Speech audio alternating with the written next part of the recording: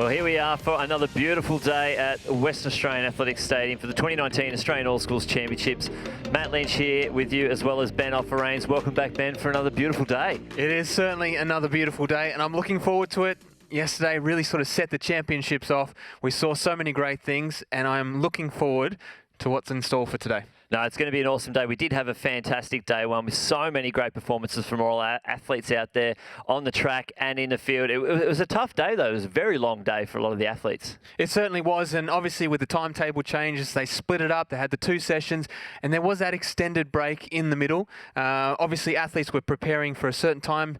They had to change that, but it didn't seem to really affect them because once the afternoon session came in, I tell you what, the performances really sort of turned up.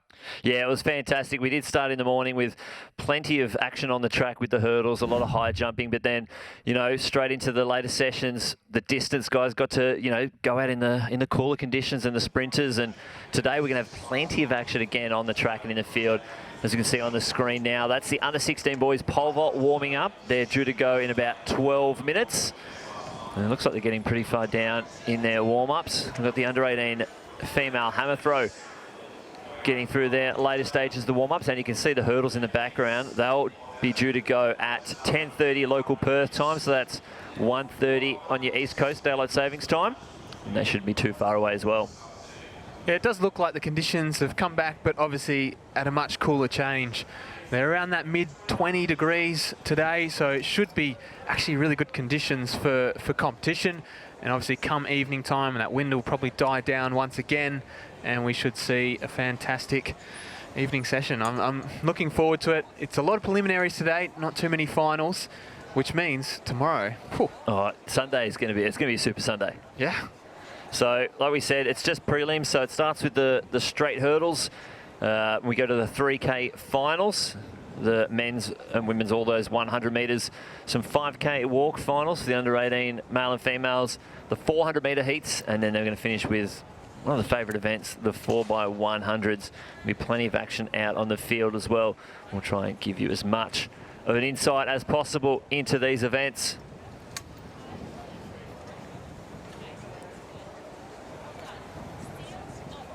So going on from yesterday, give me something. What was your highlight from the action? Oh, you would have to go with Kayla van der Linden in the 800 metres, home crowd. You know, we had her as one to watch, and sometimes that might, you know, add a little bit of extra pressure that, you know, not necessarily would like, but she performed amazingly under that kind of pressure. Home crowd, had the fans there, didn't have to travel all the way over to the East Coast to compete, and yeah, got it done. Yeah, it was a fantastic effort. For me, I'm a racer. I love seeing fantastic close finishes, come from behind victories. Ethan Brow. Yeah. In the 800 metres, coming over the top of Bennett and also Beer. Came from behind. He started his run about 250 out. He was probably, you know, 15 metres behind the two of them with not long to run, but barnstorming final 100 and takes home the title. Oh, it was excellent work there. Showed just that composure. It's not over until you cross the line, and he kept it going. Now, on the screen, this is the boys under-16 pole vault competition. And one of the athletes that we did have as one to watch, Aiden Princina White, goes in this competition. He comes in with a personal best of 4:45, which is the New South Wales under-16 record. And he'll be, I'm sure, probably not coming into the competition straight away. Being one of the higher vaulters, probably will be waiting a while. So he'll probably go through a couple of warm-ups. You know, he's using this opportunity now to get his run-ups right, set the scene, and, you know, probably might not jump for another hour or so. And that's the thing with pole vaulters in this sort of situation, where they're probably a little bit of another level to some of the competitors out there. And traditionally, you'll come in a lot earlier than you normally would, just because you've been sitting on the sidelines for so long, and you probably don't want to wait for that moment you would normally come in a competition with other athletes who may be at that same level as you, because you're not that far off warm-up. Yeah. Where here you're sitting on the sidelines for so long, you probably want to come in a little earlier just to find that rhythm again and have those practice jumps as you get prepared to then obviously take off from where you used to. You can see there, that's Princina White really just showing his level of ability in this field. Getting that bar up nice and high. There's his coach, Zhuzha. And not bad to have Tatiana Grigorieva there as well, just watching the pole vault. Usually it brings out the stars, doesn't it? It certainly does, and we've had so many stars in the pole vault over the years. You think about the people, even based in WA at the moment. Oh, Paul Burgess, yeah, still there. Coaches doing an amazing job with our senior athletes at the moment. It was amazing to watch him go over 6 metres in Perth. Obviously, Hooker was there. Alana Boyd was there. Kim Howe, another one that was there. It's been a great journey, and hopefully, I'm sure these athletes here are aspiring to get to those lofty heights as well. But we shouldn't be too far away from the start once they all get their eyes in. You see the windsock just at the top there. It looks like a slight headwind, but I'm sure the pole vaulters would be happy with just a consistent breeze. A crosswind's probably the worst thing you could ever ask for in a pole vault competition. As we go back over as the under 18 women's hammer throw. Short turnaround for these athletes. They were probably the last event in this circle last night, and they're back again. It's almost like us in the studio. They were the last in there. We left the studio. By the time we come back in the studio, they're back into the circle. Did anyone go home?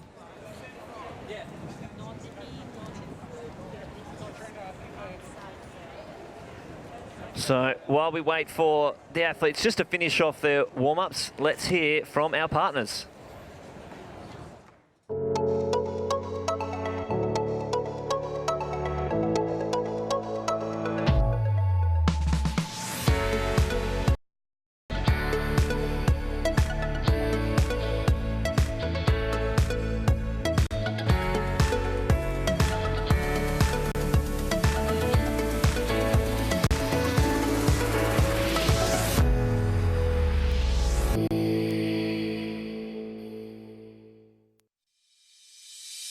At Coles, we're proud to be a major partner of Athletics Australia and Little Athletics Australia. To celebrate the partnership, we're donating millions of bananas to Aussie athletes and providing equipment grants to Little Athletics centres across the country.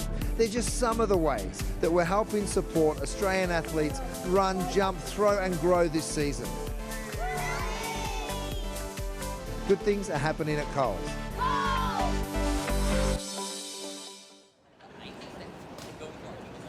Well, you can see the boys. It's one of those things with pole vault. It's that camaraderie. They actually all are out there helping each other, because it is close to an individual event. They all want everyone to perform the best they can, and they all want to assist because they know it's one of those events where you do need the outside assistance when you jump. You will always see, if you go to the World Champs over in Doha, you'll see the athlete who'll make the jump, then they'll be under the bar just checking, was I directly under my arm, was I too far in front, too far back? They're working with each other. You'll see one of the biggest ones, Sam Kendricks. He is one of the biggest helpers. He'll be out there, they film each other, they're watching each other, they're assisting, and he's a two-time world champion. So if someone at that level could do that, yes, I'm sure it trickles down from the top, and they're always leading by example out there. Looks like they've allowed the hurdlers to warm up on the back straight for this. Well, the back straight is clear, but interestingly, hammer throw is normally one of the events where they don't want anyone on the back straight. Yeah, but looks like they've obviously allowed it for this morning's session. But going back to that pole vault, and that's the thing, is that as much as it is an individual event, it's also a bit of a team event as well. Everyone seems to get along so well, and it's probably spawned from the fact that they're out there for so long together. And you see it with the throwing. A lot of the throwers very much are best mates off the field. On the field, they're still friends, but obviously competitors. They understand that. But with a field event, so track, you go out there, 100-metre running. You see them in the call room, you see them at the start line, shake their hand at the end of it, that's it. Yeah. And your interaction with someone could literally be just minutes long. Where in the field, you sit next to them, you chat to them, you might have 20 minutes between your throw. What else are you going to do? Yeah, you're out there for a long time. And it's the same thing with the relationship with the officials. You find the field eventers have a different kind of relationship with the officials than the track guys do, just because they are out there so long. Yeah. Like, you don't really, as a track athlete, you don't really interact with the finish line officials, because you see them, they're like usually tired, and then you walk off. Yeah, exactly. And you don't really notice anything. No. So it is a different relationship with these guys, and I know that the field athletes are special. All the athletes, but the field athletes, they do have a very special relationship with the officials, and vice versa as well. Yeah. And I think sometimes that ability to be able to forge those relationships with other athletes can help spur performances, because you see friends performing well, obviously that makes you want to perform well as also. And obviously tight-knit groups, we've seen it in the pole vault in Western Australia, where it was sort of built, and you'd probably almost say it started back in probably Emma George sort of days, and it sort of built from there. Viktor Chistyakov, Dmitry Markov, and then Paul Burgess comes along, Steve Hooker comes along, Kim Howe comes along, Alana Boyd comes along. They start rolling off, and next thing you know, you've got the new crop coming through. Vicky Parnov, Liz Parnov, you've got the two younger sisters as well. It just sort of snowballed from there, and they were almost like a family. Yeah, and it continues on and on and on. As we said, this looks like our first athlete in this competition, WA, Annabelle Stokes. Just using a half spin. Getting it out just under that 30-metre mark. And what a camera shot. Oh, it's excellent. Getting up close to that hammer.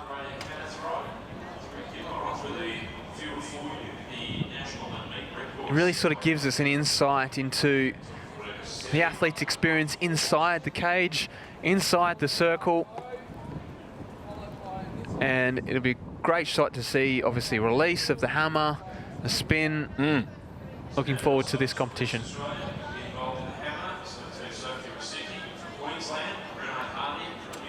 So we're seeing a lot of these athletes that we did see last night in that discus. This is Sophie Rossidi.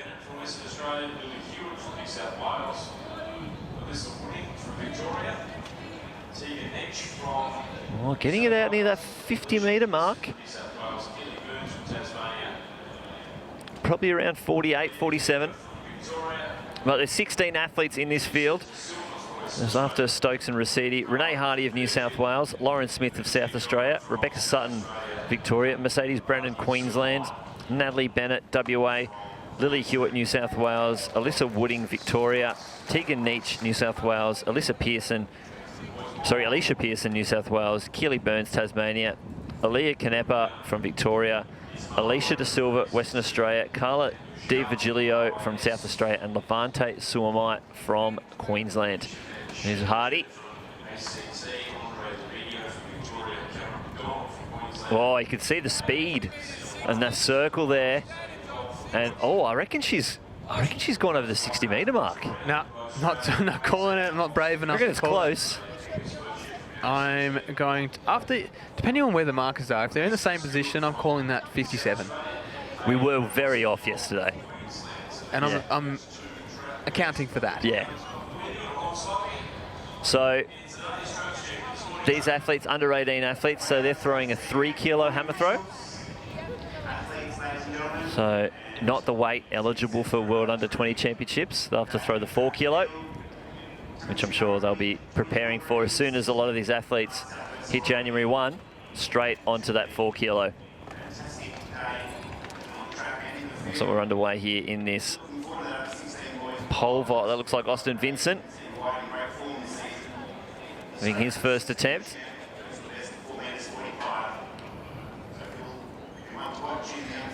So the field in this pole vault, there's 13 athletes. Itamar Oren from the ACT, Daniel Zhao from the Singapore team, Misha Van Scheppingen from the ACT, Andre Demedio, Victoria, Cameron McDonald, Queensland, Aidan Princina White, New South Wales, Xavier Kolb, Queensland, Andreas Vickart from Victoria, Bo Stroud, Queensland, Austin Vincent, WA, Angus Boshier, ACT, Onesimus Hewitt from South Australia, and Kane Reddleton from Queensland. As we see the Queenslander there. Sadie's Brennan. Just going out of the circle and launching it into the cage. So fortunate double whammy there for Brennan. But 2 more throws. And she is a 50-metre thrower, so she's thrown 53.48 this season on the 21st of October up in Cairns.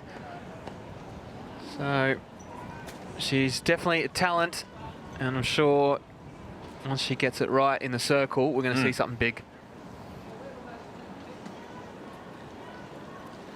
So we're back with Austin Vincent. 2.60 on the bar, and he's clear.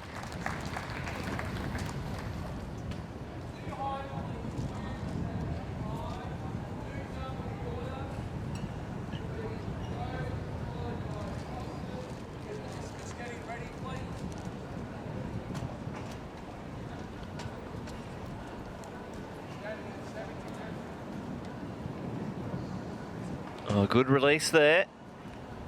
Another one getting up and around that 60-metre mark.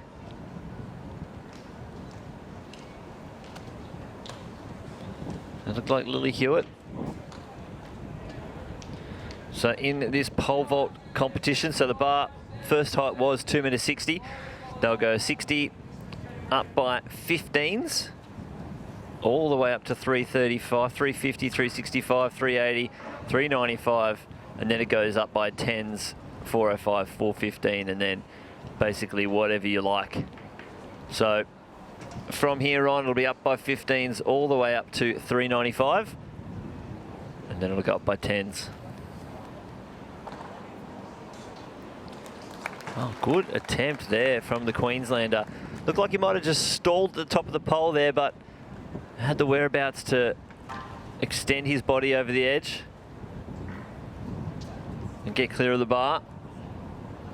Beau Stroud from Queensland, and he's getting some tips from Paul Burgess. A little bit of East Coast, West Coast help here. I like it.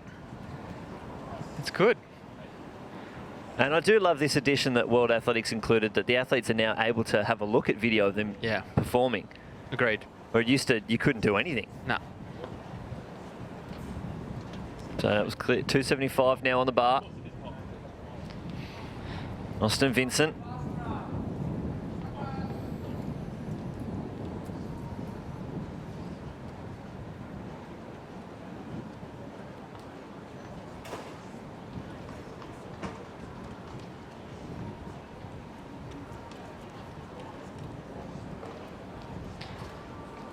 Just not enough speed there, it seemed.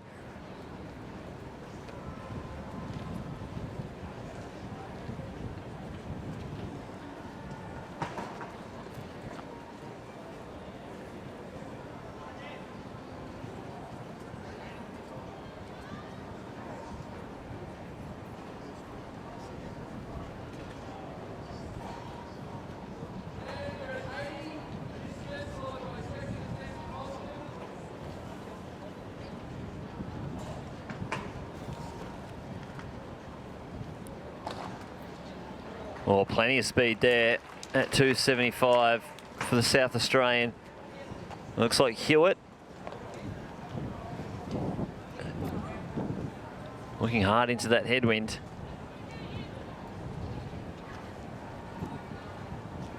At 60, second attempt, Austin. Hewitt up for his second attempt. Please, the O's, this is your time. 55, please, standards.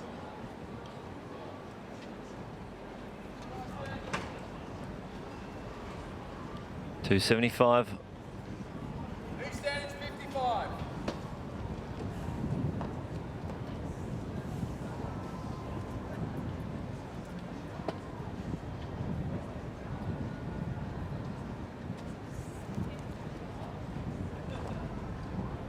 There we go, much faster than his first attempt. So he's clear at 75.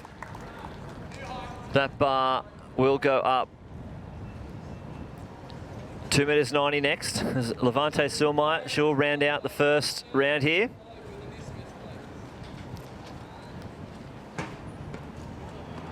Oh, a big throw.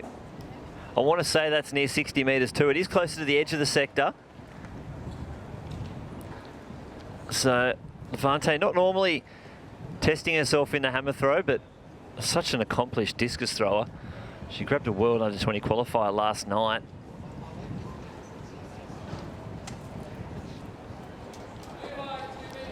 And she's testing herself in the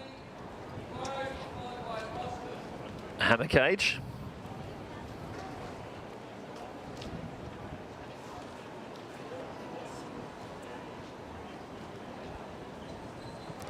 So Beau Stroud up next. He's gone the full kit. He's even got the Queensland socks on. If you're going to do it all, I say. Oh, another great clearance there for Stroud. I think 2.90 meters.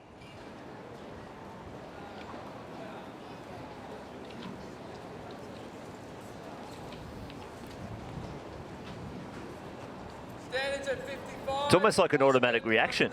Like Beau did the jump and he was like, well, now I'm just going to go talk to my coach. And he was like, no, it's good. What else do I have to say? Do it again. I don't think Budgie was ready for that. He's like, no, that's sweet. Thumbs up. No issue.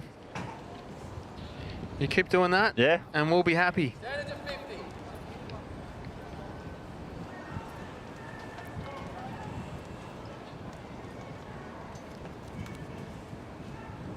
As we see Vincent back on, just sort of stalled it at the top there on the bar.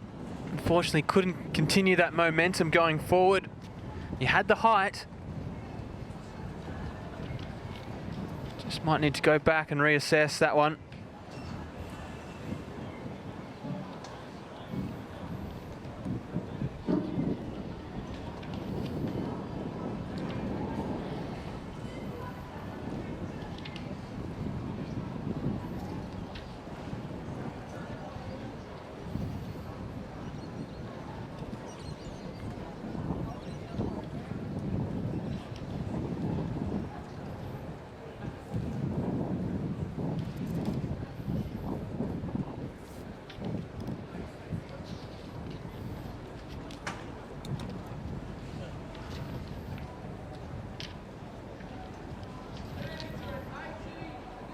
So this will be Lauren Smith from South Australia.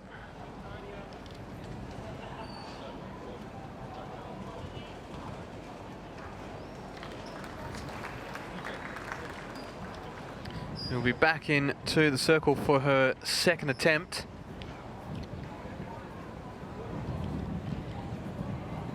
So we see South Australian Hewitt.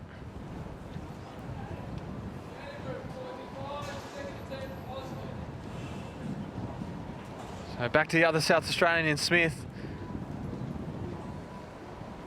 She enters the circle for her second attempt in the under-18 women's hammer. What can she produce?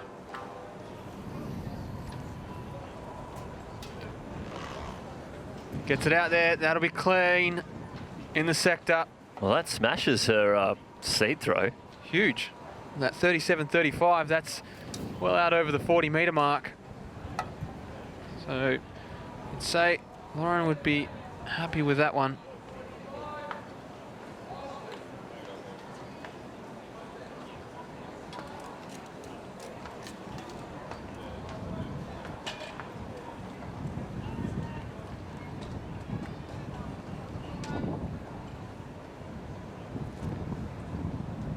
Can Vincent go clear?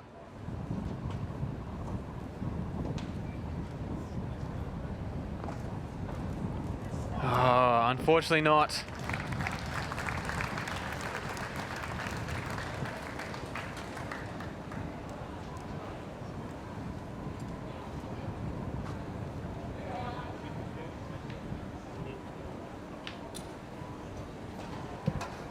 Just speaking with his coach there, Luke Devonish.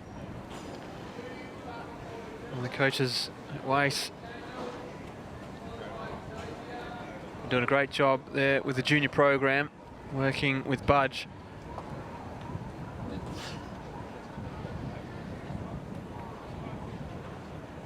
So back to the hammer, where we see Hewitt from New South Wales. She's got that. It's definitely over 40 meters there.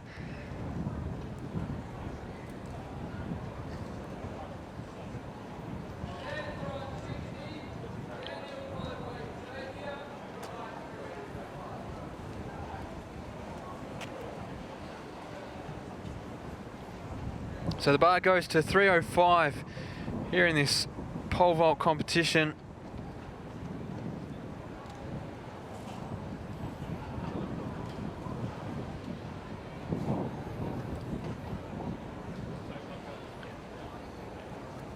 And Shao. That was a good attempt. I think just probably too much speed. When he laid back, he was already at the bar. Alicia Pearson now. Probably a little bit low, that one, but still over that 50-metre mark.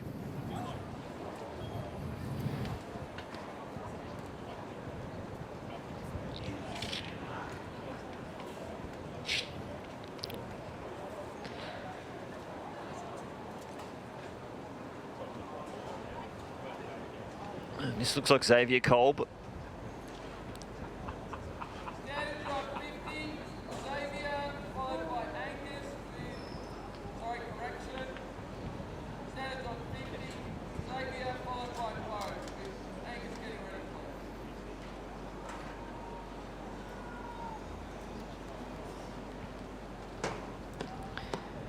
ready. And a good clearance there for his first jump in this pole vault comp.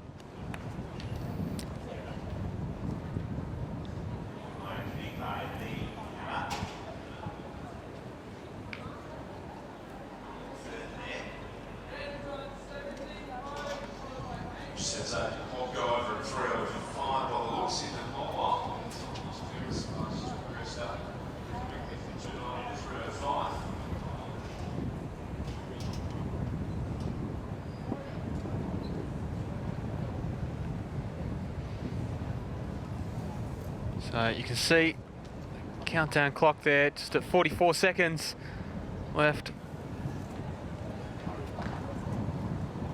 Oh, he nearly snuck over that one. Had the height, probably had the bar, had the stands back, maybe a little bit too far. He's just come down on top of the bar. So again, he'll have a chat with the coach.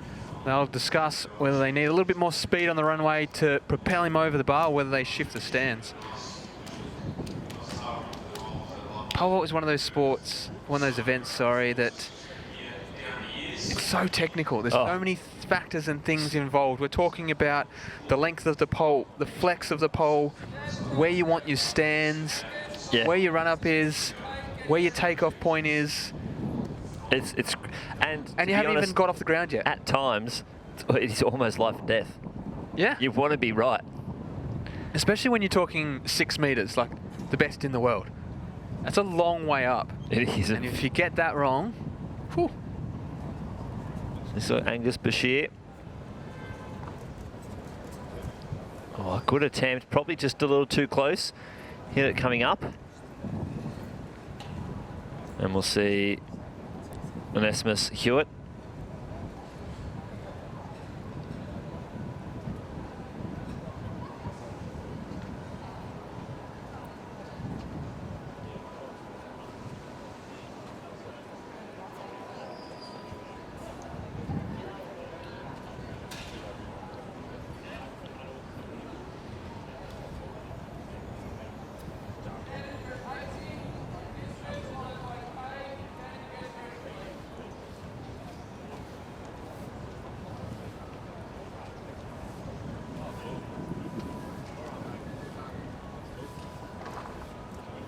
Oh, Hewitt, big clearance there from the South Australian.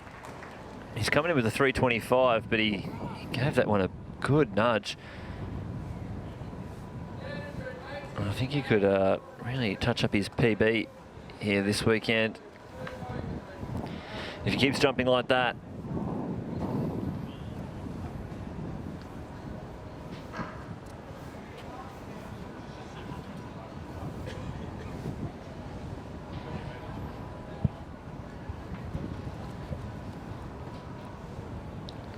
So out on the back straight there in the yellow shirt, it's Lynn Foreman.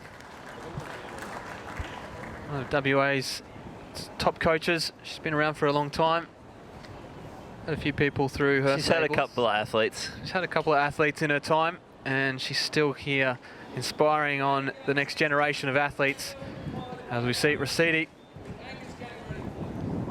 the circle. Good speed, unfortunately just releasing a little too early.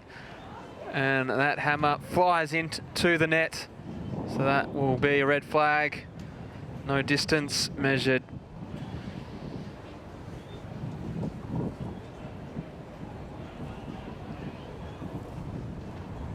Back to Zhao.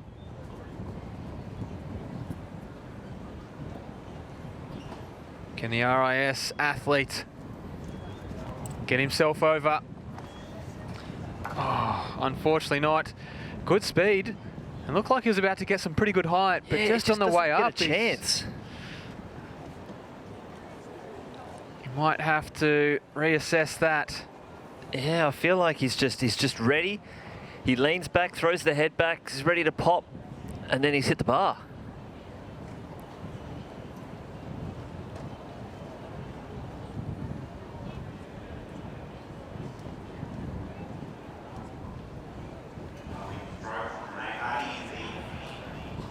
Standards are at 60, second attempt to bow, right, Angus, Daniel getting ready.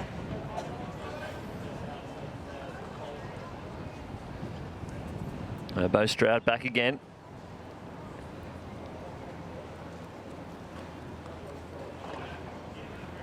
There we go. Good height on it too. He really got up there. Queenslander. So he can go put the pole away. Get set for the next height. Standards are at 70, Angus followed by 13, Daniel. So we see Budgie come down, show the video once again. Back to Brennan in the circle in this under 18 women's hammer.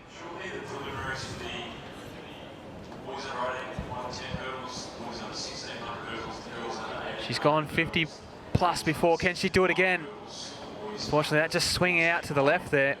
No, nearly kept it in, but yeah, probably just a little bit too far. Have you ever tried hammer throw? Once. How was it? Not well. Were you throwing the open weight? No. No. Okay. I was a junior at the time. I've honestly never given it a crack. Club champs. Had to. Had to. Club called. Needed the points. Yeah. And so yeah, talk us through it. Did you spin?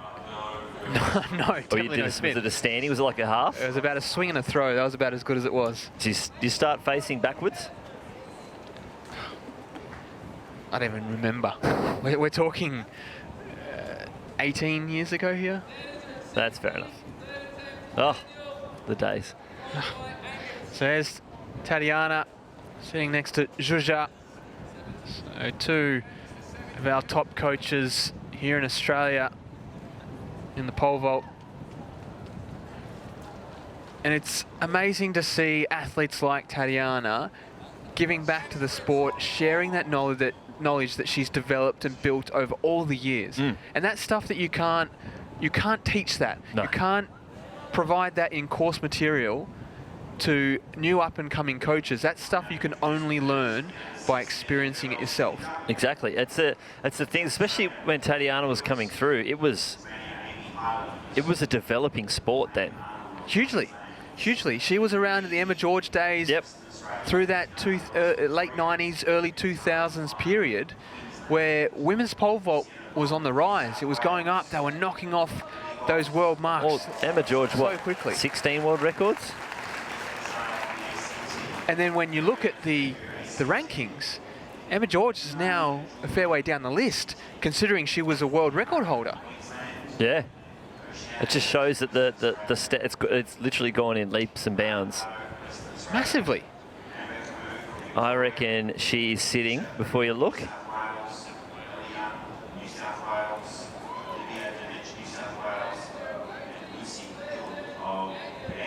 she's sitting 4th or 5th. No, I missed.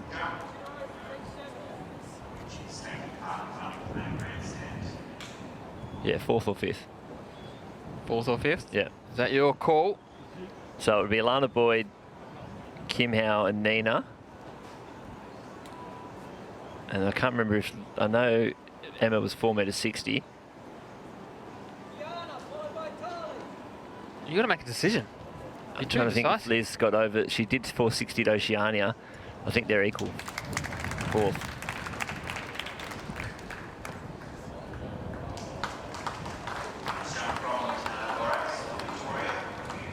So Tatiana 445. is 6th, Sixth. Yep. 458. 458. Yep. Did that later in her career in Daegu in 2006. Oh, yeah. So obviously she won the silver at Sydney Olympics in 2000. Her best actually became 6 years later. But that's the thing, is that Kim Howe is another one that was up there, best in the world. Her best was actually came indoor at 4th. See, I was guessing Emma George is fourth. Emma George is 4th. Yeah. Emma George, another one, world record holder. Yeah. 4.60 At 4 Like, metres 60. That's back quite a while ago. And that's still a qualifier to get to the World Champs. As we go back to Levante Suamite, she steps back into the circle. We've seen her a few times already. This championships, she's out here doing a number of events, and here she is doing the hammer. What she got in this attempt. Looks like that might just stay in. It does. It's a very relaxed technique. It's more strength than speed. Which is very different to her discus. Yeah. The speed that she generates through the circle in the discus is so impressive. Where here, I guess, doesn't sort of get that speed that she has in the discus, but the power and the strength that comes out of the throw in the end. We watched the work in a circle, and it's like, you know, it's just getting through it, and then we cut back to the long shot, and the hammer is flying. It's, I'd say, really focusing on, you know, getting the technique right. You know, add the speed later to once you get the technique right. Well, actually, we'll see her in the shot put later on today too. There you go. She could come out with 3 golds this weekend. Her shot put's pretty handy. Back on that pole vault is Tatiana there, as we were speaking about it before, but you've got to look at athletes. Take Liz Parnov, for instance. Yep. She's jumped 460. That was the world record. Really, not that long ago. We're talking less than 20 years. That she's jumped equal what the world record was. It's So if she came 20 years earlier, world record holder. Yeah. It'd be nice. Mind-blowing, isn't it? If I came 100 years earlier, I'd be the world record holder. Maybe? Probably not. No, 100 years. It was a record in 1919. In which event? I'll find an event. Whatever event I could beat.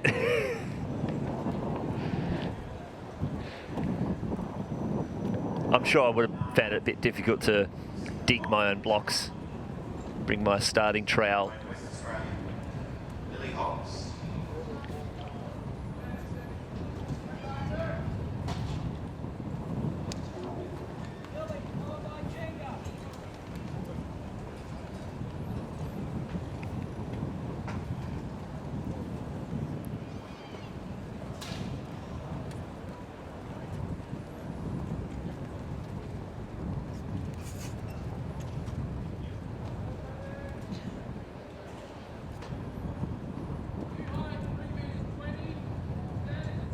But that's the thing. So if we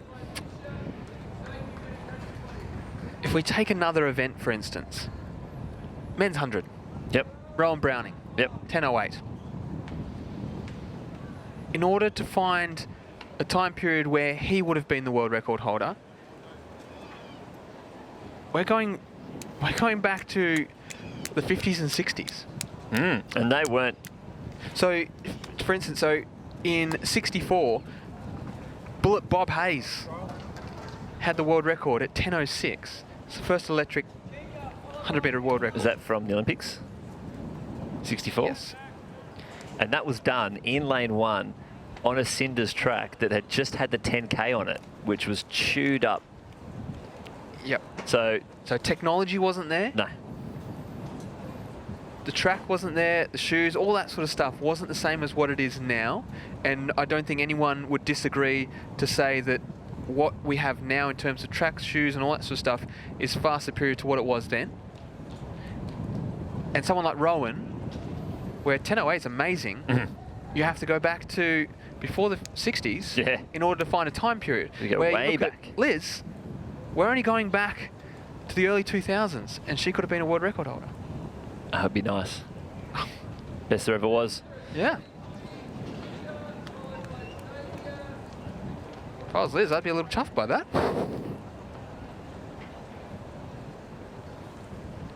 So it looks like we've got our first heat behind their blocks. As we see one of our ACT athletes have a crack at 3 metres 20 on the bar. Oh, clear, easily. You're almost ready to go for first track event of the morning. First set boys 110-metre hurdles. The other way is the 91.47-metre height. Surprises here, the big record looked like Sasha Zoya.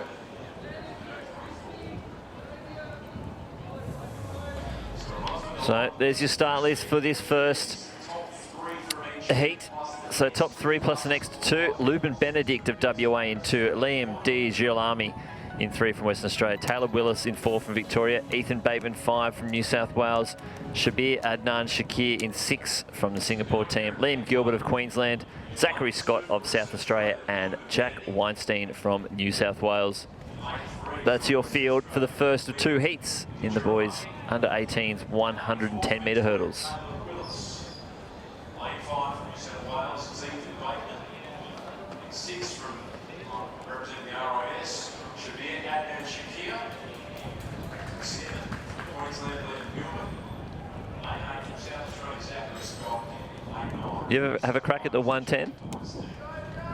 Once. Once over 106s? Yeah. Yeah. Didn't go well. No, I had to go. I ended my hurdles career at the 90. These ones, the 91s. Loved the 84s. Loved the hundreds at 84s. That was my jam. That was under 16s. My first year of under 18s. Oh, what a trip. That was hard. I don't think I've enjoyed the hurdles since they were in the 30s. Oh. The lowest height at Little Athletics. Over wickets. Yeah. No. That one race, 20.1 Oh, for a 110 hurdle. you loved it so much you wanted to spend more time out there. Is that what happened? Exactly. Wanted to get my money's worth.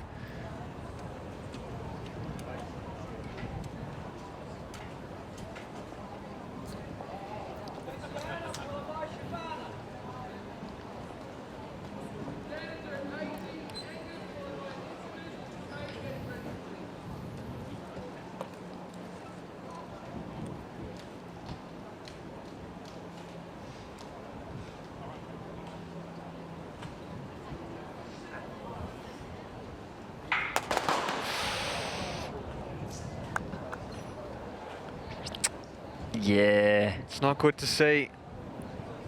Obviously, we don't make the call here. We never want to see anyone disqualified, but hard in this one.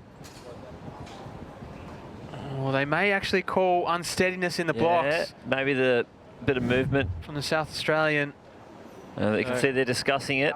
Haven't made a decision yet. Green, there it is. Good call. So, In the end, with the new ruling, the officials have the ability to be able to make the decision whether they feel like the athlete was actually in the motion of starting, or whether it's a reaction based on movement around them and unsteadiness in the blocks from other athletes. Because in a high tense situation like this, any sort of twitch or movement can set people off, because you're so reactionary to sounds and movements and all that sort anything, of stuff. you are ready to go. So they've deemed it that obviously it was unfair, bit of movement from athletes either side. So good call, green card.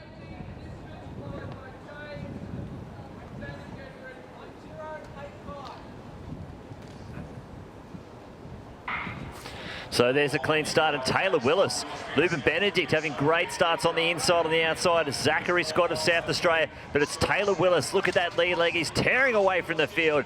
He's going to comfortably take pole position in this one. Lubin Benedict and Zachary Scott on the outside. He's gone sub 14. And they're your first three automatic qualifiers: Willis, Benedict, and Scott. Great start there from Benedict, from WA on the inside. But then Willis really got into his run. Well, younger brother of Letitia Willis, who went to the 2018 World Under-20 Champs. So for the hurdles as well. So hurdling's in the genes there. Following in the footsteps.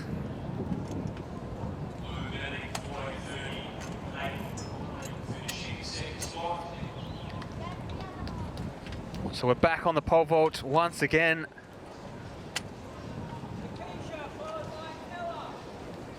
No, wasn't happy with his run up there.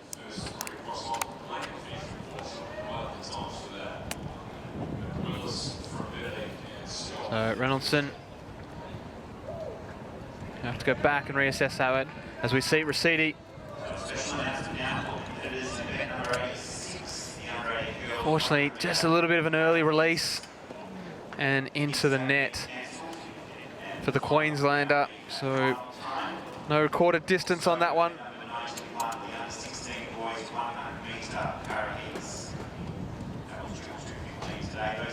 Zhao from the Raffles.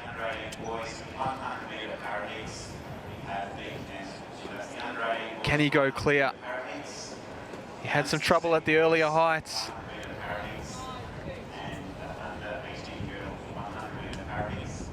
Just doesn't seem to be happy with the wind.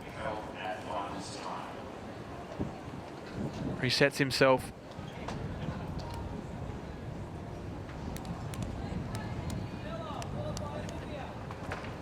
Oh. Just losing the grip there a little bit. I hope he's okay.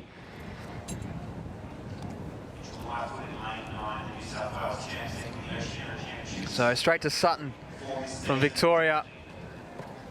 She swings that out. Is it going to stay in? It does. So she's searching for that 50-metre throw.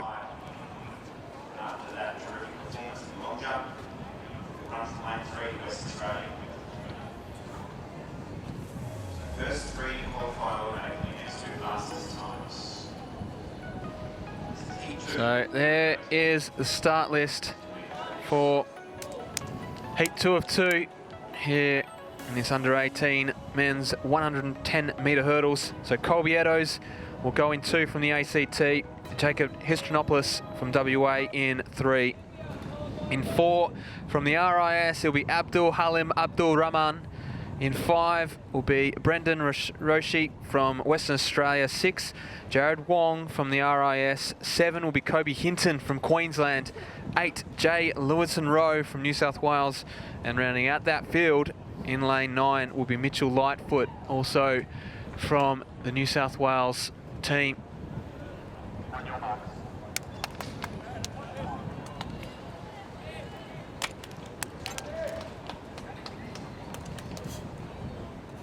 So watch for Eddowes on the inside, coached by Mike Barber. He was 6th in the long jump. He's back out here again. He'll be doing multiple events across the weekend, the decathlete. What's he got here in these hurdles? Heat 2.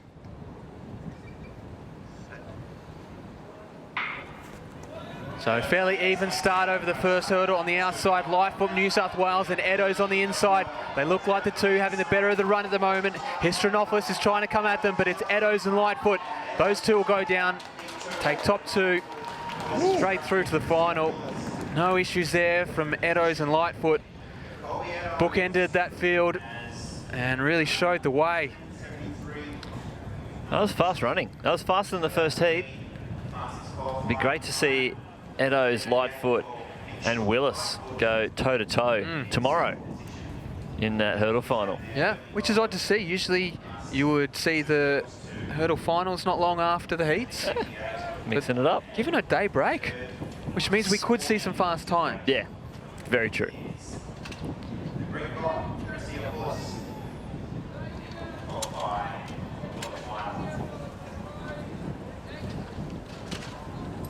So to the pole vault we go. And another Queenslander back out on the runway. We've got a few of them in this field.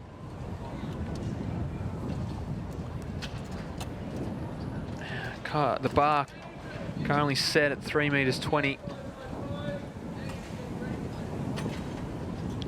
You can hear that wind in the background. It's starting to kick up. Xavier Kolb. Good rock Really? back. Yeah. Unfortunately, just hitting it with the legs. Really attacked that bar. So Burns from Tasmania. It's now her turn in the circle. Last 2 flights in the first six, conserving a little bit of energy. Should be cracked. 110. 100 boys coming up.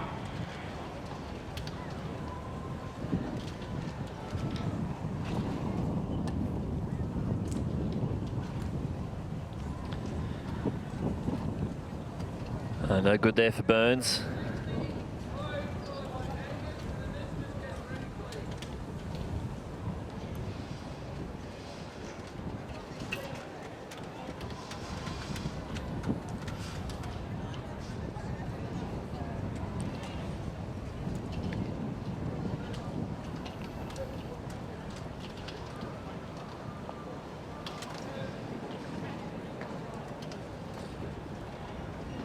And Stroud not getting over 320 there either.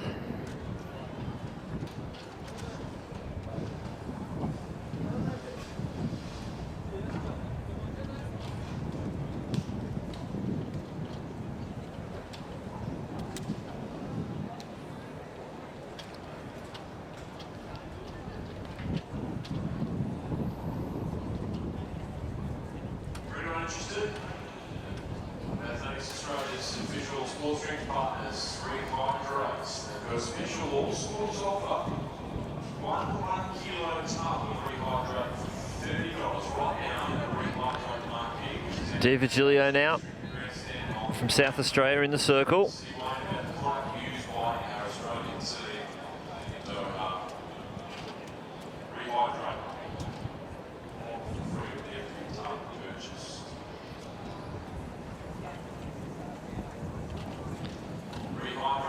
She won't be happy with that one either. Suamai into the circle next up. She's helping out the officials. I'll grab the hammer. Thank you, Carla. And Suamai will come in to end the 3 rounds, and there'll be a slight break in the competition as they redo the order.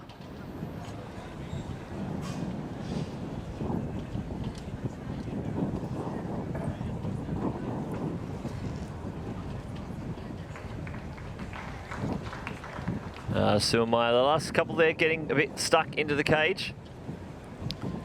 Yeah, the conditions look a little blustery. Seems to be a little bit of wind out there.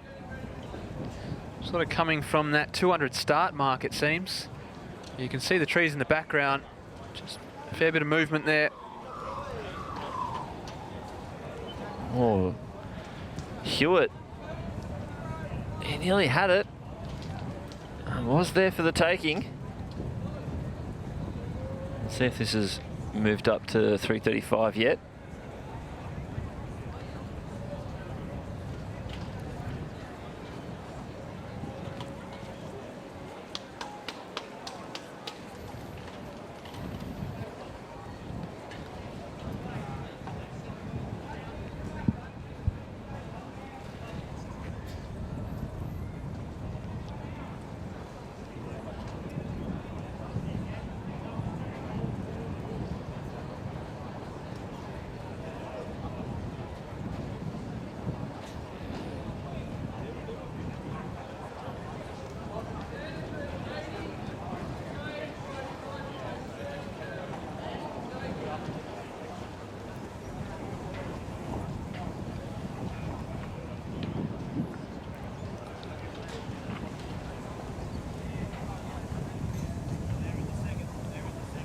You really can hear the wind See the officials in the background just changing those hurdles. They'll pull them in from the 110s down to the 100, set them at 84 centimetres. We'll have the under 16s go, and then they'll make their way back down to 76. Yeah, so we're still on 3 metres 20. Big clearance there. Huge from the Queenslander. Goes up, up and over. And he's all smiles on that one, as he should be.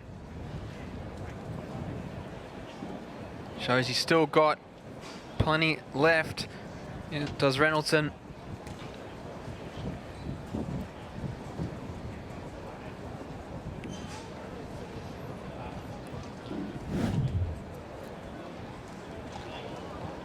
Oh, plenty of room.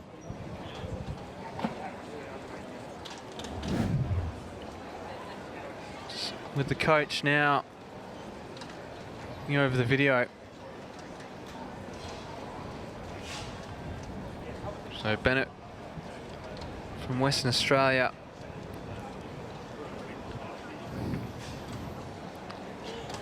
So, Too early release there, she's caught the hammer. yeah, she's coming in 8th at the moment. We'll put her in the slips. You've got hands like that, ready to catch. So we see Hewitt from New South Wales. Gets it out there. Oh, big throw. That could be close to that 40-metre mark. Oh, it is very deceptive, isn't it? It is very deceptive. It's not our eyes. We played with this game yesterday and we were lost. so wrong. Today, I'm underestimating. Yeah. Going that with... Yeah. That may have snuck over the 40. May. Cover our bases. I wanted to give it like a 41. Not brave enough. I'll go with May. Not yet. We'll wait to see the results back from this and we'll look at that throw to see what it was.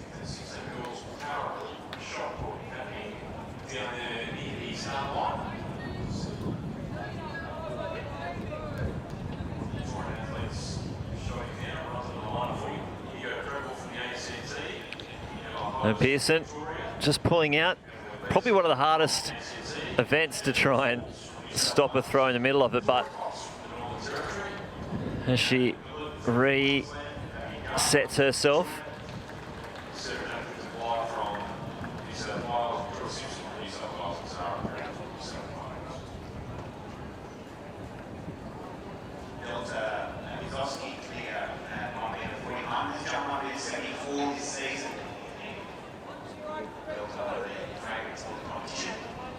Unfortunately catching the cage there as well.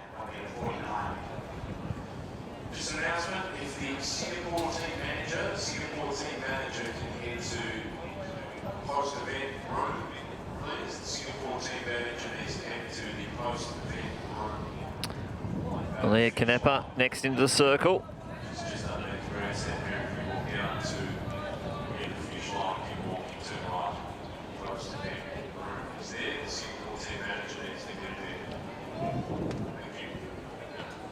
We're easy now in the true ball, West Australia. Oh, that is a big throw from Canepa.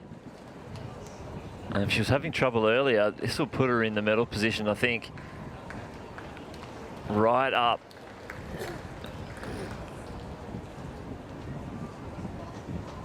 I want to say over 60 metres, but it would be pushing the boundaries. Can she leapfrog Suamai?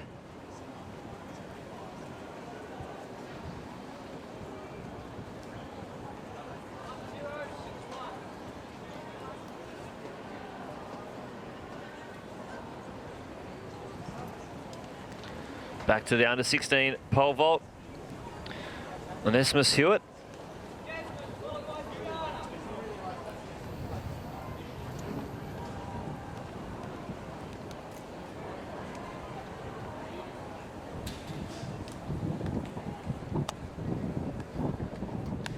That first head of hurdles making their way out onto the track to set up their blocks.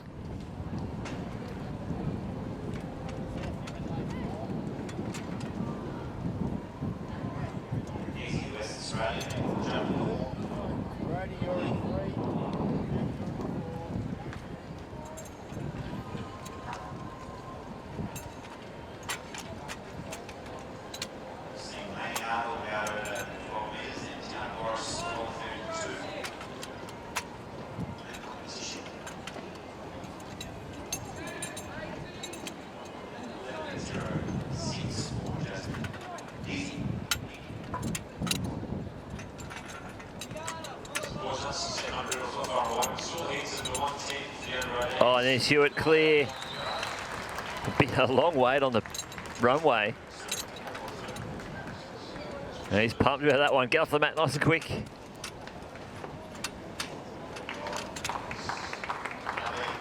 jump. Sorry, Alex, to interrupt. For us, the competition. Flying in the triple. So just run through the final qualifiers for the 110 hurdles we saw earlier. So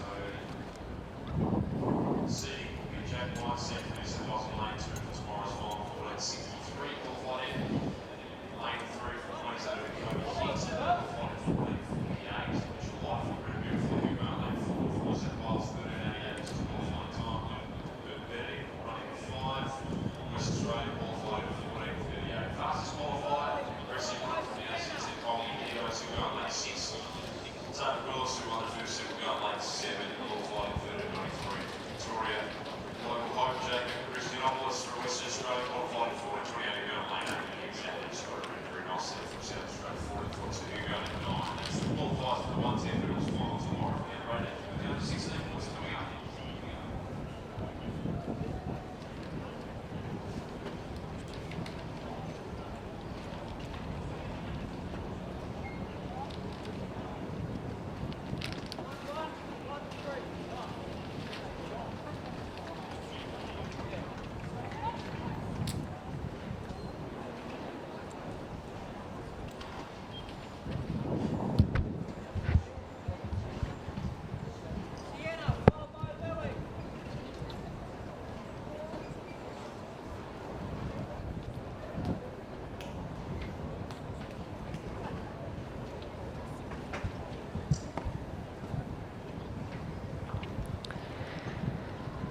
So behind their blocks now, this is the first of 2 heats of the under-16 100-metre hurdles. With 2 heats will be the top 3 plus the next 2 best times. From the inside in lane 2 from New South Wales, Rashid Kaba.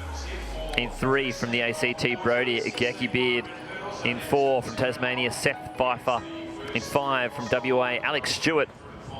In 6 from New South Wales, James Cottis. 7 from Victoria, Nathan Philoctetes. In 8 from New South Wales, Sebastian Gisso. In 9 from WA, Kobe Brown. And 10 from Queensland, Bailey Brettle. I nearly said Bryant. I don't know what I was saying. I don't think you nearly did. I said Bryant. It was nothing. Well, let's hope he's got the Mamba mentality and see if he can get this win.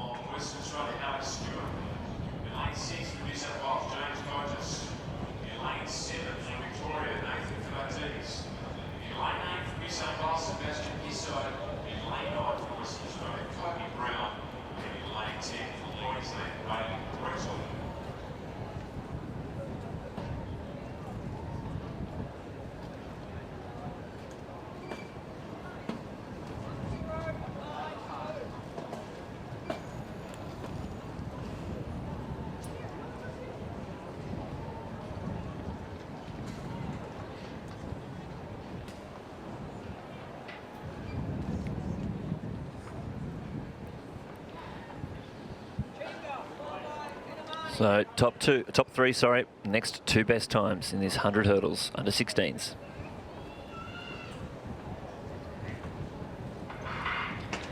Fairly even start. Rashid Kaba, though, out in lane 2, getting an absolute flyer. Kobe Brown on the outside, running well. Kaba out in front. The other New South Wales athletes trying to match him. James Cottis, he's coming into the picture as well as Philoctetes, but Rashid Kaba taking the win, 13-11. I think it might have been Brown and then maybe Philoctetes very close for those other automatic qualifying positions, but Rashid Kaba blew them away from the start. Yeah, it was lightning out of the blocks.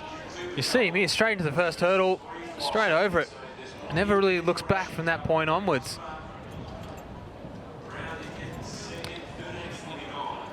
And he's the younger age.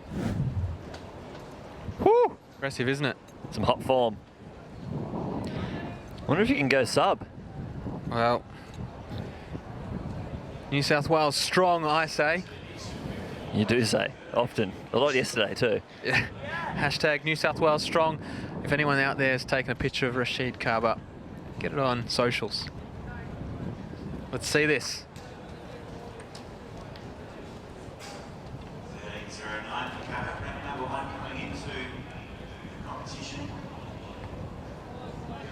Any other states have any hashtags they're trying to build up and get going? Look, throw them at us. Yeah, we don't need to be biased to New South Wales. Only because we know. Oh, yeah. South Australia, let us know. WA, let us know. Happy to tell everyone.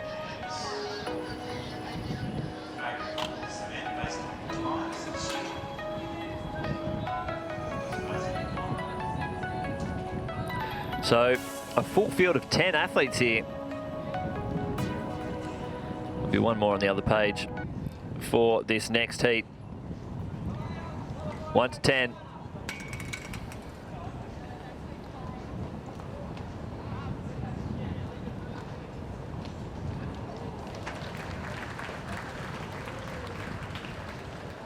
Shouldn't be too far away from start of this second race.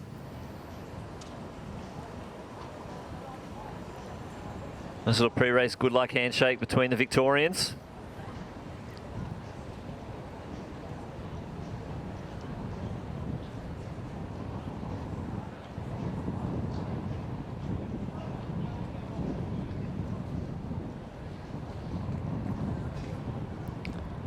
Sophie Rossetti now into the circle for her last round throw.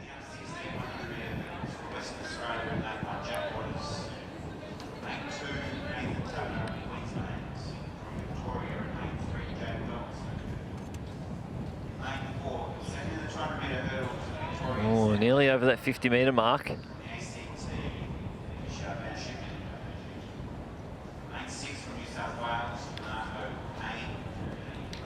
So, start list for this race. Jack Waters in 1 from WA. Seems like the ACT athlete's forgotten his number. I don't know how he's been allowed onto the track without a front bib. Either way, Nathan Taverner of Queensland in 2, Jake Donaldson, Victoria 3, Sam Cantwell in 4 of Victoria, Misha Van Sheppingen in the ACT in 5, Renato Payne, New South Wales 6, Jay Salvaquiz, Queensland in 7, Thomas Byrne 8 from Victoria, and 2 ACT athletes, Angus Bashir and Harry Anderson. Now Angus Bashir is in the pole vault, which is why he doesn't have a front number on. And they haven't told him to put another one on. So that makes sense. Is Misha maybe in the same event? Yeah. Yes, he is. He is. That's why he doesn't have a front number on as well. So they've just come straight from the pole vault, straight out here to run the hurdles. Well, they wouldn't have had to go through call room again, so. And they'll be back. Yeah.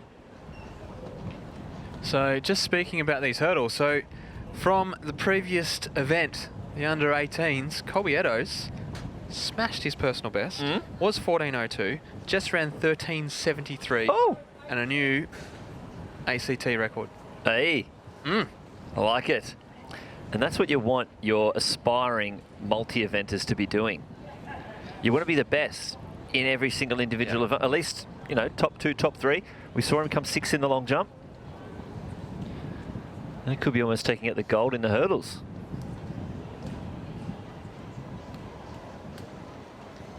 Big throw there from Pearson.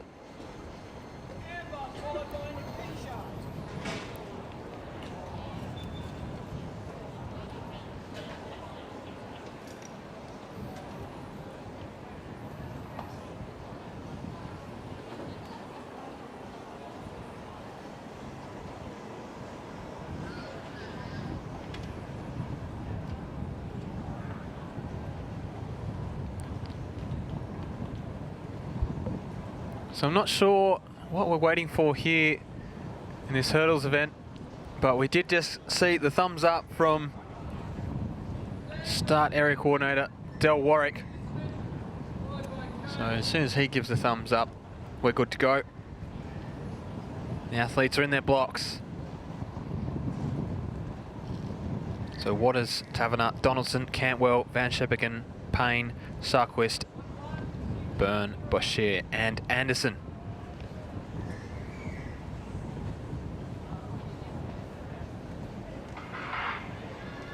Good start there on the inside by Waters and also Taverner. Victorian in Donaldson and Cantwell starting to come through now. New South Wales is Renato Payne. He's coming through also, but it's Donaldson from Victoria. He'll take a good strong win there. Sorry, that was Cantwell. As we see one of the ACT athletes unfortunately go down. So apologies to Sam Cantwell. He took the win there, the Victorian. 13.50 on the clock.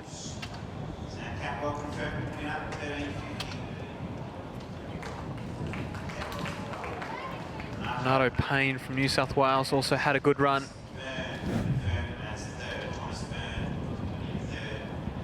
Not the quickest out of the blocks, Cantwell, but just smooth over the hurdles and a fairly clean race. Look forward to seeing him take on Carver in the final. And if those races are anything to go by, probably going to see Cantwell having to come over the top of Carver to do it. Oh, definitely. Because Carver he gets out so quickly.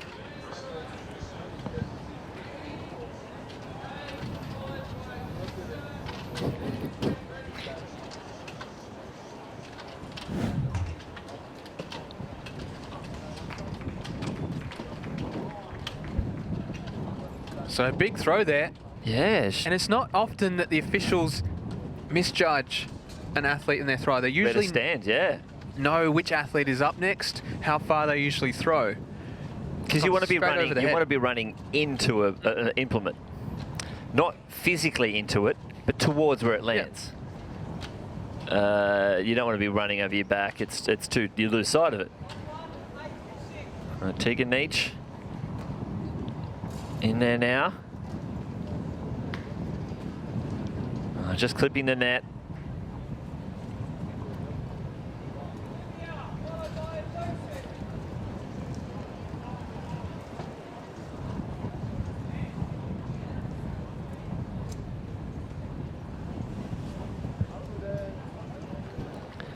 And a nice little post-throw high five there from Levante as she makes her way into the circle.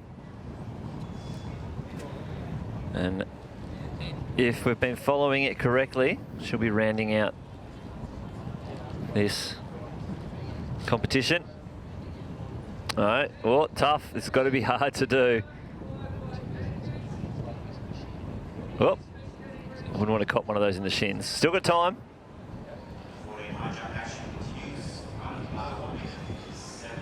Try and reset.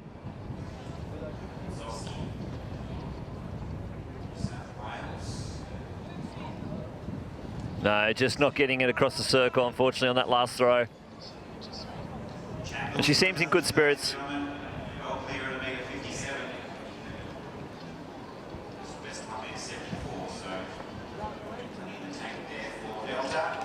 And now Canepa up next. Just the furthest throw in this field. Came in with the 62.88.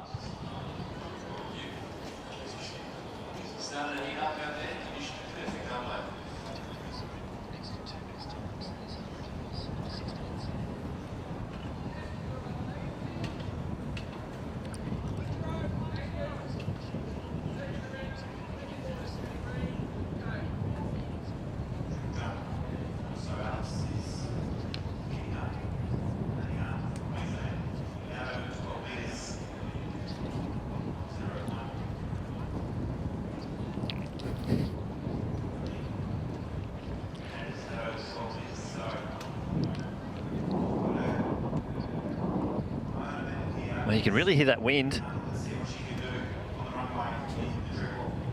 out in the background. Shouldn't affect the hammer too much. No, hammer's a little different to discus and jav. Yeah. It doesn't rely on the wind the same. And you've just got a big, heavy steel ball flying through the air. It's not much aerodynamics. On a wire.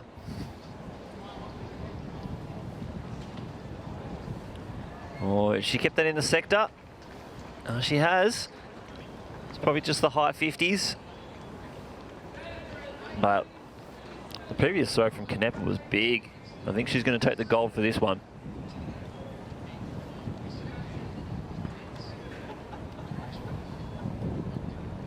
Well, she is the biggest thrower in the field with 62.88 this season. The only one to go over 60 So she's definitely a class above this field in that regards.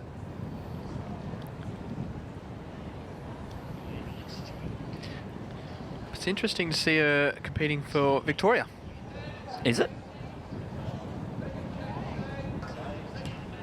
Oh.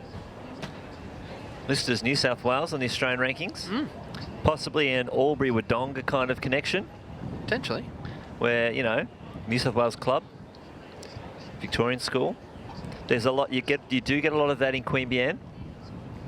Queanbeyan. Yeah, sorry. Queanbeyan. One of the many places you've lived. Yeah. So you know the names. What's the drive from Queanbeyan to the OS? How many minutes? It's a fair bit. I never lived in Queanbeyan, No, you didn't. but But you do get, so, it's on the other side of Canberra.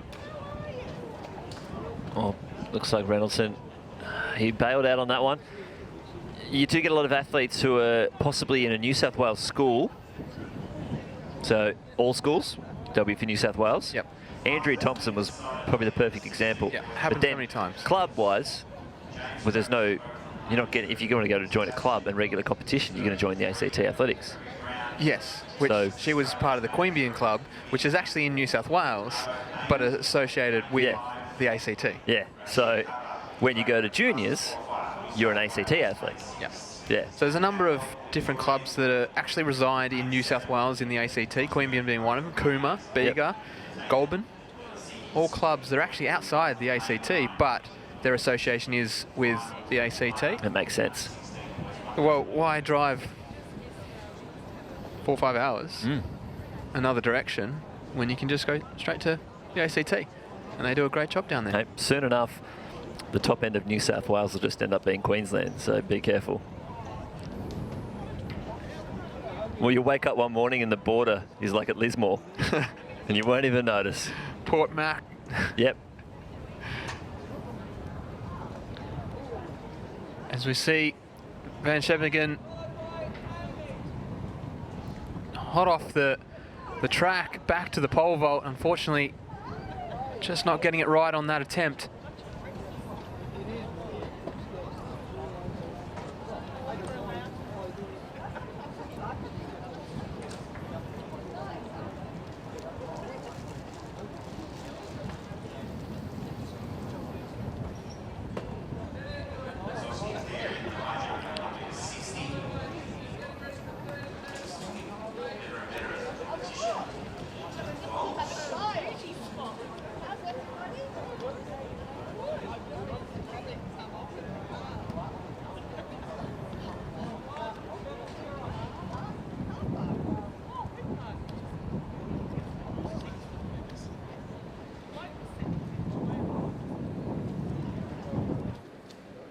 So now time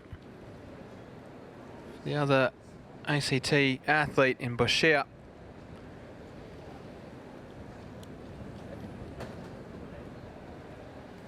Pole vault in the ACT has really taken off in recent years. They developed a pole vault group down there and it has just gone from strength to strength. And some of the quality athletes that have come out of it, obviously Colbietto's being one of those athletes, started in that pole vault group, and look at him now. Well, you yourself got amongst a bit of pole vault down there. I dabbled. Medalist. ACT championship medalist, yes. Congratulations. I've only been 3 in the comp and 1 no-heighted, so And what medal did you get? silver. Okay. Hey, you've got to be in it to win it. Exactly. That saying's there for a reason.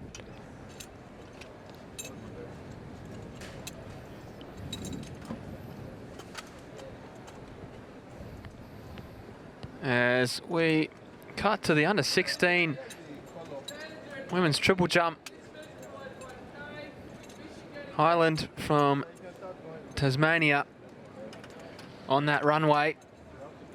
She's the second in the order. 19 starters in this one.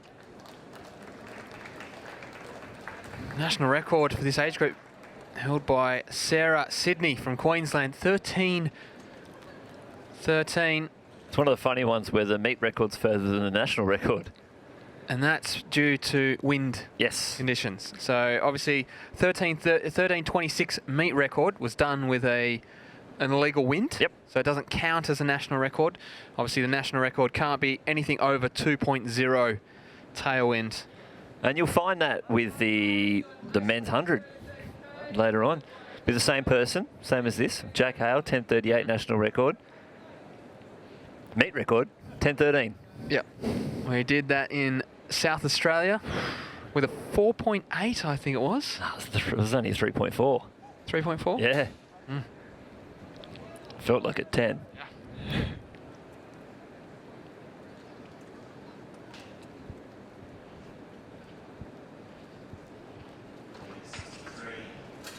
Oh, close there from Reynoldson. Looks like he just slowed down a touch coming into his penultimate stride.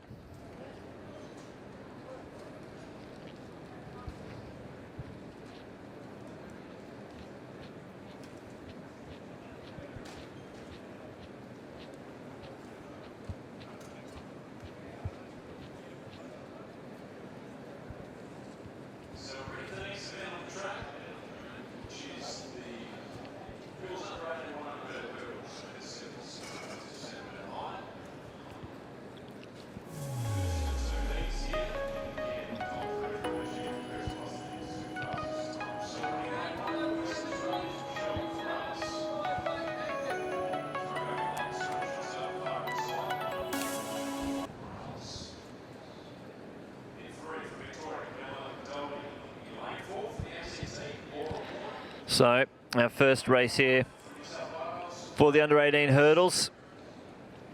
Got Rochelle Morales, WA, Ella Doherty of Victoria, Laura Warner of the ACT, Maya Pires from New South Wales, Amelia Search of Queensland, Katie Mobilia from WA, Grace Georgilopoulos from Queensland, Jessica Lally of South Australia, and Tara Wiley of the ACT.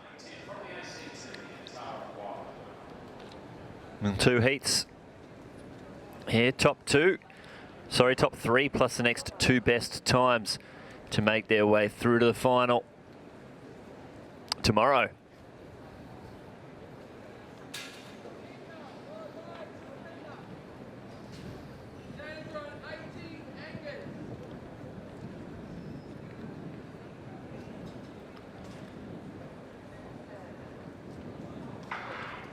A fast start on the outside by Wiley. She's first to the hurdle. In the centre, though, Amelia Search having a great run on her inside Pires. There's your first 3 at the moment. Search and Pires fighting in the centre lanes. Wiley still holding that 3rd position.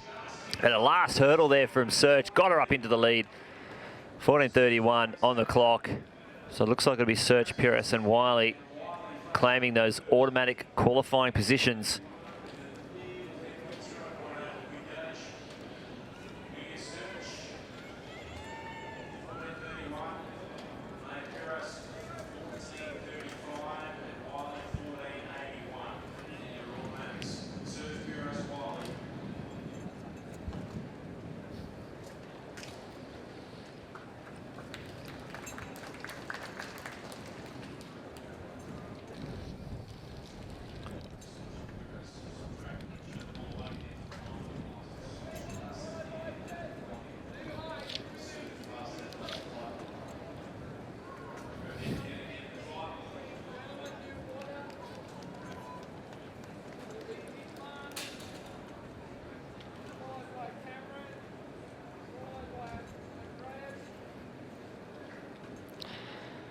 So we've got down with NAR trackside, Levante Surmai and Alyssa Canepa.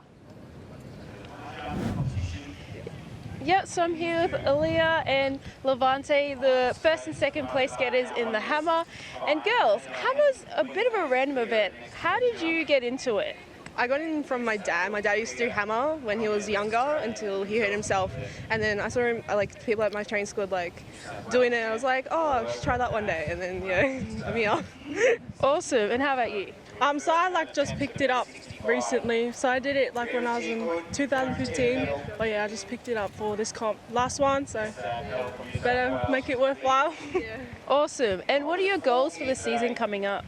So I'm gonna try and make the World Juniors and try and get the qualifiers for the hammer, 58, 40s. Try and get over that.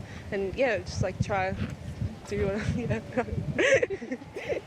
Yeah, that's the same with me. Make World Juniors for disc and shot. So yeah, give that a go. And no hammer, just disc and shot? No, I'll stick to my original two. Yeah. Awesome. Well, all the best for that, girls, and congratulations again for today. Thank you. Thank you to Nat, thank you to Aaliyah. I said Alyssa earlier, and Levante.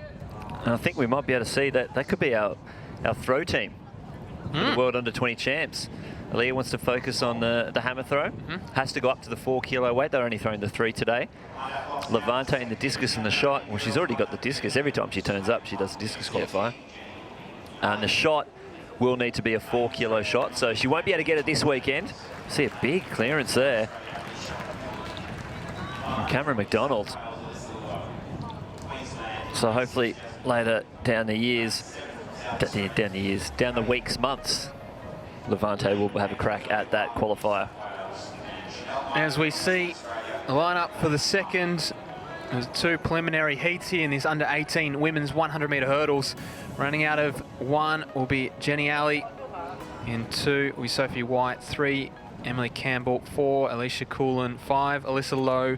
6, Jasmine Muley. 7, Keely Fay. 8, Zoe Warland. 9, Chantel Myberg. And 10, Aisling O'Connor Buckley.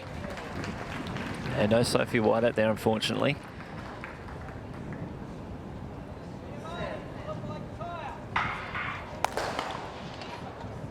Oh, I feel like I heard some officials yelling at the same time. Yelling out the progressions for the jump order in the pole vault. Whether that's played an effect or not.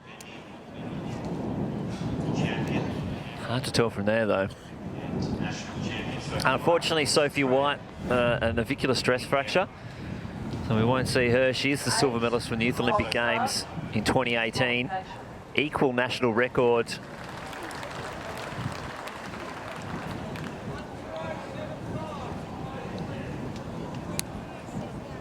On your mark.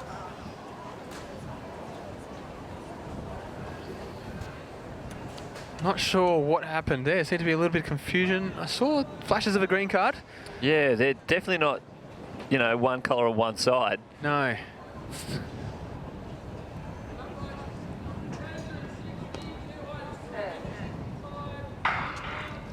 So, good start there in the centre lanes from Coolin, Lowe and Campbell. It's Campbell from Queensland starting to run away a little bit now. Lowe's trying to go with her. The West Australian on the outside in Myberg's trying to stay with him, but it will be the Queenslander in Campbell who will take line honours in that one. Progress through to the final tomorrow, along with Alyssa Lowe. Yeah, Alyssa Lowe took out the long jump yesterday with a, I think it was a 6:05. Might have been just wind assisted 6:05. And she's in the younger age as well, so she'll be here for a few more years.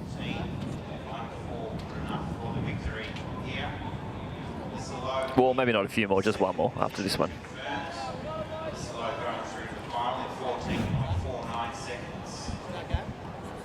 And to watch the replay here, she really got away to a great start, Campbell. And Lowe trying to come back at her with Myberg fighting on the outside. Getting that all-important third and final automatic spot through to tomorrow's final. Never want to chance it to timed qualifiers. So, on the runway, Shavana Pardo from Western Australia.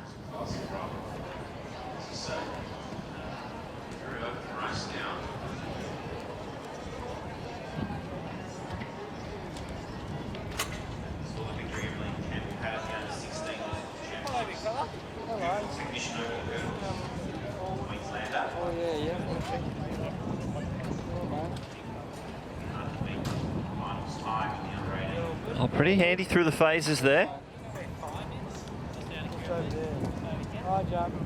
West Australia next to jump in the high jump.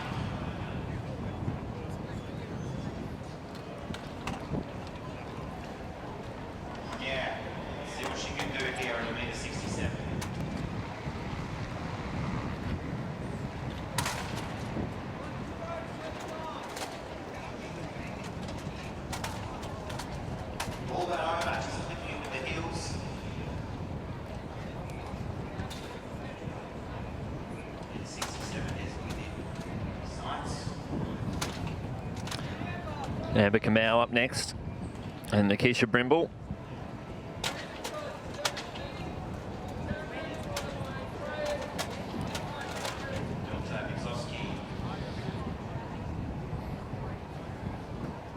And that was a lovely jump too. Clear at a metre 67. Oh, big step in there. That's a good jump.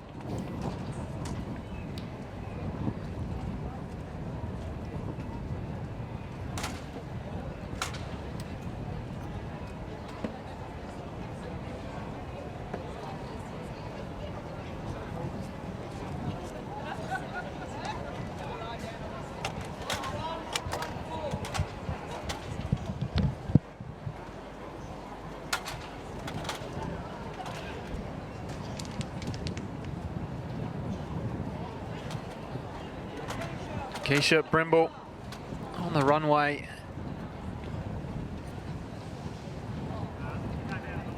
It's coming in with a 12.04 jump. So we see, the bottom of the screen just wandering through, checking things out.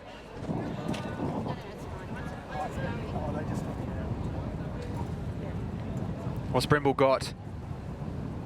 She rocks back. She starts the run up.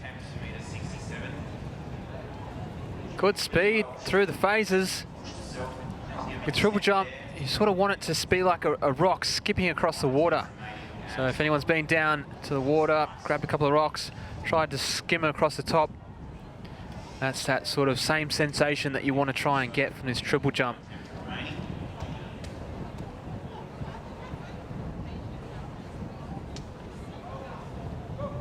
You don't want any phase to sort of slow down that momentum. And triple jump is one of those events where, when done right, it's one of the best events to see. It's so impressive.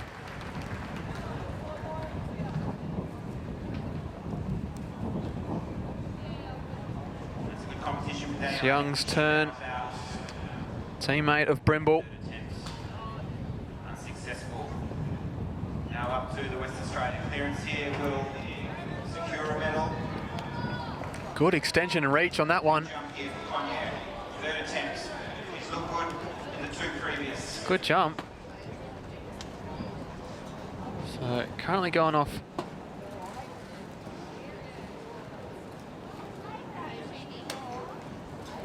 Seven-metre board, it seems. Unlucky.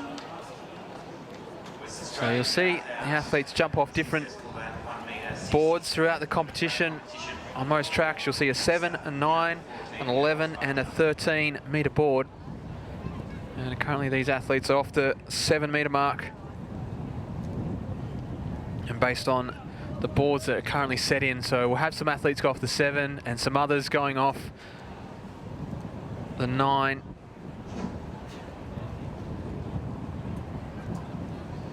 Olivia Dimesh. Progressing the pole vault, up 365, the black break clears on the Victoria. Good speed through the phases as well. So the 3 New South Wales athletes putting out some good attempts to start with. So it looked like 11.91 it was for Ella Young, which she should be fairly happy with. She came in with a seed of 11.95, so she's around that mark. And we've got the final set for the under-18 girls 100-metre hurdles. We just saw the heats a moment ago. You can just see those flags on the side of the track. They're blowing, so the wind is up at the moment. Big favourite for the final. Should go in lane 4, in lane 2. And it's fairly typical, obviously, the next day after it's been a hot one and the temperature comes down. Sometimes you can find yourself a little bit of wind about. As we see at the tail end of Lucy Hill's jump, an ACT athlete, 10-metre jumper. Amelia Search ran nicely to win the first heat. Qualified in 14.31 for Queensland.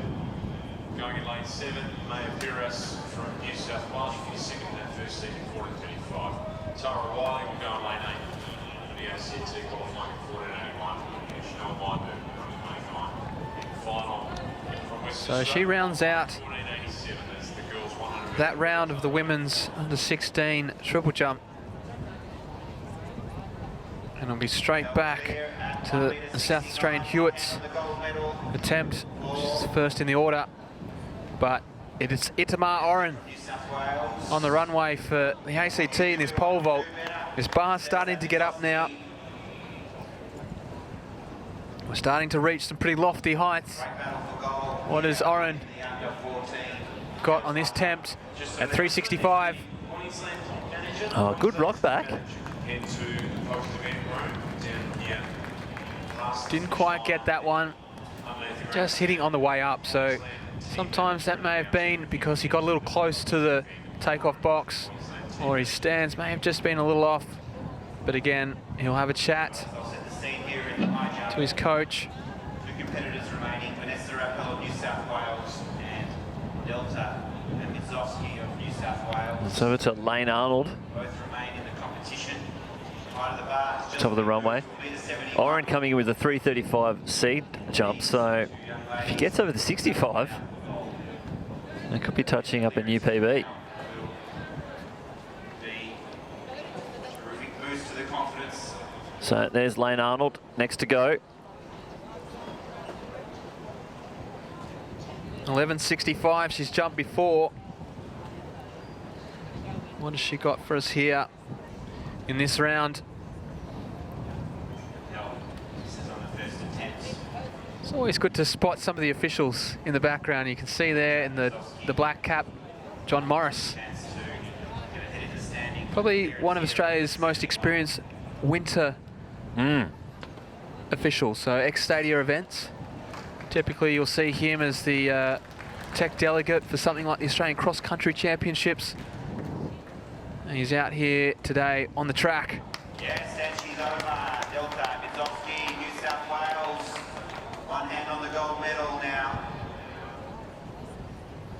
Great clearance at 1.71 m. Personal best of 174, so she looked to be in good jumping form. The bounce in the A lot of time at the top of the runway here for Arnold. Yeah, a bit odd. Not sure why that would be the case, because you're not really waiting for anyone other than the pit No. raker.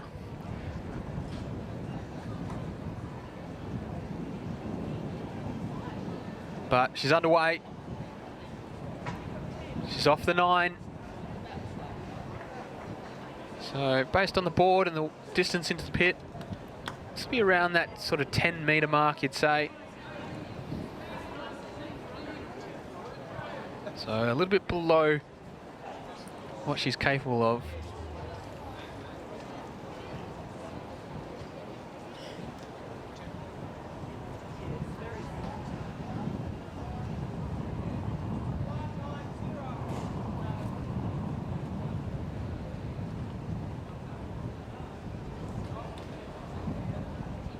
So a nice shot straight down the track where the hurdles are. Let's go back to the pole vault. Oh. Thought there might have been, that's Weckart. Andreas Weckart. So he's currently jumping at his seed. It was a good attempt.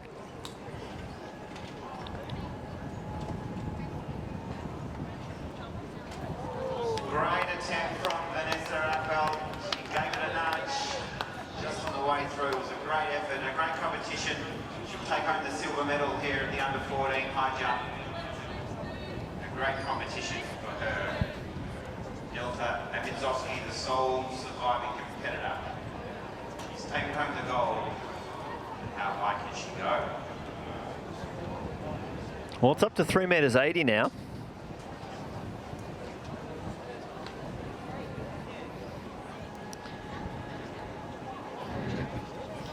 And our athlete to watch, Aiden Princina White, probably hasn't done much for a while. No.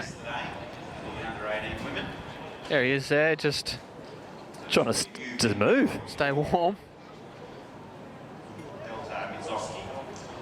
Stop our first medal presentation and victory ceremony of the morning. For event 61, the girls under 18 have a throw to present medals. For this event is Rhonda Jenkins, OAM Life Governor of Athletics Australia. In third place, the bronze medal, with a throw of 56.8 each.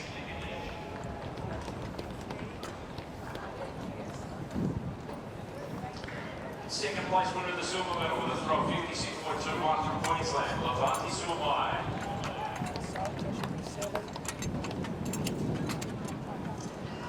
In first place, winner of the gold medal, All Schools champion, with a throw of 57.12 from Victoria, Alia Kanepa.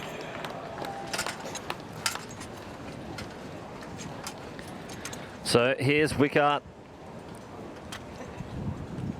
for his next attempt.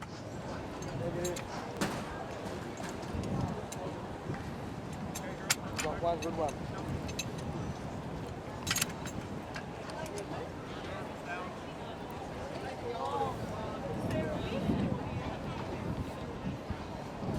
Oh, snuck over it, 3 meters 80. Good jump. Great jump.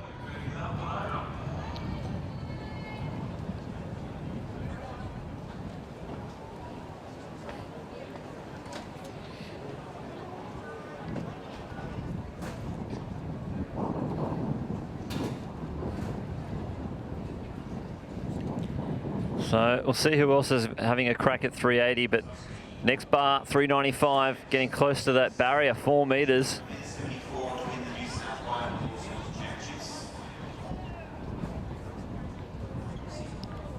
Young athlete, very tight at 100 metres.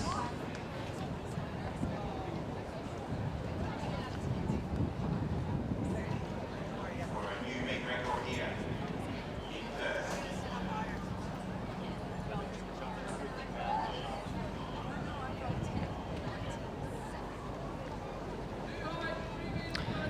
So we're on to our first heat here for the under 16 girls. It's the 90 metre hurdles. 2 heats here from the inside. It's Amelia Duncan of New South Wales, Hannah Wilcock of Victoria, Amy Highland of Tasmania, Isabel Gray from WA, Cleopatra Anastasius from Victoria, Elizabeth Salter of WA, AJ Tucker of Queensland, Sienna Bond of New South Wales, and Leilani Hills of Queensland. They're your starters. Lanes 2 to 10 in the first heat of 2 under 16 90 metre hurdles. And it looks like we are missing Isabel Gray out there, so only 8 starters in this one. First 3 plus the next 2 best times to make their way through to the final tomorrow. So some more athletes coming from other events. So Highland from Tasmania, she was just on the runway over in the triple jump, and here she is out there in the hurdles. In lane 3 from Victoria, Hannah Woodcock. In lane 4 from Tasmania, Amy Highlands. In lane 6, Seem to find it a lot with the jumpers. No matter what event it is with the jumps, a lot of them also do the hurdles. It's definitely the takeoff position's the same as that hurdle position, where it's obviously, you know, pushing off the back, hips through, very similar. And you will find a lot of, especially, you know, if you get to the multi-events, those who can hurdle can usually long jump pretty well.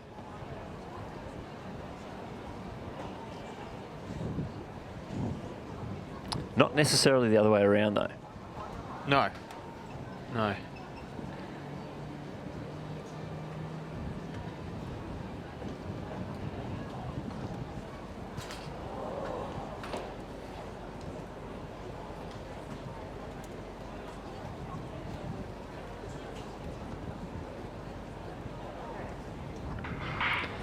So they're racing Highland, getting a great start. She's first of the hurdle. Leilani Hills down the bottom of the screen, having a great run. She won the 200 metre hurdles yesterday. And on the inside, Amelia Duncan, she's coming home fast as well. They're going to be your first 2 across the line there.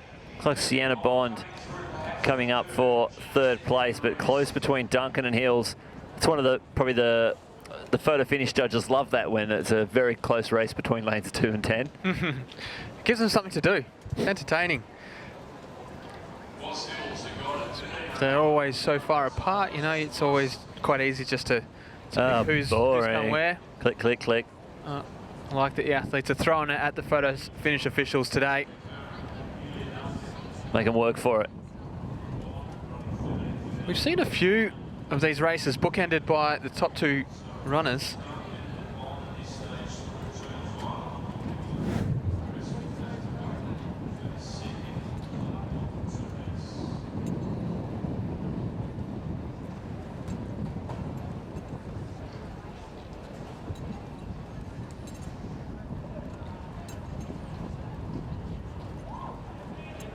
Another one of our highly experienced officials on the screen there, Dave Higgins.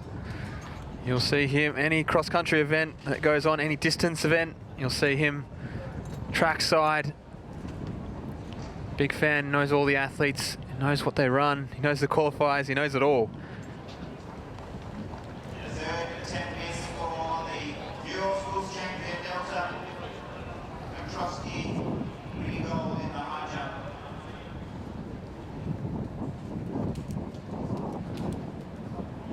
Just a quick announcement. The BLK All Schools merchandise market is now open. Visit the BLK Standing Hill promotion zone back at the grandstand ground level. You can't miss it. If you want to pick up some merchandise from this event, BLK All Schools merchandise market. Thanks to BLK. Back to that 16s long jump. It looked like Talia Devine. So we see Wickart back on the runway again. What can he do this time?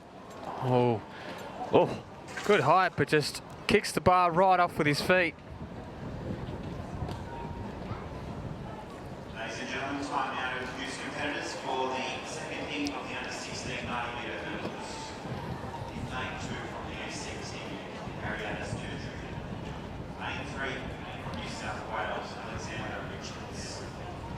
Lane So time now for our second of two preliminary heats in this under-16 girls 190-metre hurdles, sorry. And running out of 2, Ariana Sturgio from the ACT, 3 Alexander Richards from New South Wales, 4 Amelita Case from Queensland, 5 will be Lily Hobbs from WA, 6 Ashley Farmer from Victoria, 7 Taya Eldridge from Queensland, 8 will be Senge Kezai from the ACT, 9 will be Vivian Letessia from WA, and rounding out this field from New South Wales will be Georgia Fishart. As you can see her there just on the screen.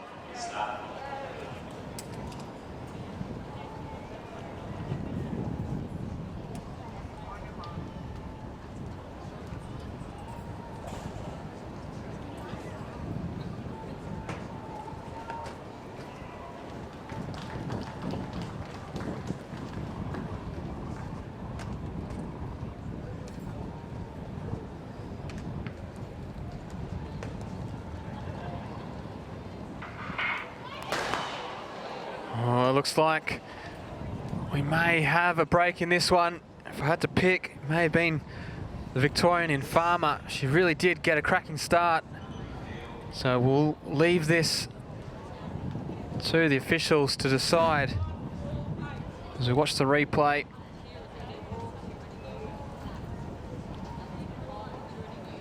Yeah, unfortunately. Hard to pick any other movement there. Yeah. And she has been given a red card, so we won't see Farmer take place in this under 16 90-metre hurdles. It's unfortunate for the Victorian.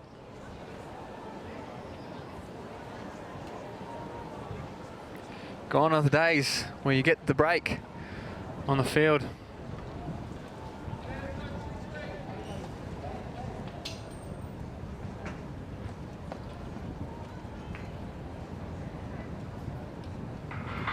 So a good start there by Case from Queensland. She's out early on the outside. Fishart from New South Wales. And it's the other Queenslander in Eldridge. So Case, Eldridge and Fishart. And looks like Fishart's going to have the better of the run here.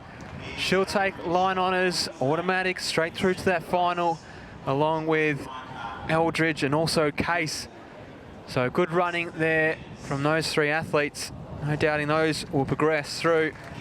Being 2 heats, it is the top 3. The rest will have to wait for the timed qualifiers to see if they can get themselves through to that final, which will take place tomorrow.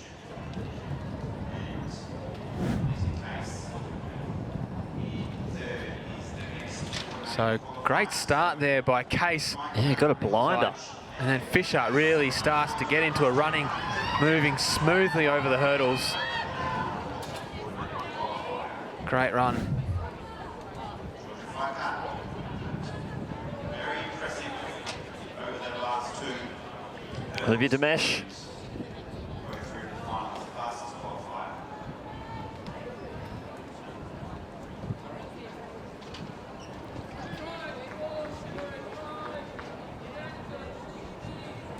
So Damesh going off the 7 board, it seems.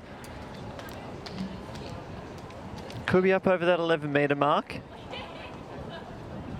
It is sometimes a confidence thing where, you know, you could be well in, but, you know, you don't need to go off the 9. And now, while we've got a little bit of a break in the action, Nah has been preparing something special for us. So I'm here trackside with one of the most amazing officials, always just a lovely face post-competition, Audrey. Hi. Hi, how are you? I'm good, thank you. That's good. So Audrey, can you tell us a bit about yourself and your role at Athletics Australia? So this weekend I'm actually the what we call the medals officials, medal ceremonies manager. So my role basically is to just take care of all the athletes post-event and take them out, get them ready, take them out for medals. And we love a good celebration. So that's pretty much my job. So get them all happy. So then we have the happy shots and of course Instagram and being so media, you know, social media savvy as well. So yeah, that's my job pretty much in a nutshell. Awesome. And what do you love about it? I just love seeing the competitors being happy, especially if they've done their PBs or they've done their best and they walk away with a smile. You do get the occasional, oh, I'm disappointed, but you just gently remind them, hey, you did the best you could and there's always next time. So definitely, that's one of the perks of the job. So it's great to see that. Awesome. And you talked about celebrating earlier. What's one moment that you celebrated or that you enjoyed doing? I actually just really enjoy the kids' excitement, particularly when it's the under 14s, when it's their first ever medal. Doesn't matter what colour it is, and just that sheer excitement and joy. That's what I love celebrating the most about being in medals. Awesome. And for anyone wanting to volunteer or be an official, what advice would you give them? We do it for the love of the sport, so come down, we're a friendly bunch and just go out and enjoy. You'll find something, you'll find your niche, so definitely come down and have a go. That's all you can do. Awesome. Well, thank you, Audrey, so much for all the work that you've done over the years, and I look forward to seeing you soon back out on the track. Thank you so much for having me here, and thank you for the opportunity to spread the word. Thank you. Well, thank you very much for that, Nah. And it was great to hear from Audrey. She really is one of the most wonderful officials that we've got here. She's always so happy, so engaging, so inviting. You see her either in the call room or post-event. She's one of our officials in New South Wales, and I tell you what, I'm a fan favourite.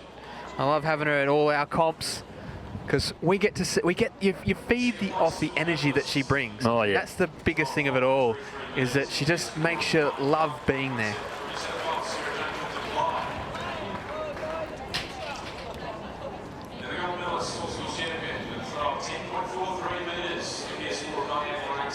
And that was a big clearance there from Demedio.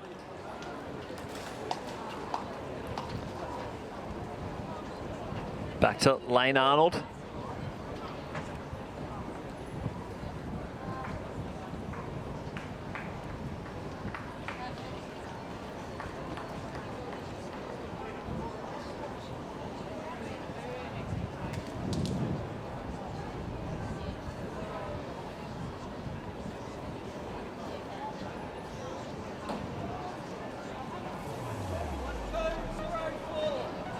So there's the start list for the under 14 boys hurdles. So in this one, Glory Isle from WA. In 4 will be William Wong from Victoria. 6, Cooper Wellman from Queensland. Next one along will be Hayden Hasmalai from RIS. And 7 will be Alex Dunn from South Australia, and Samuel Baird from the ACT will be in 8.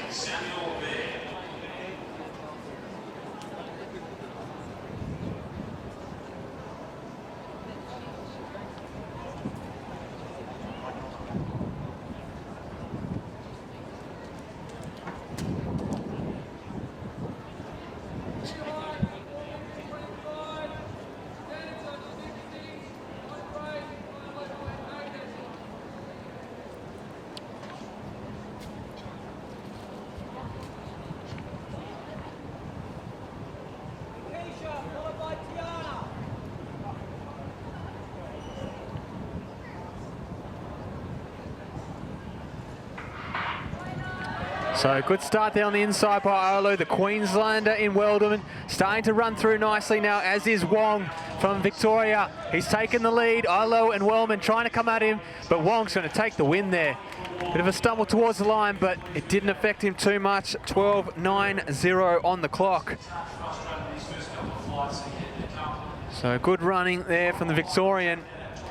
Olu and Wellman will also progress through to that final, being in the top 3. But Wong with a little bit of work to do at the start, probably didn't have the best start, but he got through in the end and has taken a clean victory. Yeah, Wellman got a flyer over those first few hurdles. Really put the pressure on the athletes, but Wong took a little bit of time to unravel, and yeah, nearly came asunder towards the end, but and looks comfortable now.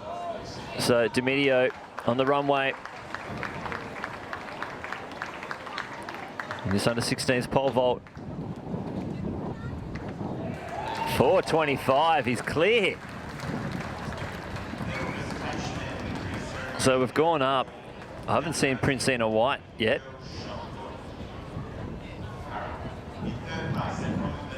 He must be feeling confident. Why wouldn't you after that sort of jump?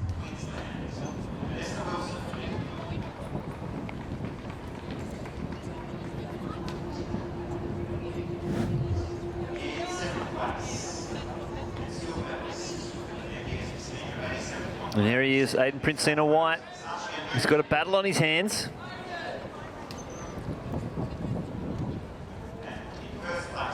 Comes from a gymnastics background.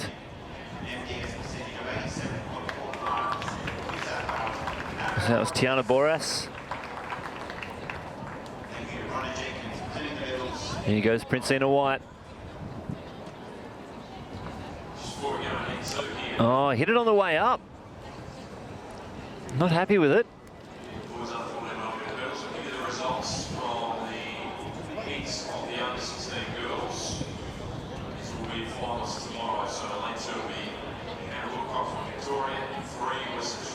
His coach, Zhuja, comes down.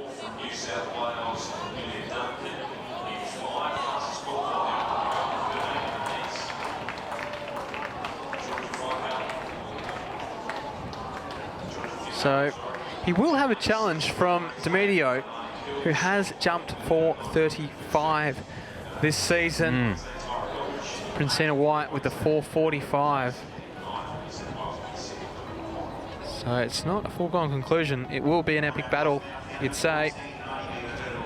I hope so, as we go to the second heat here of the 90-metre hurdles for the under-14s. Kayla Scully from WA in 3, Reese Evans, Queensland in 4, Aidan Colborne in 5 from South Australia, 6, Aidan Gow from New South Wales, 7, Jun Rui Lim from the Singapore team, Joshua McCout from Victoria. They're your 6 athletes in our last hurdles heat here for the men. We'll have the 80-metre hurdles for the under-14 girls up after this.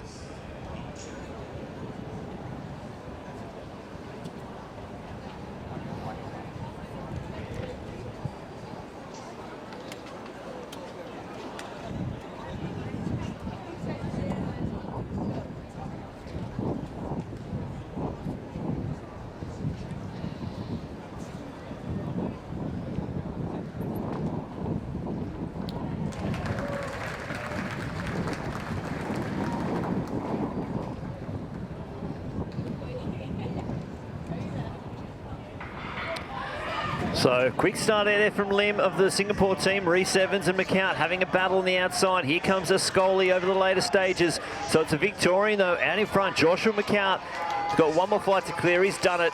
Evans in second place with Ascoli third. There's your 1, 2, 3. He's stopped the clock sub 13 seconds. Some great running.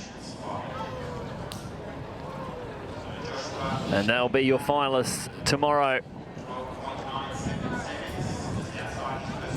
Pretty pumped about it.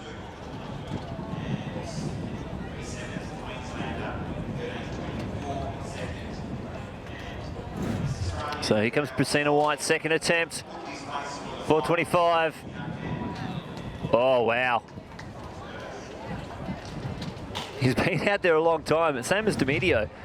a long time between jumps. So they'll be looking to go to 4:35 if these progressions keep going the same. Mind you, starting to get up there. Hopefully we can see some new PBs for these athletes. The meet record, 4:85 from Matai Zvetnovov. And the national record, Sasha Zoya, 4:92. So both very impressive jumps. Yeah, Matai was another one of those athletes in that pole vault squad in WA with the Parnovs. It sort of just bred it. Yep. You know, they were so good, and they all got along so well, and it sort of just assisted them all. And you know, you look at that, 485. Whew. Big. So the bar, yep, 4:35 as you can see on the screen.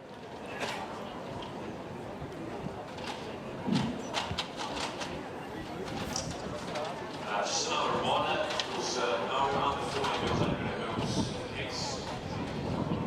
As it was earlier, that's the straight final, so the hurdles are complete on the track. We've got the 3,000 metres coming up in about half an hour's time. And quite a lot of action we've seen. Oh, just clipping it on the way up. Now, a report that I've just heard from the track is there's no heats for the under 14 girls 80 hurdles. So there was only 11 entered, so I'm guessing one athlete has pulled out and straight final. 10 athletes tomorrow. So the next event on the track won't be until probably another half an hour. So looks like we'll be able to focus on the field until that point, which is good, because we do have a couple of field events about to get underway, and we'd still have that pole vault going on in the front straight. So we should see what will be a thrilling end to that pole vault.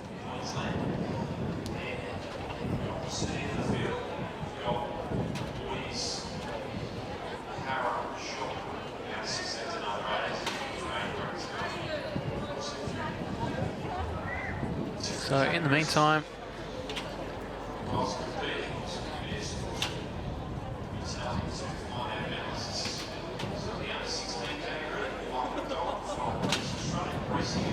that high change in the pole vault has happened, and Priscilla White has been called back to the runway. You can see him making his way down to the end of his run-up.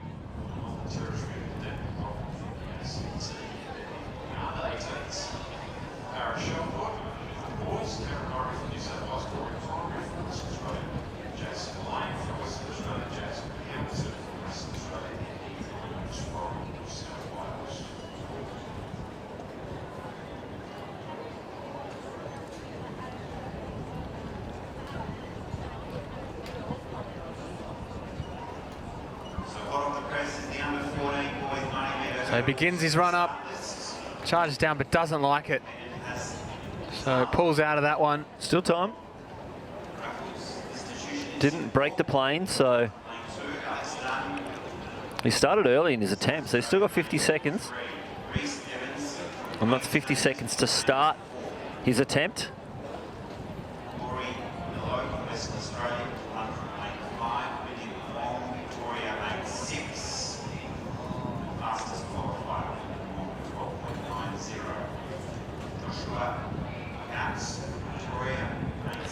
Here we go. Having another crack. He's not happy with it.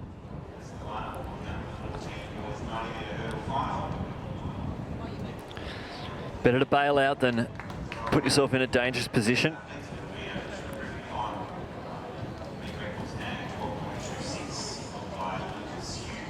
So 2 minutes on the clock for Demedio now. Trying to equal his season's best.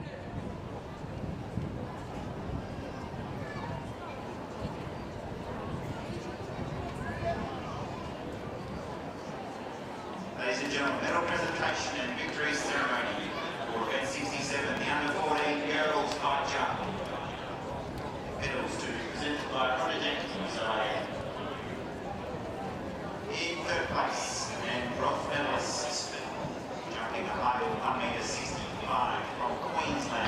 So here goes Demedio.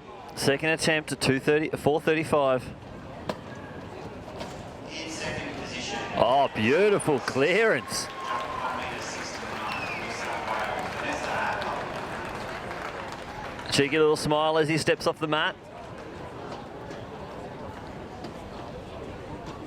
And winner of gold medal. And he's put himself in the lead here if he can 1.71 from New South Wales, Delta. keep this going. Great clearance.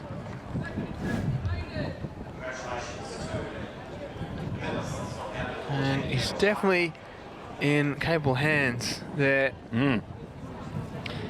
So Princina White, second attempt at 4:35. Having trouble with those uprights.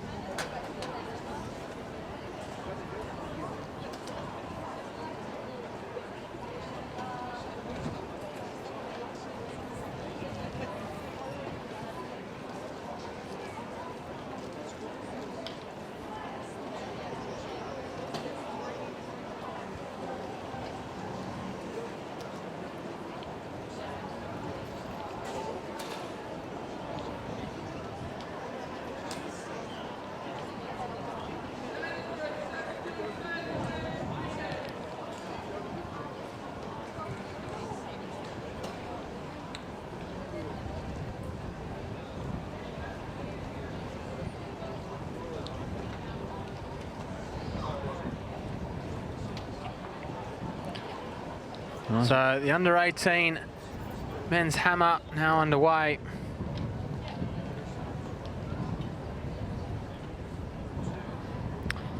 And it looks like Princina White, we've heard he just ducked back to his pole bag, pulled out a different pole to have his third and final attempt at this height. Obviously, there's a lot of pressure in this. One of the ones to watch coming into the event. 48.97. But this is why the athletes do it. They love it, they enjoy it, they thrive in these conditions.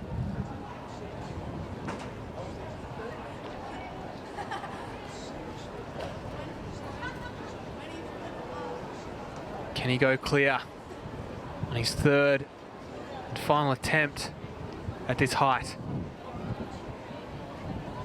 Yeah, he's definitely put himself under a bit of pressure here. Even the clearance, he'll still be sitting behind Demedio. And I'll be hoping he can go much higher than this 4:35.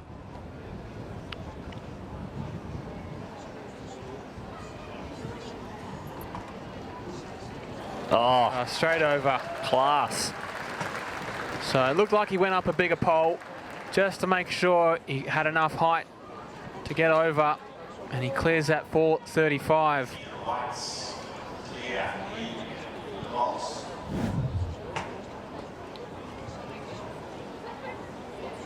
Oh, a lot of room to work with there. I'm sure Zhuzha was just showing him the live stream replay instead of her own footage. Oh, Yeah. definitely. Can't beat the footage that we're Oh, no. currently bringing to you. He's taking photos of the stadium and the athletes. If you'd like to post them on social media, use the venue's voice social media. Hashtag Perth Sports Live and on Instagram. So we should make mention and thank our sponsors in Coles, Rehydrate and BLK for their ongoing support. Obviously, things like the live stream wouldn't be possible without sponsors such as them. So it's good to see that they're on board and supporting athletics in Australia.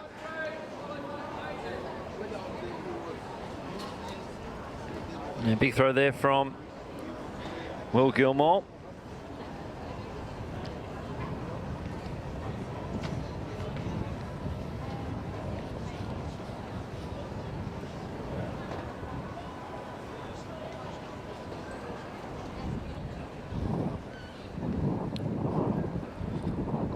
So here's Demedio. With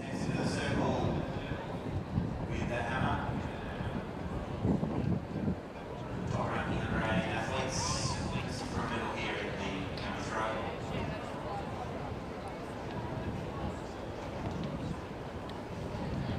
So the bar's gone up to 4:45 now. Just missing it there, Demedio. So he's playing with uncharted territory for himself. He has gone 4:35 this year. Now at 4:45. PB territory with Mark Stewart there. His coach. It's a head-to-head battle now. Princino White can wrangle back the lead if he clears this on his first. This will equal his best and state record. And then every height after that, new records. Priority for the orientation of the stadium. Favorable winds here make it ideal for pole vaulting.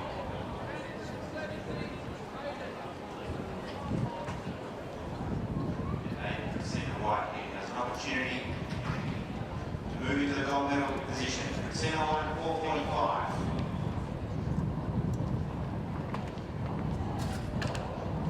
No, not to be just yet.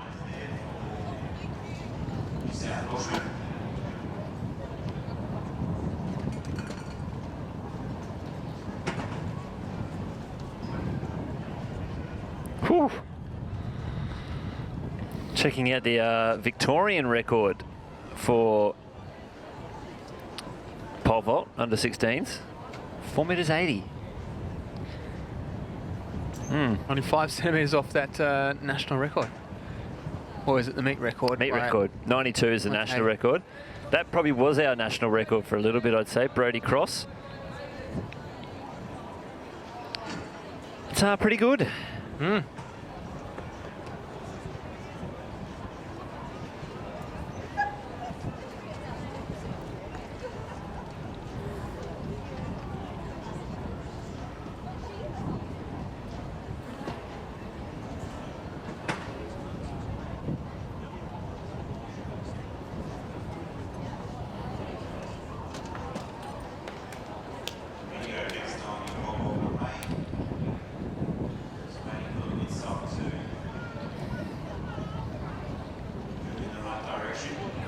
So this looks like Ben Sandilands coming into the circle.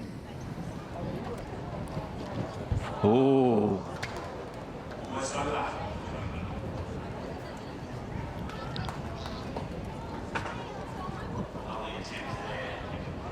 Just losing the control there, Sandilands.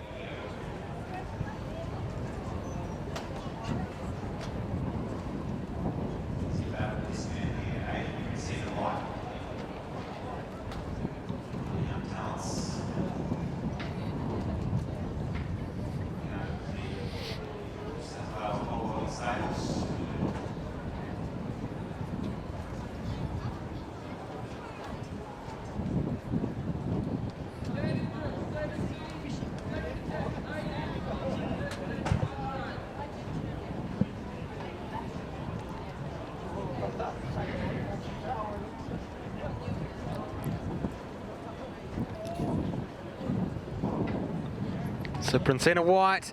Oh! Clear. Well clear at 4:45. And the crowd erupts in applause. And he's back into the lead.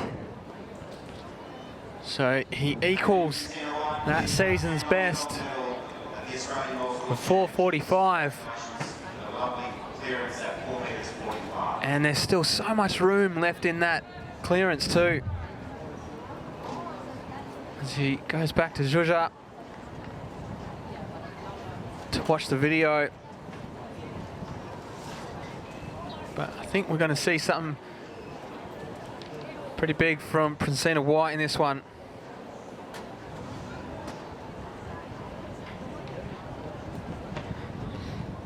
Benjamin Larson now in the circle. Stay in the competition.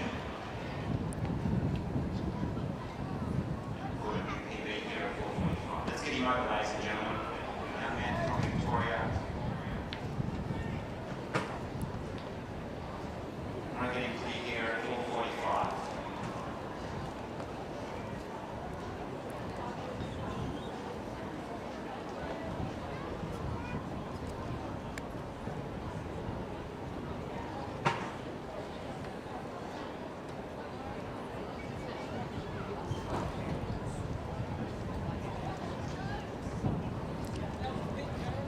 So Demedio, his last attempt at 4:45. Can he snag himself a new personal best? Medal presentation and victory ceremony for event 63, girls under 16. Jump. The medals is Richard Nash, the technical billing, Australian Sports. Third place, bronze medalist. With a jump of 12.04 metres from Queensland, Marty Arnold.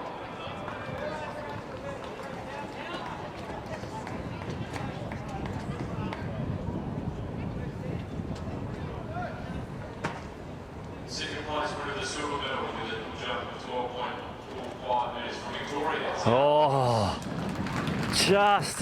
just nudging it on the way up. Unfortunately, that's the end of the competition for Demedio with Princina White. He'll come back again, and next time he jumps, it'll be for a new PB and New South Wales state record.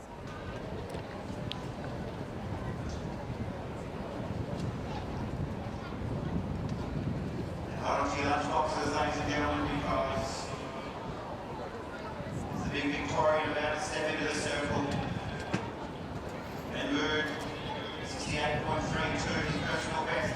If you're looking to go out over 70 metres, that will be the World Junior qualification mark. Victorian, let's see what he can do here. Plenty of speed in the circle. He lets it launch. It's a lovely throw. And now close to 70 metres too. That is a terrific throw from Ben Mood. 68.32 personal best. Plus 70 would be a World Junior Championship qualifier. We'll wait the distance.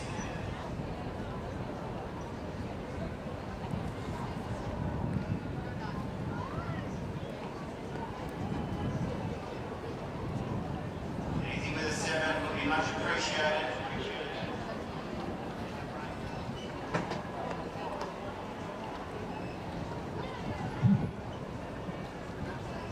Here he goes, Princina White, 450, new PB, potentially new state record.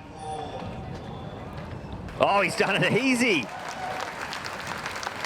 450 for Aiden Princina White. What a jump.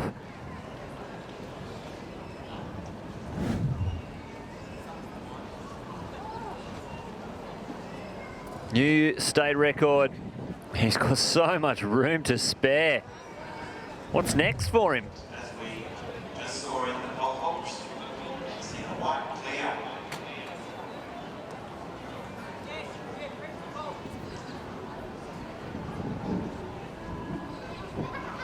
Young man, personal best form here, Aiden. See the white here, on the gold medal in the pole vault. Just a question now, how hard he can go.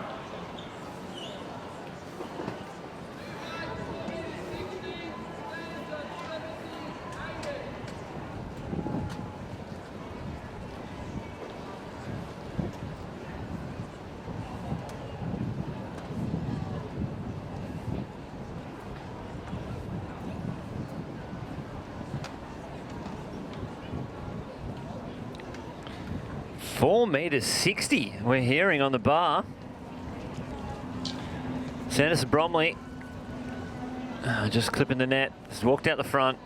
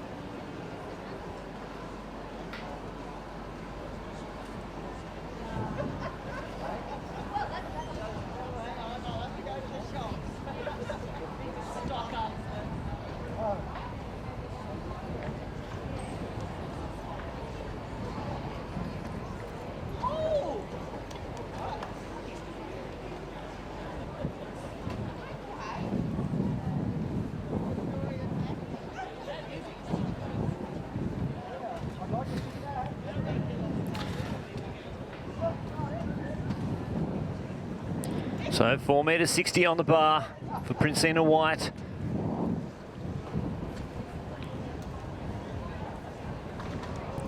No, see, this is where it starts getting a little bit nerve-wracking. He's up there checking out brand new heights.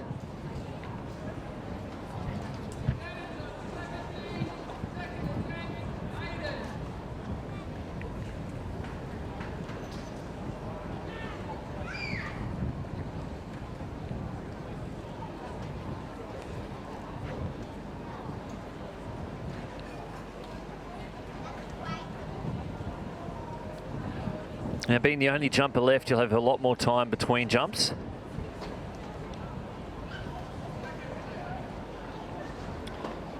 Talks with his coach just to get that confidence.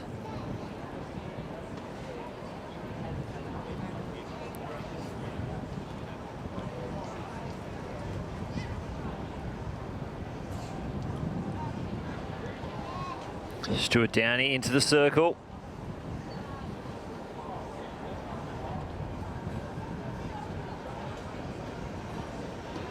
It'll be William Gilmore, Ethan Bennett, and that'll round out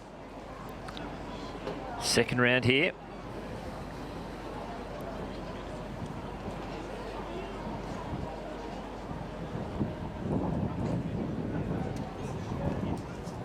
Oh, just losing his footing on the spin there. Should be just near that 40-metre mark.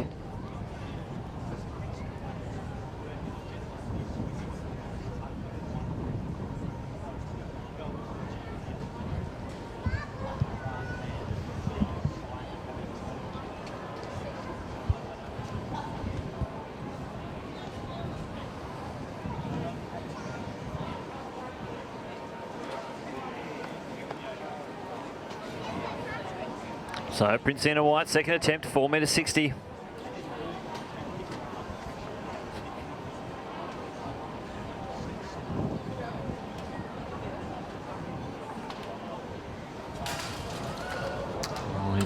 No, not good, that one. He's all right. Bit of a straddle. Here comes Gilmore. It's a smooth throw. Probably just leant back on it a little bit as he released it. It's out in the mid-50s.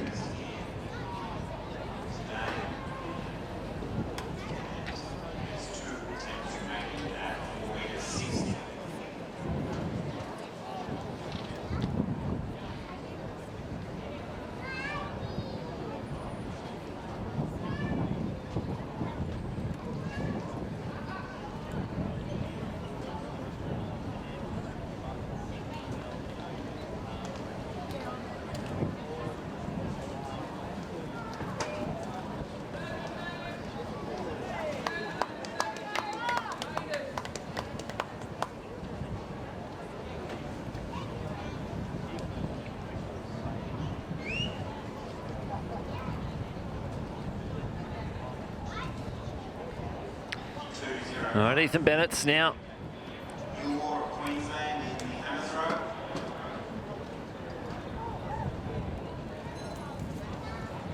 He's clipped the net, just walks out the front.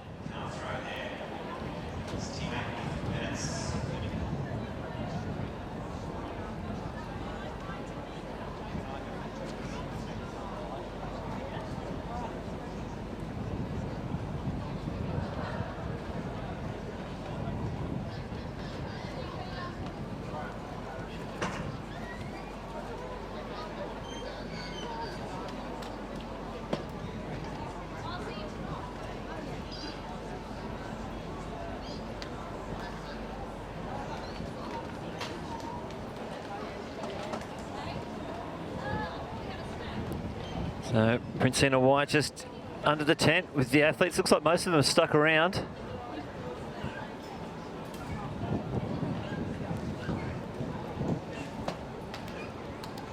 Shows the camaraderie between the pole vaulters.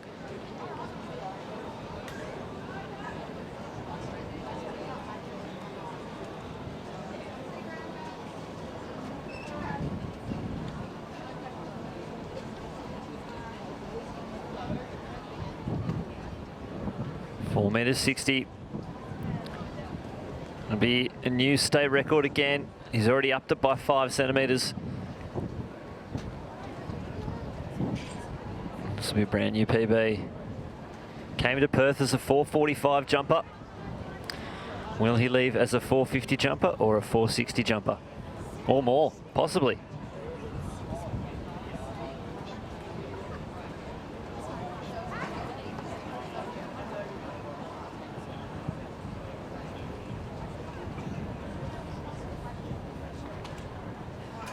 Oh, that was a good attempt.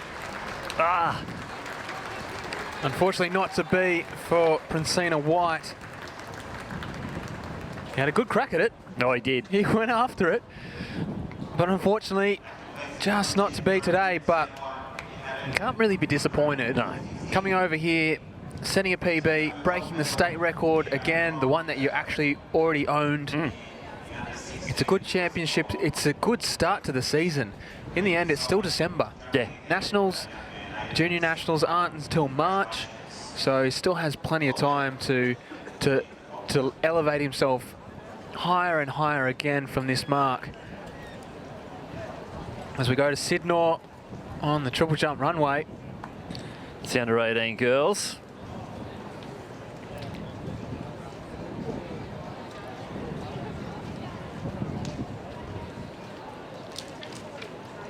Where we will see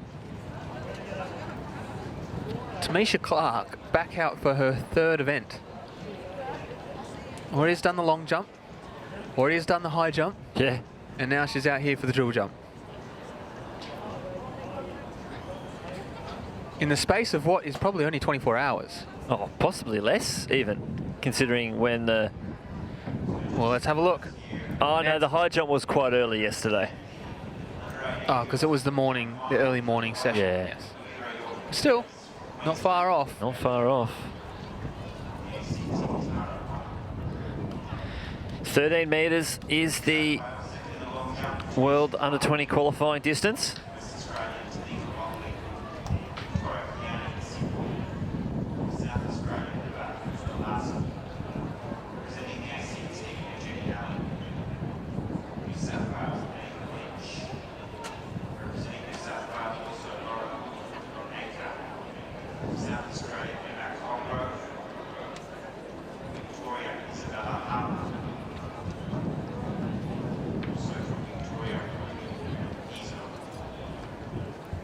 The triple jump's been a bit of a strange event for the women in Australia, hasn't it? It has. We've had some great jumpers, and you look at our national record holder, Nicole Maldenis from Western Australia, but our national record still isn't as far as what it is to qualify for a major champ. Shows you the level of where triple jump is with women in the world. Well, yeah. And that's the telling factor, because obviously these standards are built on the quality that's currently exists within that event. They go up and down depending on how it is at that point in time. And it's just one of those things where women on the world stage are jumping 15 metres. Well, it was at Yulimar Rojas. There's, what, 15 centimetres off the world record this year. Katarina Bhagwan, she's been dominant for quite some time. It's just, yeah, it is one of those events, but we've never had a female Australian triple jumper qualify for a World Champs or an Olympics. We've had Com Games, but just not the Olympics. And I know there is a push to just kickstart this triple jump for our athletes, and you know what, this is where it starts. It certainly does. And obviously it's up to these athletes from here to try and get themselves to that point where we can get someone on the world stage. I'd love to see it. I really would. Well, they snuck this one up on us. They started this 3K a little bit early. Under 16s are off. 7.5 laps. And 19 athletes in here. Hip number 1, Charlie Rose Carlian from WA. In 2, Ella Atkins, Tasmania. 3, Katie White, ACT. In 4, Amy Partridge, Queensland. In 5, Sophie Ferengi from New South Wales, 6. Abby Butler of Tassie. Yana Creek in 7 of WA. Alexandra Cullen-Vocus in 8 of New South Wales. Megan Dixon, 9, Victoria. Sienna Hanna-Carey from WA in 10. In 11, Mercy Nathaniel from New South Wales in 12. Fiki Vanderkamp from Victoria. Lucinda Thompson in 13 from the ACT. Amy Bunnage in 14 from Victoria. Sasha Harden, 15 from South Australia. Rhianna Hepburn, 16 from Western Australia. Holly Robertson, 17 from Queensland. Alyssa Onley, New South Wales in 18. And only 19, Isabella Hart of Queensland. And that's Hart out in front at the moment, with Amy Bunnage right on her tail. Hannah Carey in the pink socks, and Cullen-Vocus. That's your first 4.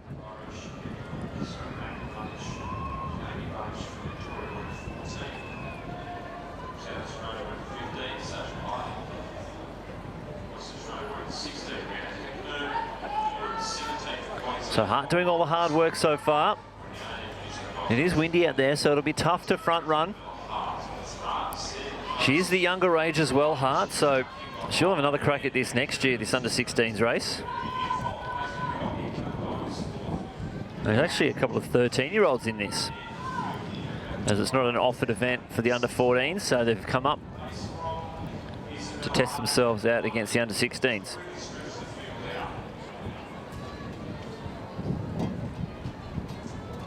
There's a breakaway 3-pack there. Hart, Bunnage and Hannah Carey. A good 10 metres to the chase pack.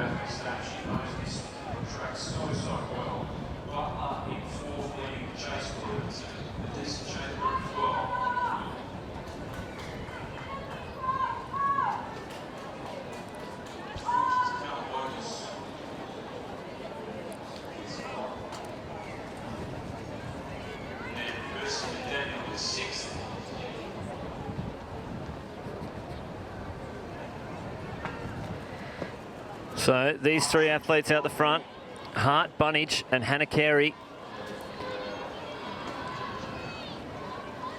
are opening up this gap. And it looks like Butler maybe leading that chase pack, the winner of the steeplechase yesterday, but she's already got 2,000 metres under those legs. So it'll be tough to try and kick down over these fresh athletes, but these 3 out the front, they're looking comfortable. Hart from Queensland out in front, and then Bunnage and Hannah Carey.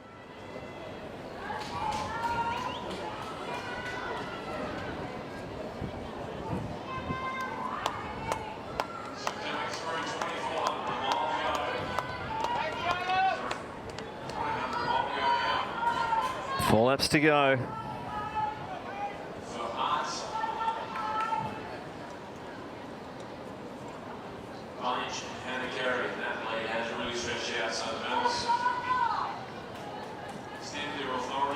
As Butler comes back to the chase pack. Those 3 are right out in front. Bunnage just sitting off the shoulder of Hart.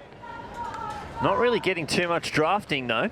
If you're sitting on the edge, you'll still get a little bit of an aid, but obviously it's not as much as if you're sitting behind. But there are a lot of athletes that don't like to sit behind. You fall into the rhythm of the person in front of you. Sometimes it's a little easier to sit on the side and just sort of work off them a little bit more. Obviously, you will take a bit of those conditions as well as what the lead runner is doing. But if you're someone who doesn't want to sort of get involved in anyone else's rhythm, it's probably the better option. As we see Hannah Carey just sitting in behind both of them. Just happy to be there. But these 3 have really opened up on the rest of the field. And Hart's really trying to push this pace. So we'll come in with 3 laps to go. And we'll see what their 2K split is when they get over the back straight to the 200-metre start line. And we have someone who's broken away from the chase pack. Yeah, they've realised this is the time to do it. If you're going to make a move, you've got to do it now. And she's going after them. She's probably making a bit of a ground on her own. Yeah. She's got a lot of work to do, though. That's a long, long way to go on your own. So if she could get someone else who could come along with her, may make things a little easier. So with 1K to go, Hart and Bunnage, they're starting to pull away from Hannah Carey. There's the 2K split, 6:28. And the gap is closing, the chase pack's coming in.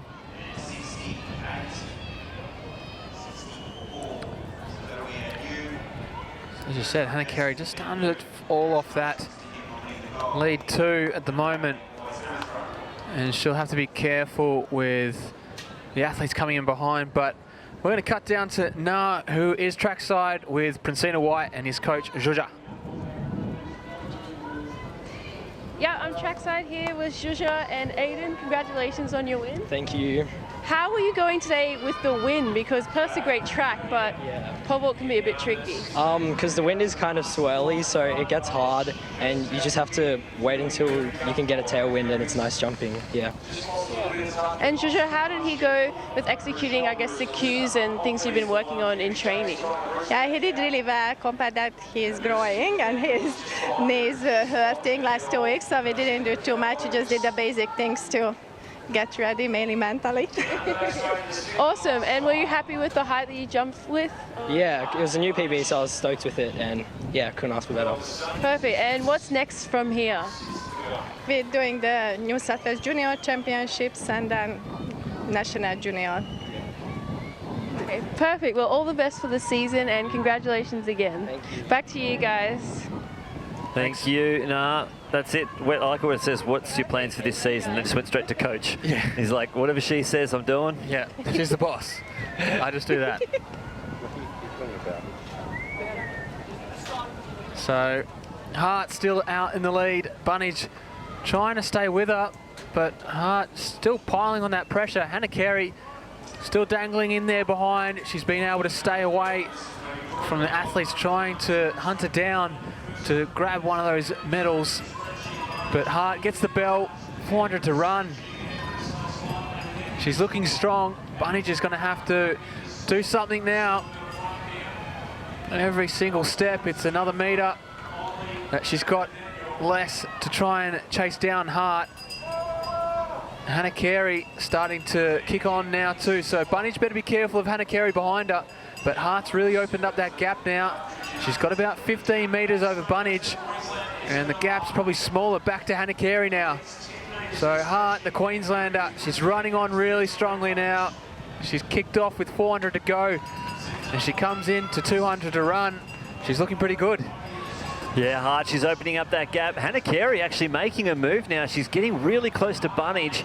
She's trying to turn that bronze into a silver medal. She could actually be coming around for the victory here, Hannah Carey. We thought she was gone for all money. Hart has a look over the shoulder, and it's Hannah Carey. She's looking over her shoulder too. Hannah Carey up onto the shoulder of Bunnage. Isabella Hart, though, she's looking strong. Who's going to respond as they enter the home straight? Bunnage has found something a little bit extra, but I think all the work that Hart did early, she keeps looking over the left shoulder. They won't come from the grass. And Isabella Hart, she's going to take the victory here in the under-16s. 9:48.52 from Bunnage and Hannah Carey. Some great running from these three athletes and from all the athletes in tough conditions. Yeah, what a good run there from Hart. She led for most of it off the front, was happy to do the work, and then come through with 600 runs, started to pile on the pressure a little bit on Bunnage, and then once they hit the bell, really put the foot down, and Bunnage struggled to keep with her. She tried to fight back in the last two, but it was all too late, and Hannah Carey will have to settle for that bronze after a gallant effort in the final stages of the race to try and work up to Bunnage. But they will be the three medalists the top of the podium later today, and I'm sure every single one of them will be extremely happy. Oh, they'll be tired as well. It's always, it seems to be the way when a 3K's finished. It's carnage out there. Much nicer conditions today though, temperature-wise, on the track.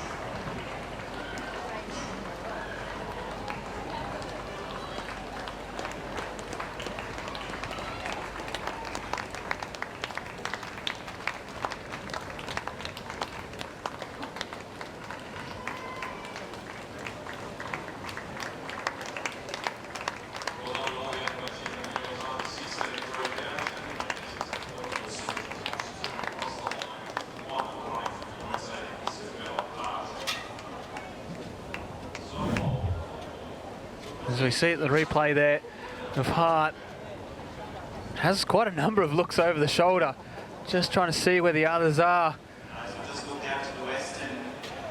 With Bunnage and Hannah Carey trying to chase it down, but too much of a gap to try and make up for the other two athletes. And a good solid run by all three, all under 10 minutes.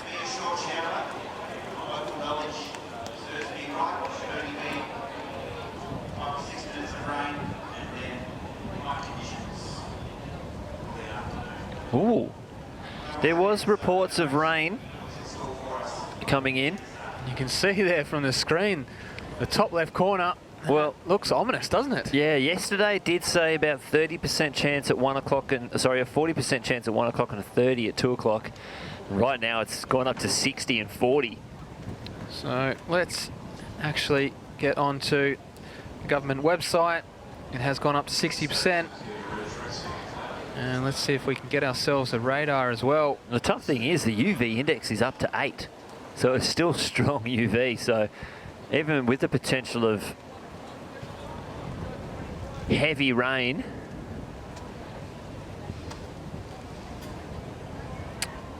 man, it's tough out there.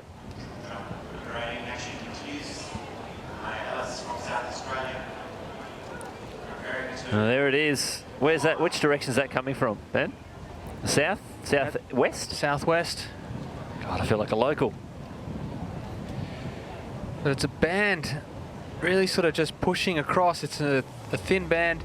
It shouldn't stay around too long, which will be good. But it's just coming in straight in from the southwest. Oh, yeah, it's just a long strip of cloud. It's just passed over Rottnest, and it's just hitting Fremantle, so it's not actually far away from the stadium. Fremantle just being south of the stadium. Yeah, we're probably about 20 minutes away from that rain coming in. Let's see if we can get these 3Ks underway. So 19 athletes in this under 16 men's 3,000 metres. So at the speed that this is moving at the moment, I'd probably say less than 20 minutes. Wow. So we could there see it is. Yeah, some rain. That's definitely not 20 minutes away. Very shortly. Head for cover, grab your raincoat. As we said, as the weather experts that we are, it shouldn't last long. No. Shouldn't last long. It's quite thin strip. Well, just give Freo a call. It's past there. Yeah, how was it, guys? How long did it last? Did anyone get a watch on it? How many mils? Stick the beaker outside. Yeah? Get the measurements on it?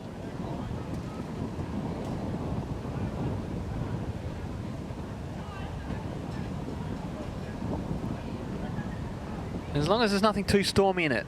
As long as there's no thunder or lightning. Because obviously rain's not going to halt any proceedings here. No. Unless it's absolutely torrential and they deem it as a safety issue. But with the level that we'd probably see, I don't think it's going to affect anything. The only thing that might is Lightning. Yeah, Lightning's the one. But the fact that it's so close already and the athletes are still out there, I'd say we're all clear on that one. But we might have a few of these athletes getting a little wet in this event, potentially.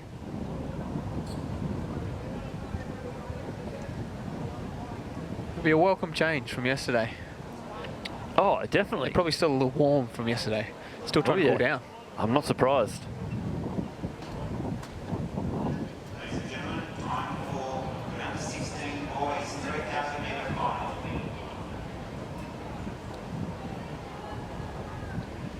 So, one of the RIS athletes there, he's got Kipchoge's He's got the shoes on, the Vaporflies. The shoe that Kipchoge, sorry. What did you go with? I didn't. I'm too busy thinking about chips. Chipchoge. That's lunchtime. Kipchoge. With a side of Chipchoges. There's definitely see the pink ones there. He's one of the Singaporean athletes. Number 9. Could trade those in for a first-class flight back. Oh, yeah. Be expensive. Yeah. So the marathon, it wasn't a world record or anything. It was just the world's best. 2 hours was broken in the marathon. It was just a good sub. Who's World Athletics Athlete of the Year for a male?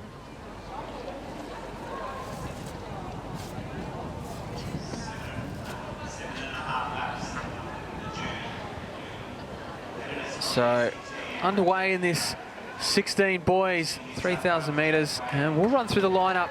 And the lineup will be, as always, in these distance events by hip number order. Yes. So out there on the track, currently wearing hip number 1 will be Andrew Camp-Lillard from the ACT. In 2 will be Jack Wade from New South Wales. 3, Jonathan Meeker, also from New South Wales. 4, James Chansbury from Western Australia. 5, it's Fred Leeton out there from Victoria. 6, Dylan Bailey from Western Australia. 7, Alexander Quire from Tasmania. 8 is Joseph Saunders from Queensland. 9 will be Daniel Kwan from the RIS out there in those Vaporflies. 10, Jai Hadfield from Victoria. 11, Jai Eccles from Tasmania. 12, Tane Hassler from Western Australia. 13's Andrew Laycock from New South Wales. 14, Cameron Myers from the ACT. Also from ACT, wearing 15 is Xavier Quispez. Number 16 from New South Wales is Theo Christian. 17 will be Brock War from Queensland. 18 will be Bhavan Anthem from the RIS. And rounding out this field with hip number 19 is Jordan Banksby from South Australia.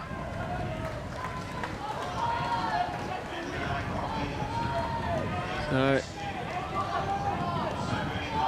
off the front there's a couple of New South Wales athletes. So if my eyes aren't deceiving me, it looked like it was Laycock and Christian, but we'll get some confirmation of that one.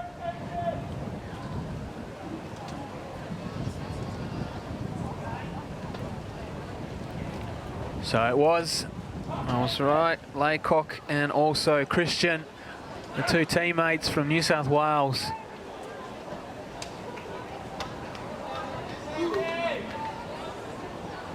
Christian, the Trinity athlete from back in New South Wales. He may even be out competing in the Nitro Schools Challenge on Monday. Trinity have a few teams here. They are defending national champions. They went to the World Schools where they placed and won the gold medal over there, becoming World Schools champions, which is quite a feat for a school from Australia taking on the rest of the world.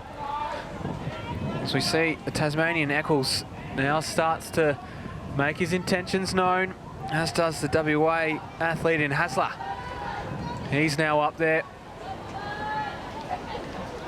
So we've got a mix of states and territories in this one, and at the pointy end of the field too. Which means all the teams will be on the fence line cheering on their athletes in this one so you can take home the title. As we see Hadfield from Victoria comes up, just sits in front of Christian, who's in front of Eccles. Now the Queenslander, War.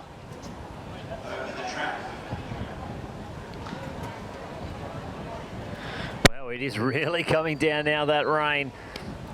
And to be honest, this probably feels fantastic. These guys out here. Laycock won the steeplechase yesterday after that unfortunate DQ to Grills. Alexander Quah was also a medalist in that steeplechase yesterday. Surprised that we're not seeing Grills do the 3,000 metres, but he's probably, you know, featuring in the 1,500 metres. Laycock's already got a gold medal, and he's putting himself in a good position to maybe double those numbers. That'd be a good double, wouldn't it? Take out the steeple title and also the 3,000 metre title.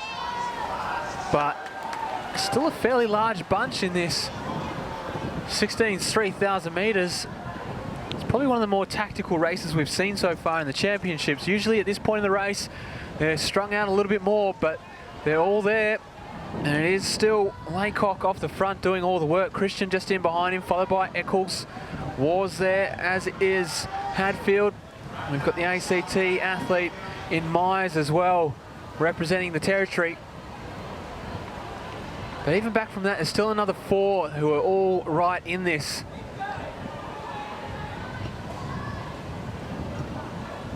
It's now the West Australian in Hasler, starting to move up through the field.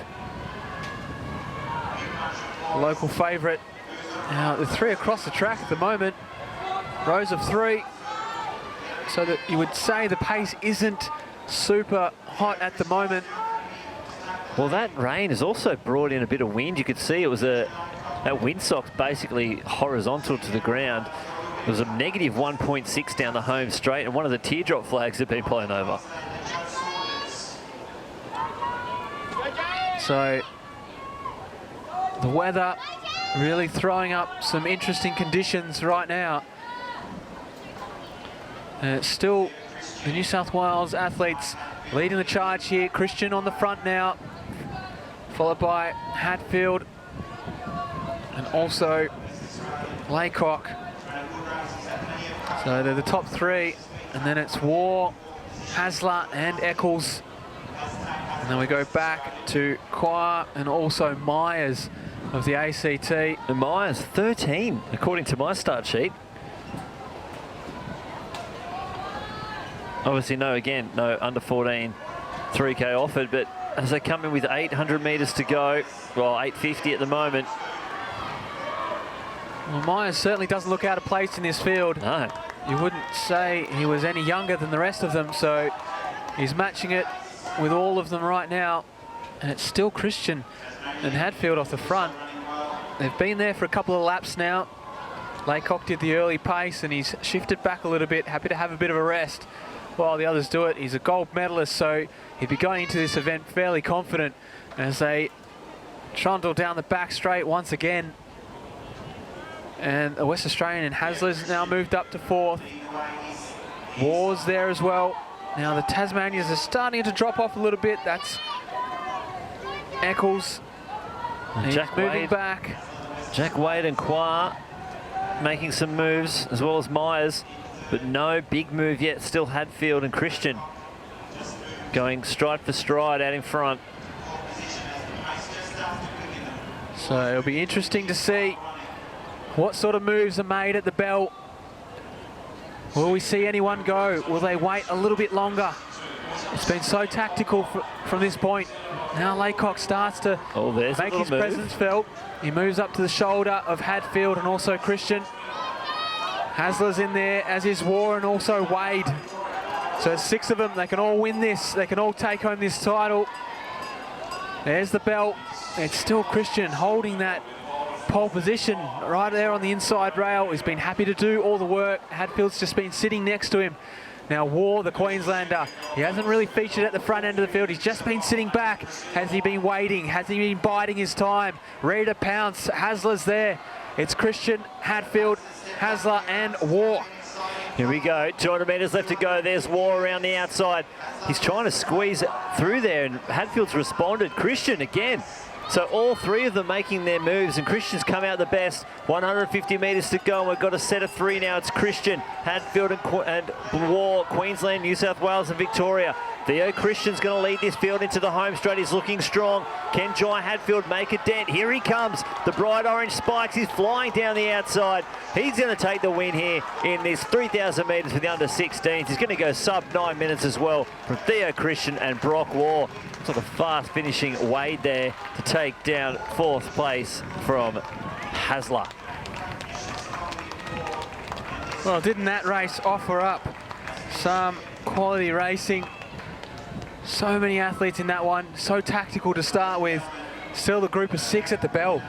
And it's probably the first race we've seen this weekend that's featured so many athletes right there on the penultimate lap. But it was Hadfield from Victoria triumphant in this 3,000 metres. Just a little too strong for Theo Christian, who will settle for that silver medal,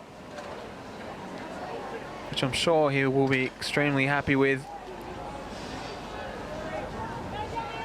Congratulations on all boys in the field through the back.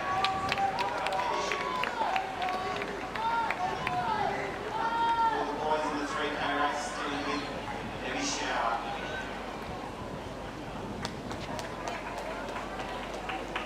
And let's hope there's plenty of personal bests to take back home on the plane.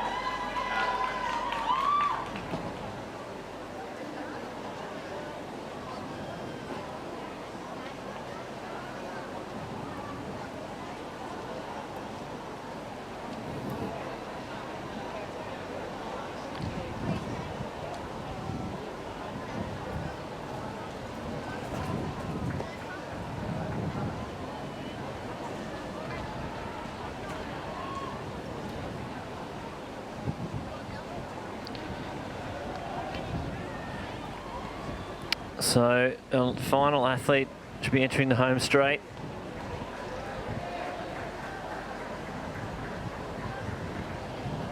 Daniel Kwan from RAS, Raffles Institute of Singapore.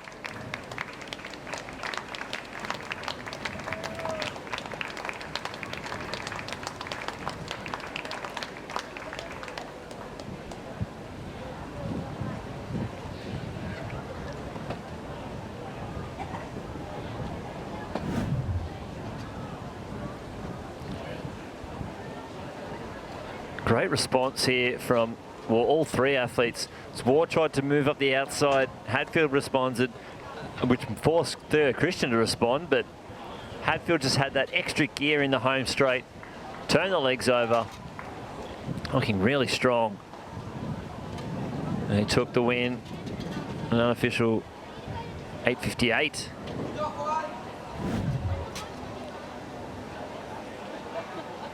That rain's still coming down. It's not relenting.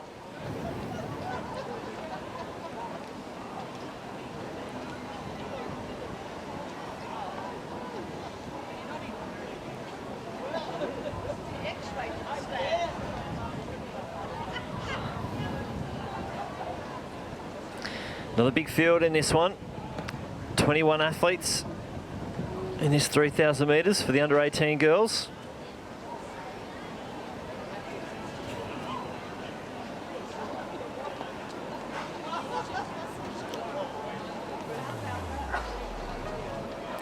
You'll see on the screen the start list. We'll run through that start list once the race is underway.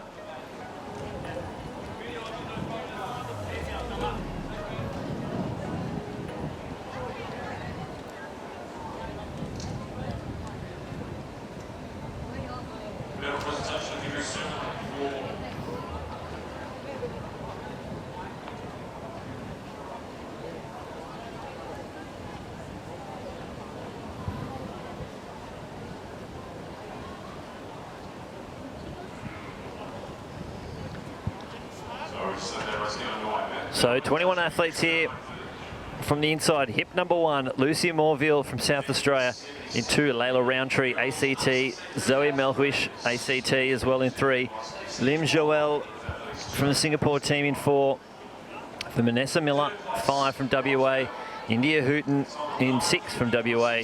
In 7, Caitlin Slobberman from South Australia. In 8, Eleanor Miller from New South Wales. In 9, Lauren Ward, New South Wales. Ella Donnelly in 10 from South Australia. Imogen Gardner from New South Wales in 11. Abigail Graham in 12 from Western Australia. Emma Hossack in 13 from Queensland. Alice Oakley Kerr and Hannah Williams in 14 and 15 from Victoria. Taylor Bev, Queensland in 16. In 17, Georgia Chambers from Tasmania. In 18, Zijuan Lim from RIS. In 19, Catherine Lawson of Queensland. Olivia Richardson, 20 in Victoria. And Tia Chitty, 21, WA. And it's Imogen Gardner out the front with Chitty on her side. So the race is going underway. On the track is the girls under 18, 3,000 metres. Field is as follows. Big field as well, 21 in all. Running number 1 from South Australia, Lucy Morville. Number 2 from ACT, Layla Roundtree. 3 from the ACT, Zoe Melhuish. 4 from RIS. So Gardner, Chitty, just on the inside. That's Eleanor Miller. And coming around the outside, Lauren Ward. So it'll be interesting to see if the tactics play out similarly in this 18 women's 3,000 metres with what we saw in the 16 men's, where it was fairly tactical for the most part of the race. A good portion of the field still in it through the halfway stages, and then towards the final lap, still 6 athletes that could have taken out the title. You see them go through 2:20 already into this race, and there is a significant portion of this field still there. So on the front, Abigail Graham. Yeah, the winner of yesterday's steeplechase. Yep. We saw this just about 6 minutes ago. Laycock leading the way for the under 16 men. Winner of the steeplechase. And you'll see Imi Gardner from New South Wales just sitting in there behind Graham. Happy for Graham to do that work. And then Chitty sits off her shoulder.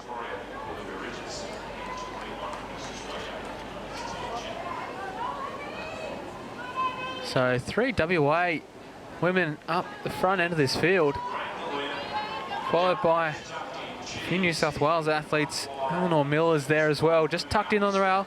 A little bit of a push and shove, just trying to find their space on the track. Sometimes when they bunch up a little bit like this, can get a few athletes sort of just encroaching on each other, which does open up the risk for people to tumble. So we want to make sure there's clean air wherever we can. You can see little Miller right there on the inside, just sitting nicely on the rail in behind Gardner, who's behind Graham, with Chitty on her outside, and Hooton, another West Australian. And it's a good advertisement for the West Australian distance running at the moment. There's these 3 athletes out front.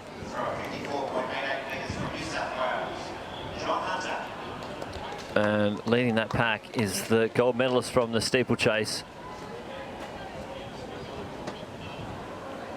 In second place, and winner of the silver medal, with a throw of 57.08 metres from Victoria, Mark Swanfelder. So seems the same is sort of developing as we saw in the men's earlier. Well, we've still got plenty of athletes in this event with 4 laps to go. As we see Miller from New South Wales just goes to the shoulder of Gardner, who's now taken over the reins from Graham, with Chitty in behind him. And then we go back to the Queenslander in Lawson, who's now making some moves down the back straight. She's gone past Chitty and she's gone past Graham, and now up on the heels of Miller. Well, that's a significant move.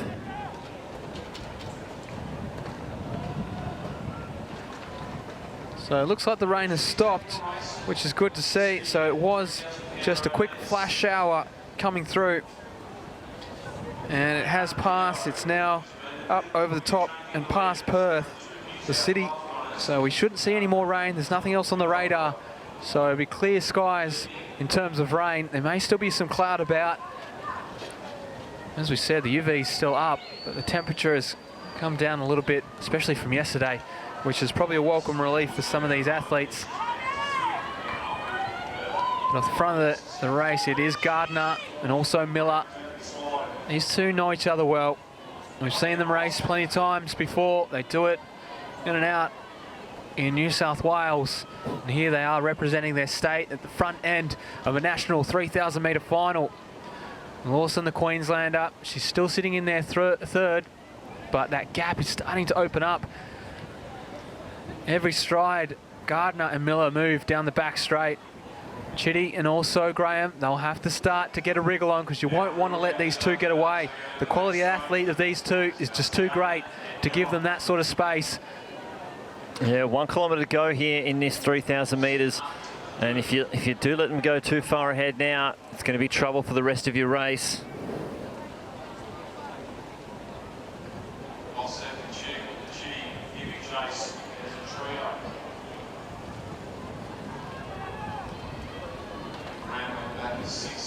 Both look just as comfortable as each other.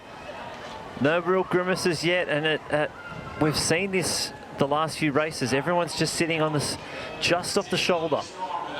They're not tucked in behind. They're right off the edge, just maybe letting them know, hey, I'm here and I'm watching.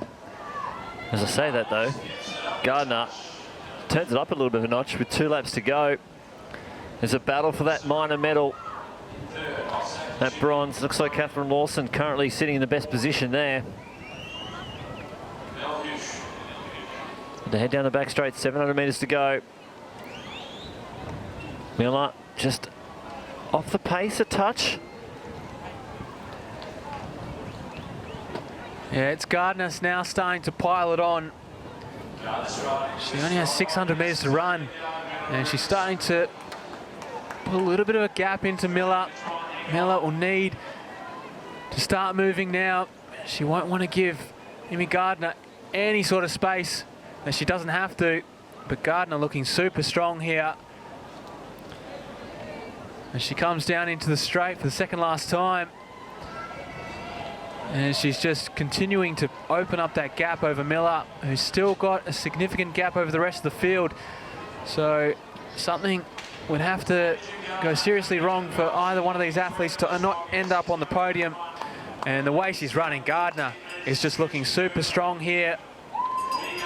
The Pymble Ladies College athlete who will feature in the Nitro Schools Challenge on Monday. And here she is in the 3,000 metres, doing it all herself off the front.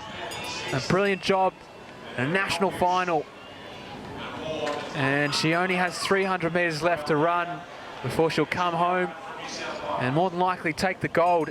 That gap is now probably about 30 metres over Miller. So Miller is still working strong, but unless she has some sort of awesome final sprint home, I don't see her catching Gardner at all. This is Gardner's race now. She's coming down. She's only got 100 metres, 150 metres left to run, and that gap is now close to what, nearly 40, 50 metres. So it's been a brilliant effort from the New South Wales athlete, and we'll see her feature in other events throughout the weekend and even on Monday. And as she comes down the straight, she can celebrate now. She can relax. She's got home. She's going to take the title. She'll take the win. And it's been a fantastic effort. She really opened up with 1K to go. Miller couldn't hold on, and she takes the win. 9:46.23 on the clock. And Miller will come down and take the silver medal. 1-2 for New South Wales. And tell you what, women's distance running in New South Wales is alive. As we see the Queenslander That's come Emma across the Hossack. line in Hossack. 13, so Queensland's gone 3 and 4. Emma Hossack to Catherine Lawson. So it's New South Wales 1-2, Queensland 3-4 in that under 18 girls 3,000 metres.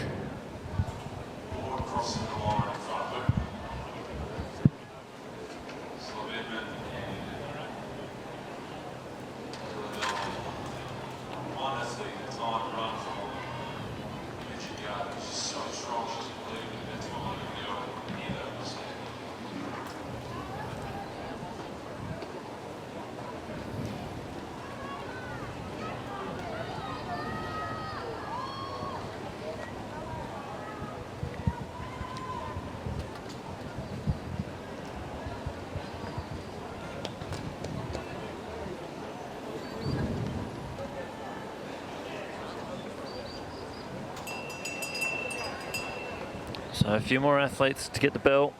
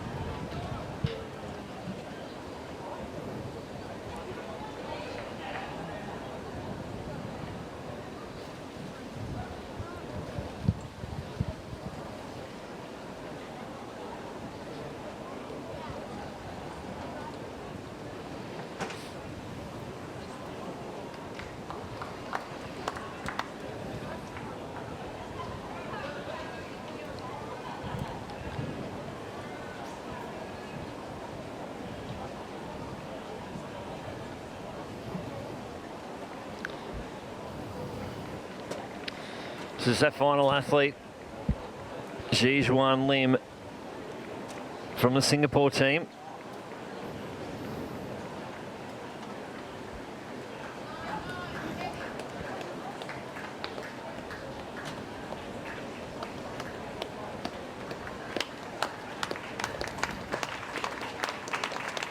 She grits her teeth, makes her way down that home straight. Working hard.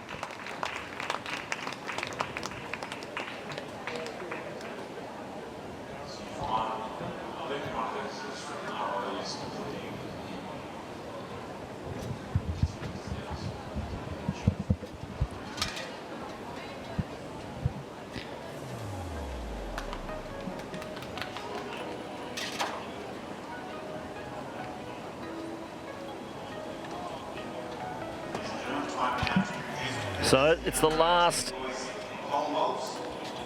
of our 3,000 metre finals. The men's under 18. It's a big field. 19 athletes.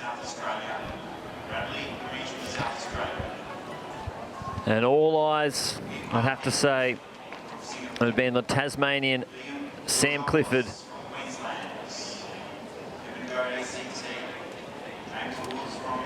I've been looking forward to this one, I must say. There's a whole different bunch of reasons why. Oh, so multiple reasons. Multiple reasons, yes. I have a list. Oh. So, first I'm going to put it out there, as you said, Sam Clifford. Yep. Probably one of the athletes we've been looking forward to see how fast he can go. Can he go sub 8:10? Oh. Meet record's 8:23. I think that's in danger. If he goes for it, that's in danger. Second, Tom Palfrey. Probably one of my most favourite athletes to watch. Been great. Watching him ever since he came through as a young kid all those years ago. And he's definitely an exciting racer to watch. Another one, Jaco Jansen van Rensburg. Probably one of the best names to say in athletics. It's always entertaining. And then coming from New South Wales, there's a whole bunch of quality New South Wales athletes in Offord, Townsend, Cantland. It's just going to be a good race. Oh, definitely. Looking forward to it. Now, some marks that we can put out there. I think it is about 8:22, 8:23 for the meet record. Definitely in danger. The next one, the World Under-20 qualifier, 8:13.50. And then if we want to keep going that direction, the national record for the 3,000 metres, 8:01.26. So he is, Sam Clifford, recently crowned, or recently broke the 5K national record held by Ryan Gregson. That 8:01.26 also held by Ryan Gregson. So let's go through the start lists. Number 1, Cameron Quirk, from WA. Tom Palfrey in 2 of ACT. Jaco Jansen van Rensburg, WA in 3. Eli Baker in 4 of Queensland. Bing En Chiok in 5 from RAS. And there's Clifford. I think he wants those times. He's basically got to run it by himself, and he's chosen to do that. It looks like it's actually settled down a little bit, so it could be good running. Jacob Gross, Queensland in 6. Lachlan Townsend in 7 for New South Wales. Patrick Cantlin, 8 of New South Wales. Brandon Ford, 9 in WA. Daniel Dreyer, 10 in ACT. Thaddeus from 11 from the Singapore team. Angus Thompson in 12 for the ACT. Sam Clifford, 13 of Tassie. 14, Ben Chambers of Queensland. Riley Konecki, South Australia in 15. Daniel Offord in 16 from New South Wales. In 17, Michael Hall of Queensland. In 18, Mitchell Westhuizen in New South Wales. And Samuel Holroyd of WA in 19. And this is the race now. Yeah. It's a race against the clock. And that's the thing. If he can pull this off, that's an amazing effort to do this on your own, out the front. No assistance from anyone else. And I like that he's made his intentions known early. He's like, well, I've got times to try and beat. I'm going after it. You guys can do what you want back there. Yeah. Because I'll see you at the end. Yeah, I'll shake your hand when you finish.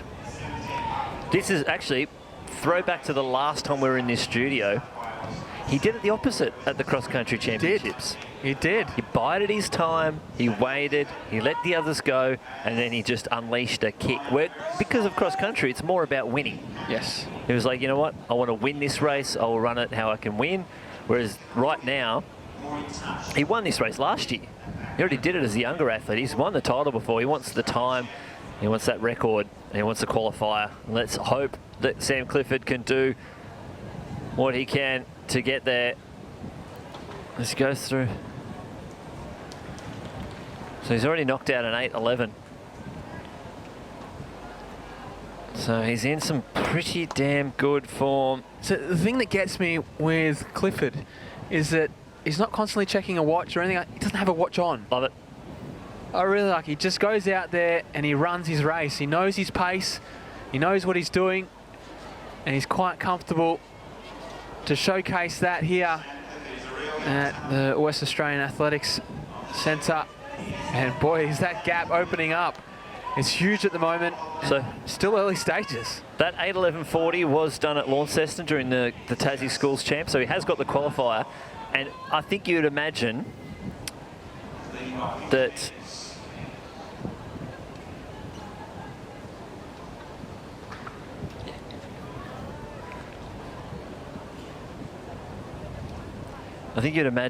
he would have more competition here than there.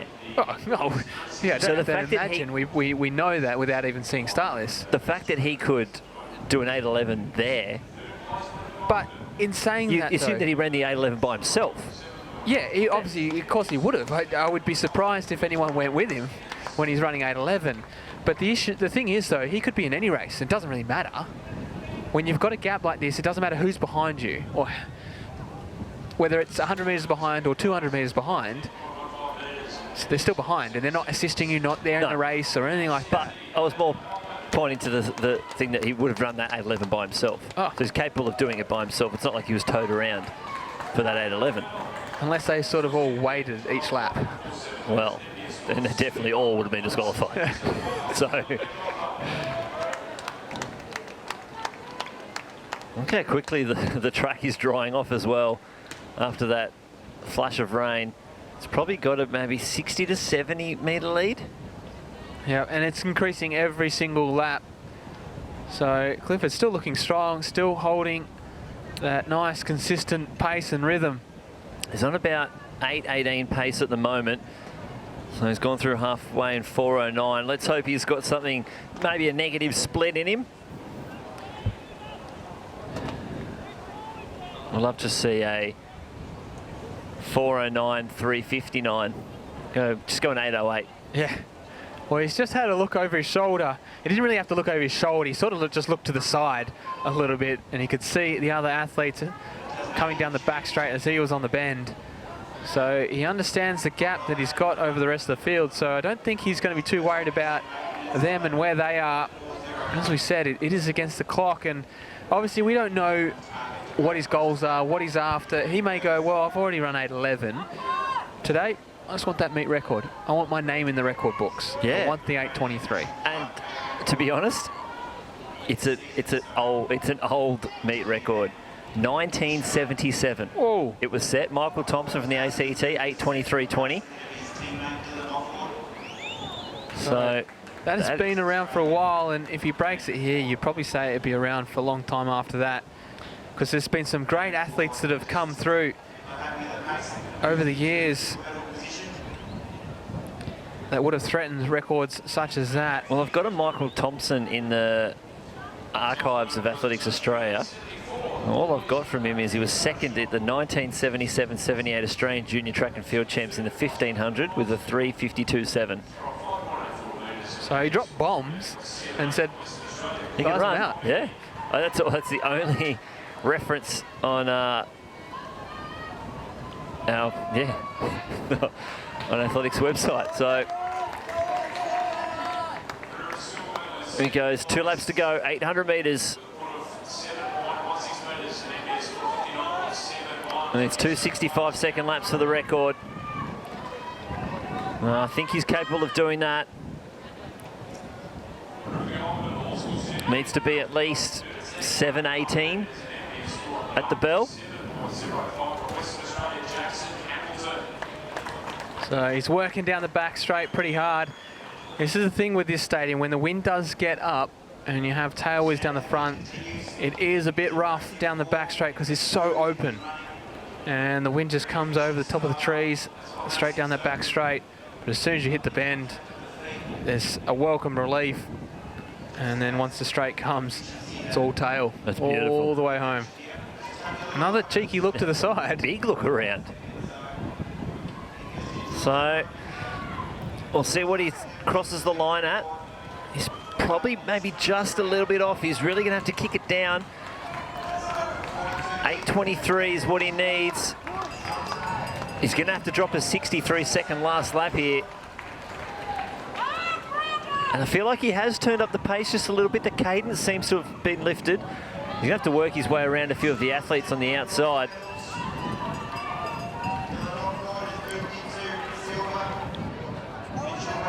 Oh, that's tough work. 45-second last 300.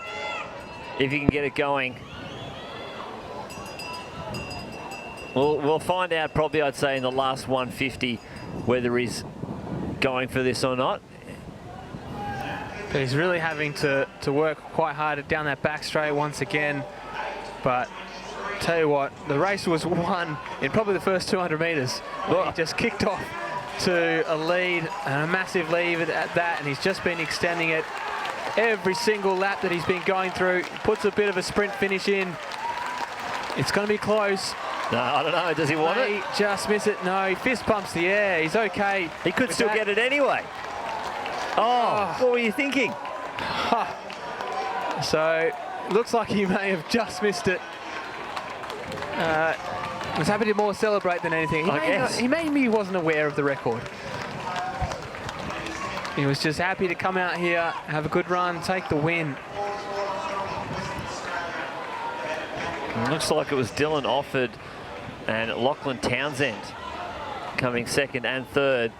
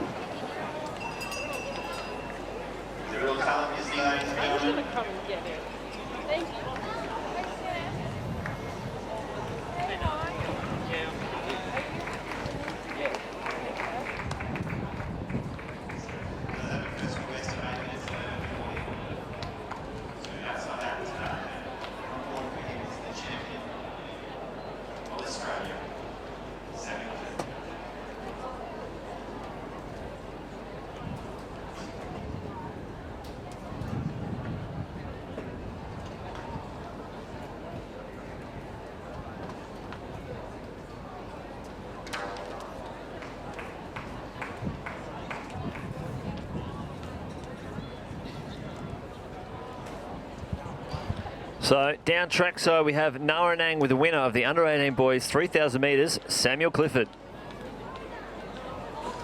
Yep, I'm here trackside with Sam, and I have to ask, were you going for the record today? I was a little bit, but I think the heat got to me today, so we'll get a faster time next time. So. Yes, you mentioned the heat, and you said you wanted it to rain. Was that what was the logic behind that? Well, I thought it would just be a little bit cooler because I'm used to it in Tasmania. So we're used to really crappy conditions, and if it's a little bit cooler, I usually like it a bit better. So I think having it a little bit warmer made it a lot tougher, especially to hold a pace like that. So. Yeah, when I ran my all schools, it was very calm, still day. It was really cold, but yeah, today it was just a bit different story. And yeah, but I'm still happy to get a win, and win's a win. So perfect. And what races can we see you in for the rest of the season? Well, I've got the 1500 tomorrow, and then after that, I'm having a couple of weeks break before the Burnie Carnival. Yeah, so I'm happy to have a couple of weeks break after 15. So. Awesome. And one more question. What were your thoughts on beating Ryan Gregson's 5K record? Oh, any record of Ryan Gregson's is an absolute privilege to, even get close to, let alone beating it. So seeing him go through from the junior ranks up through to the seniors it's comforting to know that I'm in that sort of company or better. So no, but I was ecstatic at Box Hill, and I was, it's on the live stream. But I'm basically a bit of I don't know, I just look really stupid because I've come across the line yahooing, and everyone didn't have a clue what I was yahooing about. But I wouldn't be getting all excited if I didn't break a national record. So but I'm absolutely stoked with. I'm absolutely stoked with that run. Well, congratulations, and I'm sure we'll see many more records fall from you. So congratulations and good luck in the 1500. No, thank you. Back to you guys. Thanks for that. It was good. Great insight to how Clifford's mind's working at the moment. Well, he might have slowed down, but his mind seemed to be racing. Yeah. I think he's given us enough information from more than any of the other interviews that we've had over the last couple of days. But I'm going to put it out there and say it was lucky his race wasn't yesterday. Yeah, if he thought today was hot. Yeah. So the current temperature in Perth is 24 degrees. Oh, jumper weather. A cool 10 plus degrees cooler than yesterday. Yeah.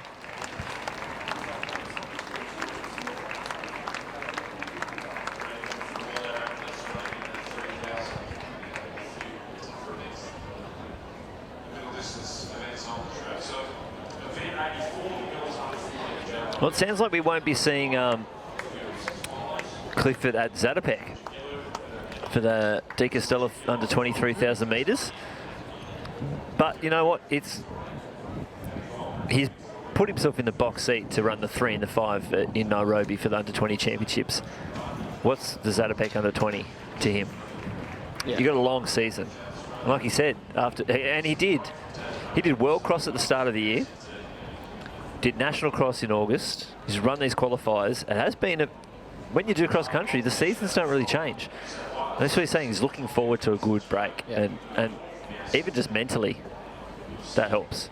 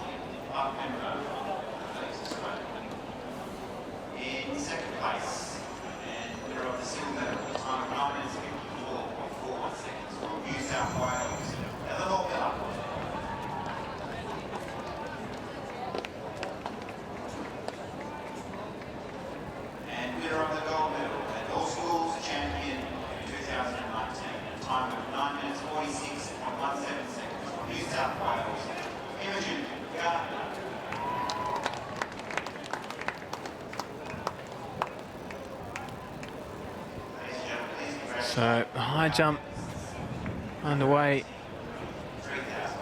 at the moment.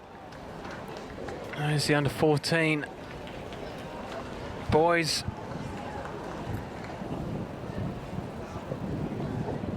So 11 starters out there in this one. Harrison Adams from Queensland, Kiefer Brennan from the ACT, Seth Reed from South Australia, Edward Bailey from Western Australia, Will Manuel from South Australia, Darcy Worthy from New South Wales, Timothy Chan from RIS, Thomas Sims from Victoria, Jack Chapman from New South Wales, Harrison Crichton from Western Australia, and Harry Orr from Victoria. And there's Worthy. He's jumped 178 as a seed, so it's one of the favoured jumpers in this field, along with probably Harry Orr from Victoria, who's gone 185.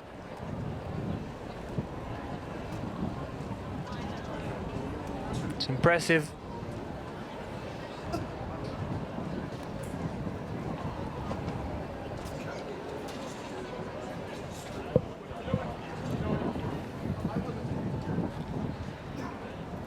So about 9 minutes or so away from the first of our 100-metre heats.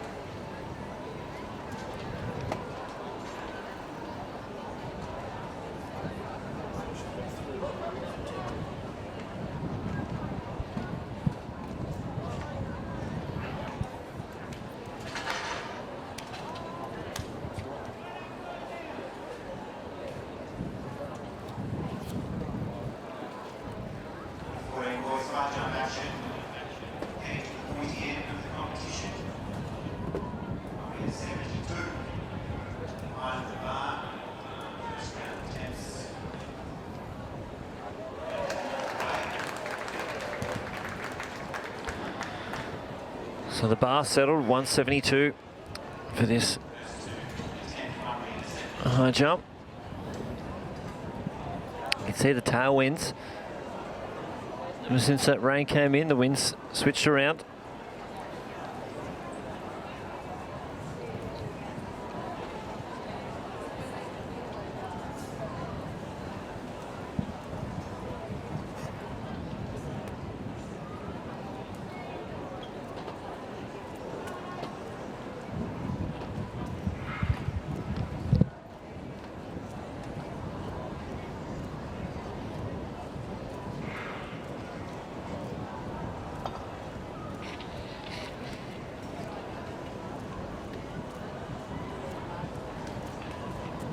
So with his bar at 172, Sims from Victoria, he came in with a seed of 172. So can he go clear? Unfortunately not. We just got a little close to the bar on takeoff.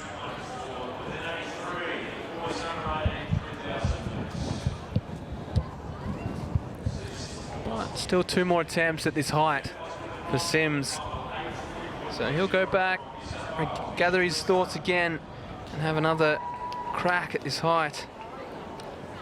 Oh, there's a clearance for the Victorian, Harry Orr.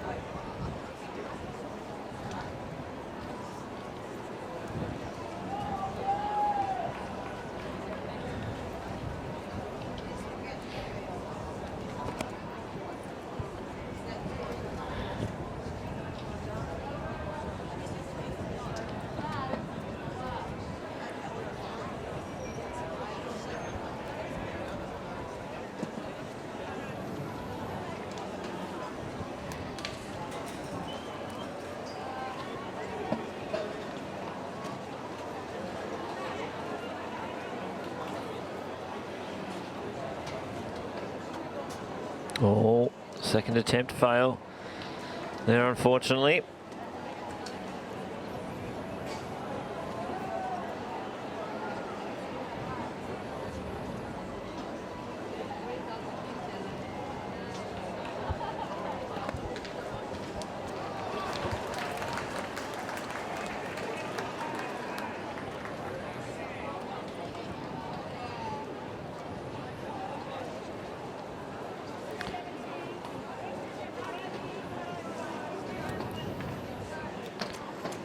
Oh, beautiful clearance there at 172.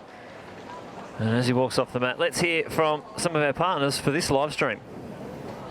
It's time for the 2019 All Schools Championships, where athletes from all over Australia have arrived in Western Australia for a chance to become the national champion.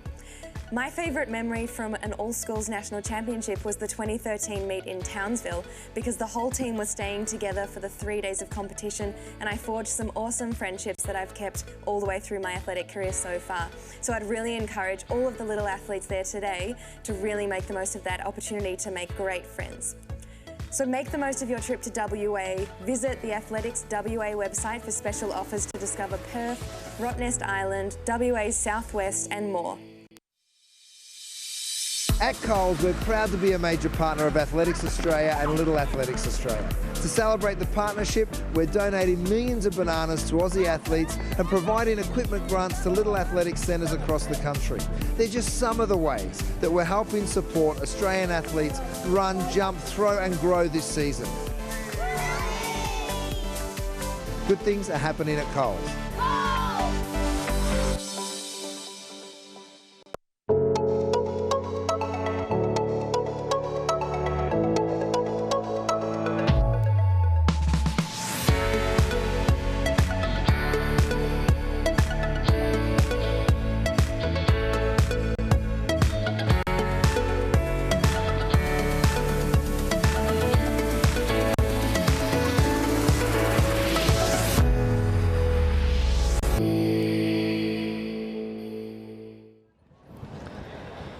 We're back here at West Australian Athletics Stadium. High jump still going on. You can see that windsock, the wind going straight down the home straight. So these 100 heats are due to go in about 3 minutes. They will be getting a big helping hand. The high jump up to 175 now.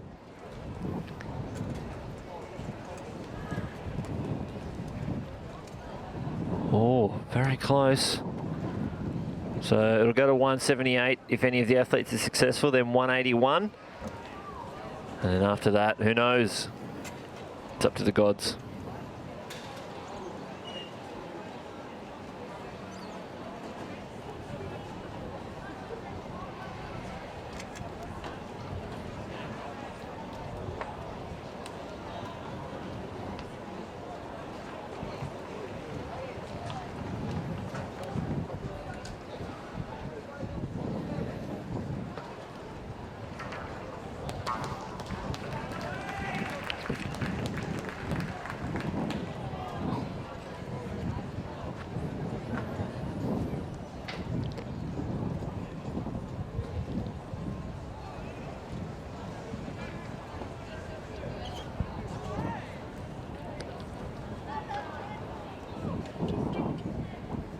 Long walk for those high jumpers to talk to their coaches. That's what happens when there's such a large gap between the outside lane and the fence. Pretty close here. So our first heat, Jennifer Lim from lane 3. Chelsea Scollier from Tasmania, the reigning junior champion this 100. Talia Smith of the Northern Territory. Olivia Dodds, WA. Marley Kinsella from Queensland, Ellen Murphy, New South Wales, and Georgia Lynch, Northern Territory.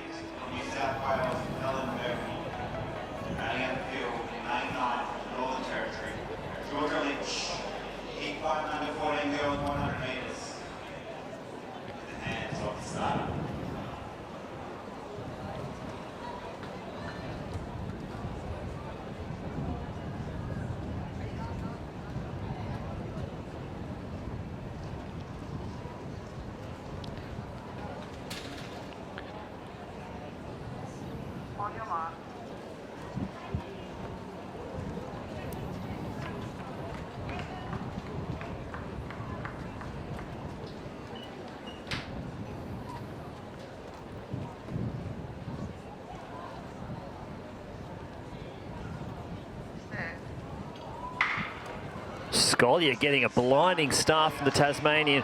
On the outside, Dodds, Kinsella and Murphy fighting it out for the minor places. Here comes Ellen Murphy late. Scollier still holding on as well as Dodds. But Scollier's going to take the line on us there. 12:36 on the clock. With 2 heats, it'll be first 3, so that'll be your 3.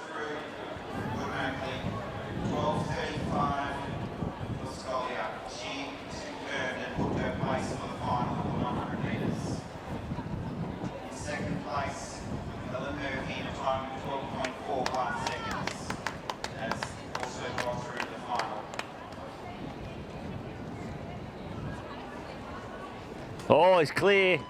175. Brilliant jump. So that'll go up to 178. That was his 3rd attempt there. Running into a strong headwind.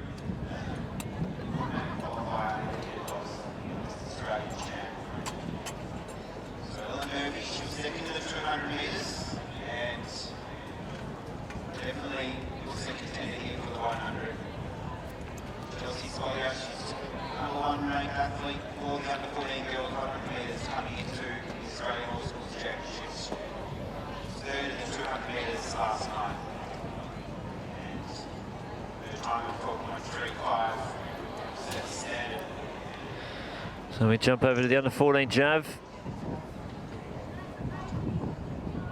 Oh, and a good start using that tailwind.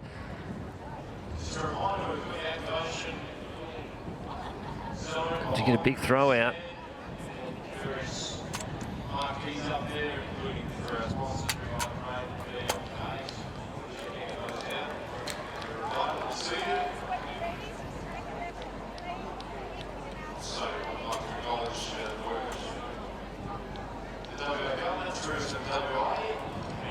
West Australian up next, Sienna Tonkin.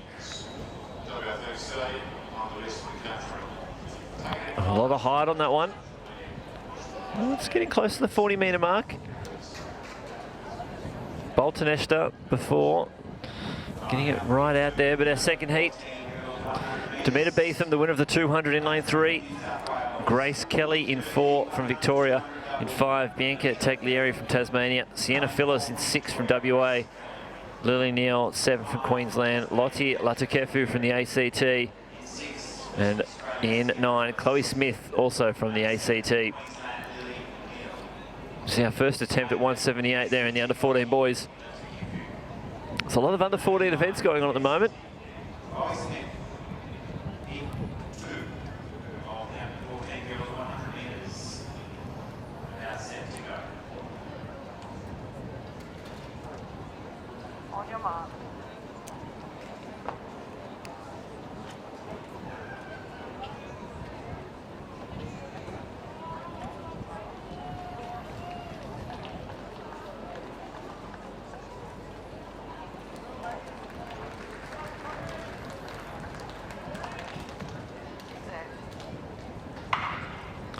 A fairly even start, the West Australian. Sienna Phyllis having a great run. Here comes the Victorian though, Grace Kelly. Watch for Demeter Beetham to come home late, but Kelly's looking strong over the later stages. It's going to be the Victorian Kelly taking it from Beetham. And Sienna Phyllis rounding out your top 3, 12:29, your unofficial winning time. Grace Kelly, she is the contender, Victorian champ, personal best of 12.30, and she's better her PB here in the West. So quality running there. Opening up in these first hundreds. So we will see Grace Kelly through to that final along with Demeter Beetham. No doubting those top 2.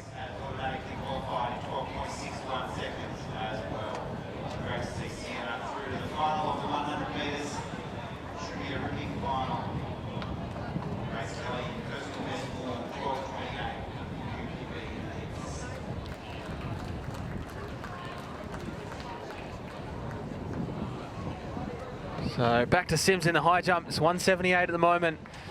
Unfortunately, not able to go clear at that one.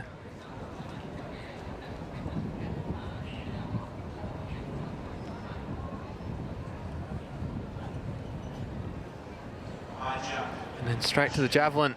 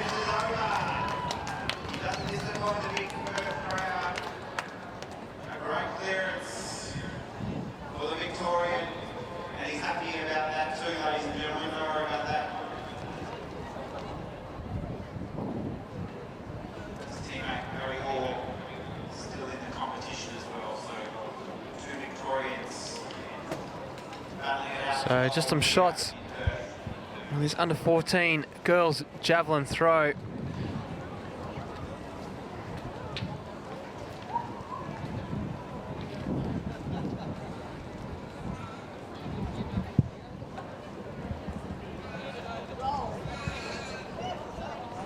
Just waiting for that distance to be recorded. And the official shifts the yellow cone and will be the next athlete's turn to throw. And it looks like maybe Ferguson.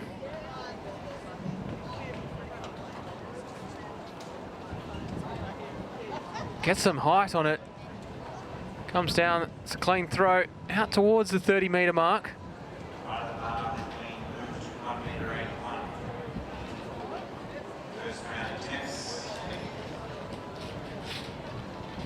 But we're back to the high jump. Bar at 181.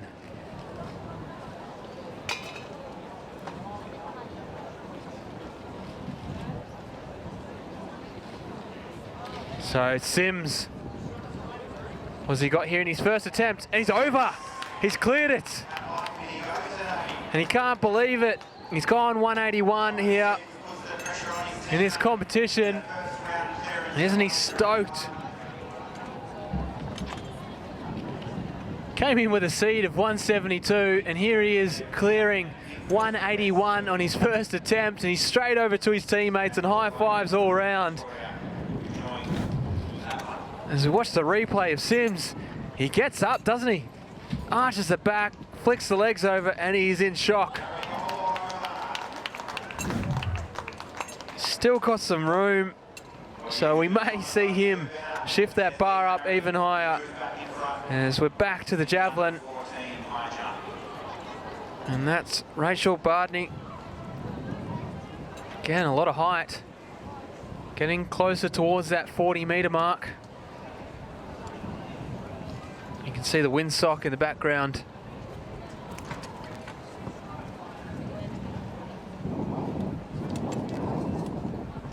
As we move on to Amber Richards from Western Australia.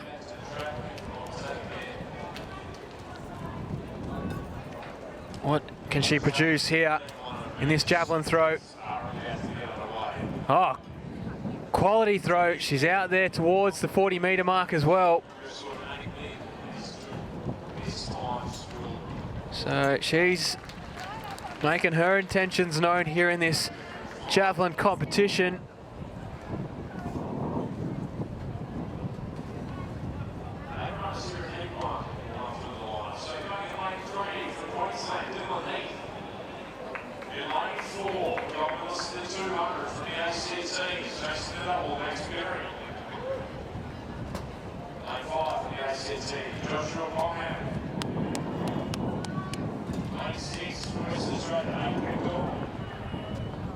So it's now time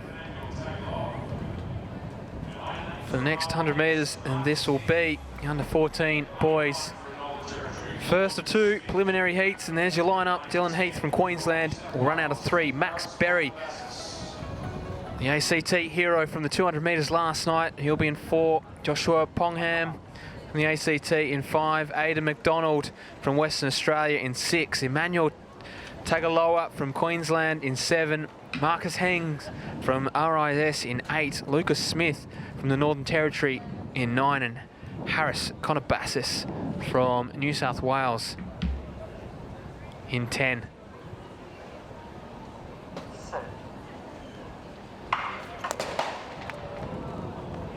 So the officials have seen something. The recall gun's gone. I'll have to wait for the replay to get a better look at this.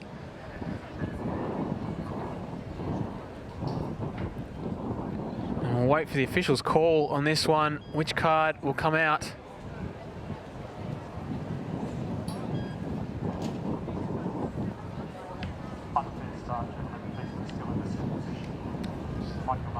So the green card does come out. So they've called unsteady at the start.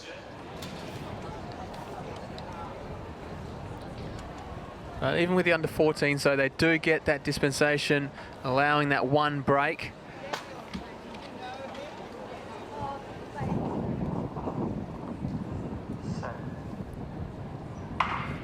So clean start that time, and the Queenslanders in Heath and also Tagaloa running on very nicely, but here comes Max Berry. He was a champion in the 200 metres, and he's going to take out this heat.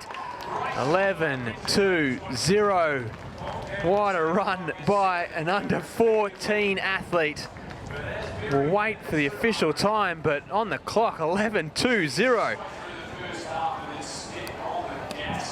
It was a 3.7 wind, so the wind is up, but nevertheless, 11.20. Max Berry is on fire here at the West Australian Athletics Centre.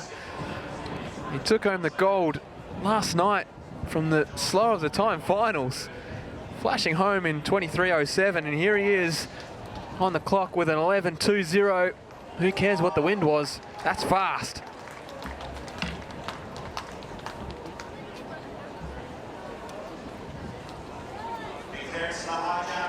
So it really puts the second heat on notice, doesn't it?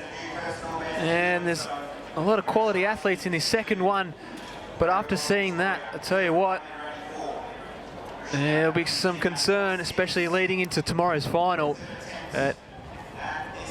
Max Berry has definitely cemented himself as one of the favourites for this event in the under 14 age group. Comes out and he can relax now. He already has a gold medal. As we see Sims again taking another attempt, but that'll be it for Sims, and he's done a great job, hasn't he? He's come away with a 181,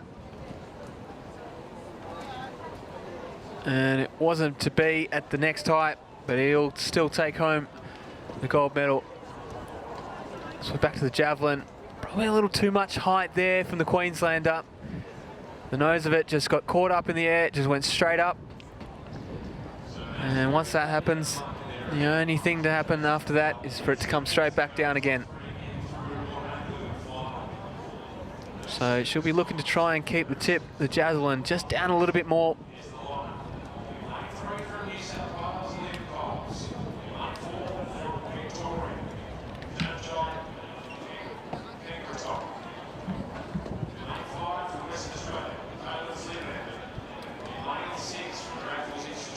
So they're just about to get underway in the second of the 2 preliminary heats. And we'll quickly go through a lineup. In 3 will be Liam Coles from New South Wales. 4 will be Chanatai Kankritok from Victoria. 5 will be Canlan Sealander from Western Australia. 6, Durav Manjov from RIS. 7 will be Tyler Jones from Tasmania. 8, Harrison McLeod, also from Tasmania. 9 will be Max Bossatil from Victoria, and 10, Jean Marie from South Australia.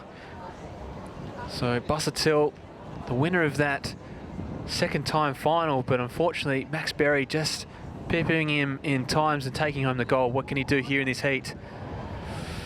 Some more unsteadiness on the start line, and that was Tyler Jones there, just going a little early.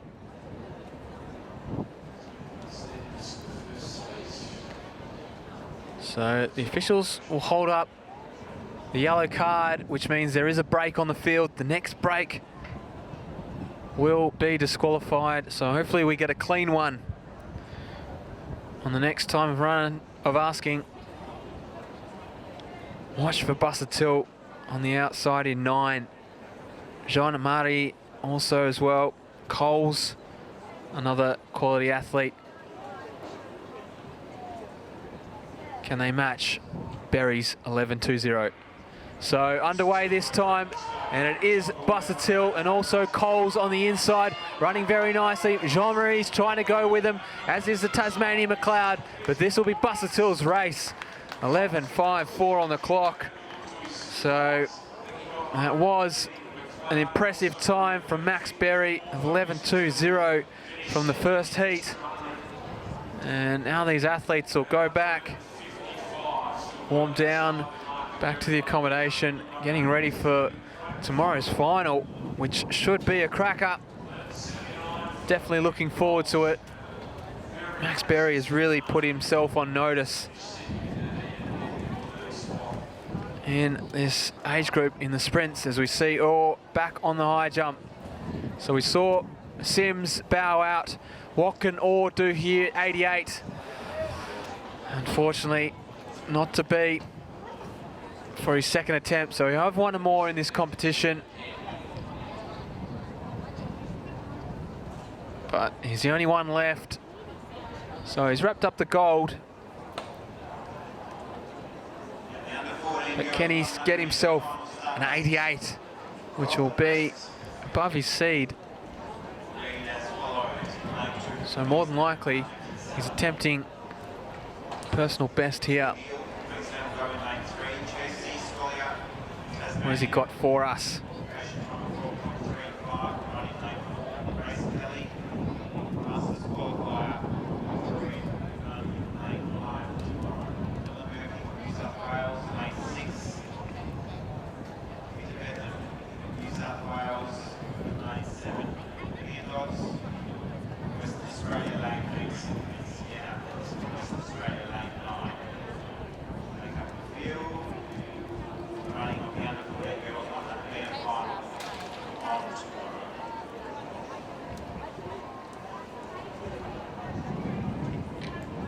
So one last attempt for Orr in this high jump competition, and no, unfortunately not today. He'll still take home the gold medal.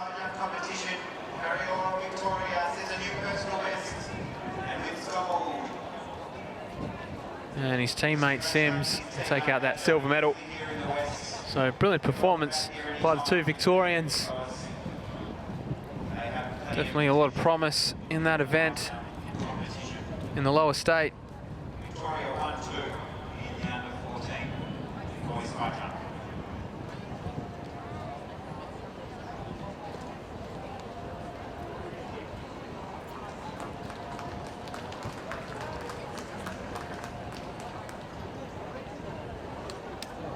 So back to the javelin.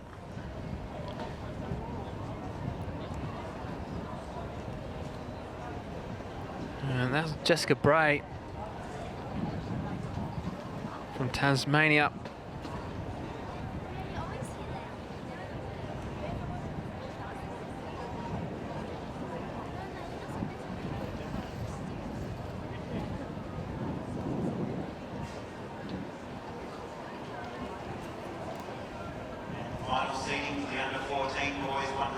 Apologies. This is Bray now on the runway. What's the Tasmanian got? Good height. Just comes down a little prematurely. Probably a little too much height on that one.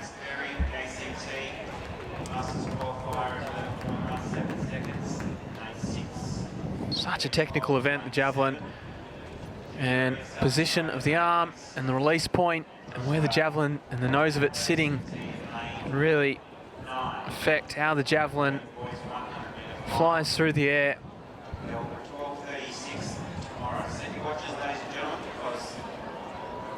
We've had such a rich history in the women's javelin throw. Multiple medalists on the world stage.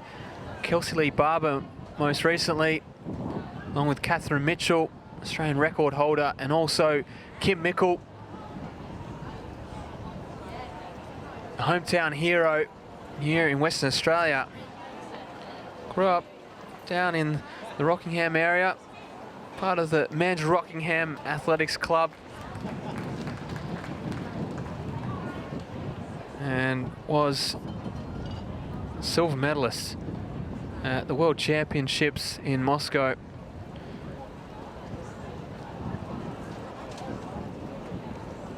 Where nearly the whole Australian team was sitting in the stands behind her as she took that throw to take the lead and the win and the silver medal.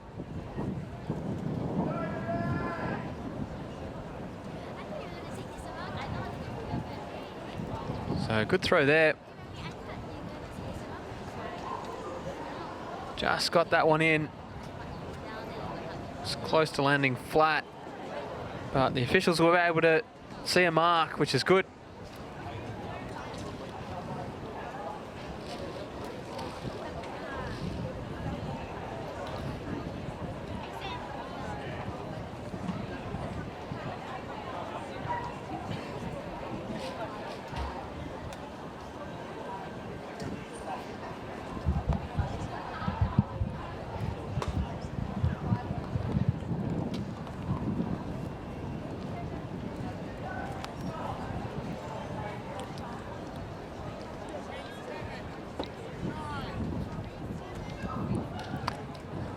So Goody. Charlize Goody from Queensland.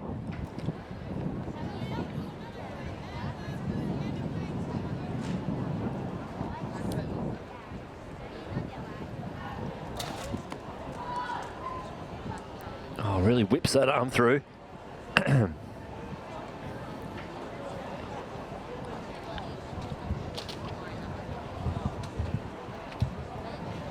I'm not sure what the next track event will be, whether we're having the para heats or not.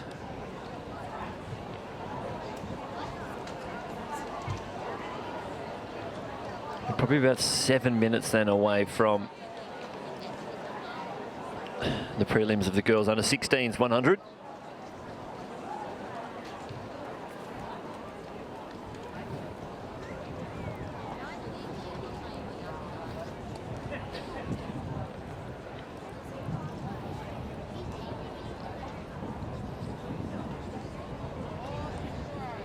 And still looks a bit gloomy over in WA.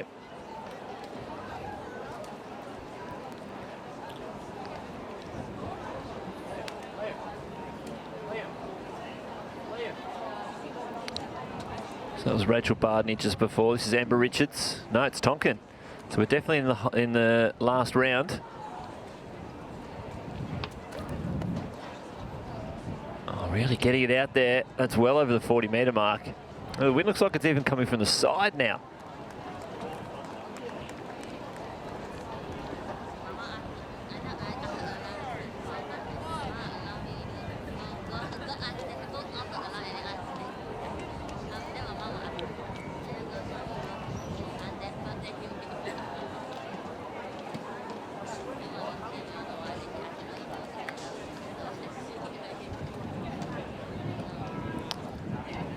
That might have been our last thrower there. Sienna Tonkin.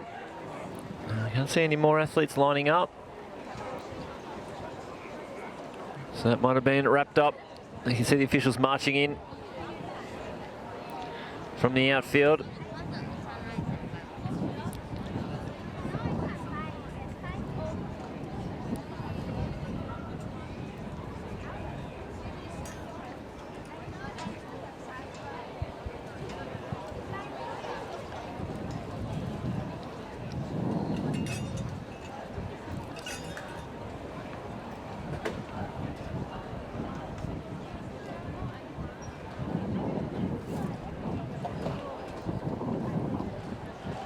So still plenty more action once we get through all of the heats for our 100s at 3:30 local time, 6:30 Eastern Daylight Savings Time. It'll be the combined male-female under 18 5,000 metre race walk final, and then we'll work our way into the 400 metre heats for all of our age groups, then into the 4x100 metre finals, and that's how we're going to finish off the day.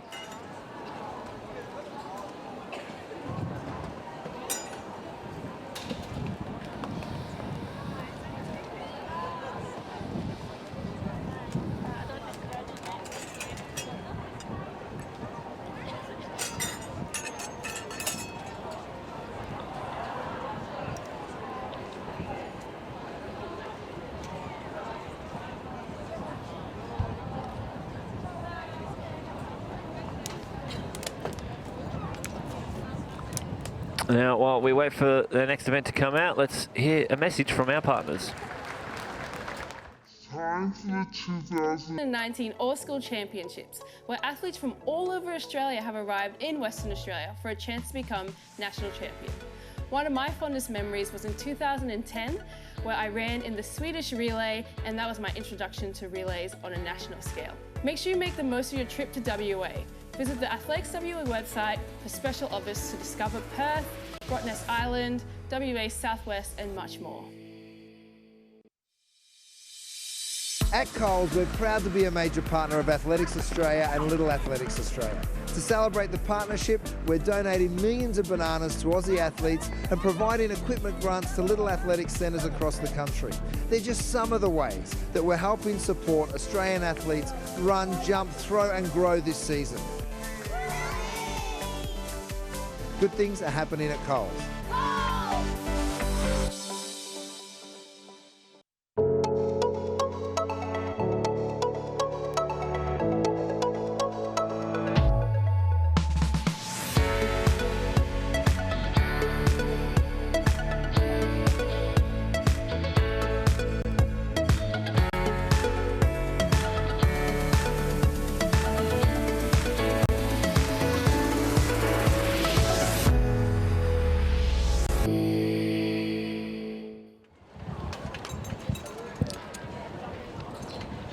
And this is our first heat of the under-16 girls, just getting their blocks set up. So the Queenslanders, Monique Hanlon. She's got all the kit on. Queensland socks.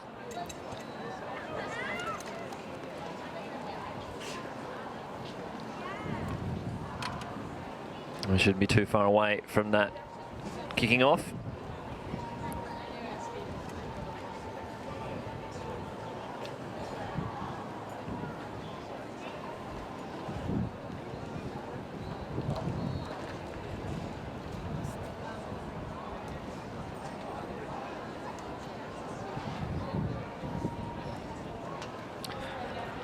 So with two heats, the first three plus the next two best times.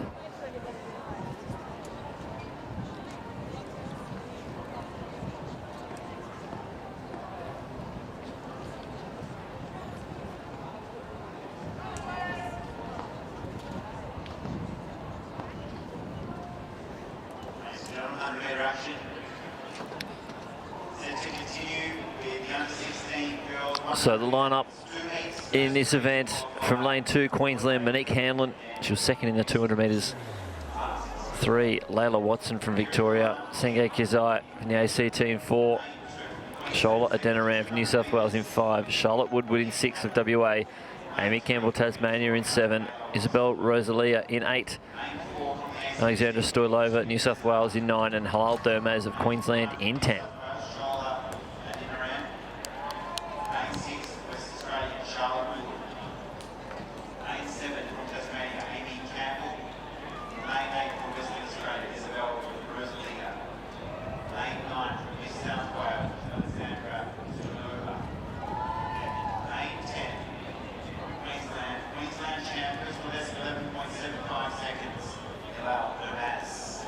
That's the lineup of the under-16 girls 100 metres.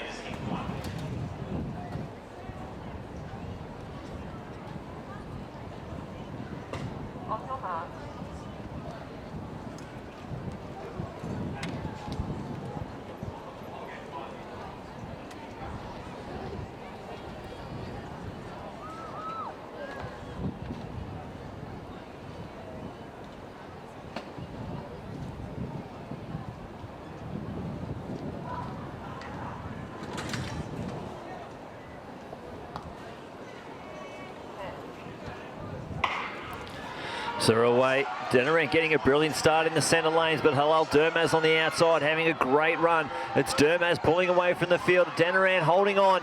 First 3 cross the line will be automatic. Whew. Some fast running. Looks like Dermaz, Danaran and Stoilova, with Hanlon probably crossing the line in 4th, but that could have been a final. Those first 4 athletes there, that is quick. I'd love to see what the wind... Oh, I thought I heard a plus 0.3 then, which isn't too bad.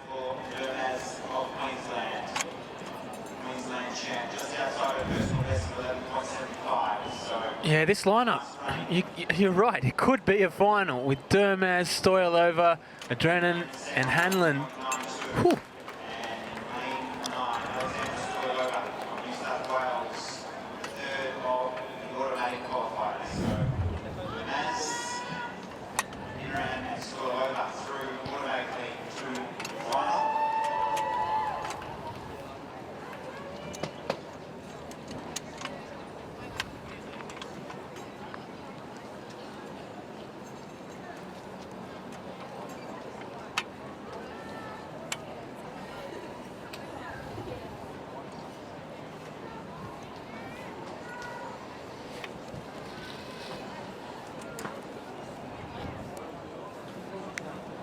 So while the next set of athletes prepare themselves, this is the men's under 18 pole vault competition going on in front of the grandstand.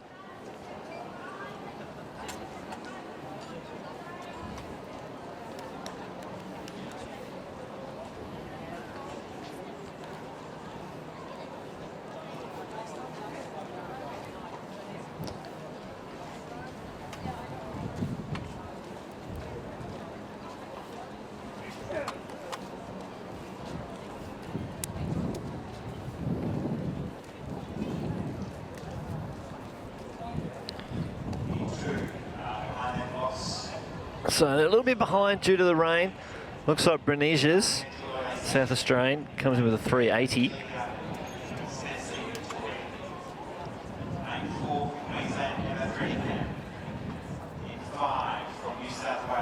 So, just looking at some results. So Max Berry in the ACT in that 14s 100 metres smashed the old meet record of 11:29. It's gone 11:17. Who had the 11:29?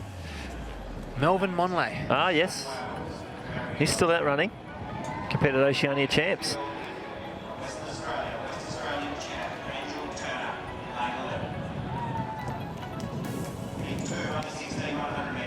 So heat 2 on the start line now. How many lanes do we have across the track here? Down the home straight.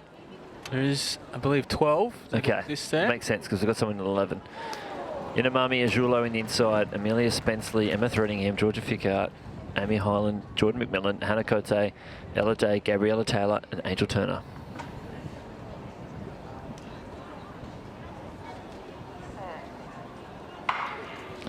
A fairly even start in this second final. Looks like Georgia Fickart getting the best of them though, and on the outside it's Gabriella Taylor. She's tearing home Gabriella Taylor. She's going to take the win here from Fickart and Angel Turner. 12:05 on the clock. She was a medalist yesterday, grabbing the bronze in the 200 metres. So I'm sure we'll see Olivia Inkster, who took out that 200 metres. She's probably going to be lining up in that 400 a little bit later, which is the joy of the... Which it's strange, actually. Normally the 200s last, and then you see the winner of the 4 and the winner of the 1 run the 2. And this time, they run first, and then they just disappear. They don't race each other again. So it sort of takes the excitement even more away from the 200. If you have it first. It's an interesting.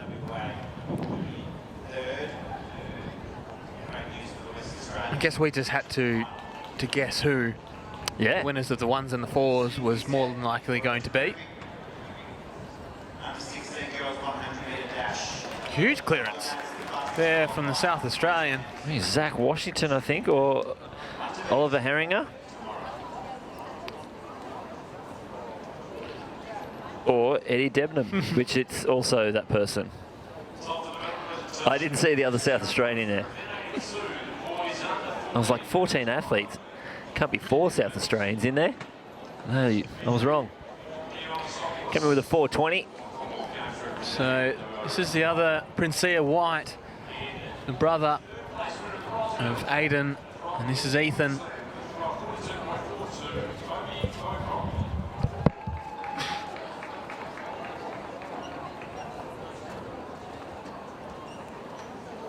Second place winner of the silver medal with a throw of 55.95. South Australia, Peter Carter.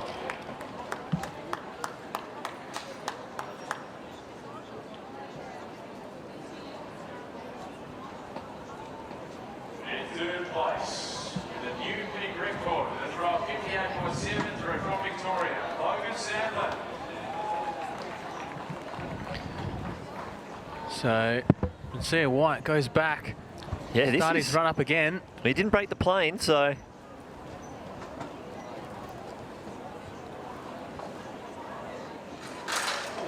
No, not happening today. Not sure what attempt that was, though. But he wanted another crack at it, that's for sure.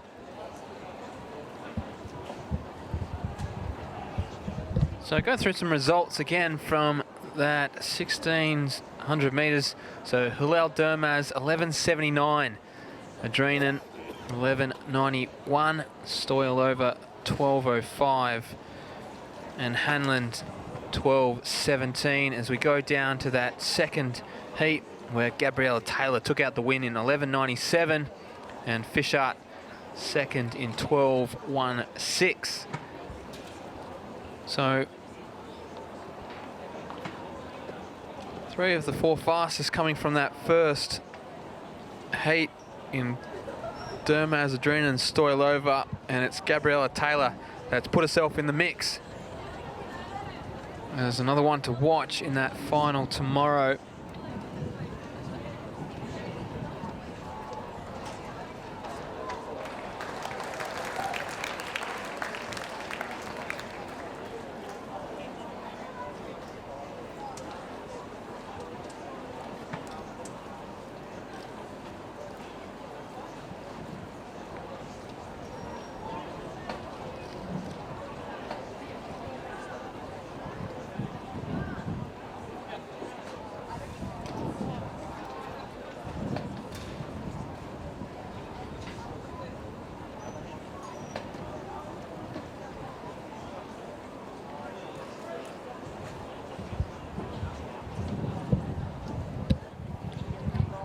Now, last time I looked, it looked like this bar was at 4 metres. Is that right? It was. It still is. Oh, huge clearance there from Princea White. Well, they've changed their specs. It was never meant to hit 4 metres.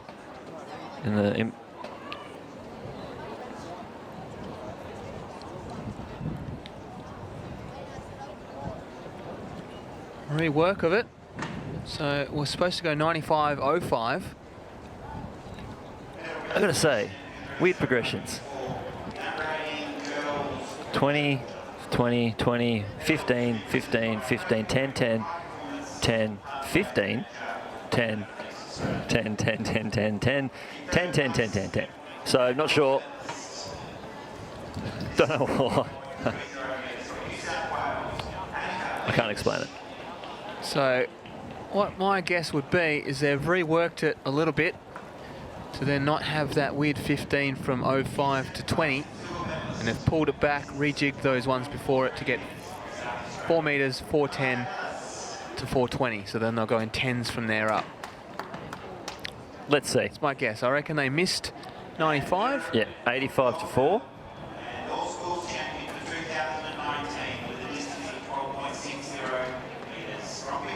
That's a guess. Ah, it's as good as mine. Well, that's better. You were wrong the first time.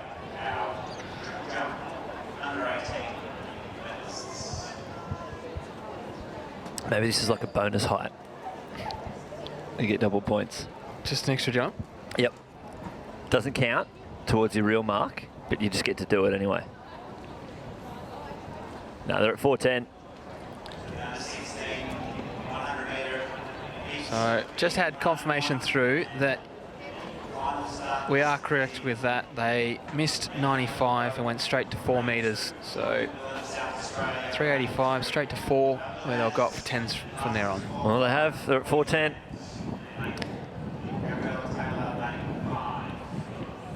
So it looks as though, yes, all the para hundreds have just gone into straight finals. So the next event on the track will be the boys under 16 100-metre heats in 14 minutes.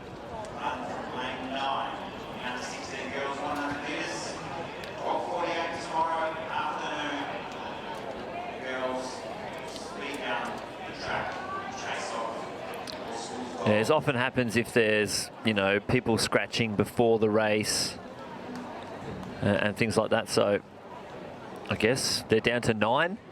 That makes sense.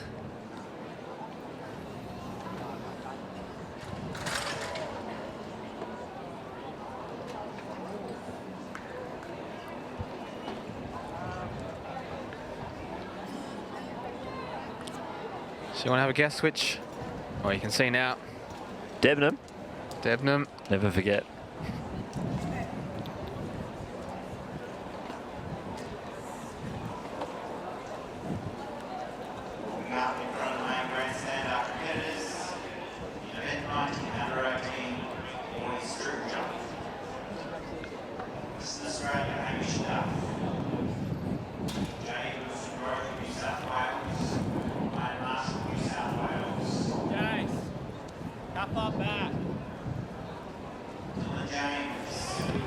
Yeah, this men's under 18 triple jump in front of the home crowd.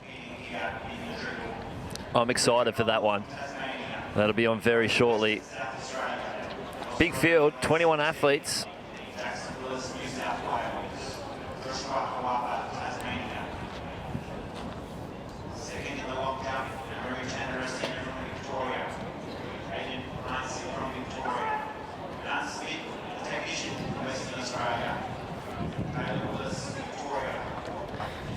So, well, as we see one of our athletes just run through the pit, Nara Nang has found someone we were talking about a lot before, Emma George, with one of the athletes from the most recent, that under 16 pole vault, Austin Vincent. Nah. People, Emma and Austin. Emma, for those at home that don't know about you, could you share a bit about your incredible journey? Well, I was a pole vaulter, so I started vaulting in Victoria and then came over to Western Australia, so broke 12 outdoor world records, and it was really interesting because I started jumping. There weren't a lot of females jumping, and it's really nice now to see so many girls jumping. It's great. So yeah, I moved over to Western Australia to train for Sydney Olympics, and we ended up staying here and had our kids, and now Austin's just started pole vaulting. Incredible. And I want to ask you one question. You did your whole career in joggers. That just blows my mind. Yeah, can you tell us a bit about that? Oh, well, I broke the world indoor records in joggers because I was on boards, but when I was competing on the track, I wore spikes. Yeah, so it was probably just those indoor records in joggers. Incredible. And Austin, your mom's an incredible pole vaulter. Did that have an influence on you doing pole vaults? Yeah, without my mum, I probably wouldn't be doing it. Awesome. And what's one piece of advice she's given you? She told me never to let go. Never let your top hand go. It's probably some good advice in pole vault. Awesome. Well, do you have any advice for the next generation coming through, or just, yeah, any tips you'd like to share? Look, just do events that you love doing. And I know Austin, this is his first all schools, and he's only just started pole vaulting, and the boys were jumping, you know, the winner jump sort of 2 meters high, but it's really a great opportunity to come and learn, especially for Austin, like a major championship like this. You've got the call rooms, you've got your warm-up time, and that's exactly what happens in an Olympics. So it's great at this age for them to come in and also meet other athletes from across Australia. Austin, it's like the inverse. I started jumping with just males, and I was the only female, and now Austin, what happens on the track now? Well, I'm the only boy, so I have to jump with the girls. So we've done the full circle, and I love that, and it's really nice. It was great sitting in the stands today.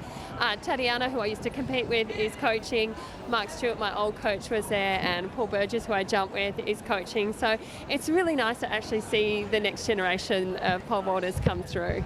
Awesome. Well, thank you so much for sharing, guys, and all the best with your future career. Well, thank you, Nah, Austin and Emma. It's just a smorgasbord. It's a who's who of pole vaulters in the stands today. Fantastic here at Perth Athletics Stadium.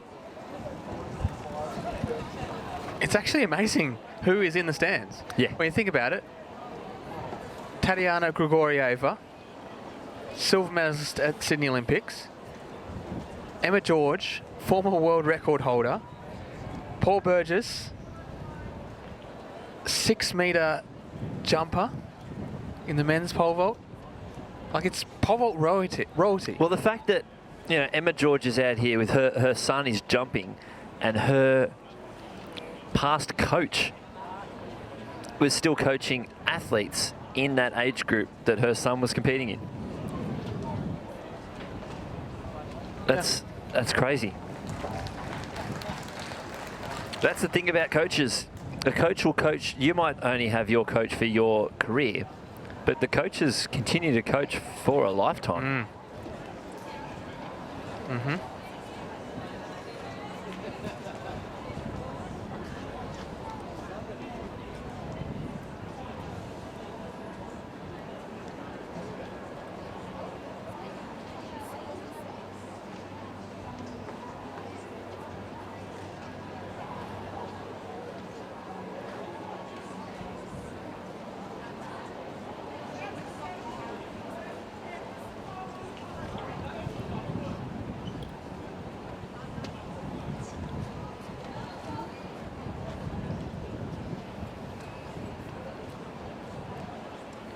This looks like Edo's.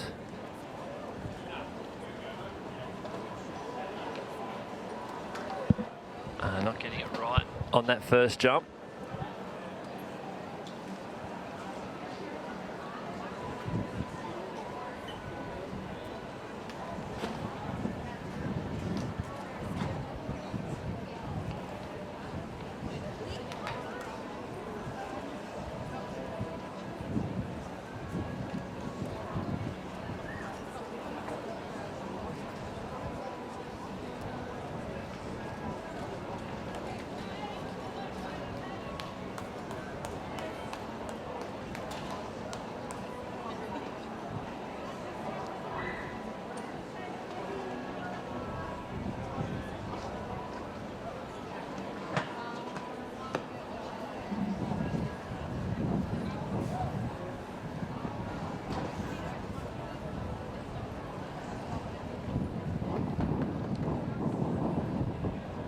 No, didn't like the approach there.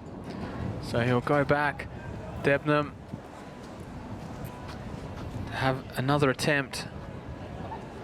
We're starting to creep up in the height here, so you want to be sure and confident when you're approaching the box that where you're planting the pole is correct, because once you commit to your jump, that's it. You've got to stay with it.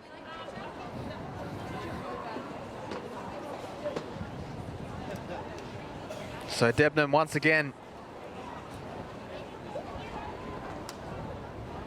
Oh, over. That is a classy jump. So he did well to go back and reassess himself, just to compose his thoughts and be ready to attempt it again. But what a jump there by Debnam. He's equaled his previous comp seed height. Thankfully, we're not at the pole vault anymore. Nolan hasn't forgot his pole. I was getting a bit worried. He was just standing up the edge of the runway without a pole. So Jacob Nolan from Tasmania in this under-18 triple jump. And now back to the pole vault. With Princea White once again at 420. Oh, huge clearance. Huge clearance. He has gone 65, so 20 is just a mere formality for Princea White. We'll definitely see him feature tail end of this competition. Well, he needs to improve on that PB because his brother's getting too close. He's getting a lot closer, and I'm sure there's a bit of banter going on in that household between those two. If there isn't, there should be.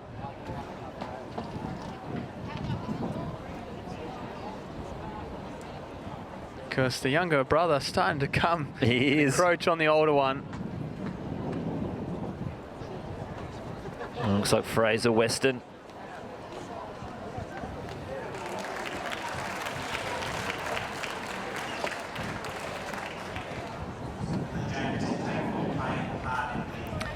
We're only a few short jumps away from Aiden Hinson, who was a feature athlete in the studio only a few short days ago on Wednesday before these championships. The under 16 national record holder.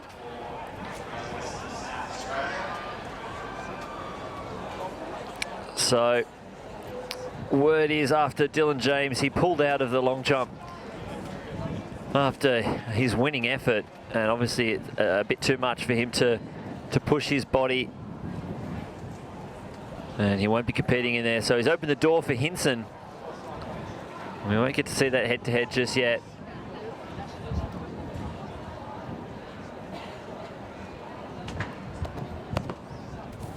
Oh, big jump there from looks like Jackson Willis.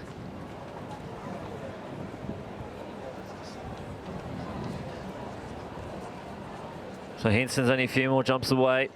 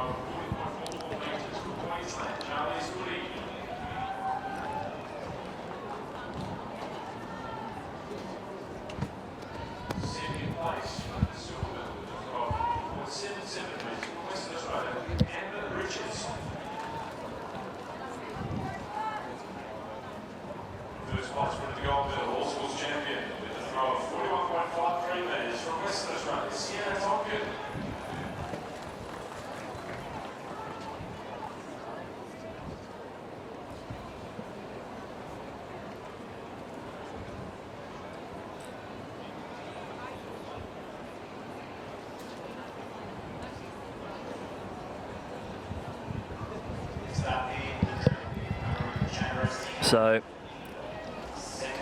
Amiru Chandrasena on the runway now. Next jump will be Aiden Hinson, the under-16 national record holder.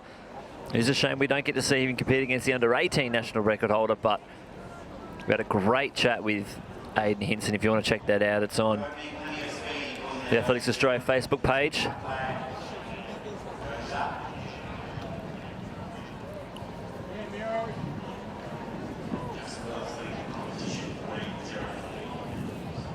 So,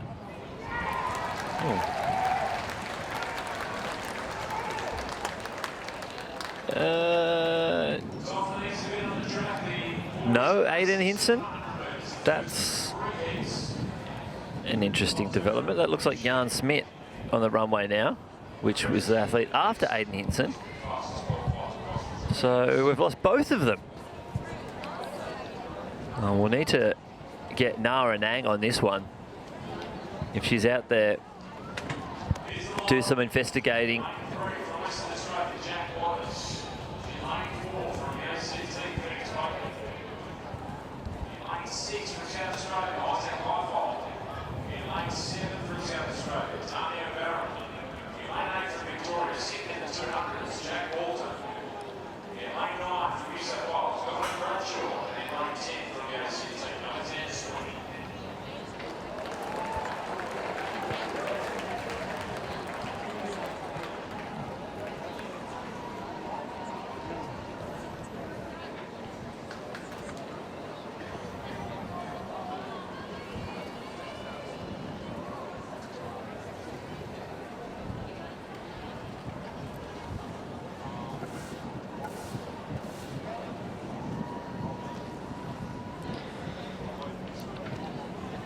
So the first heat of 3 of these 100 metres for the under 16 boys.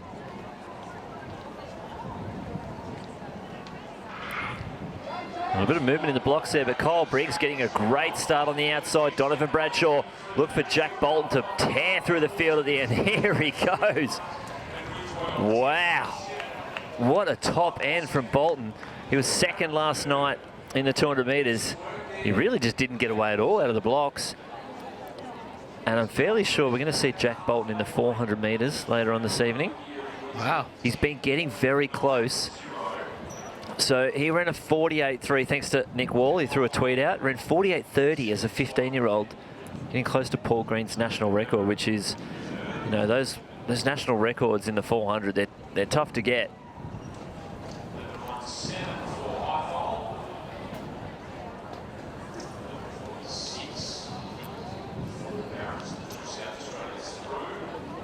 Okay, so this is really going to throw a spanner in the works. Thank you, Nah, for the information. They're still in. They've decided to forego the order that we all have in front of us and jump all the 11-metre jumpers first, those off the 11-metre board, and then jump all the 13-metre board jumpers. And because we don't know who's what, it's just random. Doesn't help us. No. So we're going to have to keep an eye out, I guess.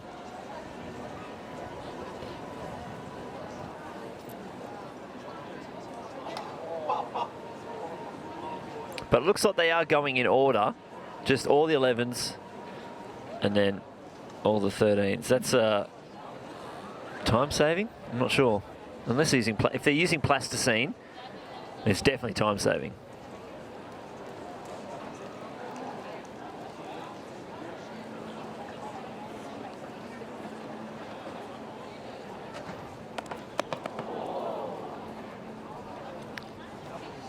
Just buckling under himself a little bit there.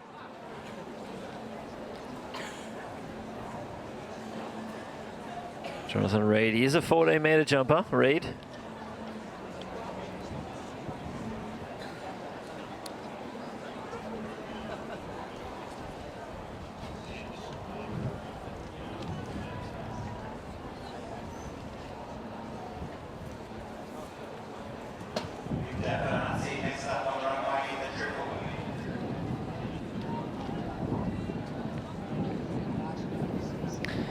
Victor Fadahunsi with a 13.09.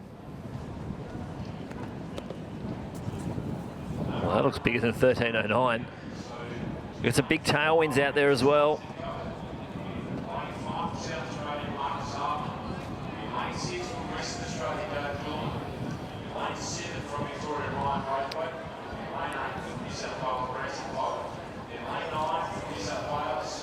So you can see in the background, second of three preliminary heats here in this under 16 men's 100 metres in the lineup.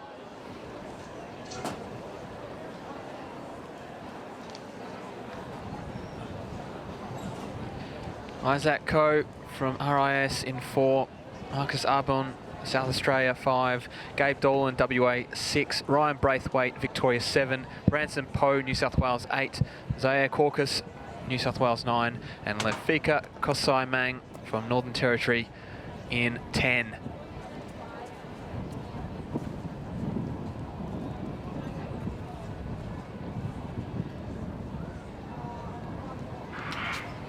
So you'd say the start was with the Victorian in Braithwaite in the middle, and here comes Branson Poe from New South Wales. He moves past Braithwaite.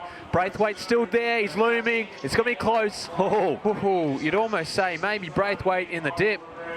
Branson Poe just sort of sat up a little bit towards the final stages of that race, and Braithwaite, I reckon, has just got him on the line.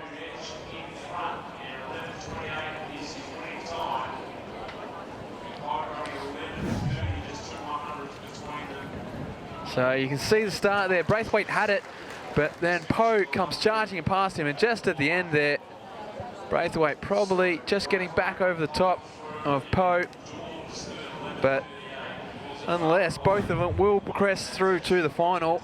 It will be top two, the next fastest after that.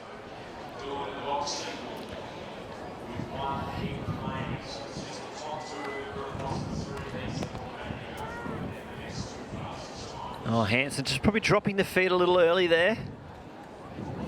It's good to get one out early. Oh, and there is Braithwaite. Poe, he didn't want to dip, did he? He was like, you know what? It's just a heat, brah. Yeah, not worried about it. But Braithwaite now has bragging rights. I've got your scalp. And it is literally in the last 10 centimetres, 20 centimetres.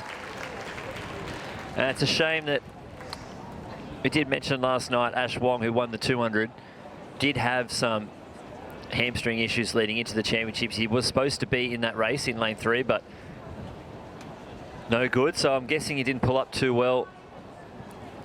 It's probably, honestly, lucky for him that it was one race.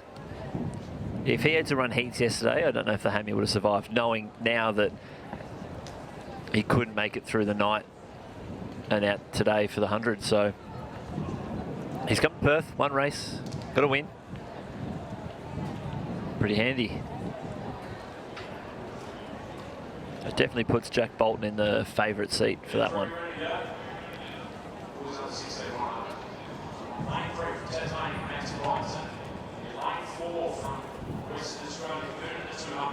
Big jumping there from Daniel Bartholomaeus.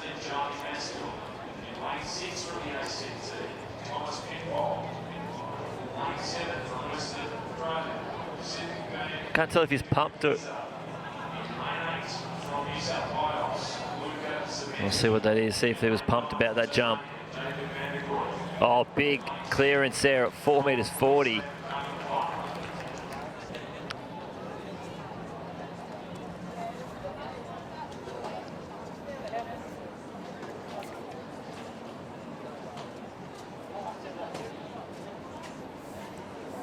So, final heat of 3 here. Max Bridson for Tassie in 3. Jordan Blaze Lightbourne in 4. Charlie Maskell 5. Thomas Penfold 6. Pacific Tufiti Makiza in 7. In 8, Lucas Szymanski. 9, Jacob van der Krauff. And in 10, Caleb Clark.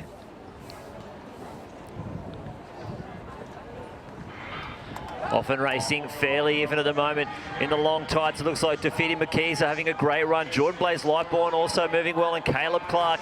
So it's those three out in front. Close between it. It looks like Lightbourne, Clark and Tufiti Makiza. 1, 2, 3 in that last heat.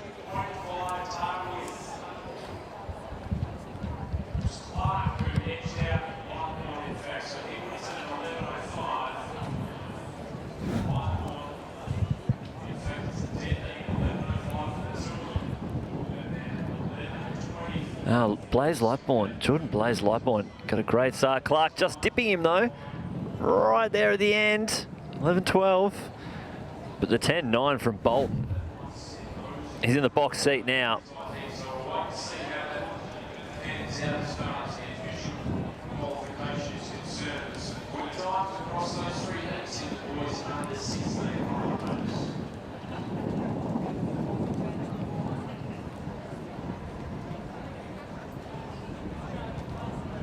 Yeah, so you can see now they're moving the board out to the 13, so they are replacing the plasticine.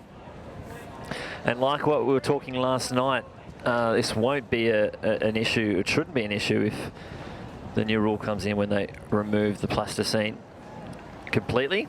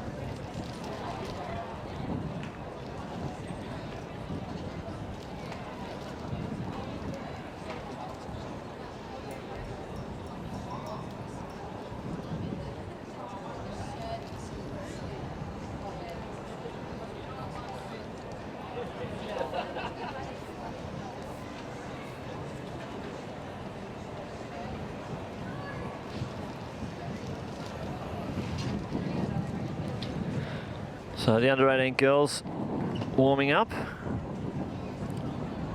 Just a couple of breakouts. 2 heats. Debenham, not today on that attempt.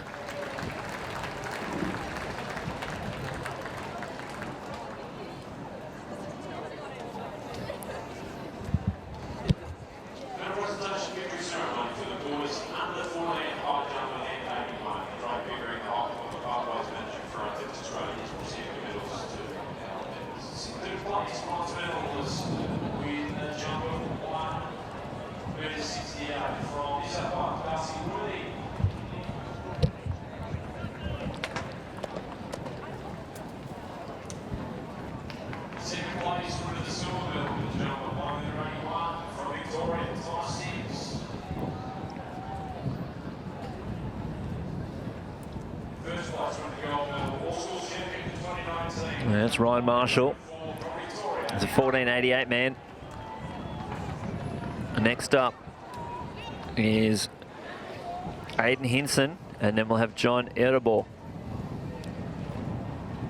Ladies and gentlemen, time now for the introduction of heat 1, the under-18 girls 100 metres. In lane 3 from the ACT, Molly Sturgis. From Victoria, lane 4, Kiara Santiago. In 5, Western Australia's Chanel Myberg. Lane 6 from South Australia. Here goes Hinson. In lane 7, the under-17 national champion, the of the 200, Taylor Crumpton. Oh, big jump. Looks pretty happy with that. Can you get another 15 metre out?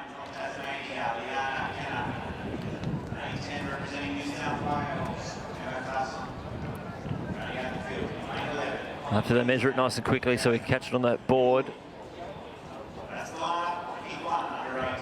Well, they've given him a foul, unfortunately. So, first heat of the women's under 1800, Molly Sturgis, Chiara Santiglia, Chantel Myberg, Casey Waterhouse, Taylor Cruttenden, Amelia Finger, Liana Kenner, Emma Klassen, and Jasmine Muley. Cruttenden, the 200 metre champ, in the centre lane.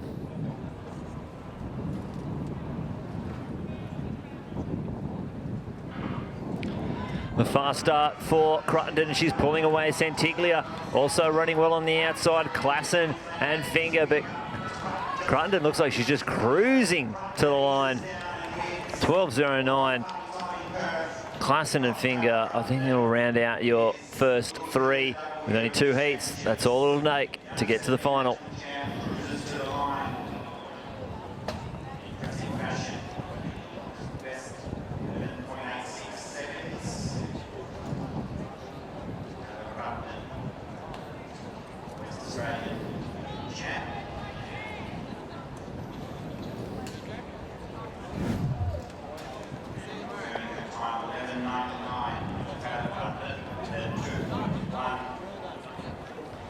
Yeah, Cruttenden just looking very casual there over the later stages. Klassen probably just maybe dipping her on the line, and Finger in 3rd place. There goes Princina White. 450. Oh, over easy. So him and his brother both cleared 450 today.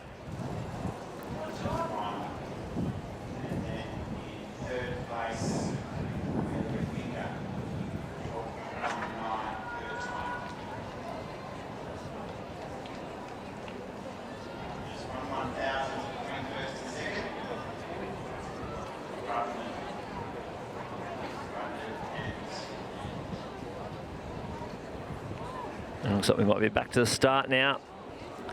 Hamish Duff.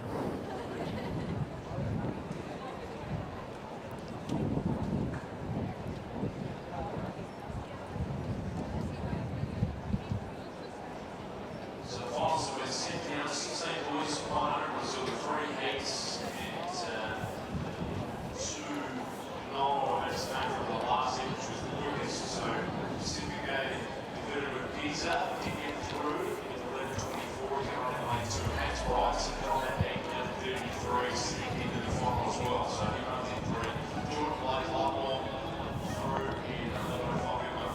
Now this is your star list for the second of our heats. Tegan Berry in 2. There won't be a Sophie White. Greta Andrews 4. Holly Abbey 5. Udo in 6. Grace Hewitt in 7. Mietta Russell 8. Brianna Simmons 9. Nelly De Silva 10. And Olivia Reynolds in 11.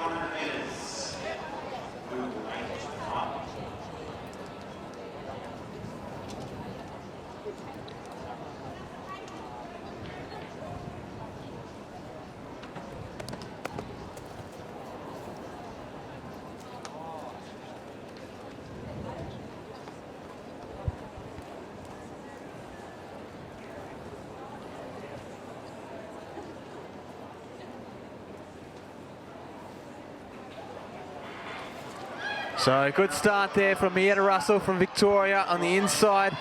It is the New South Wales athlete in Berry going along very nicely. Here comes Grace Hewitt. She goes past Mietta Russell, but it was the inside in Tegan Berry who takes the win there. 12:29 on the clock. Russell with the better of the starts.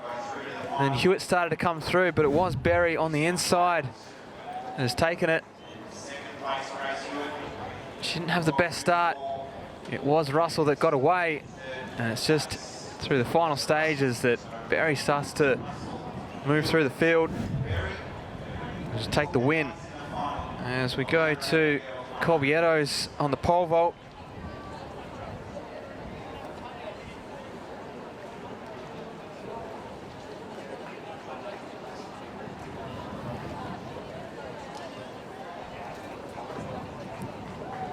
Just running through.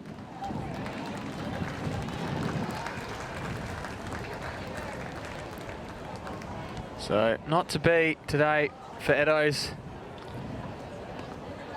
And there's Duff.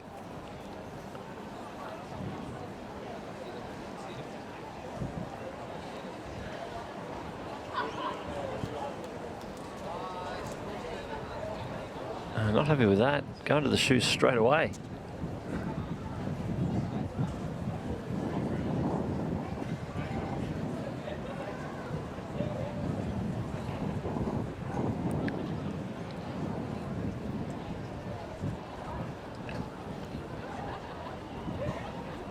So Woods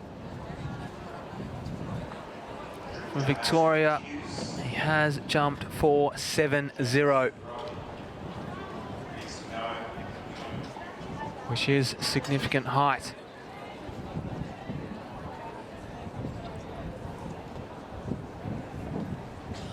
Came in with the highest seed.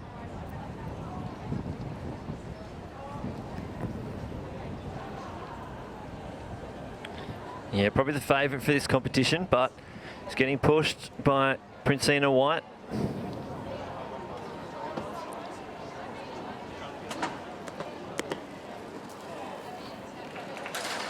Oh, just didn't get the push off it. Got to the top. Didn't look like it felt fun. There's definitely a big battle going on in this pole vault competition. And we did see Eddowes bow out, but does walk away with a PB and another state record. That's got to help. Racking them up. It's got to feel good. Yeah. When you put all that together, the hurdles that he's done, the long jump, the pole vault, it's making out for a pretty good decath, I'd say. He's making his own decath here at the All Schools. And the beauty of it all, though, is that he's good in the high-scoring events. Yes. The ones where it makes the biggest difference. It's got to help. Now we're about 15 minutes away from the heats of the under 18 100 metres.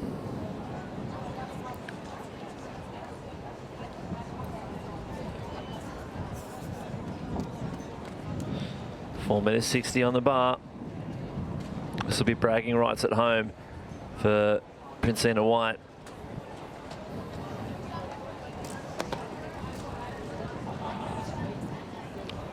It's probably for whoever can get shotgun in the car.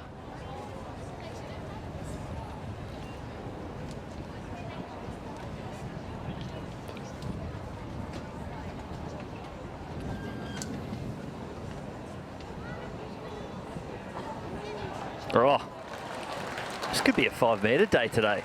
Whoa.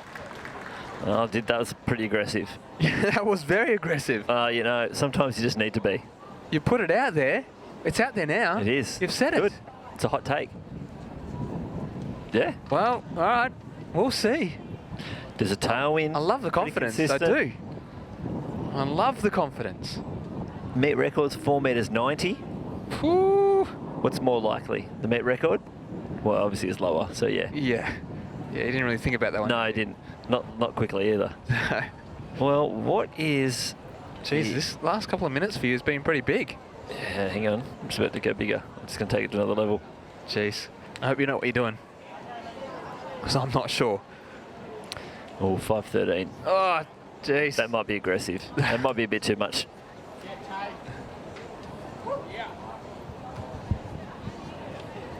I hope you're right. I'd love to see it. Be fantastic.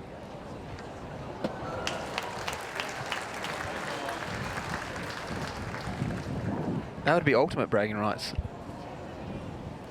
for Princina White. And if he could knock out, so 5.13 is the World Under 20 qualifying mark. So look, 4.90. Oh. 5 metres. 5.13. Logical steps. Well, Woods is looking good. Has he got the goods? Wow. Time will tell. Yeah, will.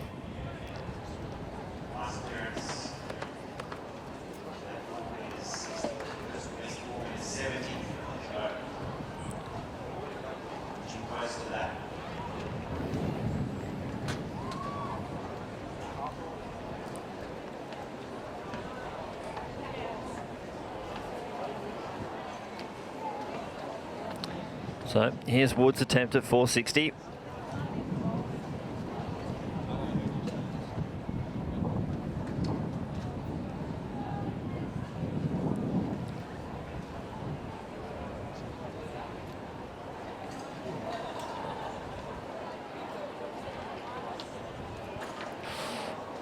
Just hitting it with his feet on the way up. So the first to have a crack at 70. We'll now shift to Princina White, see if he can get himself over the bar. Well, this is potentially PB territory for Princina White. So we go to Willis in the triple jump.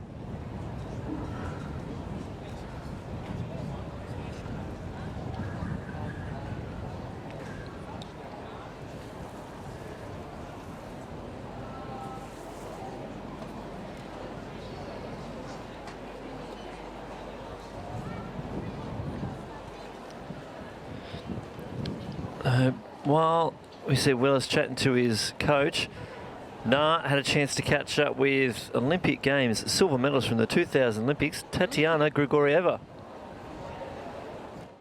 Hey guys, I'm here in the stadium with an incredible person that I have the privilege of knowing, but also if you're an athlete, I think you would get so much from having a conversation with her.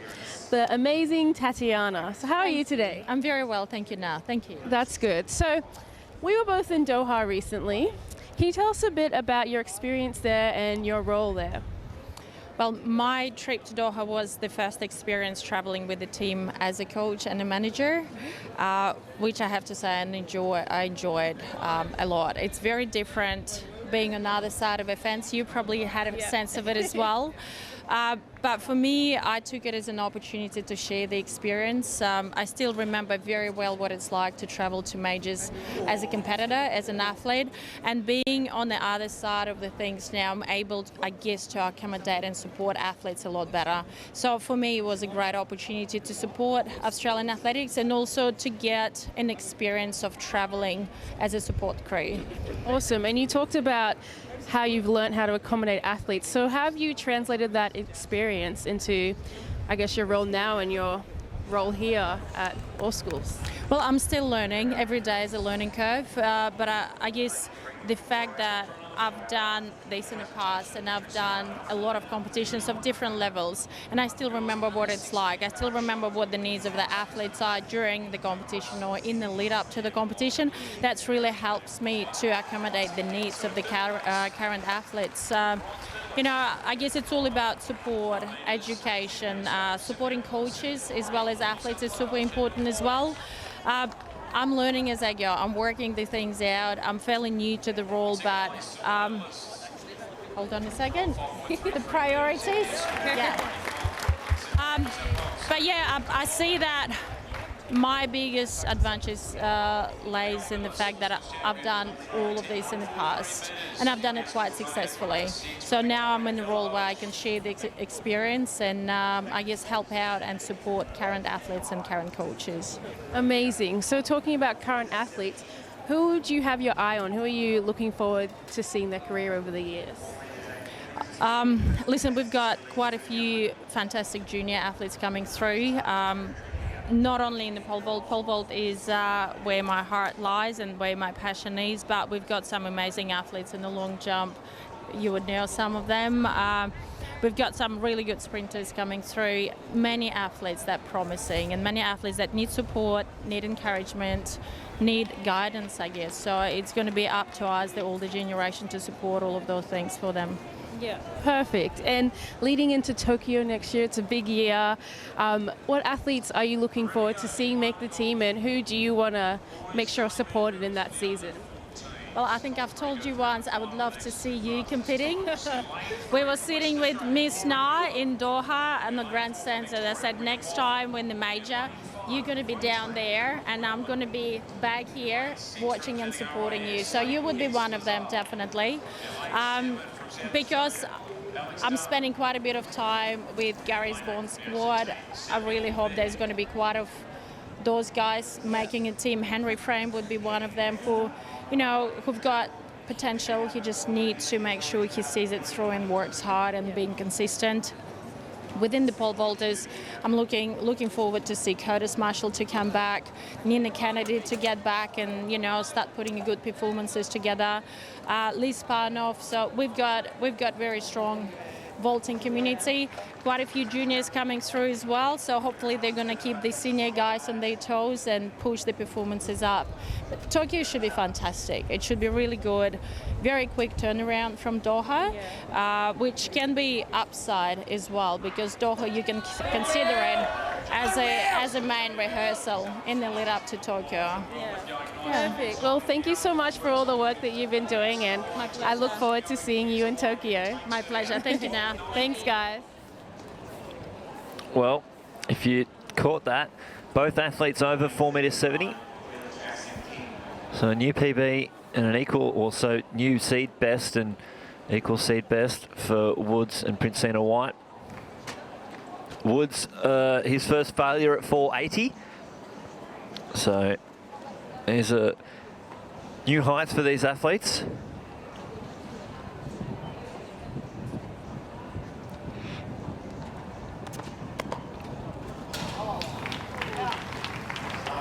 So Princina White's up next.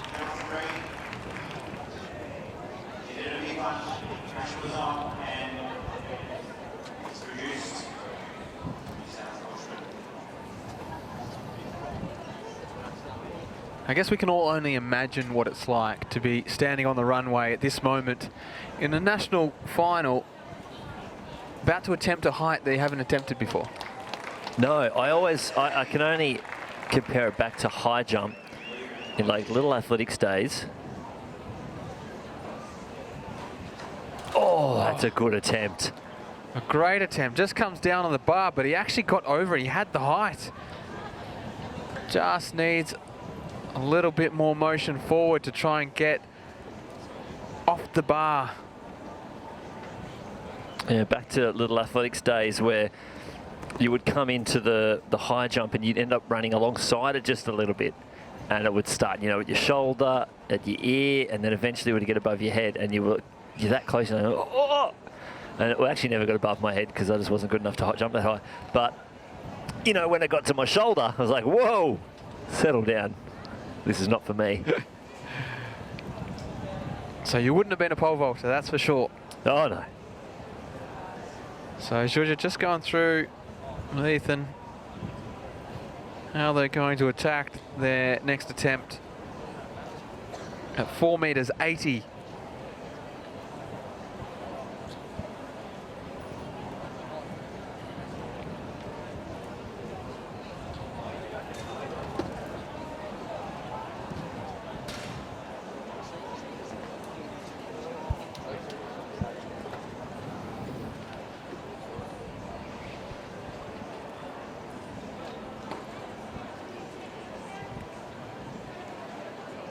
So that's Sandy Brock from the Northern Territory on the runway.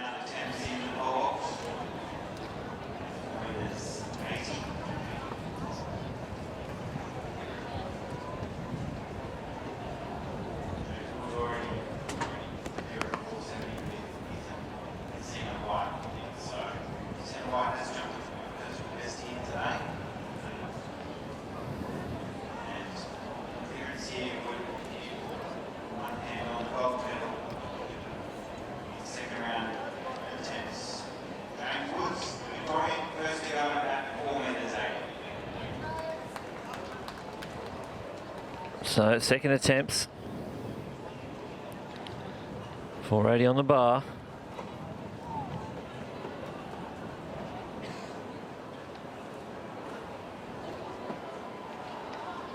Ooh, not there on that one.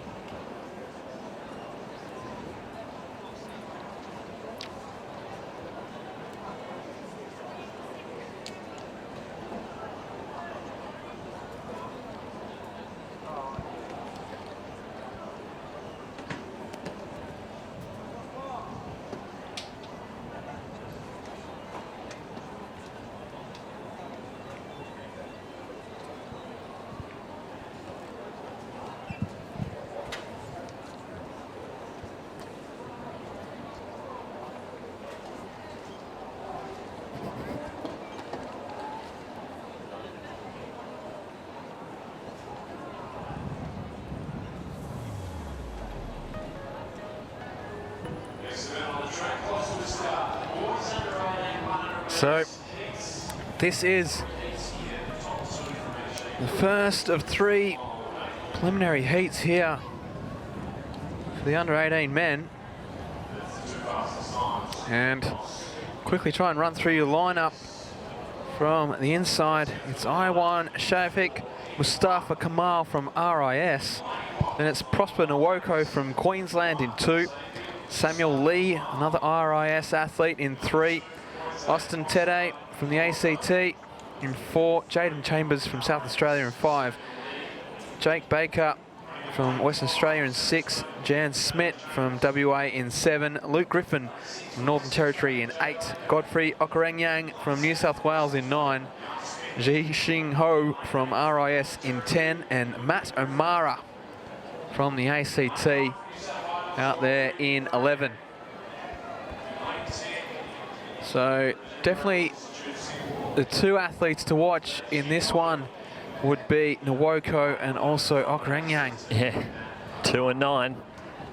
4 minutes 80 last attempt. Oh, he's done it. Woods.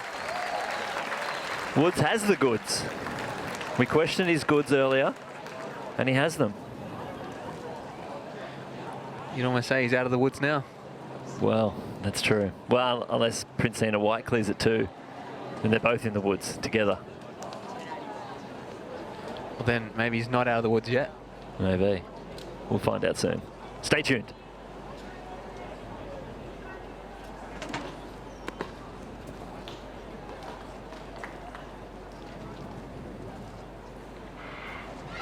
So as expected, Okaranyang with a great start there. The South Australian in Chambers, he's coming along nicely. Nwoko's got some work to do. Okaranyang looking beautiful. 10.72, thank you very much. He has definitely thrown down the gauntlet to Nwoko, and he firms himself up as one of the favourites to take the title tomorrow. We'll have to wait and see what the other two heats can offer up. But Okaranyang, yeah, here's great Princina run. White, 480. Oh, that was there. Again with the height, just couldn't get off the pole to complete the attempt. But it's been a fantastic competition between the two. Woods with the clearance at 480. He's coming away with a new PB though, Princina White. That helps. So what does Woods go to? Does he 5:13? Yeah? Yeah. Yeah, not just the 5? The official asking there. Yeah, 5:13. You know what? Okay. All right, here's your lineup for the second of 3 heats. The under 18 boys 100 metres. Mitchell Lightfoot in 1, Jai Gordon 2, Tyson Bonnie in 3, Maud Kodjo in 4, Maud Zuliman Sanus in 5, Lewis Reed in 6, Brandon Smith in 7, Hugh Benjamin in 8, Oscar O'Neill 9, Jack Lewis in 10, and Leroy Reed in 11.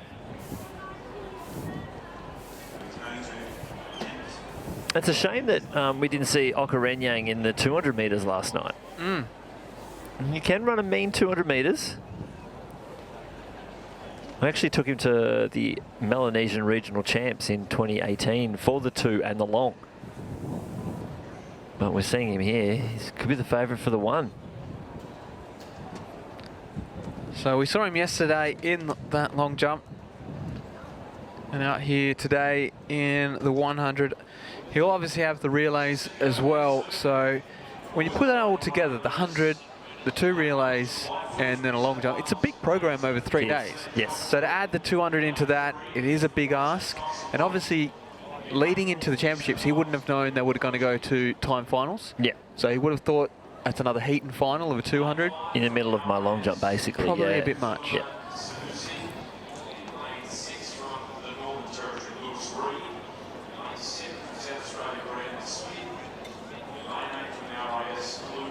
As we see Woods, first attempt at 90. Oh, he came at that from some interesting angles there.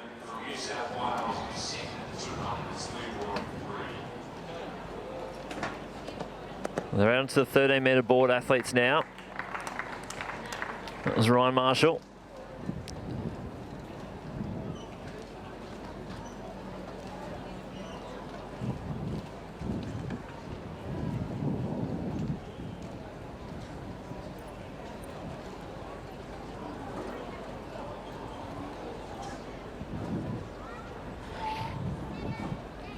And keep an eye on Reed to finish strong late. He was silver medalist last night in the 200 metres. Big field. Well, that was just a complete mess. I'm not sure what happened there. So it looks like Nwo Benjamin from RIS. Yeah, Not really sure what was going on in that one. Everyone went to set and he stood up.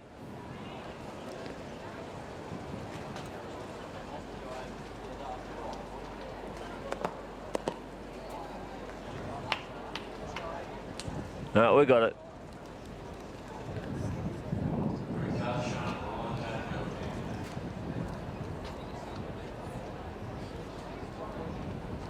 There we go. Back for another crack. The green card came out.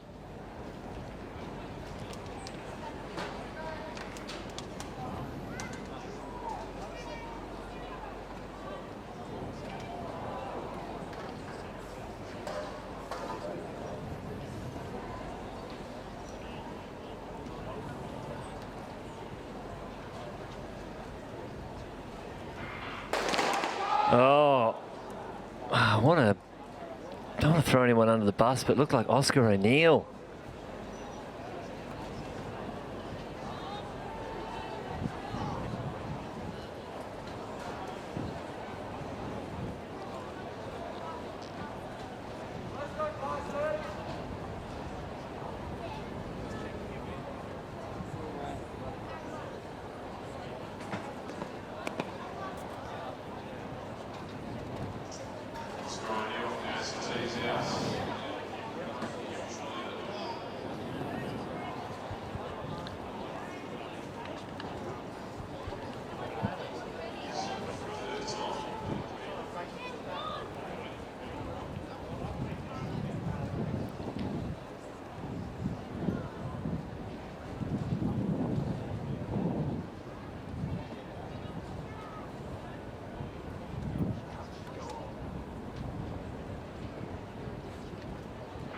Oh, there we go, we're away. You're getting a great start. Jai Gordon in lane 2 having an absolute cracker. Watch for Leroy Reid to come home hard as well as Jack Lewis. But Jai Gordon's going to take it there. 10.95 for the Queenslander. A good run there from the Queenslander.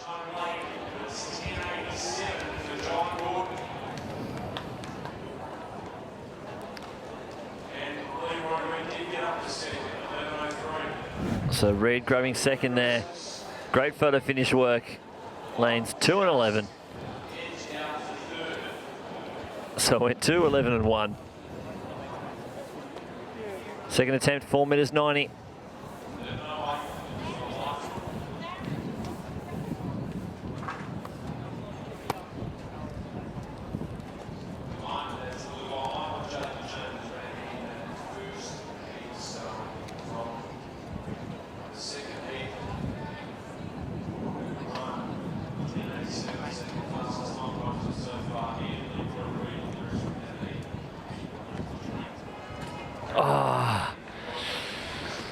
A little bit of work with the uprights. Fortunately, that's his competition for Woods.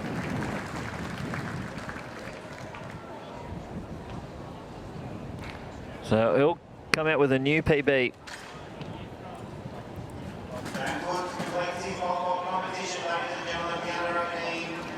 And he'll be your national champion for 2019. I'm sure he's got that 5:13 in the back of his mind.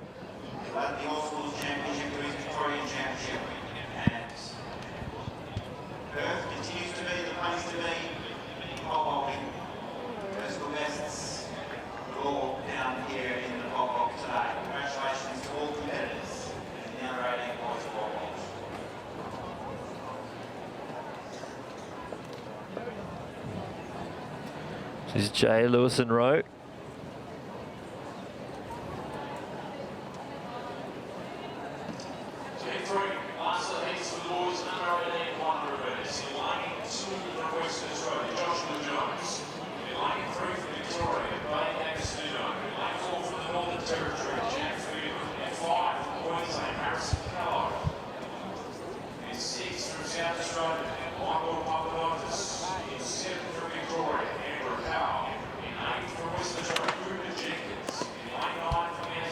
No, that was a foul, unfortunately, for Lewis and Rowe.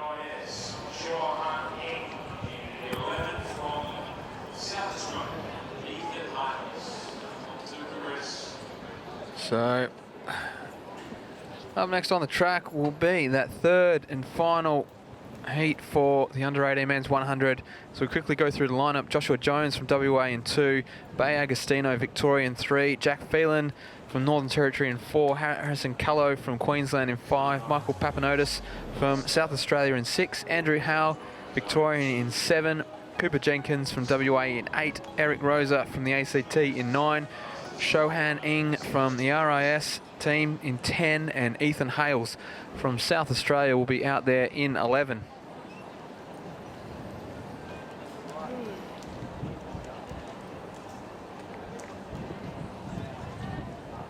So a little bit more open, you'd say, with this heat. Definitely.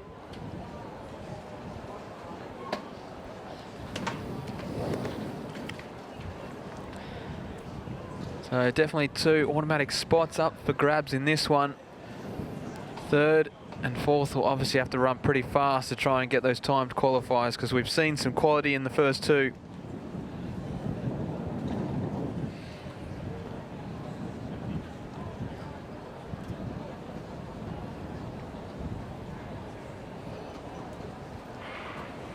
So good start there by Cullo from Queensland, the West Australian in Jenkins. He's going along nicely, so is Jones on the inside, but it looks like it's going to be the Queenslander who will take the win, Cullo. And that'll be between the 2 West Australians in Jones and also Jenkins.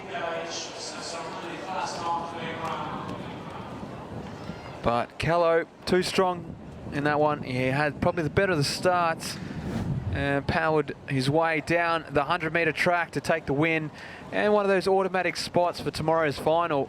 You can see him there. It's a big lad just charging down, and it looks like Jenkins will end up getting that 2nd automatic. Jones will have to wait for the times, but it will be tough.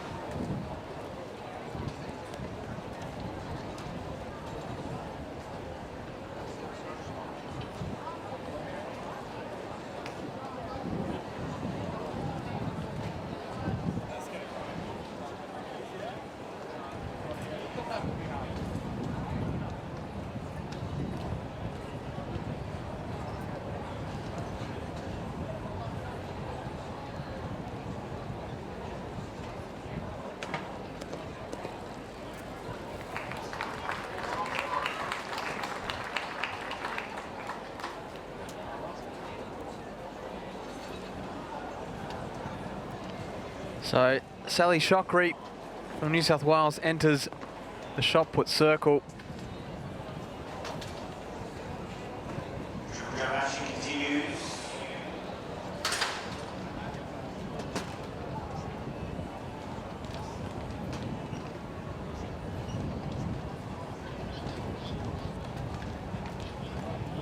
So good attempt there by Shockery.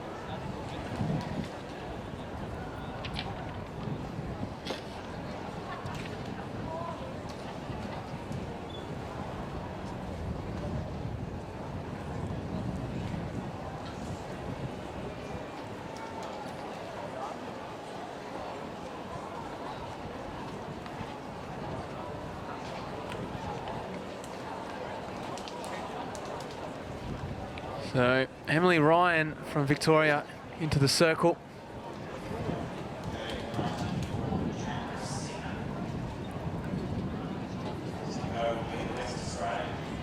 She's thrown 14.90, so one of the bigger throwers in the field is Ryan. So she should be one to feature in the medals, you'd say, based off that seed. But as we all know, anything can happen in these competitions. As we see Fernandez from West Australia, 11.32 seed. What can she produce here at her home national championships? Fairly low on that.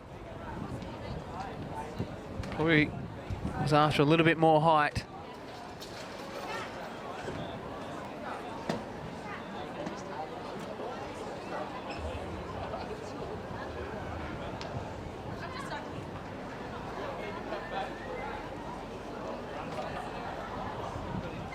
As we see Hipple now from Tasmania, 1381 she's produced before. What can she do here? Oh, big throw. It's out there.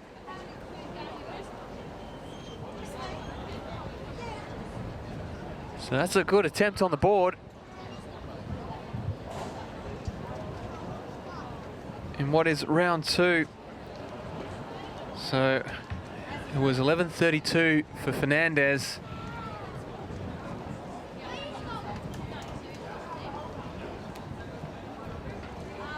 What will we see on the board for Hipple as Jax enters the circle, gets one out there. Should be looking to try and get that 10-meter mark here today. So when we pan back, we should hopefully see the board. Unfortunately, it's not facing our direction.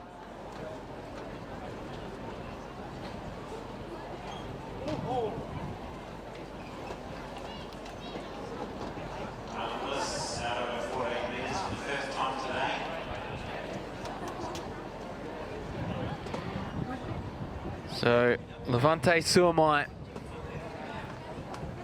big throw. 1386, you say. She's much better than that. We'll see what she produces here. But that was out there towards maybe even further than Hipple. Yeah, I'm not sure who filled out that sheet for Levante and her seed throw. She's thrown about 1677, I think. So, yeah. Oh, maybe you need to ask some questions back in the office. But no, she's definitely better than the 13. As we see Mobilia from Western Australia get one out there. 1070 her seed, so that's getting close towards that.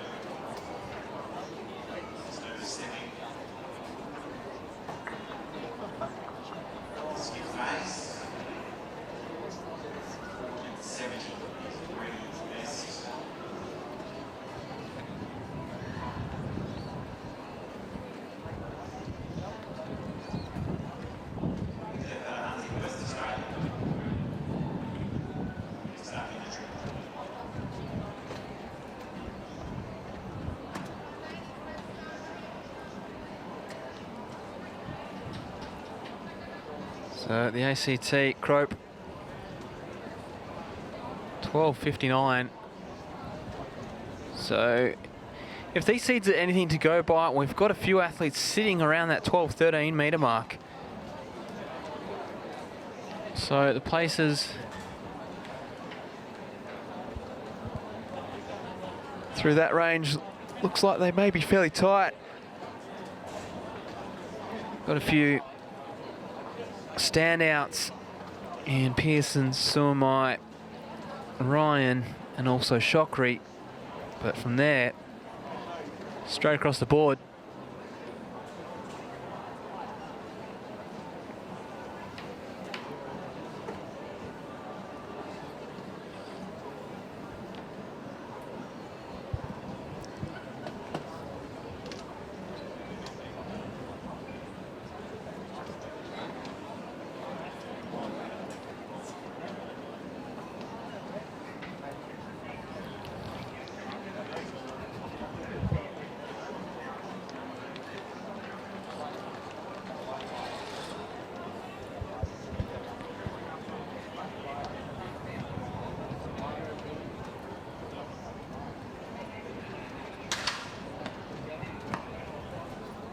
So Gallipo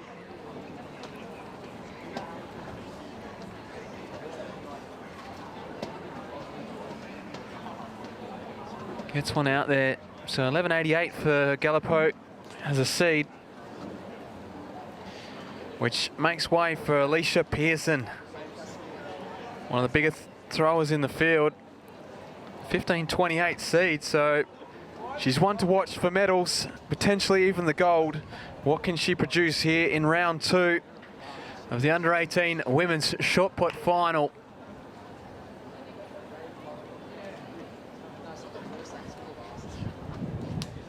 It was quick and it's big.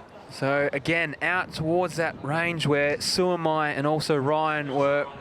So you'd say the positions in this one would be fairly close.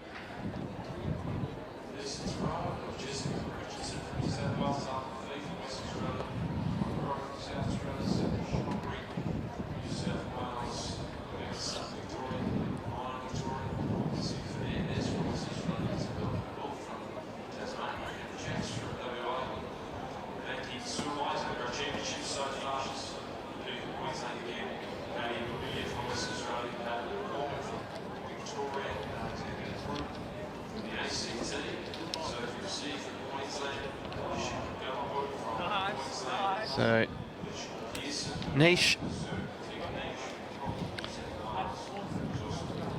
with her throw.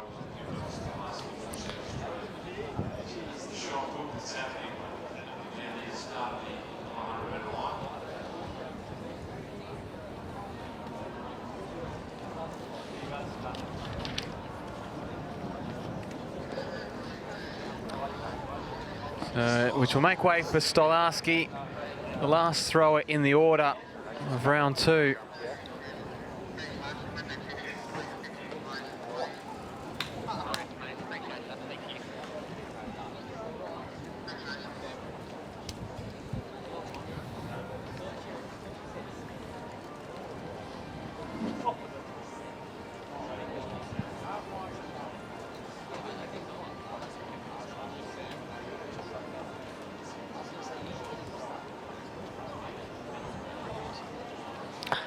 Yeah, when we're talking about the seed throw for Levante Suamai, 13.86.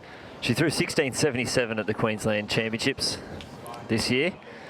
So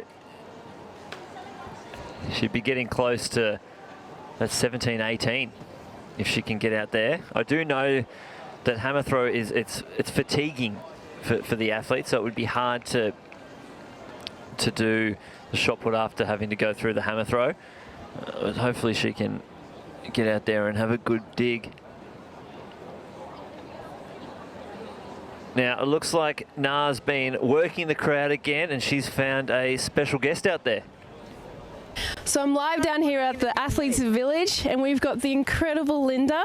So Linda, for those at home that don't know who you or what you do you want to share that with others? Well, yes, I actually look after all our athletes and their whereabouts, and look after all the anything to do with anti-doping in our sport of athletics. That's the kind of role that I've got. I love it. I deal with the athletes like you. No? Yeah. It's great dealing with all these guys and all these young athletes here and all the coaches. So just keeping them on task, telling them about the importance of making sure they compete clean. So really important. It is really important. And for those that don't know what whereabouts is, do you want to share that? Well, whereabouts, we have our top athletes in Australia. They're on the registered testing pool, and that means every day they have to let basically the anti-doping agency know where they're going to be for 1 hour of the day, and they can be tested during that hour. Yeah. So they may be in Europe. They may be training here in Australia. They may be sleeping. They may be sleeping. They may be on holidays, but they actually have to put that information in 3 months ahead. But they can jump online and change it up to a minute before their testing hour. So that's what they have to do. So I make sure they're on task and they've got all that organised. And yeah, they're generally really good, but sometimes a little bit of education's needed around that, so I touch base with them frequently. Incredible. And what does clean sport mean to you? clean sport means that you're really aware of what you put into your body as an athlete, and you'd know this. It's really important that you're aware of what you put in your body, be it food, but also too anything to do with supplements these days. It's really, really important for all of our athletes to be aware that they must be very careful, and ASADA's got an awesome app out where you can actually put in the name of your supplement and you can check to see if it's been batch tested. Yep. Every athlete must do that. It's really important. Absolutely. Well, thank you for all the work that you do. And guys, just make sure that you're really taking consideration what you're putting into your body, because at the end of the day, it is your responsibility. So clean sport is really important, and I stand with you on that, and just making sure that you're doing the right thing by everyone. So thank you so much for sharing, and we'll talk to you guys later. Cheers.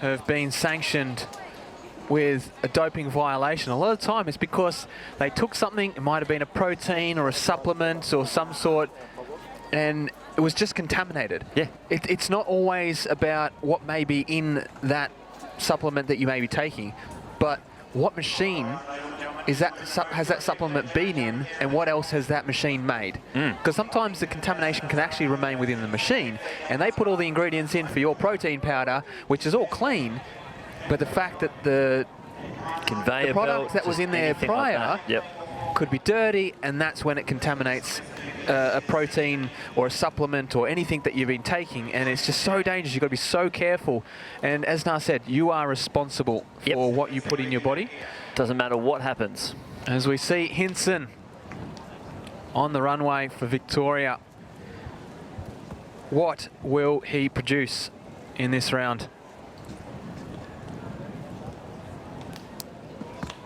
And he wants the clap. So if you're sitting in your lounge room, stand up, clap. Let's get him it. What has he got? Good speed. Oh, good that through is the a good phases. jump. I like it. And he does the old sand pick up, throw it down. Take a bit of sand. It's a classic triple jump move. It is.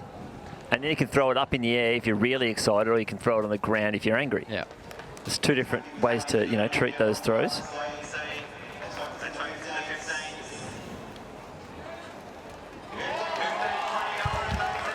So we can hear some cheers in the background.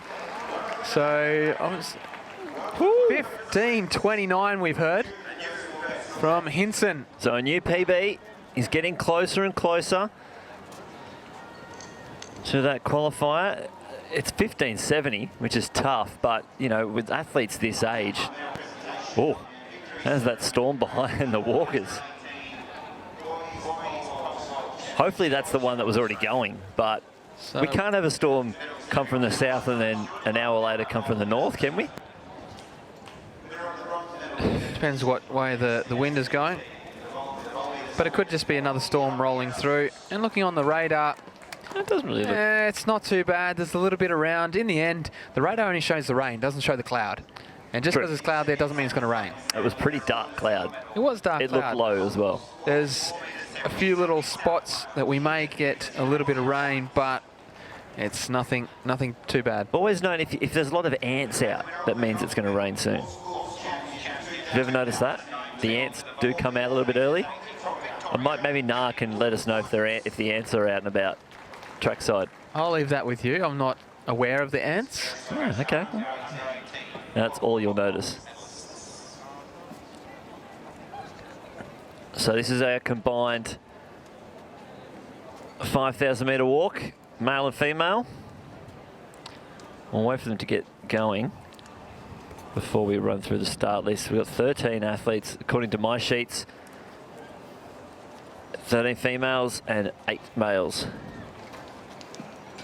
It looks like We might only have 11 females. On your marks.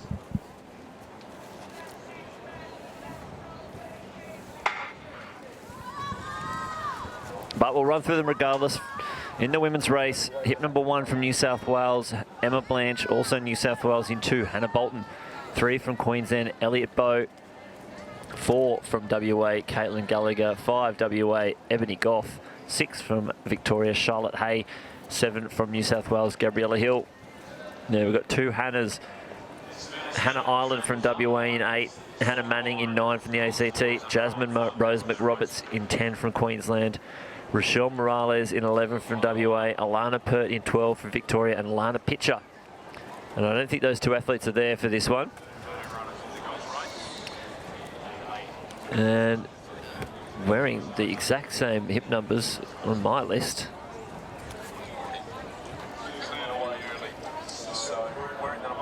Heath Beveridge from Victoria in the men's race. Corey Dixon also from Victoria. Jack McGinniskin from New South Wales. Callum Murphy of WA. William Roberts of Tasmania. James Smith of New South Wales. Will Thompson of Victoria. And Gwilym Young from the ACT.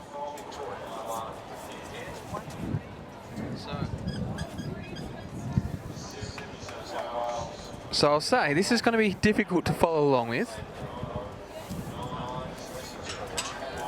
Okay, so we don't actually have a list that has the correct hip numbers. So we got them as identical hip numbers. Yeah, so when the combined walk was yesterday, if you saw the live results, it had, you know, an empty section with numbers and a full section with names. And that was, you know, you went to the other race, it was the opposite. That's how it would show. The numbers 1 to 12 with the guys, but there was empty 13 to 20. The other side was 13 to 20 full.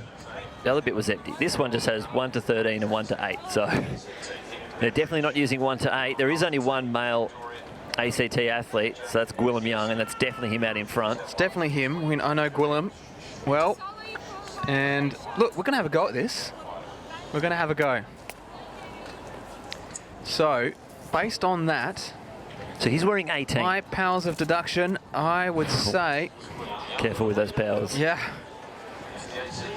Look, to be honest, forget what I was about... No, because there's a 20 there. Forget what I was about to say. I was thinking if we just... Used 18 as 8? Yep. I was thinking that too. No, I wasn't even thinking that. I was thinking there's 13 in the women. If Gwilym's 18, means the men are the second half of the list. If I just add 8 to that, but... Doesn't work because there's no one below him on our list, but there is out there. Look, we'll figure this out. Don't you worry. We will prevail. Okay. Oh. Okay. Oh. Here we go. Here we go. I have figured it out. So, Corey Dixon, 14. Callum Murphy, 15. William Robertson, 16. Will Thompson, 17. Gwilym Young, 18. Heath Beveridge, 19. Jack McGinniskin, 20. James Smith, 21. That's what I'm going with. I think that works. And we see out there Jack McGinniskin, 20. 17. Who was 14 again? 17 was Will Thompson, so he's in there behind McGinniskin. 14 is Corey Dixon. I've got this. By golly, he's got it. Oh. Nah. There you go. See, look, we knew we'd get it in the end. We've done it, and success. Can't hold us down. Nothing gets past us. So just a tick over 4 minutes 10 for that first kilometre in this walk. So just so everyone's aware, it is Gwilym Young currently in the lead, followed by Corey Dixon, then Jack McGinniskin, and fourth will be Will Thompson. So they're the first 4 on the track at the moment in the under-18 men's. And if we get some pictures of the women, we'll try and bring you that order as well. So, once again, Young, Dixon, McGinskin and Thompson.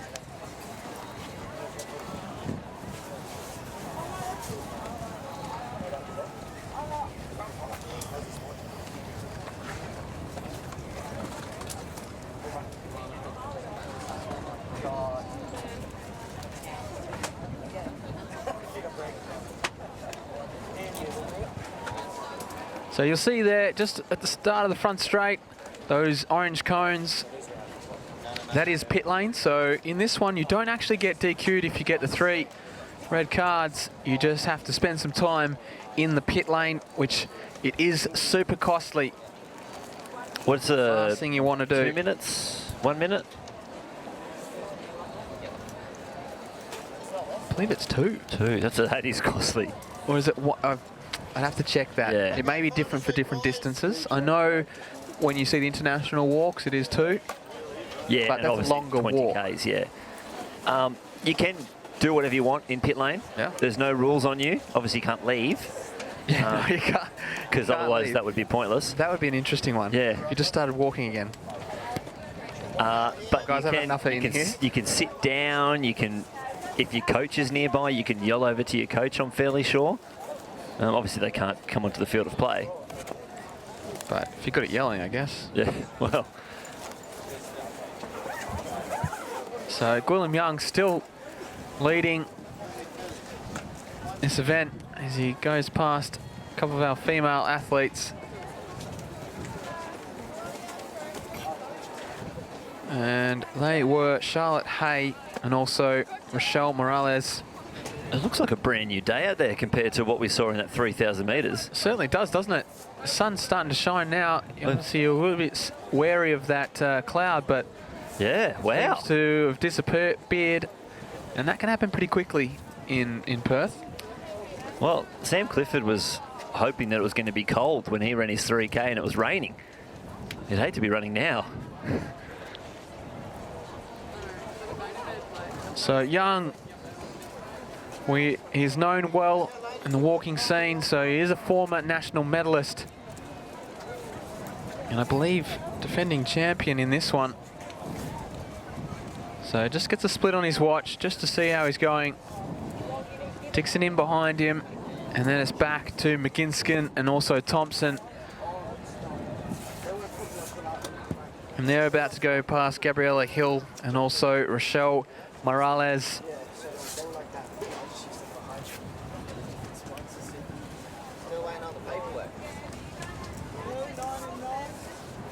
So Gwilym Young going past his teammate, just has a little chat, and Hannah Manning spurring her on.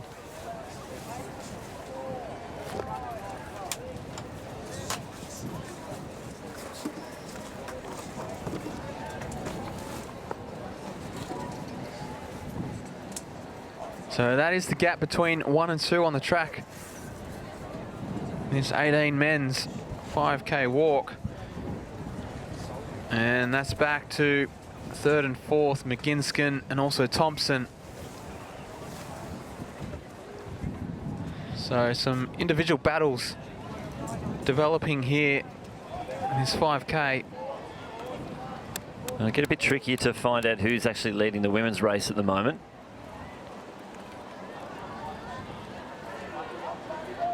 So Gwilym just going past Callum Murphy there, and also James Smith.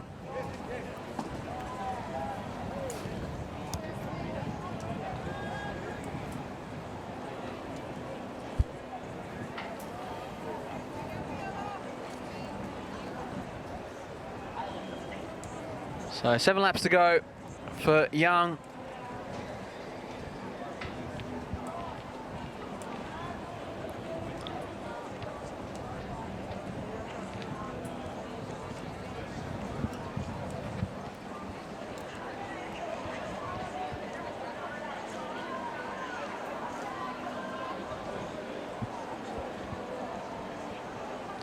Still walking strong. He's Young. He's kind of a... He looks young and fresh. Yes, Gwillem Young. It's kind of a halfway in between, like we were discussing last night with the cadence technique, the blur, and the longer striding Dane Bird-Smith style. And I'm right, I reckon that's probably our leader there in Alana Pert from Victoria. She's gone past Jasmine Rose Roberts. Yeah, you definitely have a different list to me. And also Elliot Bow.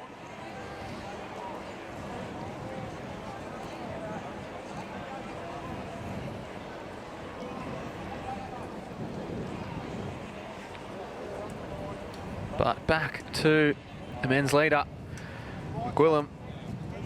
Another little check of the watch just to make sure he's on target. So obviously a lot of these athletes always have these time targets they're after. It's not just about the places, they also want to perform well themselves and be happy with their performance. Maybe personal best that he's after.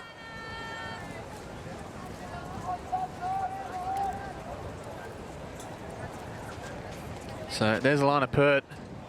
She's also gone past Gabriella Hill and Rochelle Morales.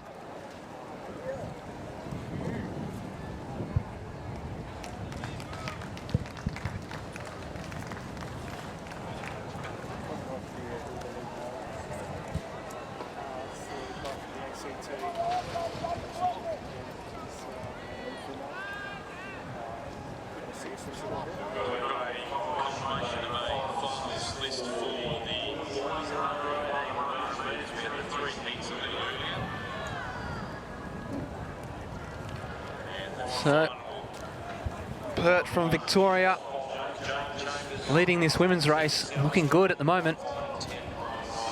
She doesn't really have any challenges behind her currently. Walking away with this one at the moment. Seems to be that way in this 5,000 metres. World under 20 distance is 10,000 metres, so it's the 5,000 metres is the under 18 event, and under 20 event is the 10,000. It's a 10,000 metre track walk. And Gwillem Young actually did win the Australian 10K Race Walk Championships last week. Okay. So Down he's at fresh Faulkner off. Park. He's fresh off the under 20 10K win. Love it. And he's come here to compete as an under 18 in the 5K. Even better. So you'd think, you know, he's just gone done 10K. This 5K, this is easy. It's a walk in a park or walk on a track for him. Well, he already did the walk in the park. Now he's doing a walk on the track. Do you reckon they dropped that quote at the end when they said, "How was it?" Ah, it's just a walk in the park. They're like, "Yeah, I know, but how was it?"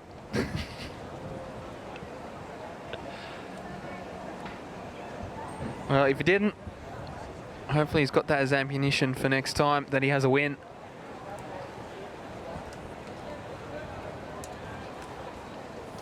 He's still looking super strong too. He is. He's keeping that cadence going.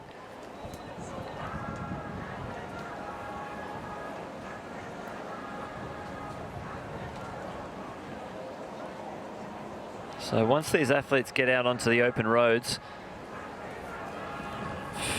43 minutes 20 for the men's 10K walk standard and 48 minutes 20 for the women's 10K walk standard. So that's what these athletes will be looking for if they want to graduate from under 18 to the World Under 20 Championships.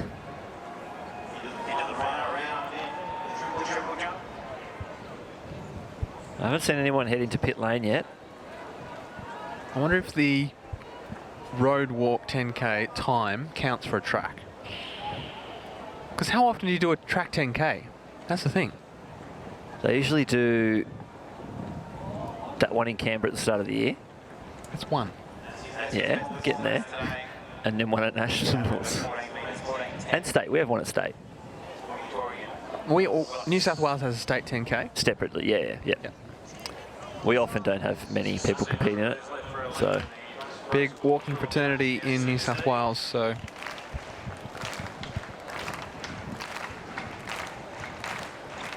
So getting into the later rounds in this triple jump. These are our 11-metre board jumpers.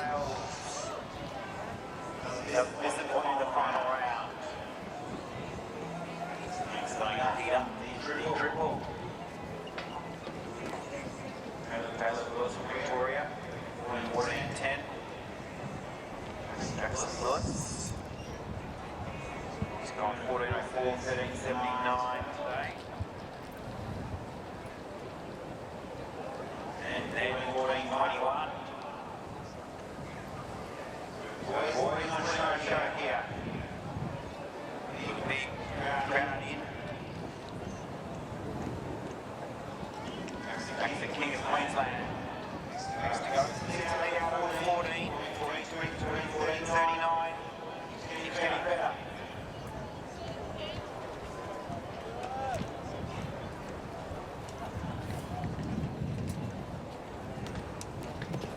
Felix Jackson King coming in off that 11 board.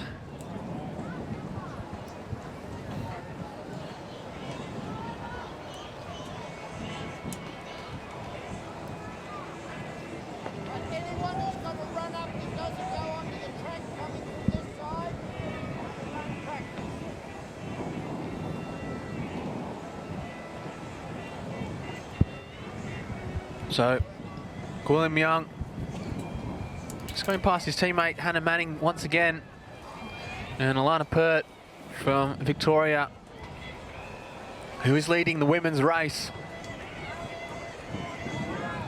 So, if you want to know, he has lapped these 3 athletes, and Pert has actually lapped the other 2. So the other 2 have been lapped twice. Pert's now done the 1 lap once. Gwilym's done the lap twice. So we're trying to keep along with this. It's hard once you have all these people. So there's 21 athletes out on the track. And next thing you know, there's people on multiple different laps. Oh, honestly. There's officials down. There's plenty of officials down the start line. Lap scoring for this. And here we are, you and I, trying to do this. They only get, what, 3 athletes each? Yeah. To lap score? We've got 21. And we can I've only probably got see 11 and you probably got 10. Oh, I reckon you've got about 20. And I may have Gwilym. I might.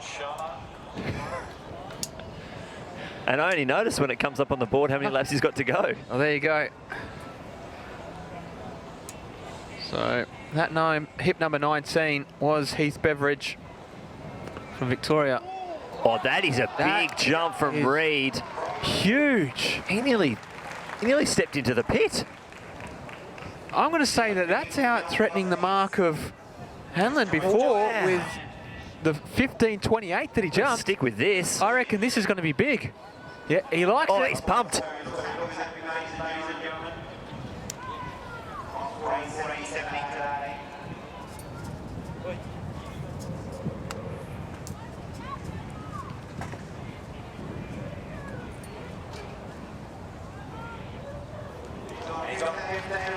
It's 15.08. Another 15-metre jump, and he's not even jumping off the 13-metre board. He's off the 11. Jeez. Wow. Honestly, that was that step. That was a huge step. It was impressive.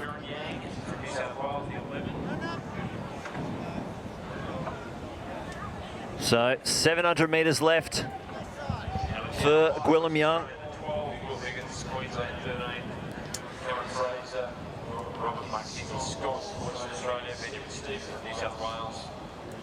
As he just ducks past the Western Australian and then the Queenslander.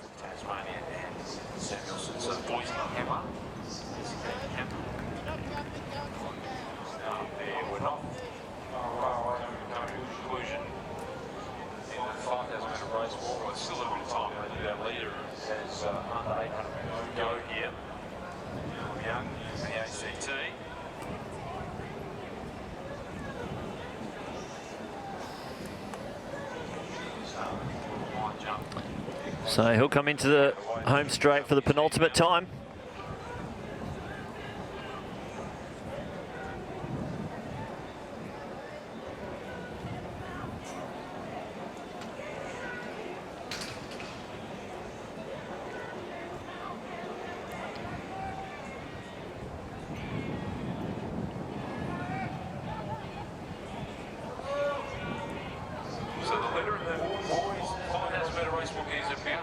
And Gwilym will get the bell here.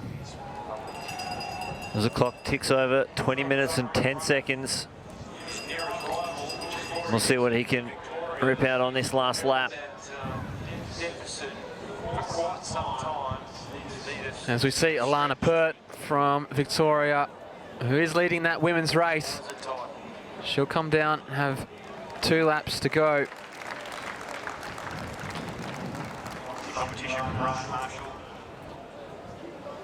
As you can see, the lap scoring officials on the side there, just pointing and holding out the signs as to how many laps these athletes have to go. You've got 2, you've got 3, you've got the bell, you've got this. And they're just listening to the direction of the lap scorers who are actually sitting on the other side of the track. Yeah, it can be an intense environment at the lap scoring area. Extremely intense. Extremely intense. If it ever comes to lap scoring, I always prefer to be the guy reading the stopwatch. The minutes are 20. 1, 2, 3. Easiest job. Sometimes people can stuff that up too. I've done it. But Gwilym, he'll come in. The minutes are 21 for Gwilym as he comes into the home straight. 24, 25, 26. As he comes into the straight, the ACT athlete. Here's Hinson though. So Gwilym moves wide. Oh, I think he might have just lost it a bit on that step. But he's 15.29. He's got himself a new PB. We didn't get to see him go against Dylan James, but Aiden Hinson, he's going 2 in a row. But we see Gwilym Young come down to receive the gold medal in the under-18 5,000 metres. And geez, the Victorian made a late charge there. It was actually a lot closer than what it seems throughout the stages of that race.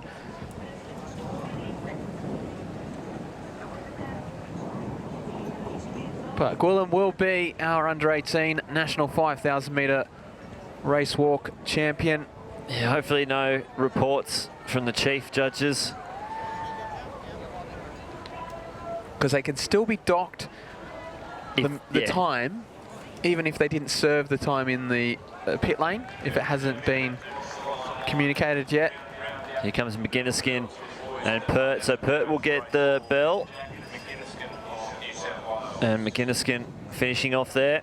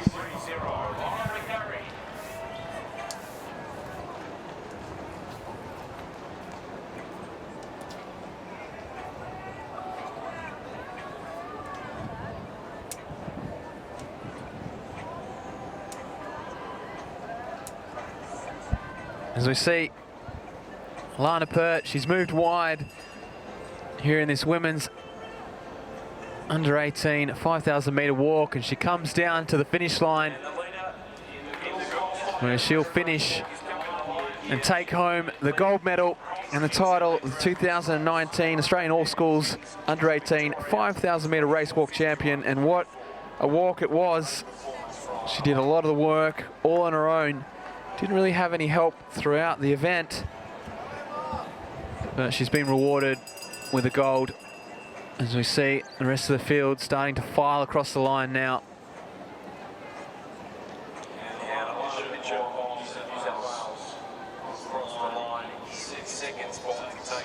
As we see Pitcher now come across the line.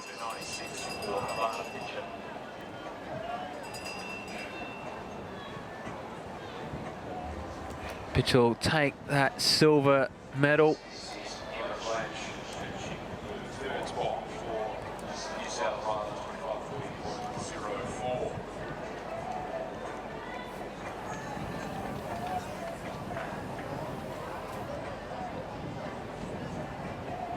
And it looks like Emma Blanche from New South Wales will take home that bronze medal.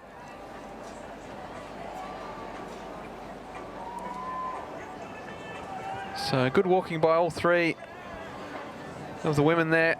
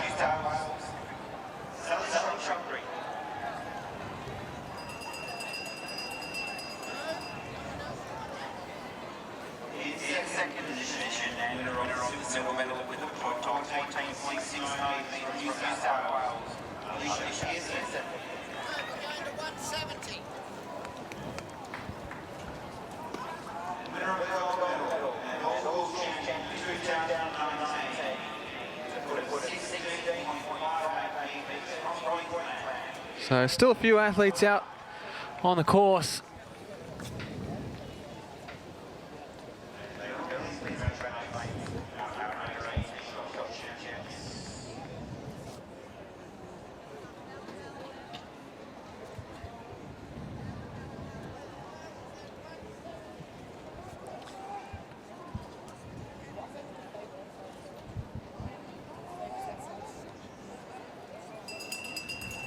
We see one of the New South Wales athletes receive the bell there. And that was Gabriella Hill.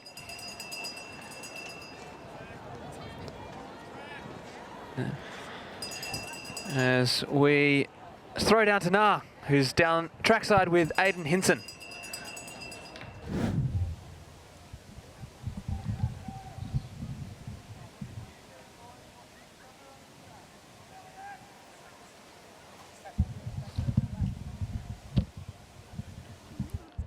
Right, looks like we had some microphone issues there. And we'll try and bring you Na and Hinson shortly. But back to some footage of the finishers coming through in the walk. Just about to tick over 29 minutes. It was just a teaser. Yeah. Well, maybe it was Na, I forgot to turn the mic on. Oh, Na, was that you? So, the bell there for one of the West Australian athletes.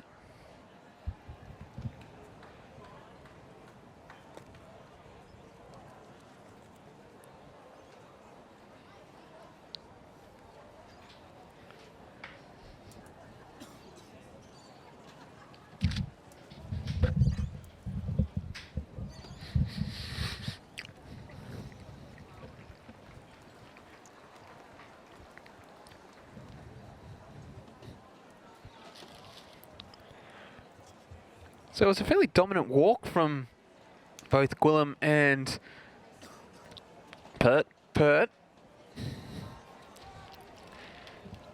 Both of them did all the work off the front. Both of them pretty much did it solo the whole way around.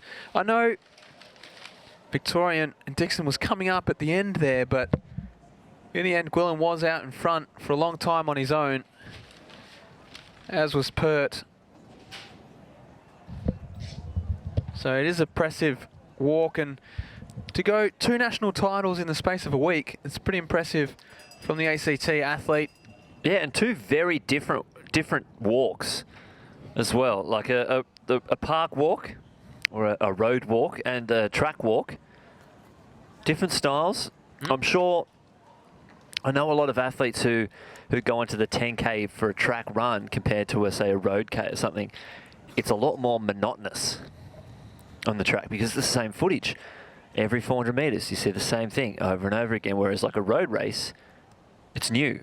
You're looking at something different all the time. So it's probably a bit more mentally challenging doing a track walk.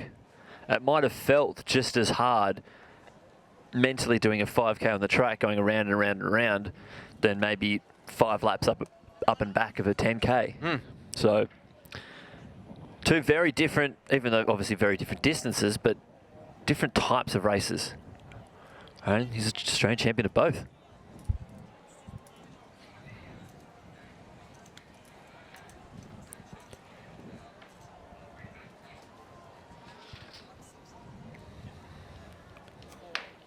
So we've now got Nah already with the microphone turned on with Aiden Hinson. Yep, I'm here trackside and the microphone was turned on, guys. I just have to clarify that. So Ben, so I'm here with Aiden, winner of the triple jump and a PB. Congratulations. Yeah, thank you. Felt very good. Awesome. And do you feel like you executed everything that you wanted to in the comp? Yeah, except for my first one, which I would have liked to count, but obviously you have fouls and that's just the way of triple jump. But yeah, that would have been a nice jump to get in, but can just improve on that from now. Absolutely. And did it affect you not having your main competitor there, or do you like kind of competing on your own? It would have been nice competing against Dylan, but yeah, wishing him a fast recovery and hopefully compete against him in the up and coming years. So that would be good. Awesome. So when can we see you triple jumping next? So just local meets, but the next big one's Sydney in March Nationals. That will be a big one, so hopefully can do well in that and then see where it goes from there. Awesome. So congratulations again and all the best for the season. Thank you very much. Much appreciated. Thanks, guys. Back to you. Thank you, Nah. Thank you, Aiden. I do look forward to his future triple jumping. You might see him around the traps in Victoria doing some of their Saturday Shield meets.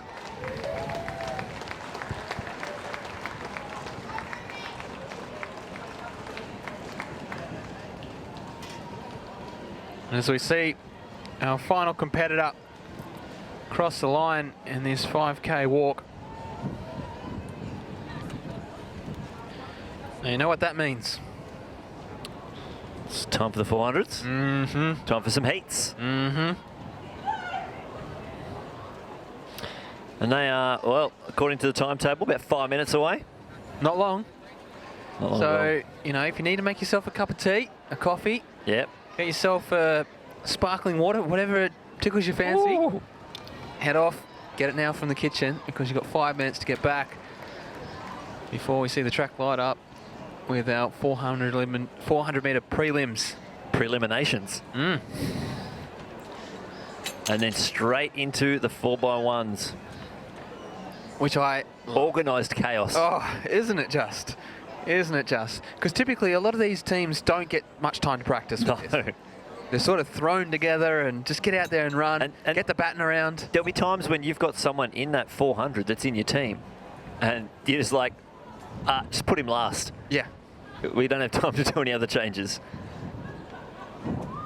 Because all those 400 runners probably won't go and warm up again. No, not at all.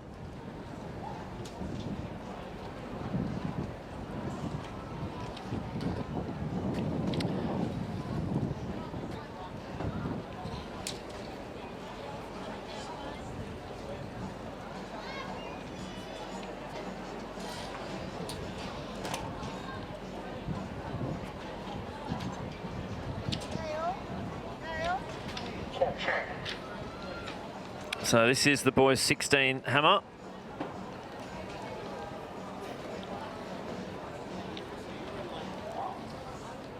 Speaker check. 1, 2, 3, 4.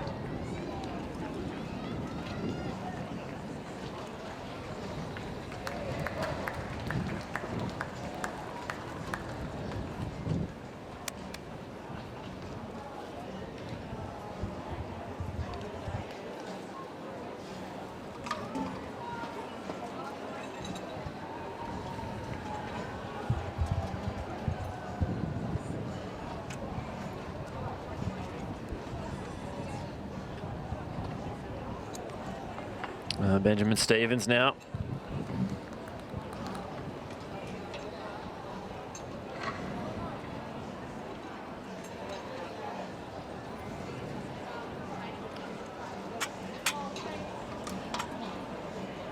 Getting it around about that 40 metres.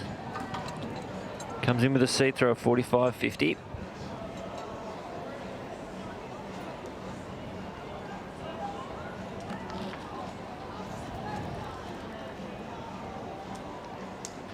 Tell you what, great name. Stevens. Benjamin Stevens. Benjamin.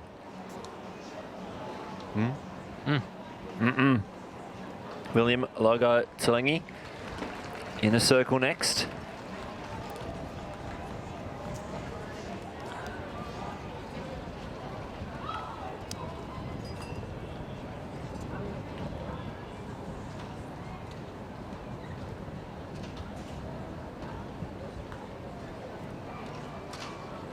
Oh, just releasing that a little bit early. Did come off the cage and come back in, which is a legal throw. We'll see where he enters and exits the circle. But next event on the track is your two heats here from the inside. It's Chelsea Ezioki, Sienna Farrell, Danica Murray, Jenna King, and Bianca Taglieri. Now, interesting, Chelsea Ezioki, she's the meet record holder. And you don't often have a reigning meet record holder in an under 14 event. She set the meet record when she was 12. Girls under 4,500 and his first two heats here. First three across the line automatic qualifies for the final against this time to progress as well. So, one about to go. Lane 3 from New South Wales, Chelsea Ezioki. Lane 4 from Victoria, Sienna Farrell. Lane 5 from Queensland, Danica Murray. Lane 6 from Western Australia, Jenna King. And lane 7 from Tasmania, Bianca Taglieri.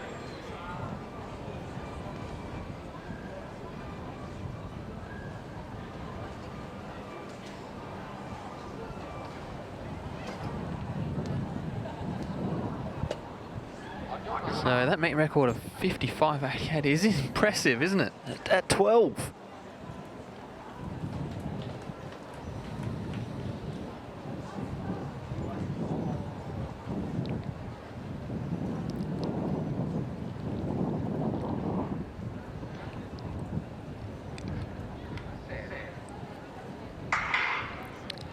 So it's Ezioki, Farrell, Murray, King, and Taglieri. So it'll be first three plus the next two best times. We're probably only likely to lose two athletes in this race. And there's Ezioki absolutely tearing down the back straight. Jenna King, also 12 years old, the West Australian. Looking good at the moment. Danica Murray and then the Victorian Sienna Farrell moving well.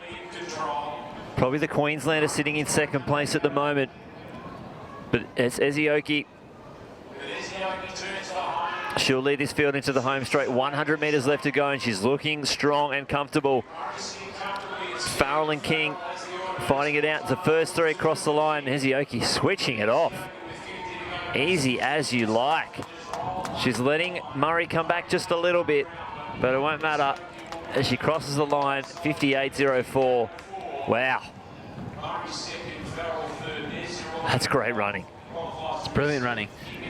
She's switched off with 100 to go. Oh. Well, she's got the experience of already being there before the previous year.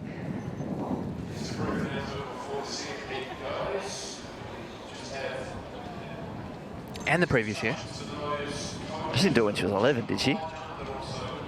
She did this last year in Cairns. I have a feeling she was there the year before. I think she did juniors. So juniors and then Cairns, and then juniors again, and then now again. So how many people in the history of track do you reckon have won 4 national titles in the under-14s, 2 all schools and 2 juniors? Oh. Not many, Not if many. any.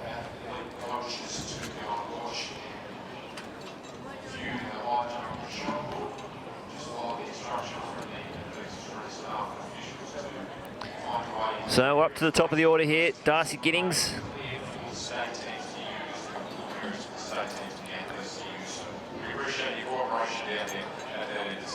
Just letting that one go early.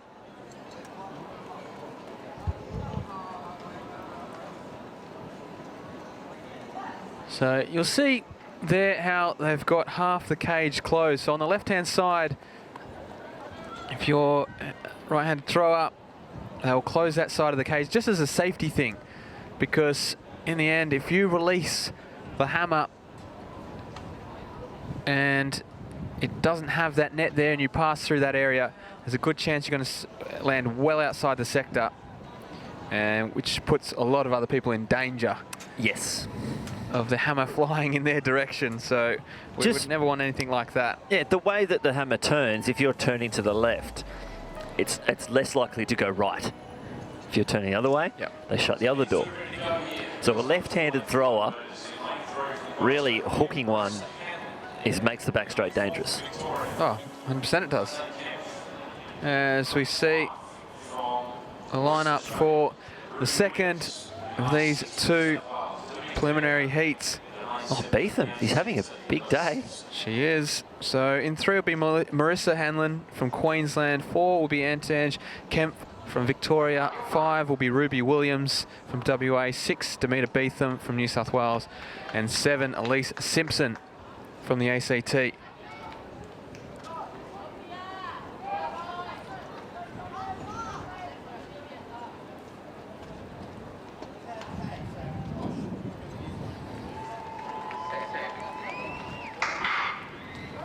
So underway here in the second of 2 preliminary heats, the under-14 girls 400 metres.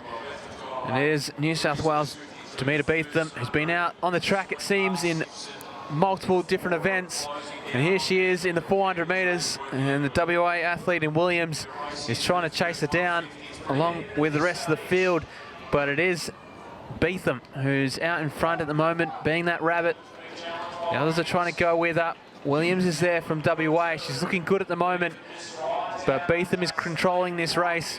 And then we're back to Hanlon and Kemp from Victoria and Queensland. And here comes Hanlon. She starts to make her way through the field around the bend, but it's still Beetham out in front. Williams is trying to go after her. Hanlon's still there, but Beetham has a bit of a look around just to see where the others are. And she'll come down to take the win here. And a good controlled race for myself and Williams. Hanlon will take that 3rd automatic spot. So the 3 of them will go straight through to tomorrow's final. But Beetham sets it up nicely through the first 200 metres. Williams just sort of sat on the shoulder for the majority of the race. And Hanlon, the late finisher, to get that 3rd automatic spot.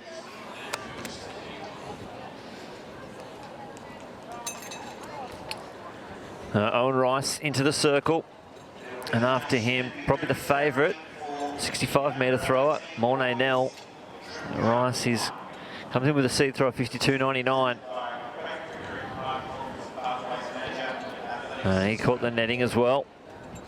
So, walking out the front of the circle.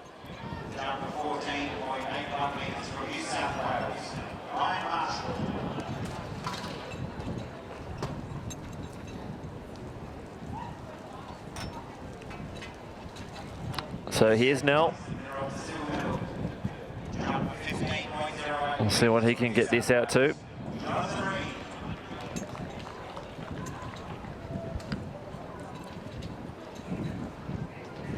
Oh, just losing his footing there.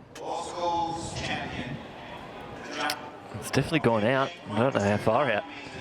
And that just shows you why that gate is so necessary. You look how far outside the sector that is just there. Well, that was and that was clean through the through the cage. So there was actually no issue with that. It obviously just went out the sector. But if that cage wasn't there and someone throws the where other way, that net is, yeah, that's a lefty. That comes out another 5 or 10 metres. Yeah. That starts to encroach on the Jav runway, and there could have been officials there. Oh, that's a good throw. To Silva, nicely done.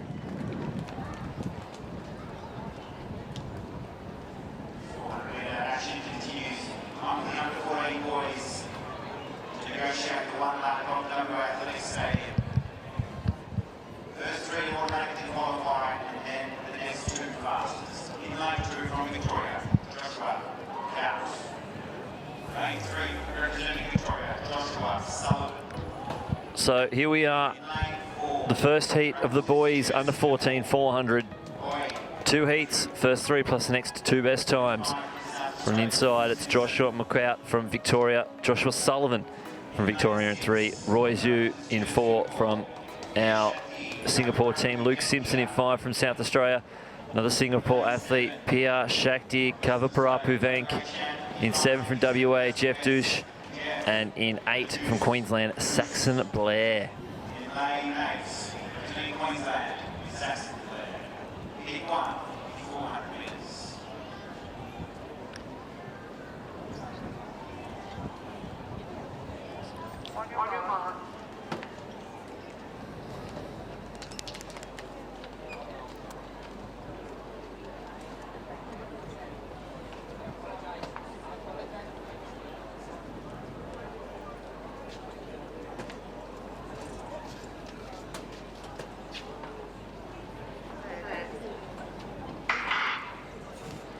So they're racing here from the inside again. It's McCout, Sullivan, Zhu, Simpson, Kaviparapuvank, Douche and Blair. And Saxon Blair from Queensland. He's going Van Niekerk on the field here. He's going out hard on the outside. One of the Victorians, I'm trying to see what lane he is. He's going really hard. That's either McCout or Sullivan. But there's Saxon Blair. He's gapping Jeff Douce back to behind him. And that looks like it could be Joshua Sullivan in lane 3, having a great run. The South Australian Luke Simpson also looking good. And here comes Joshua McCout. He's making a late run to it. But it's going to be the Queenslander leading this field into the home straight. First 3 plus the next 2 best times. Saxon Blair is not slowing down. Keep an eye on the South Australian. Can he make that gap up? Joshua Sullivan's holding down second place. And McCout, Simpson's trying to close on him, but Saxon Blair takes it out. 53.79. I think the 2 Victorians, Sullivan and McCout, rounded out those other 2 qualifying positions.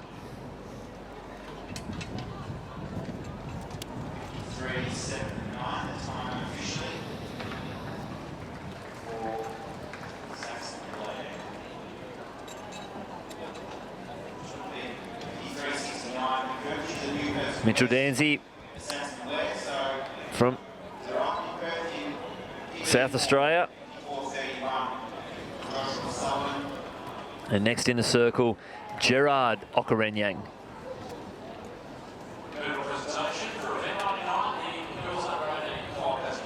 I'd like to think it's Godfrey's brother.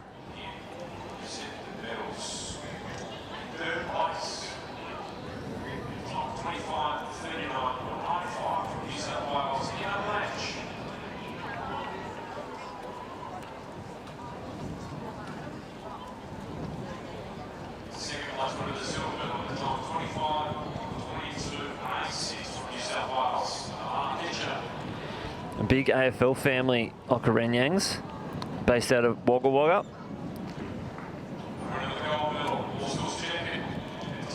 Oh, it's a big throw there from only about 1.5 spin.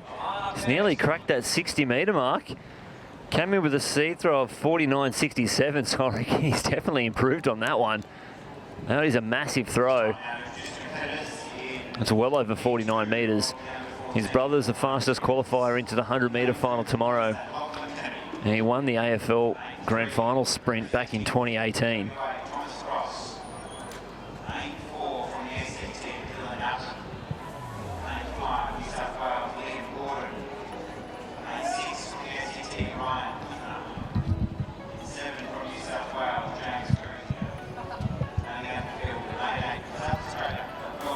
So that's your start list for the second of 2 preliminary heats here. So Lachlan Kennedy from Queensland in 2, Thomas Cross, the West Australian, 3, Dylan Outram from the ACT in 4, Liam Gordon, New South Wales in 5, Ryan Krasner, in the ACT in 6, James Cozier from New South Wales in 7, and Aquil Raking from South Australia will be running in 8. Away in this second of 2 preliminary heats here for the under 14 boys, and it was Kennedy, Cross, Outram, Gordon, Krasner, Cozier and Rakin. And it's the 2 New South Wales athletes in Gordon and Cozier really sort of going for it, and that is Gordon from New South Wales. He's gone past the stagger of all the athletes on his outside, and he's looking super strong at the moment. He's after posting a good time. As he comes around into the straight, he's going to lead this field by a significant margin. And Cozier from New South Wales in second, but this is all Liam Gordon from New South Wales. He's coming down to the line, starts to feel it a little bit now, but he's still going to take that win, ease it up, 53.69. Well, that's a commanding run there from the New South Wales athlete. He really just took it out hard. 1 speed. Yeah, flat out from the gun, and he's come away with a good win, and he'll be straight through the final.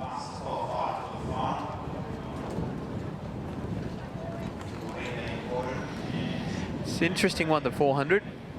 It's one of those ones where, especially at a junior age, they sort of don't really learn how to conserve and switch off, because obviously it's not really about the times, it's the placings, especially in those first couple of spots, because when you go through to the next round into the final, it doesn't matter whether, with 2 heats you just needed to be top 2, because if you're top 2, it means you go into the top 4 for the random seating in the middle 4 lanes. Doesn't matter what you ran, that's gone now. So as long as you're top 2 and get your automatic spot through, then it's fine. The only place it differs is if there's 3. If there's 3 heats going through to a final and it's top 2 that way, then that's when it counts, because it will be the 4 fastest winners. So you'll take first from each, and then the fastest second place will then take out that 4th spot in the seeding. So you'd probably say that Liam Gordon probably ran a little too fast. Yeah. It was too good. He was flying around. But he's qualified fastest, and he will go through to the final as the favourite.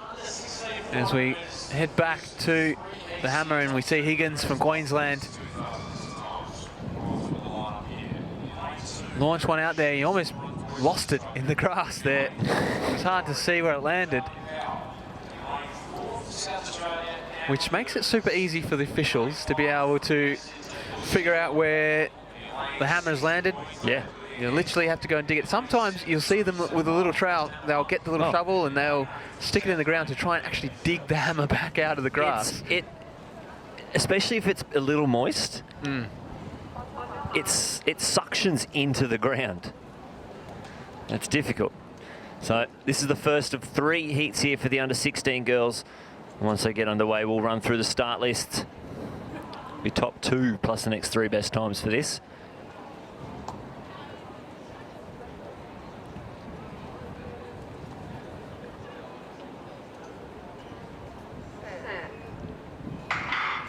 So from the inside, Erica Smits, Charlie Power, Amelie Burns, Lucy Hill, Lillian Hanson, Montana Monk and Leah Felsch.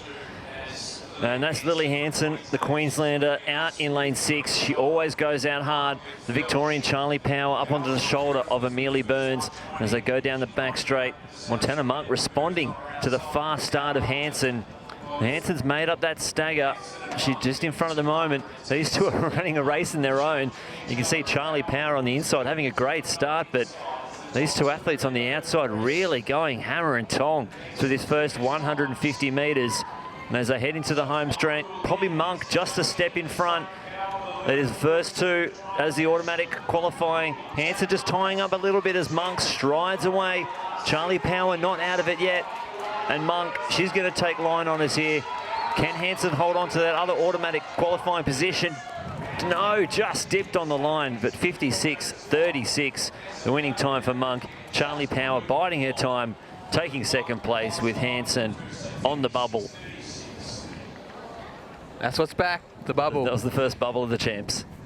We just haven't had many heats. No, we haven't, have we? And we haven't really had 3 heats. Not a lot of bubble chat, but we're back. Back with the bubble. But again, probably another race where Monk probably a little too good. Yeah. She strided away with that one, powered down the home straight to take the win. And based on that time, she'll definitely go through to the final as one of the favourites.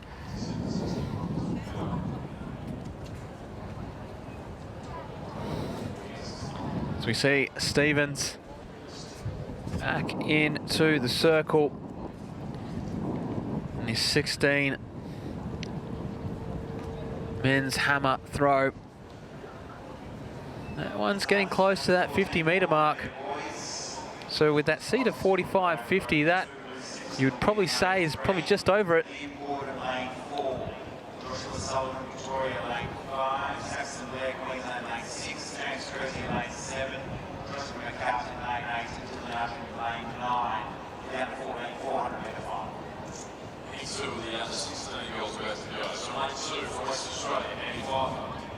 No.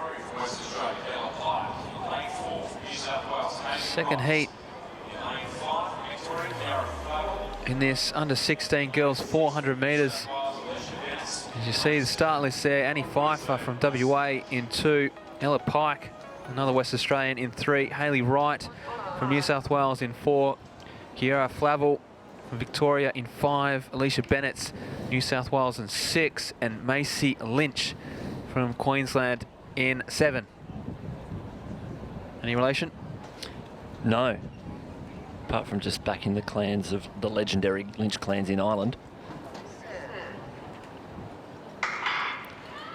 So underway, and we'll run through the lineup once again from the inside. Pfeiffer, Pike, Wright, Flavel, Bennett and Lynch. And it is Hayley Wright from New South Wales who goes straight past the stagger of Flavel on her outside, and she's chasing after a teammate in Bennett and also the Queenslander in Lynch. So they've now sort of evened up their pace a little bit. If anything, Bennett is trying to respond now, but it's still Wright dictating this race. She's got the stagger on her teammate in Bennett as they come around the bend, and then on the inside it is Pfeiffer from WA who's starting to make a bit of a late charge now. As they come around into the straight, it's Wright straight across the line. Wright, Bennett and also Pfeiffer. So it's going to be a battle on here. The West Australian in Pfeiffer's pushing on strong, but Bennett now starts to make her intentions known. She's going to come down and take a win here. Good running there from the New South Wales athlete Alicia Bennett, takes the win. Annie Pfeiffer will be second, and then fast finishing Kiera Flavel from Victoria in third. Unfortunately, Flavel will have to wait for the time qualifiers because there's three, there's only top 2, not top 3 that'll progress through to the final. Alicia Bennett's from Mudgee. Spends a bit of time when she can down to Canberra, train with Maddie Beckenham. And she's taking the win there.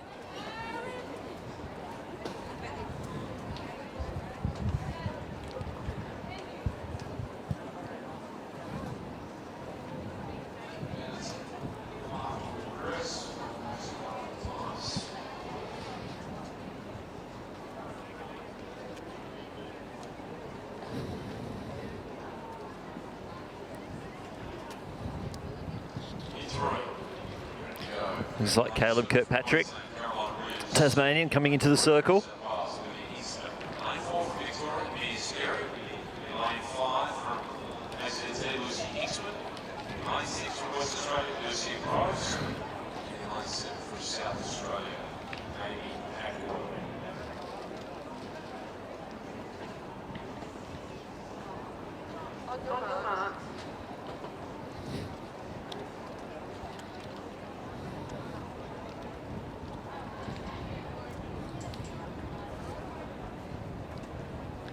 So once this race gets underway, it will go through the start list. The final heat running: Caroline Williams, Olivia Inkster, Mia Skerry, Lucy Hinksman, Lucia Groves and Amy Hackoil. Quick start on the outside by Groves, and this is the 200-metre champion Olivia Inkster out in lane 3, having a great start, but Groves, she's out past Hackoil on the outside. And the Victorian Mia Skerry and Olivia Inkster battling it out. Caroline Williams, the Queenslander, also looking good. As they go through their first 200 metres, you'd probably say the West Australian Groves just in front, but here they come. They're swamping her on the inside. It's Inkster now right out in front. Williams and the Victorian Skerry fighting it out for that other automatic qualifying position. But they're into the home straight, and it's Inkster looking comfortably out in front. They're pulling away from the rest of the field. The West Australian, though, is not going away. Skerry in second place. Groves trying to close that gap, but Inkster's going to hold on and take the win here. Eases up over the line from Skerry, Groves, Williams. And then it was Hinksman and Hackoil. Great technique there from Inkster. Super smooth as she comes down the straight. Nice and relaxed, which is what you want to see in a 400 runner. As we see Giddings from Victoria, unfortunately just outside the sector there. So that'll be a foul for Giddings. But Inkster, that's what you want to see in the juniors, good technique like that. Because that sets them up once they get to the open ranks, because it's hard to learn that once you're older. If you can get that right when you're young, it really does set you up for the future. You can put speed into a good model, but it's hard to put a good model around something else. Especially when it's too late. Yeah. Like when you get to a certain age, it does become harder.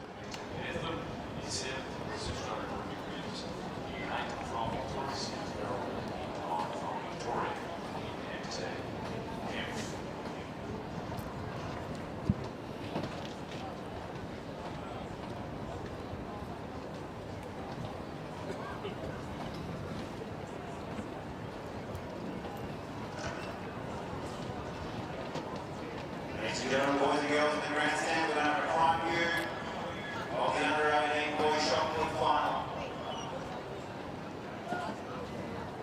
Here is the lineup for the shot put final for Western Australia's angle. Queensland, Now there is a chance that also from Queensland, Lee Gilbert. the national record in this event is under threat. 48.12, Paul Green from 1988, Jack Bolton, and the 48.30 recently. And like Paul Green's records are pretty legendary. They are. They are. They're some of the best. And you look at this 48.12. You're like, oh, okay, cool. I wonder what the under 18 is. It's 45. It goes to another whole level when you go to the 18. And then when you look at under 20s, what's that? Oh, it's 44.7. Oh, okay, cool. They really go up in strides. But 48.12 for the under 16s. Even when Kieran King, the meet record, 48.42, that was ridiculous. Yeah, he was a talent and a half, Kieran King.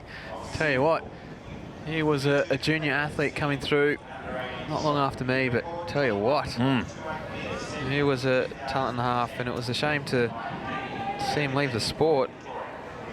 And we see that all too often, I must say. So many talented athletes, for whatever reason, just seem to drift off. Yeah, choose another path. Yeah, which there's nothing wrong with that. No. But as a track fan, you just wanted to see them continue. Yeah, exactly. But you'd probably say those under 20 records and stuff like that, they're not going. They're not.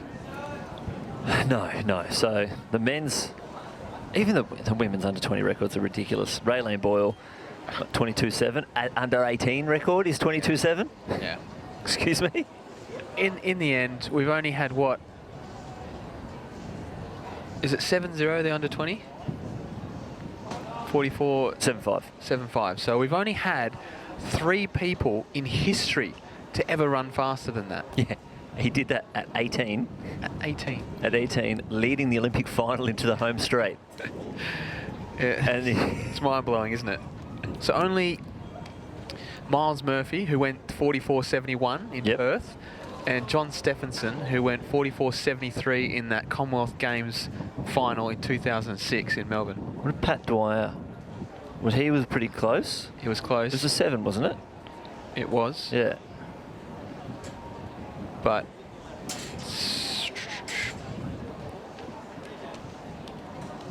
actually, Dwyer may have been 8-0. No, that's Melbourne. Melbourne. So maybe it's 7-6. 7-6. Christmas.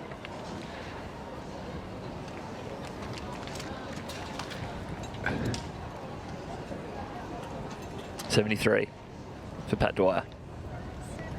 So it's 2 on 73. Pat Dwyer's was actually at altitude. Yeah, that still did it though. Still did it. Yeah. Still did it. It'll just have a big A next to it. He has his A next to it and he'll sit under. Yeah. Under John. Pat Dwyer, part of the Silver Bullets. But yeah, the under 20 records are,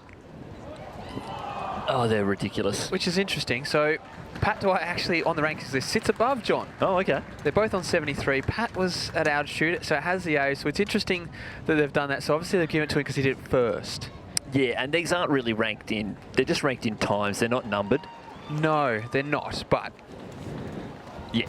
I'd say John we look probably, at them numbered. Yeah, John should probably be above Pat just because of the A. And that's fair enough.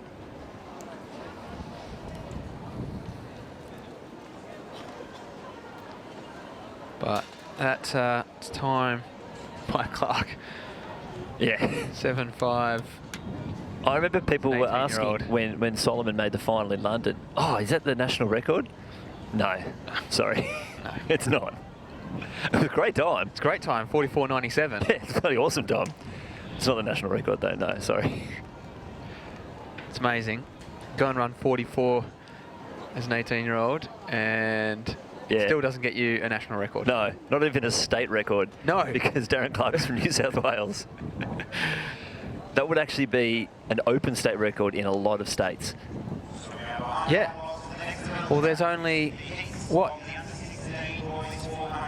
3 states that have gone sub. that have got a sub. Vic, New South Wales, and WA. Yeah. Yeah. Yeah. 3 states. And if you take yourself out of it, oh, John's in there too. Did John have a That's the interesting one. John What was is he actually listed as? He's listed as W in here, but he never- wasn't given the WA state records. So I believe He would have been registered as New not South Wales 100%, athlete. he was at the actually time. registered with New South Wales Yeah. at the time. So he wasn't actually a financial WA athlete. No, which it does get into a messy area. It does. Didn't bother me. No, I'll take it. I'll take it. Let me have it. Thank you, John.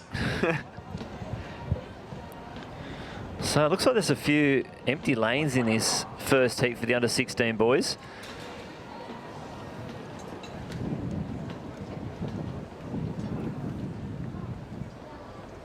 Oh! Whoa, nearly took our camera out there. We were worried about that earlier. That was a close one. That's actually the situation where we described it might happen. So they're away here in the first heat. Patrick Watson from the inside, Arthur Chu, James Swayo, Jacob McGurr, Daniel Katana, Jack Bolton, Cody Stanfield and Joshua Suto. And there's Bolton on the outside that we mentioned earlier. It looks like he's going pretty comfortable at the moment. He was second in the 200 last night. He was the fastest qualifier for the 100. So he's done the 100 heat already. You see James Swayo from the Northern Territory having a great first 200 metres though. And the New South Wales athlete looks like Daniel Katana also coming into the picture. But I reckon watch out for Bolton. He's holding on just a little bit with 3 heats. It's going to be the first 2. And there's Bolton with a little change of speed over the later stages. I do like an athlete who chooses to wear splitties in these races. And Bolton's got the splitties on. Swayo holding on. And a 50.5, very tight between second and third, Katana and Swayo. Swayo actually the younger age, so he'll get to be back here again in 2020 for the All Schools, which is great to see. But Bolton, strong, comfortable, full control of that race.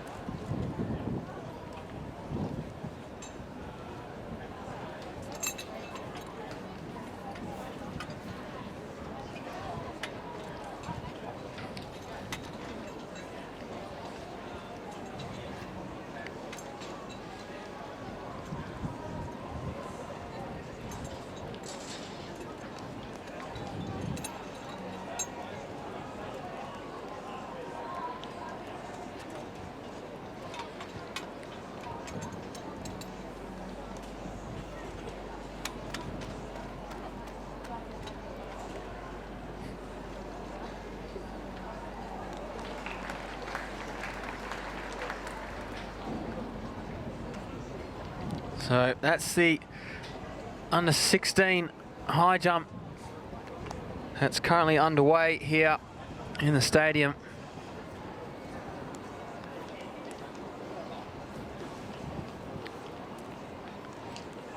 How's the ACT athlete?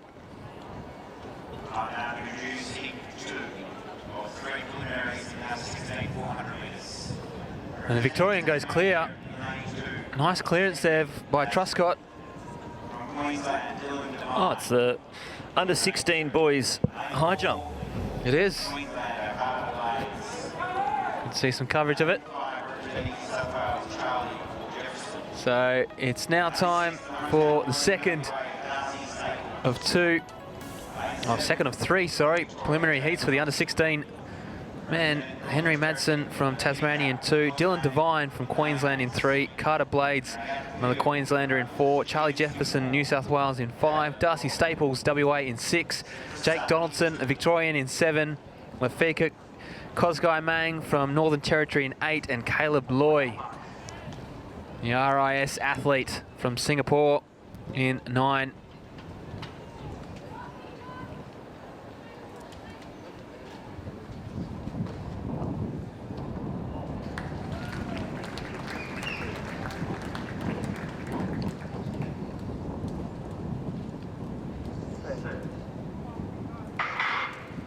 So underway here, full field Nelly. Masden, Devine, Blades, Jefferson, Staples, Donaldson, Kosgai Mang and Loy. And here's the Victorian in Donaldson, who makes the moves down the back straight. The West Australian Staples trying to go with him, as is Jefferson, and now Blades. So they're straight across the track down the back straight. So each one of them outdoing the other with a stagger. Wow. And it is it's Queensland in Blades, really tearing down the back straight into the bend. Jefferson from New South Wales trying to go with him, as is Staples from WA, but tell you what, Blades from Queensland is having a great run. He comes into the straight with a lead of about 10 metres over the rest of the field, and he's looking strong, and he doesn't look like he's slowing down either. He's coming down, he wants to have a good run, he wants a good time. Jefferson's coming after him, who actually switches off, but it will be Blades who takes the win, 49.58. Very nice running there from the Queenslander. Charlie Jefferson knew what he had to do. He just had to be top 2, and then he shut it right down. But boy, was Carter Blades impressive in that. Yeah, 14. He's the younger age as well. He did the same thing up in Cairns at our state championships. I think he ran about a 49.7. That was his first sub. And the thing I love about it is he goes out hard, but as you can see it come down the home straight, it's controlled. He doesn't lose it. There's no wobble. Hips stay the same height. The arms are there. The legs are working. It's a good run. It's a strong run.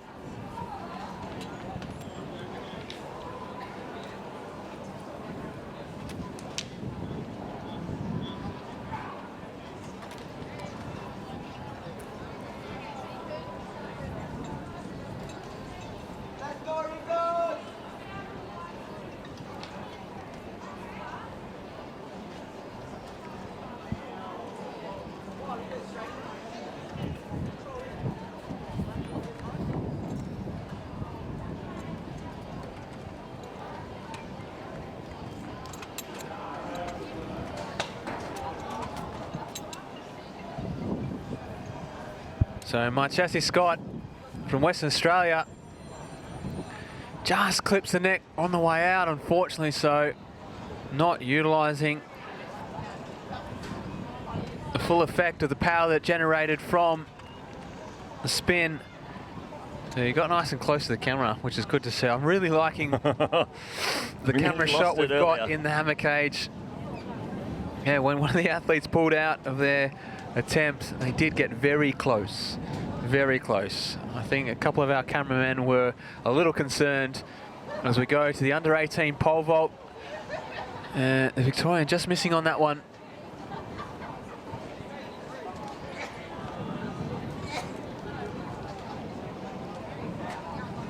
So that was Ken Scholl. For the final hit of the 400 metres, in lane 2, Queensland, hammer and time. Lane 3, South Australia, Charlie. 4:07's the high they're looking for. So the last heat here for the under 16 boys. Cameron Tyne in 2, Charlie Hildyard in 3, Hayden Todd in 4, Regan Ng in 5, Phoenix Bateman 6, Anthony Giuselli in 7, Gus Simpfendorfer in 8, and Callum Weatherall Stacey in lane 9. In 3, under 16, 400 metres. On your mark.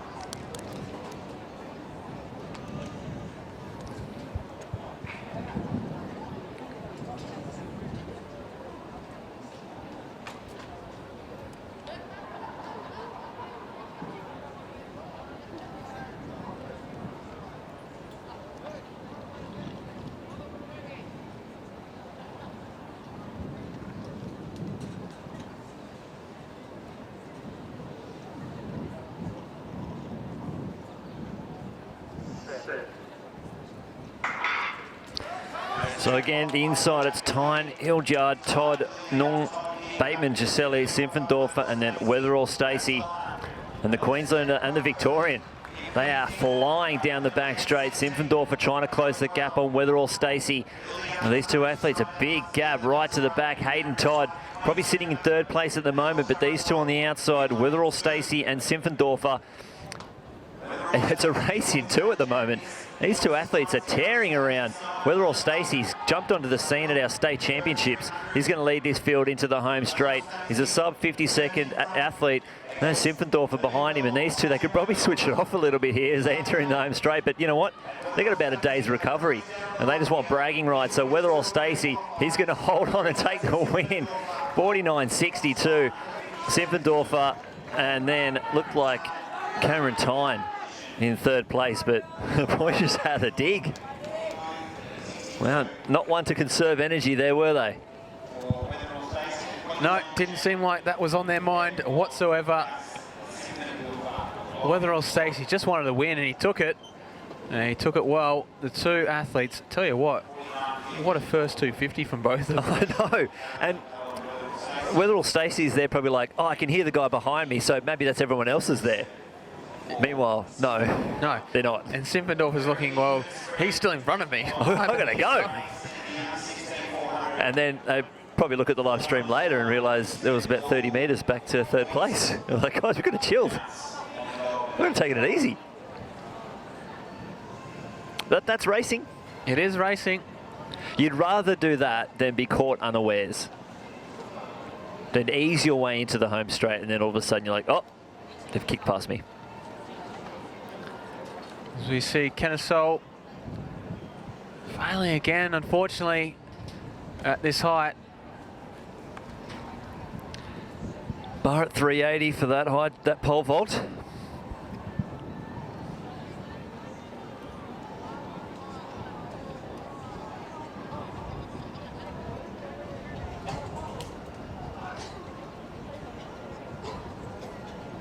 Unfortunately, not able to stay in the circle on that one. So that will be a foul attempt.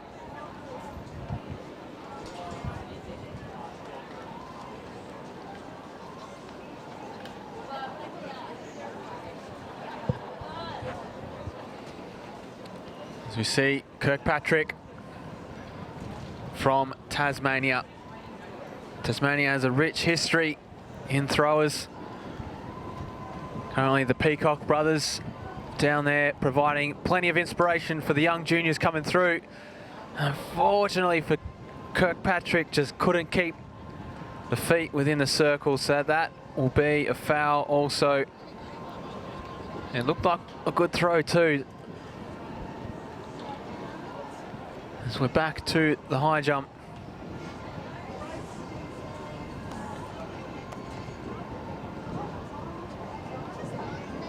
ACT athlete once again on the runway.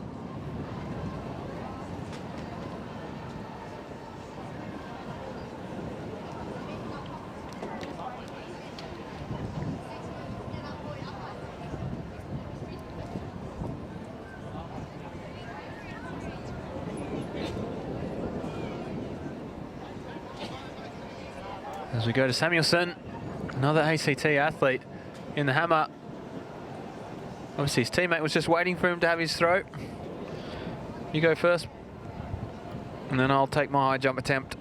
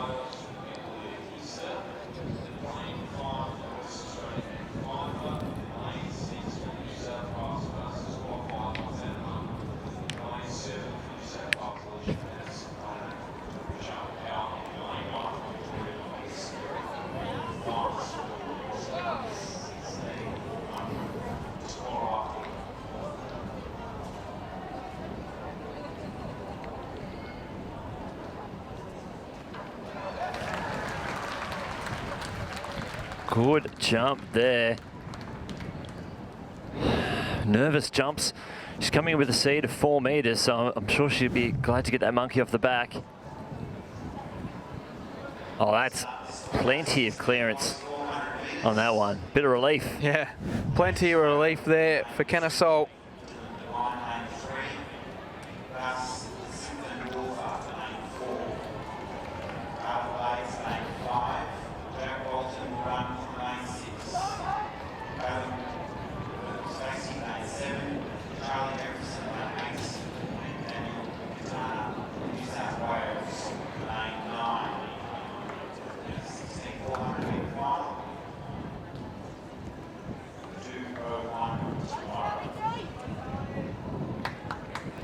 So it looks like we've got a hammer stuck up in the net. Geez, careful. Yeah, I don't really... I don't like that technique. No, I don't really approve of how this is happening, especially with a few other hurdles and a few other officials just standing probably a little too close for my liking. Especially the way he was vigorously shaking the net. That could have come down anywhere. But they may go and get a ladder, an extension pole or something to try and unhook that hammer, and this will delay the competition a little bit until they can get it down. And you can see the chief there, Khan Sharp, on the radio, just asking someone to go down to the local Bunnings, pick up a ladder, maybe a pool scoop, something. A pool scoop? I don't know. Something like that, you know, with the big long extension.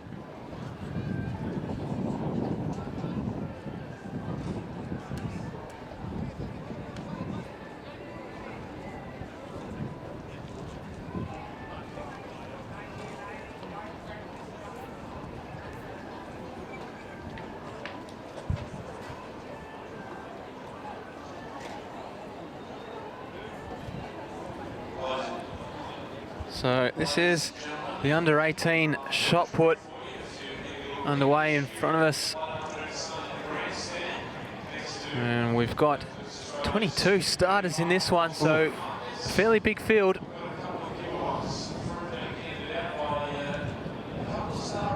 As we go back to Kennesaw for her 390 attempt.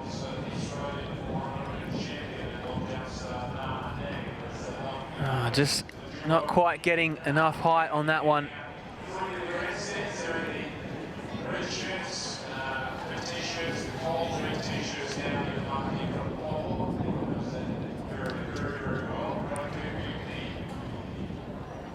So Archer from New South Wales, good spin, good speed, launches it out there.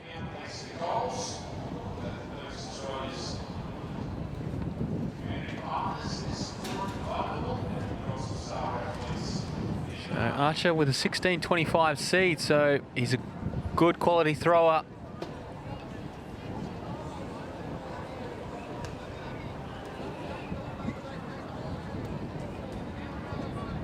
Great jump there from Prosper from Western Australia. Straight up and over, no troubles. As we see Archer's teammate Jones. We've seen him throw 14.32 before, previously to this competition. What can he produce here in round one? He's out there, so it's a similar sort of range to where Blake Archer was. As we see Cassidy Bradshaw on the runway, up and over, casual as you like. Brilliant. No issues jump at all. Well, she is the sole qualified athlete for the World Under-20 Champs. And has 0 issues at 3.90 meters. And look at the height on that.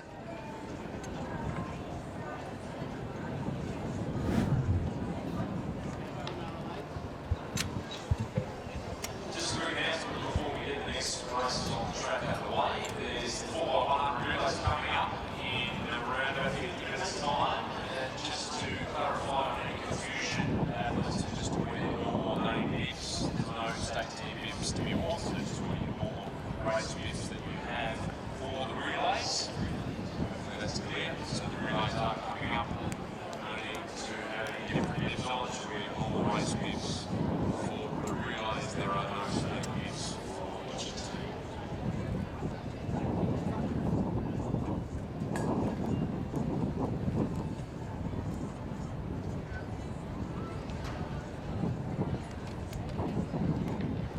Fortunately, not a successful attempt there from the Victorian.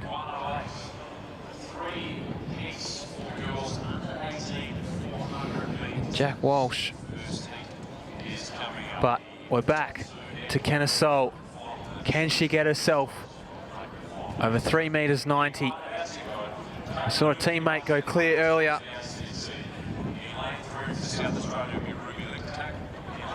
She attacks it. She's up. Unfortunately, had the height, just not enough propulsion to get her far enough into the pit. And she comes down on the bar. That's all right, as we turn our attention to the under-18 women's 400-metre heats. And that's your lineup there for the first one. Caitlin Murphy from the ACT in 2. Ruby Liptak from South Australia in 3. Catherine Porter, WA 4, Lily Mather from WA 5, Caitlin Ferrier, New South Wales 6, Tori Moss, WA 7, and Yasmin Thomas, New South Wales in 8. So watch for Ferrier in 6. And we are off and running.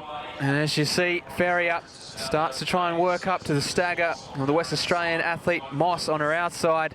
They go straight past Ferrier's teammate in Thomas from New South Wales, and down the back straight they go. Both these athletes looking strong and comfortable.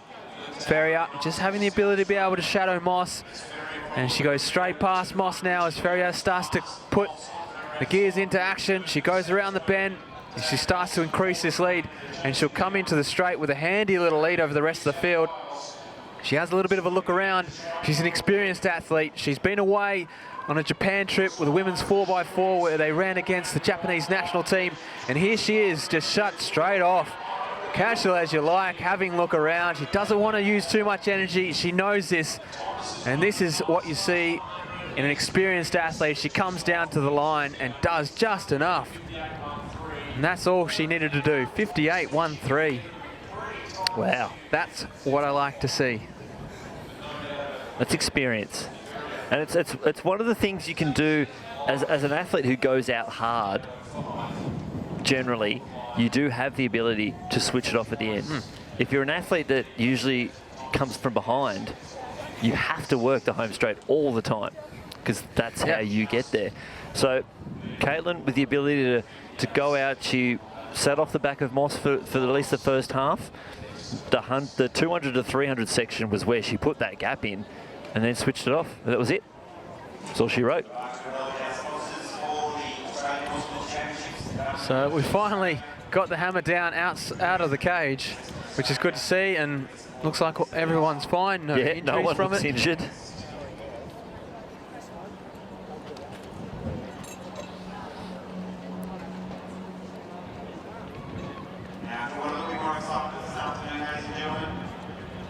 Good clearance there in the under 16 men's high jump.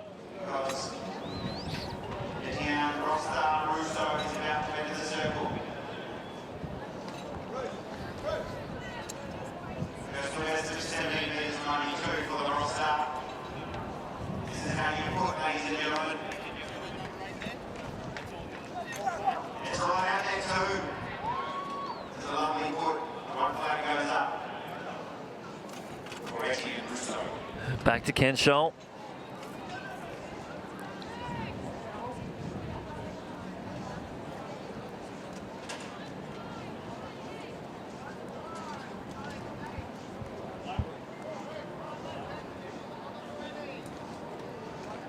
So this will be her third and final attempt at 3 meters 90.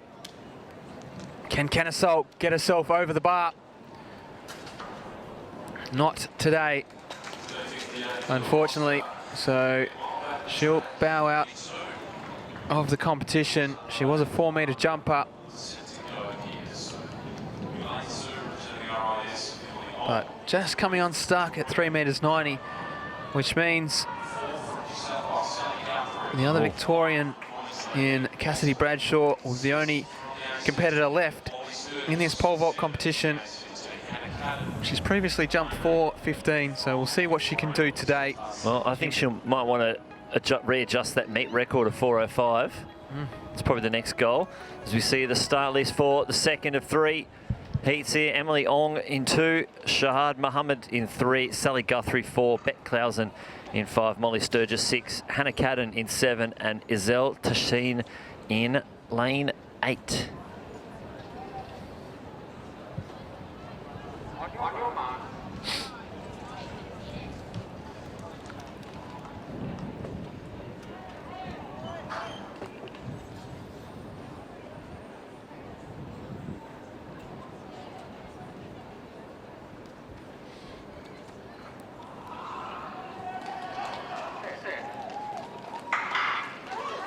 So again, from the inside, it's Ong, Mohammed, Guthrie, Clausen, Sturgis, Cadden, and Tassin. Sturgis having a great start down the back straight. The Queenslander Clausen's trying to close that gap as well. You'd say the Queenslander probably having the best of the running so far down this back straight. Guthrie trying to follow them as well as Mohammed.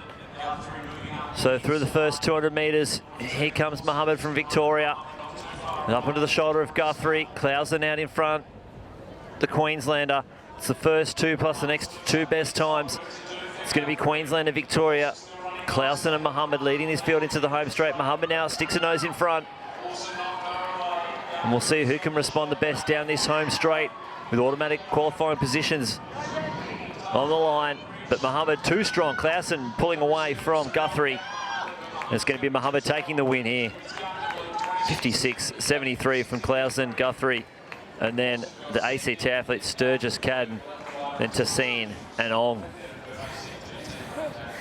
And now were your positions there for the second prelim in the under-18 girls, 400 metres.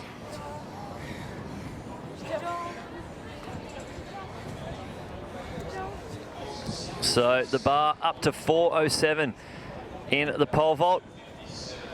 That is spot on the world under-20 qualifying height. And it would also set a new meet record for this event, breaking the 4:05 set in 2017 by Lauren Hyde Cooling.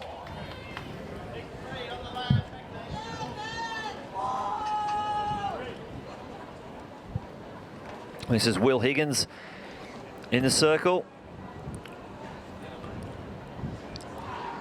Just letting it go early, unfortunately, in that last round.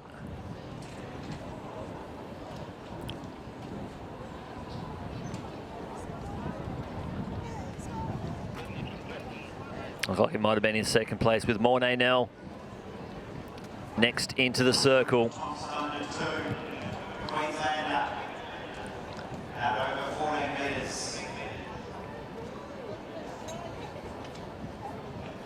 Here goes Bradshaw, 4:07.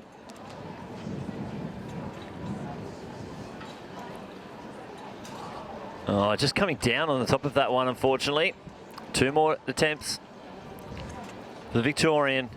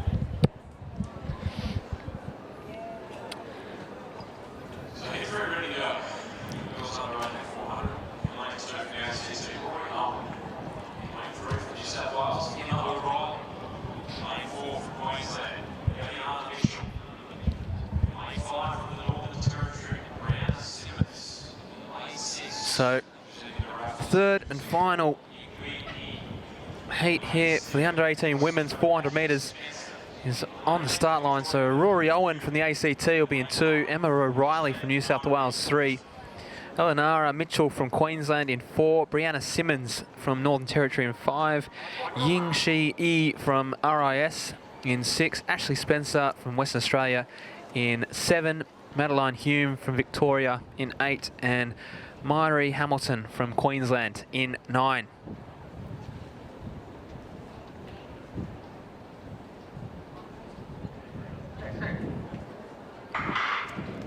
So underway in heat 3 of 3, the under-18 girls, 400 metres from the inside. Owen, Riley, Mitchell, Simmons, E, Spencer, Hume and Hamilton.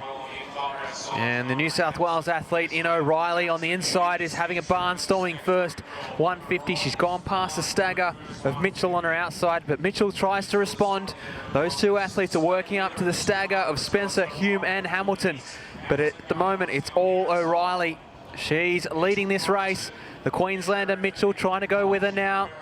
But still O'Reilly from New South Wales looking strong and comfortable. The ACT athlete in Owen is trying to push on now, but New South Wales' O'Reilly enters the straight in the lead. Mitchell's trying to fight back.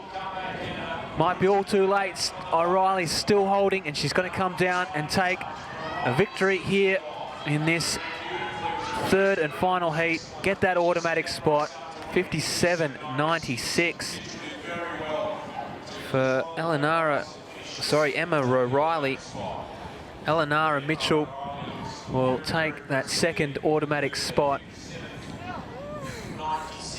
She looks pretty happy as we shift over back to the pole vault with Cassidy back on the runway. What has she got here for this second attempt? She had the height, but again, just coming down a little early on that one.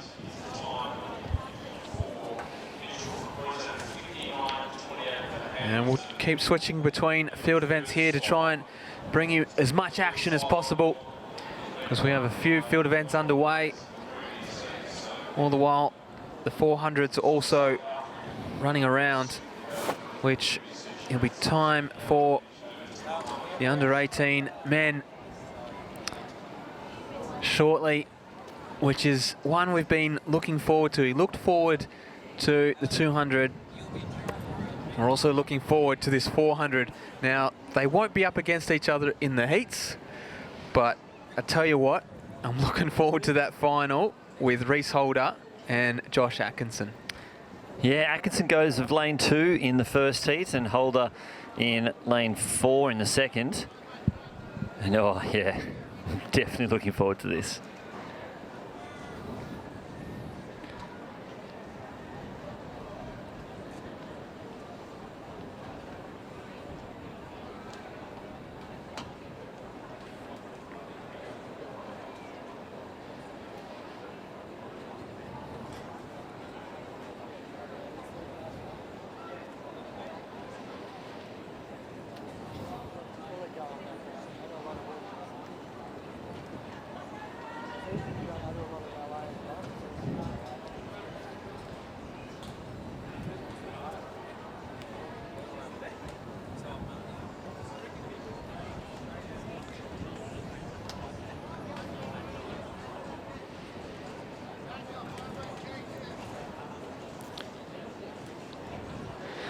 So Bradshaw, she sights the bar, one last attempt, 4:07.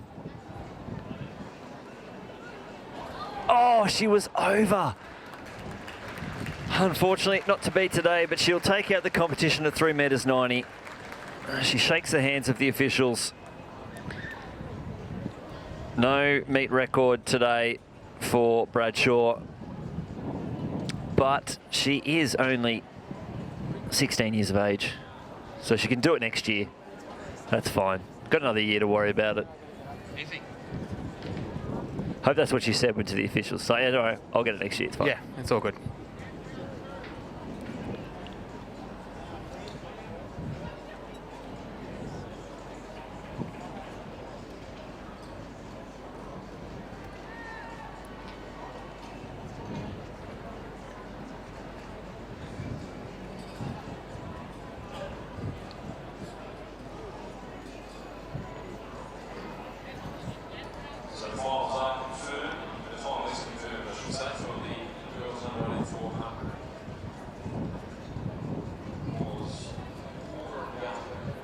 So this is Nicholas Yong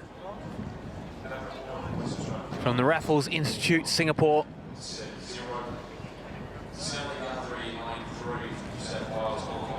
Out here competing against Australia's best and doing a fine job of it.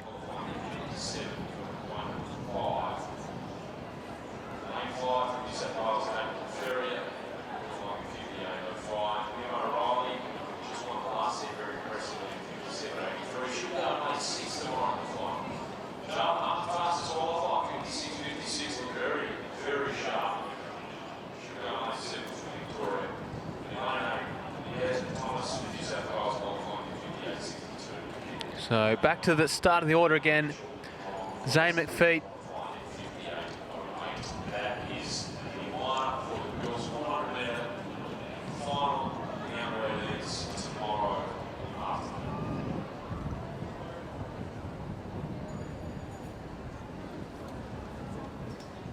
Gets a good one out there. Now, I don't believe it is the first round, so obviously that round hasn't changed yet. I believe it is the start of round 2.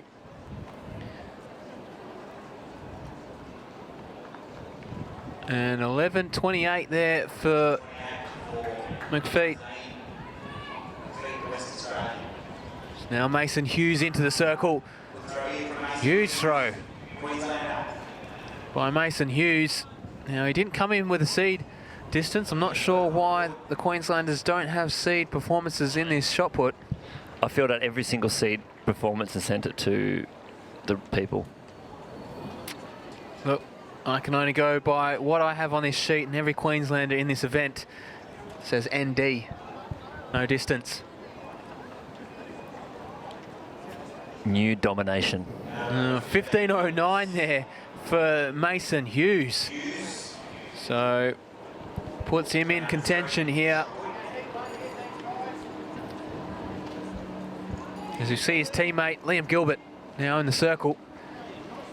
Some good power. Fairly slow and casual through the circle. Multi-eventer from Cairns. So you'll see him in a fair few events. But once he decides to actually put the shot put. It was lackadaisical. Yeah. But once he decides to go, he goes. Yeah. Bit like Ryan Krauser. Not the quickest through the circle.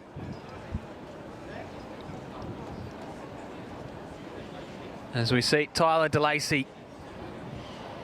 He knows this shot put circle well. The West Australian.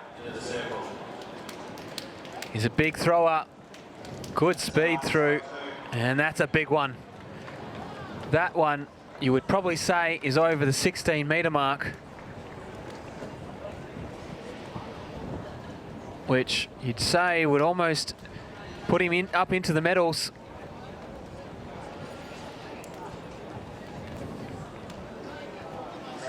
.16.08, so he does crack the 16-metre mark.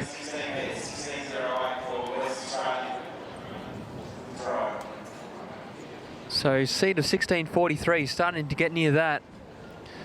Now what can our visitor, Mervyn Liu, produce here? He's a 14.5-metre thrower. He gets that one out there.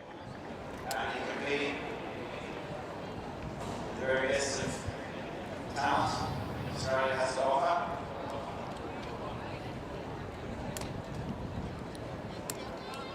He has gone 14.38. Next up, Eddie Russo. Looking to improve here. The rock star. Here he goes. Oh, he came out the bottom of the hand for Rousseau, unfortunately.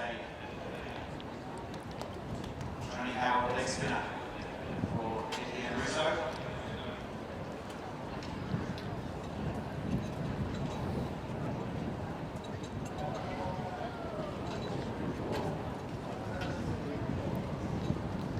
Luke Schaefer now.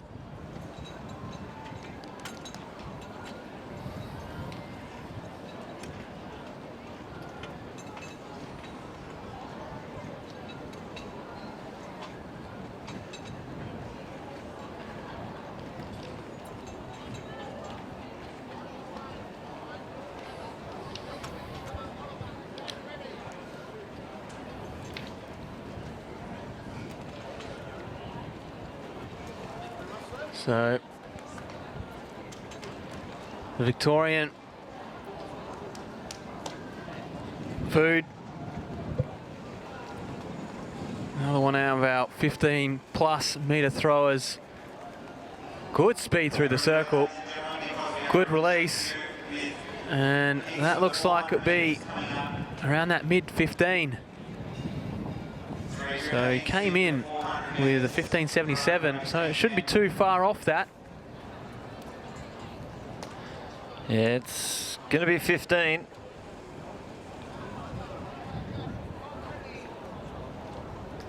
$60. Whoa. 68. There you go. I love the suspense. That's some good digital board work. Oh, it is. The amount of times that I've done that, and you're like, wait, how do I do a 6? She's quick. Yeah. She's really good. Oh, that is a big throw. Tell you what, if we had to put her speed up against these Oliver men Courtney in the circle, yeah, I'd go her. Her speed is exceptional.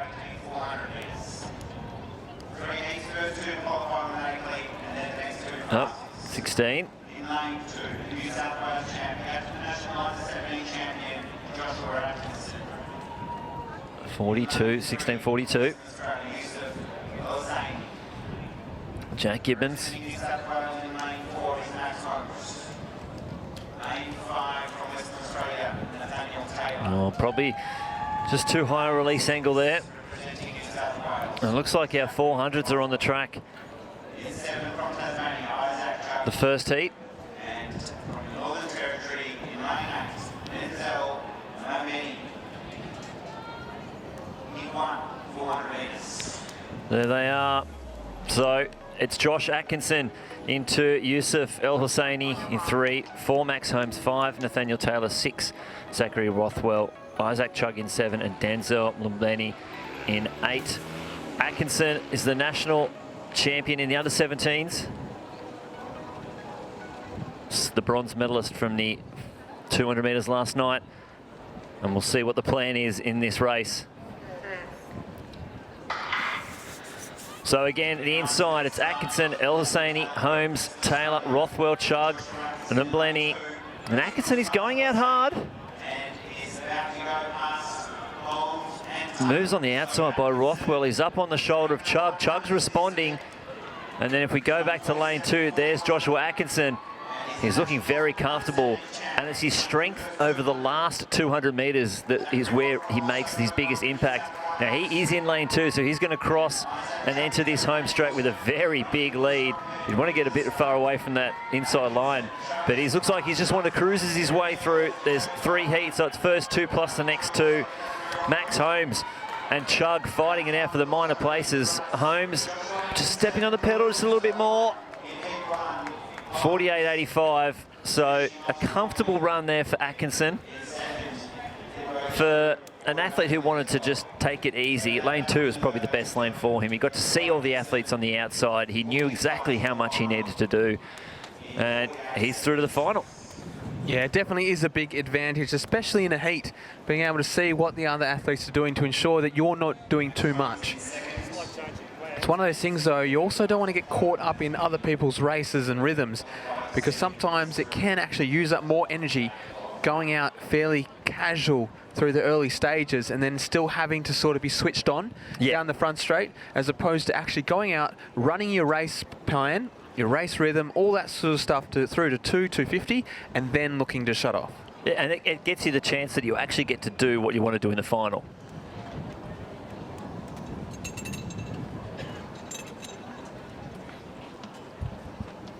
So it looks like Daniel Stovald. Oh, big put there. Stovald's a 15.60 put up.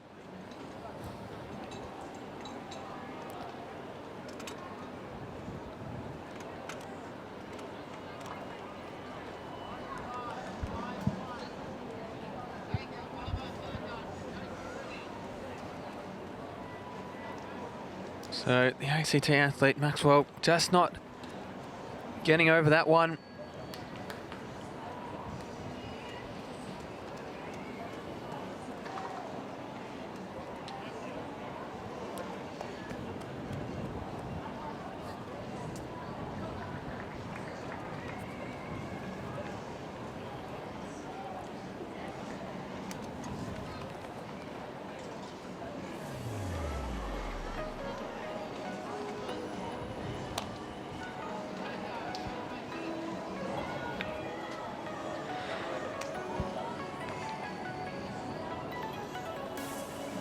So there is the start list for the second of 3 preliminary heats here in the under-18 men's 400 metres. And it'll be Andrew Howe from Victoria in 2. Anthony De Ruvo, sorry, from South Australia in 4. It will be one of the favourites in Reefs Holder from Queensland. 5 will be Benedict Bolam from Western Australia. 6, Jack Clark from Victoria. 7, Cameron Monks from Tasmania. And rounding out this field will be Max Holmes from Victoria. Now, there's 2 Max Holmes. There's the Max Holmes from New South Wales, who was just made the final in the first heat. And there's a Max Holmes on the outside from Victoria. And they're both Max Holmeses. Look. Not only racing for the title, but they are racing for the fastest Max Holmes. Heavy stuff. It's a lot on the line. And it'll be interesting if they both make the final. So hopefully they're not in the lanes next to each other.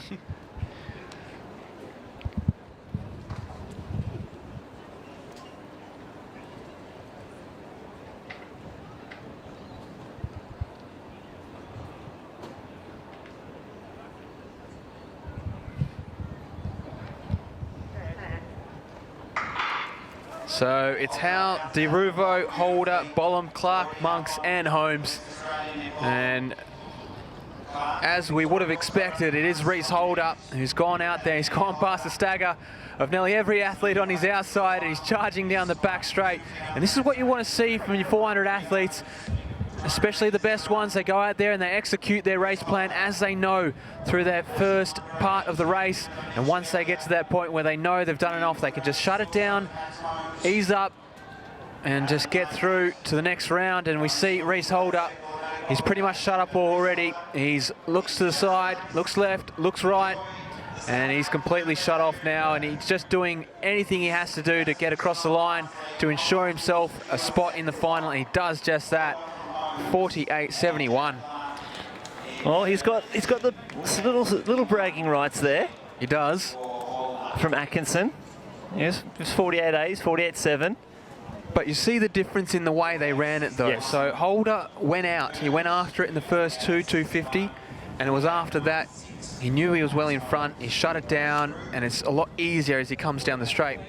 Where Atkinson, his strategy was a little different. It was sort of sit off the others because I'm in two, I can see what you're doing, rolling down, and then still sort of being half switched on because you're still only just in front of the others, and you know you need to maintain that speed in order to ensure that you're still staying in front of them.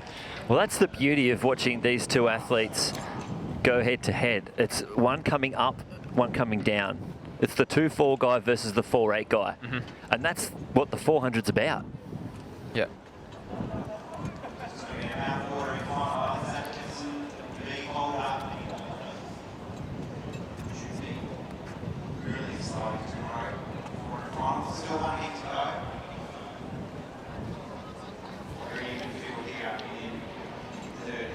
Samuel Jones next to step into the circle.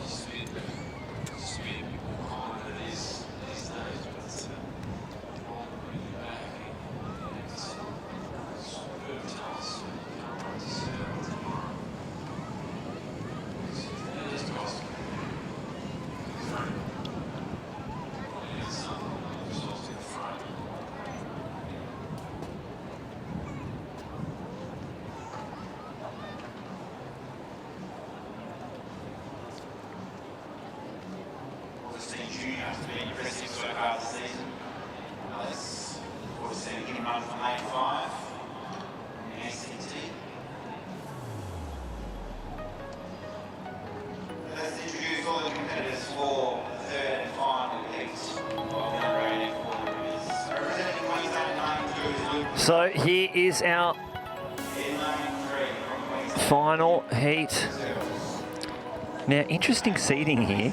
Normally, you don't like to have athletes from the same sort of team with 3 heats, 4 from each team. We've ended up with 3 Queenslanders in the one heat. So it's Luke McClellan from Queensland, William Searles from Queensland, Finn Brennan from the ACT, Augustine and Keisha Jr. from the ACT, Jack Lynch, New South Wales, Cooper Anderton, WA, Royce Ramsey, Queensland, and Phoenix Spicer from South Australia.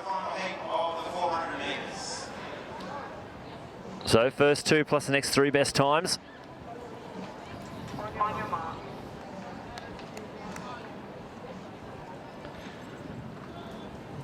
Probably it's very wide open, this one, compared to the other 2.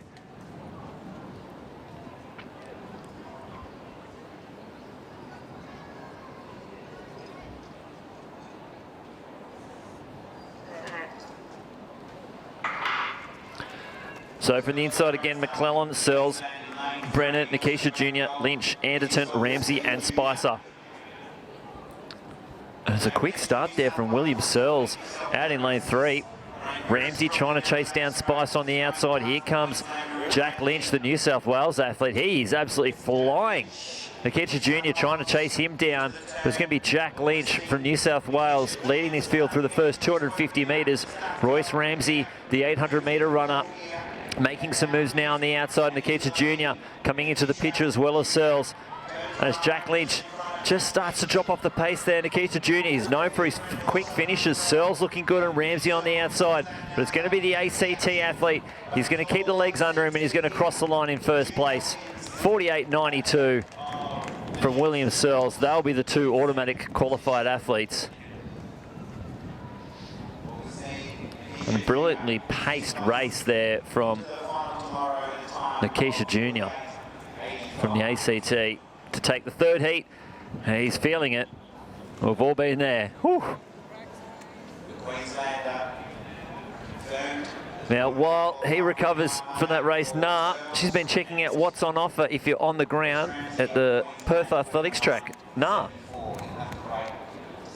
at the 2019 All Schools BLK marquee with Sam. Thanks for being on the show today. No problems, thank you. No worries. So you've had a very successful day 1 and 2. Do you want to tell us a bit about that? Yeah, it's been it's really exceeded expectations. The gear's been so popular, and we've had people lining up, both days. So day 1 was crazy, but it's great to see. Awesome. Well, I'm glad everyone's loving the merch. What has been the most popular item? I think the All Schools with the kind of navy faded to purple pattern, that's been really popular. People have really been loving to get that kind of memorabilia from the event. Awesome. And what can we be looking forward to from BLK? We've got some pretty exciting stuff happening with our kind of performance range. So yeah, they're doing some really cool stuff. So that's coming out soon. Well, I'm excited. I hope you guys are too. I just wanted to thank you and BLK for their continued support. We couldn't do it without you guys, and we're so grateful to have you in the sport and a part of the team. Great. Thank you very much. We're very happy to be a part of it all. Thank you. See you guys.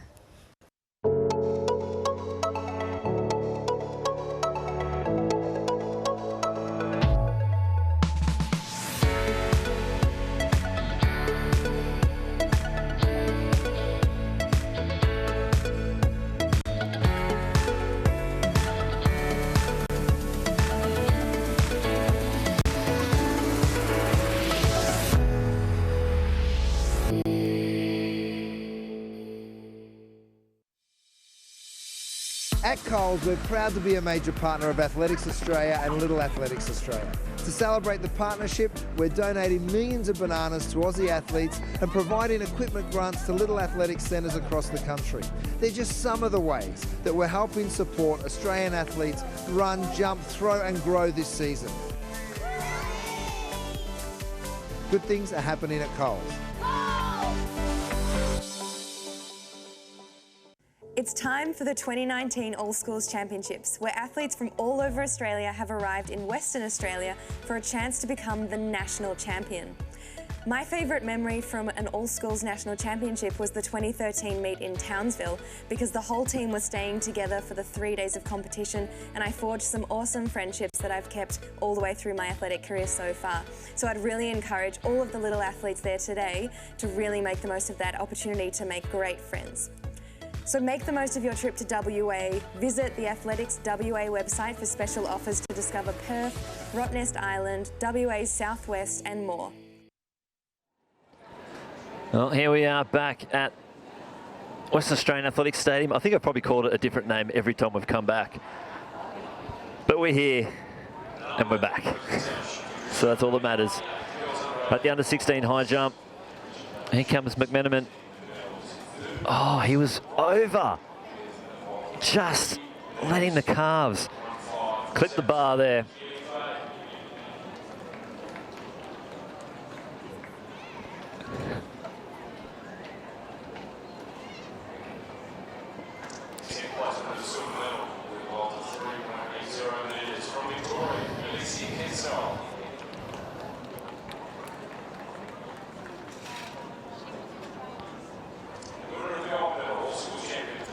Here comes Whiteside.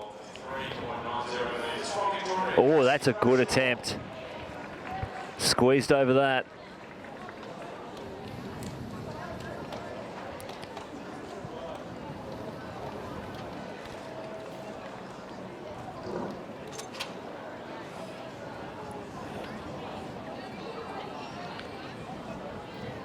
Now the only thing left on the track is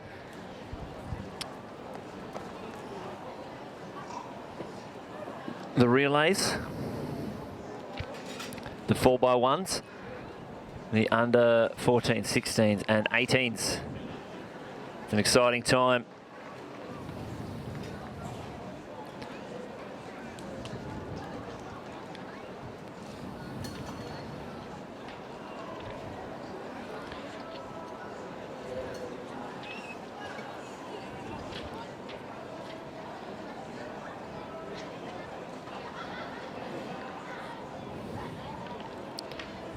Oh, massive clearance there from the Queenslander.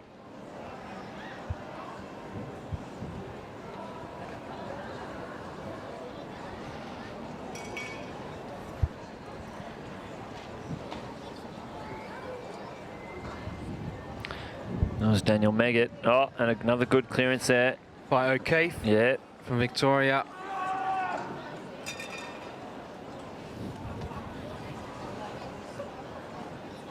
So the bar getting up in this 16 men's high jump, as we see Perrin go clear as well. So a bit of relief there from Perrin. Just happy to get over.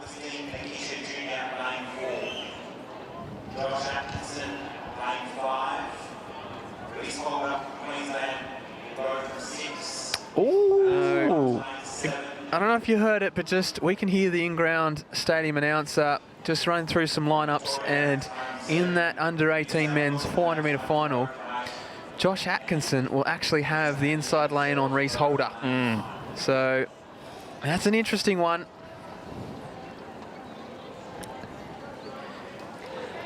I'm trying to think, who does that help?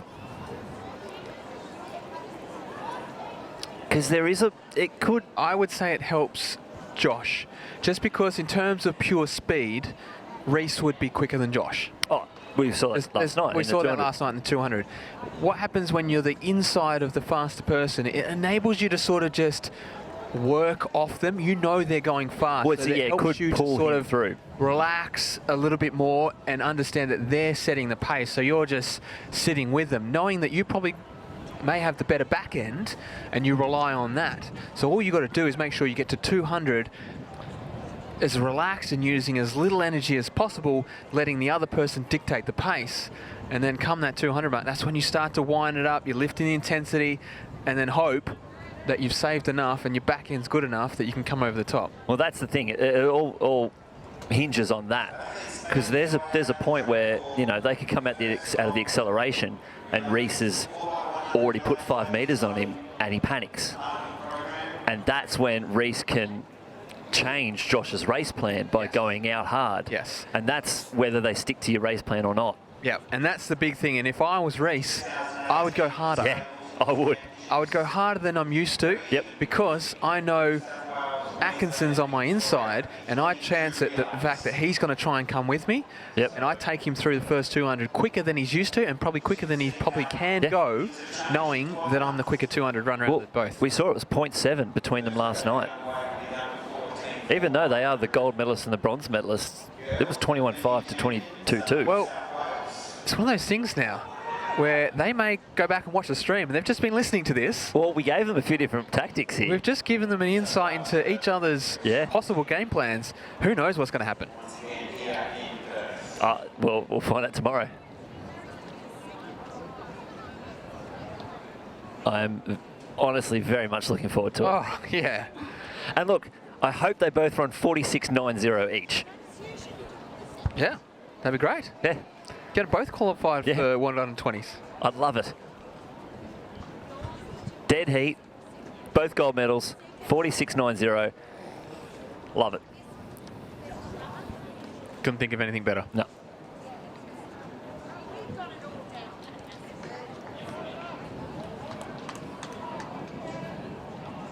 So you can see just at the bottom left-hand screen some of our athletes in the under 14 girls 4x1 just setting up their marks.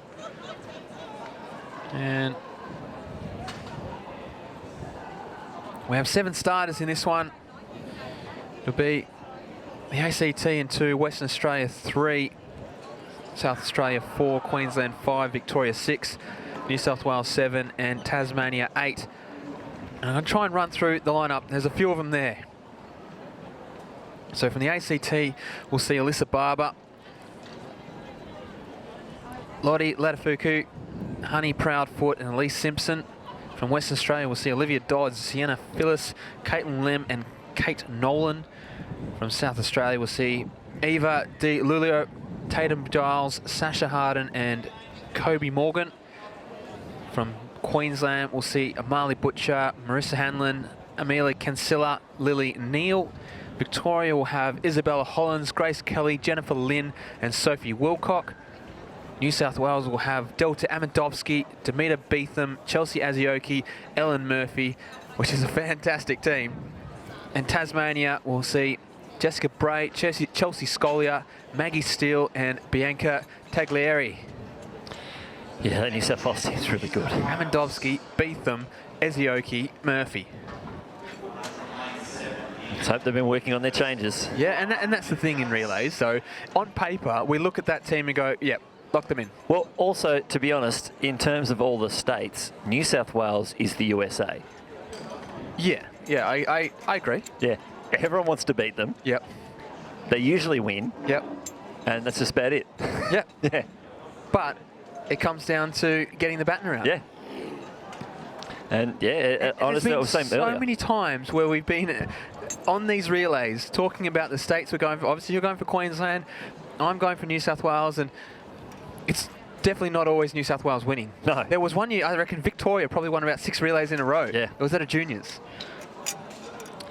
You've just got to get the baton around. That's the first number one, especially the under 14s. Yeah. So a lot of the time, this is the first time that these athletes have been in a relay with other athletes who are just as fast as them. Normally they're in a school team where they're just, you know, twice as fast as the next person. But this is actually someone running at you the speed that you are. And it can cause a lot of chaos. Massive amounts of chaos. As we're just seeing some footage of the hammer throw out there.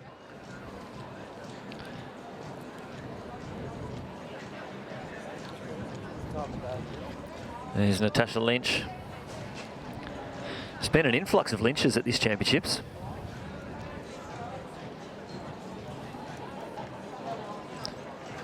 It's just a common name, seems. Nothing common about it.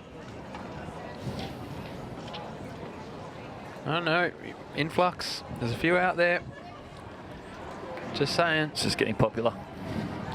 Did it before it was cool.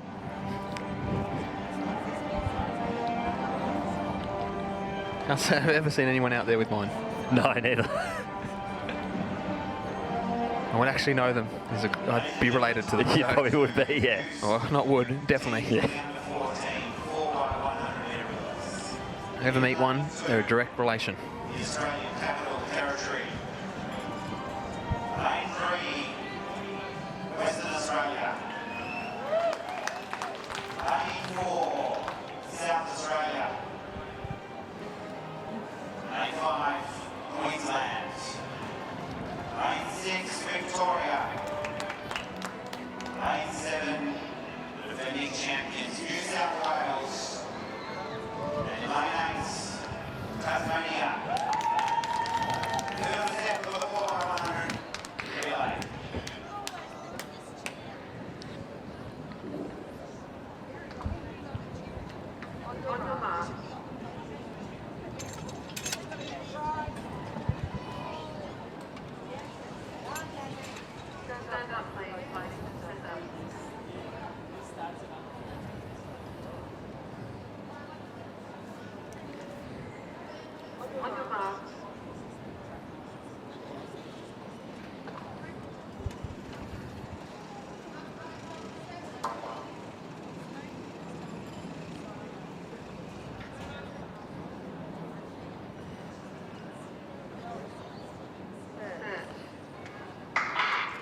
So we're away here in our first 4x1 from the inside. It's the ACT New South... Whoa, that's a bit different to my start list. ACT Western Australia, South Australia, Queensland, Victoria, New South Wales and Tasmania. Good change there from Victoria on the outside. They're past New South Wales.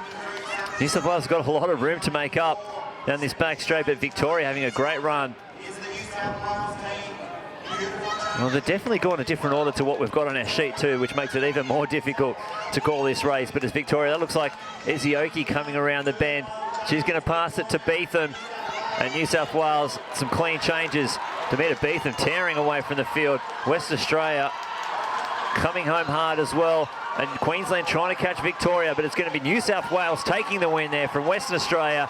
And, oh, I think Queensland might have just outdipped Victoria right at the death.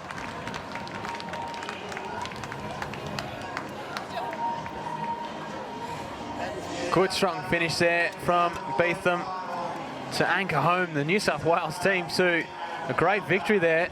Victorians really were giving them a run for their money, but coming into the last change. Yeah, that was a good change. It was Beetham. And look at the Queenslander storming home to come over the top of the Victorian. Yeah, I reckon. Oh, just. I reckon. That's tight.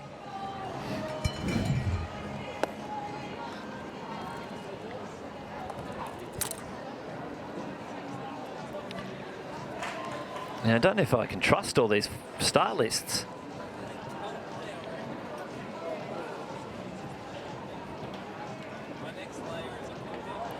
So that is the under-14 girls hammer out there currently. And it looks like the Queenslander, Lani Dance, just walking into the circle. She's thrown 43.59. So definitely a super talented athlete in the art of hammer throwing.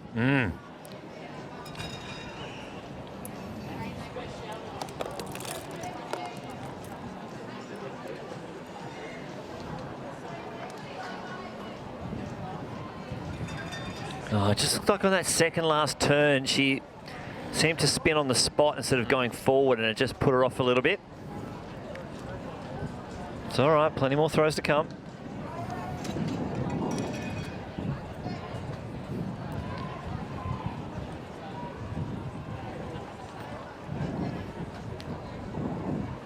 Moya going clear in that high jump.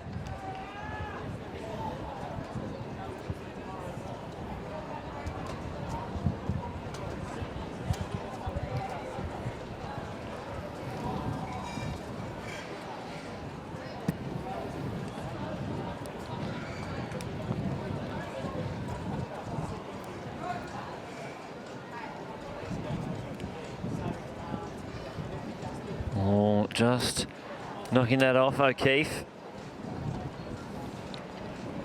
Haven't caught sight of the height there yet.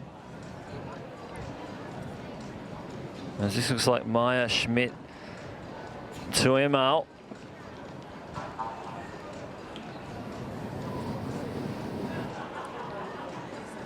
And then it'll be Dakira Cooper to close out, I think, the first round.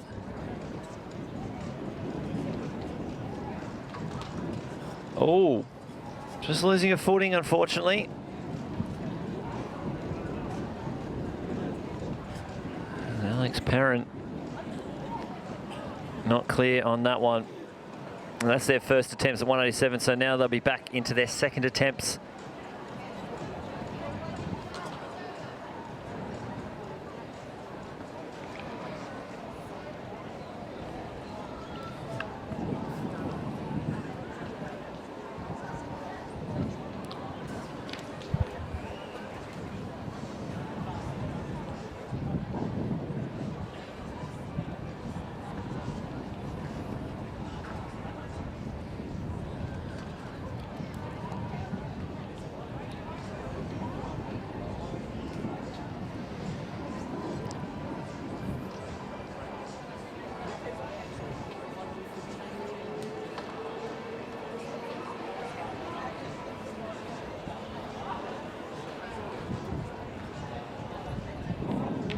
So, and we're back to the top of the order in this 14 girls hammer. with Beale from New South Wales back into the circle. What can she produce?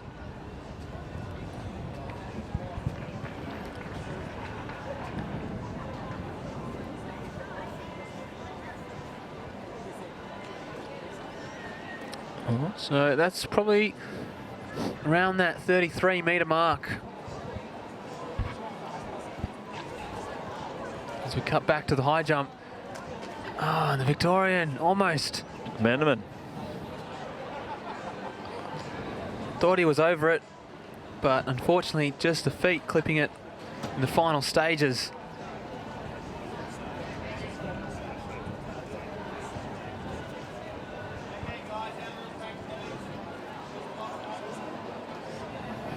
So this could be Jack Whiteside up next.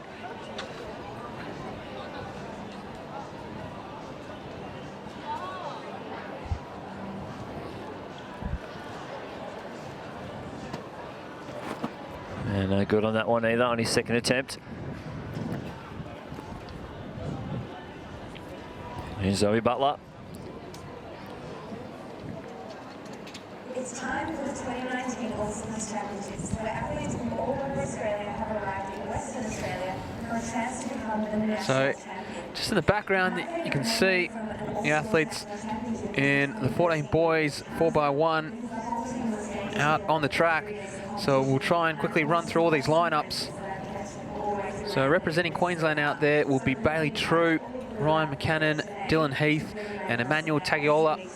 In the Victorian team, it'll be Max Busuttil, Joshua McCout, Joshua Sullivan, and Chanatai Kankritok. For the ACT team, it'll be Samuel Baird, Dylan Outram, Joshua Ponkenham, and Max Berry.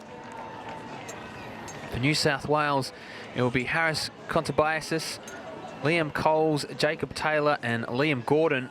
The West Australian team, Ada McDonald, Jeff Deuce, Edward Bailey, and Kalen Sealander. The South Australian team will be Jean-Marie Aquel Rakeen, Aidan Colborne, and Alex Dunn. And then the Raffles Institute, Singapore. There was a team out there with Braden Chan, Durav Marj, Hayden Hazenil, and Marcus Heng.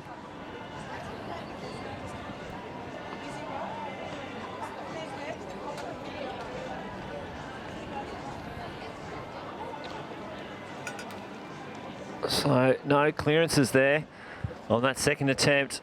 So they'll be back around one more time at 187, their third attempts.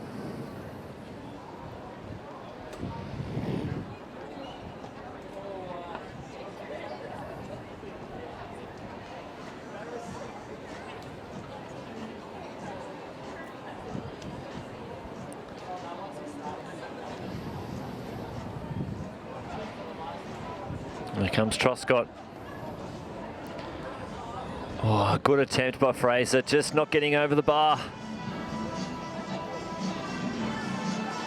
This is competition wrapped up, unfortunately. He should finish with a 183 to his name. So if once they clear this, it goes up to 190, and then up by threes to 96. So it could be Jack Walsh next. Or is it Jackson McMenamin? It is Jackson. Queensland. Lane 3, Victoria.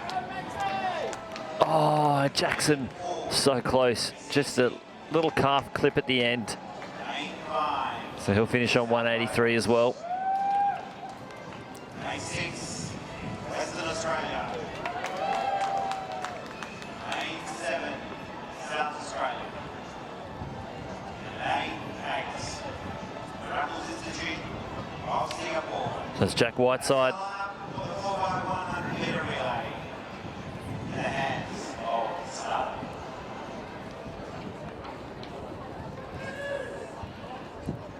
Not today for Whiteside. So that order of that 4x1 relay, so it was Queensland 2, Victoria 3, ACT 4, New South Wales 5, Western Australia 6, South Australia 7, and RIS in 8.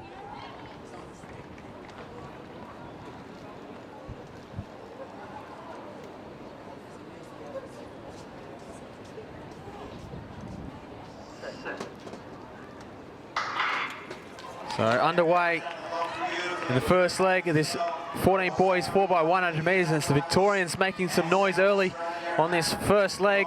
Into that change, fairly safe through that one with a lot of the teams. The West Australian teams are running on very nicely down the back straight. New South Wales trying to go after them, as is the Victorians. It's going to come down to these changes. Fairly good for the West Australian team. A little bit of a mix-up for the New South Wales team. The Victorians now starting to come through. It's still the West Australians in front, but look at the New South Wales athlete charging around the bend. It'll be the Victorians who'll change in the lead. The Queenslanders are there as well, and it's Tagaloa. He's running down the Strome Straight. He's running away from this one. He's gone past the Victorian. He's going to come down for a great victory for the Queenslanders. What a run by Emmanuel Tagaloa from Queensland. Finished brilliantly. The Victorians changed in the lead, but it wasn't enough to hold off the Queenslanders from taking a great victory here.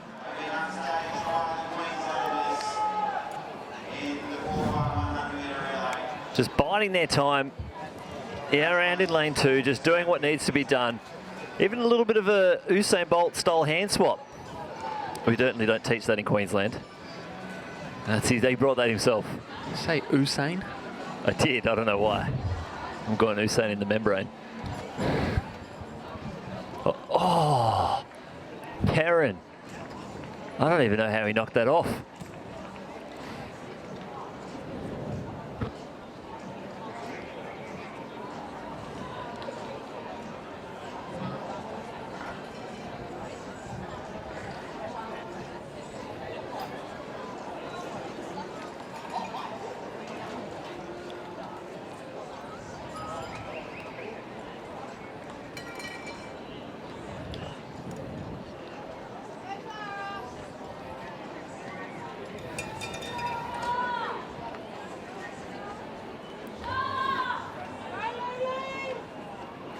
So up to 1.90 m now in this under 16 boys high jump.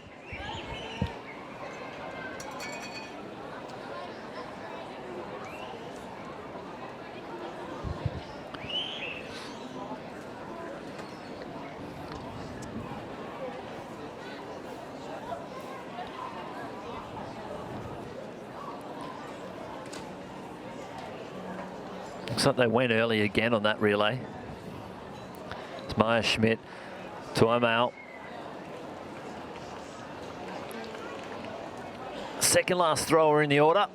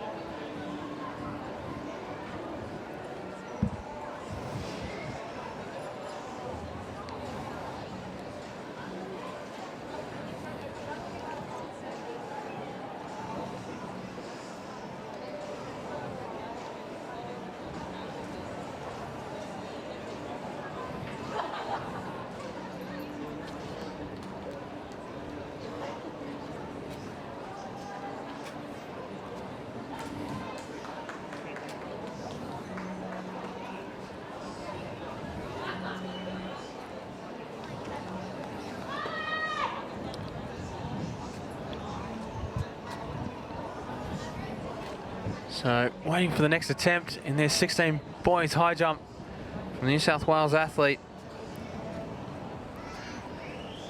Just balks out of that one. Wasn't happy with the approach. They'll still have time to go back. As Matt likes to say, it didn't break the plane. No, he certainly didn't. So that is Darcy Holmes. $1.90 m. Oh, close.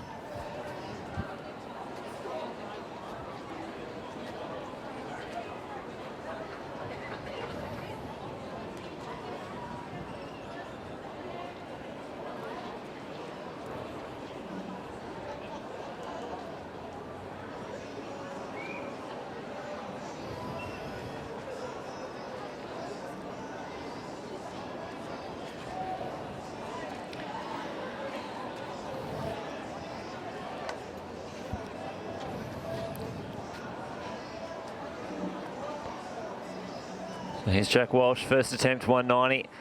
Looks like Oscar Oxenbury will be next up. Oh, not today on that attempt for Walsh. Oscar Oxenbury next.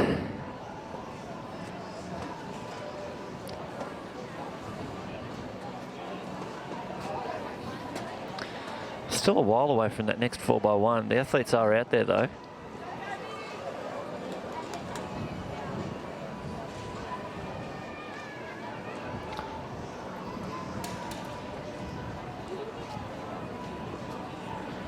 No, and that's what we call breaking the plane, unfortunately, Oscar. That will be a cross on the score sheet.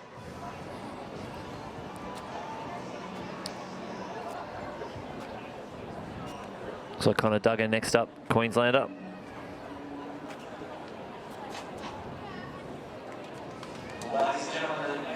Oh, beautiful clearance there from Duggan.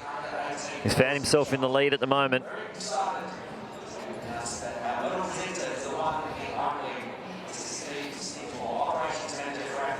A few athletes still in this competition at 190. It's Tilly Wallam waiting to get into the circle for the under-14 hammer throw.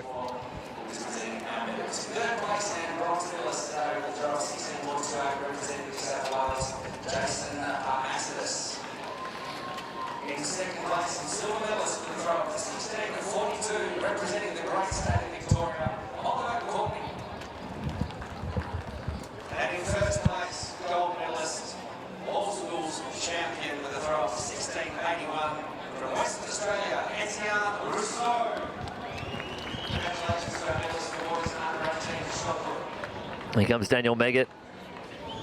Oh, he was over. Just popping that hip out.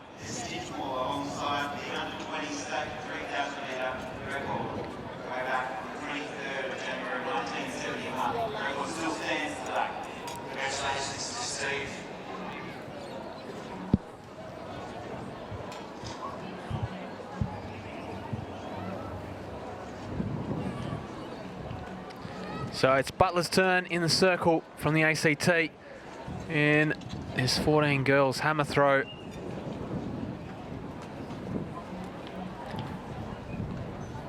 What can she produce in this round?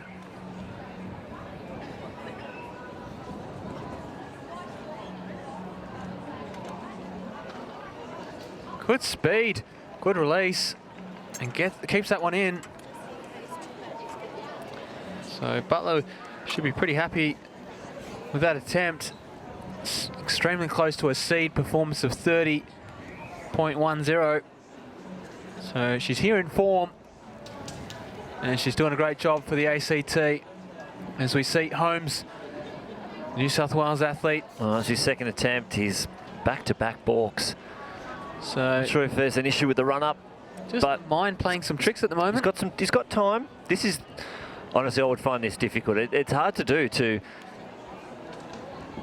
key yourself up for an attempt and then completely reset. Just settle down, deep breaths, start again. Oh, goes clear. Wow. Huge clearance from Holmes. Tell you what, after 2 balks in his previous 2 attempts, here he is. Just goes clear by a long way too. Whew. There is centimetres in that.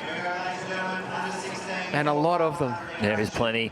So we'll try and run through this start list as well for the under-16s. The girls have been on the track for a while waiting for their event. As I see, it looks like Jack Walsh should be the next jumper. So New South Wales out in 2. Gabriella Taylor, Shola Adeniran, Olivia Inkster and Alexandra Stoylova. That's a good team. Lucia Groves, Charlotte Woodward, Angel Turner and Annie Pfeiffer of Western Australia in 3. In 4, Tassie, Amy Wiggins, Amy Highland, Amy Campbell and Leah Felsh. Almost the Amy's of Tasmania there. ACT, Clara Steinhauser, Sengay Kezai, Ariadne Sturgeon and Endamami Ajulo. From the ACT, 6 from Queensland, Halal Dermaz, Leilani Hills, Monique Hanlon and Emma Threadingham. 7 from Victoria, Amelia Spenceley, Mia Skerry, Layla Watson and Jess Calvert. In 9, the Northern Territory. They haven't submitted any names, so I'm sure there's 4 of them. And in 9 from South Australia, Jordan McMillan, Victoria Cholsh, Trafina Hewitt and Pippa Stolarski. And there is no Northern Territory, so that's fine.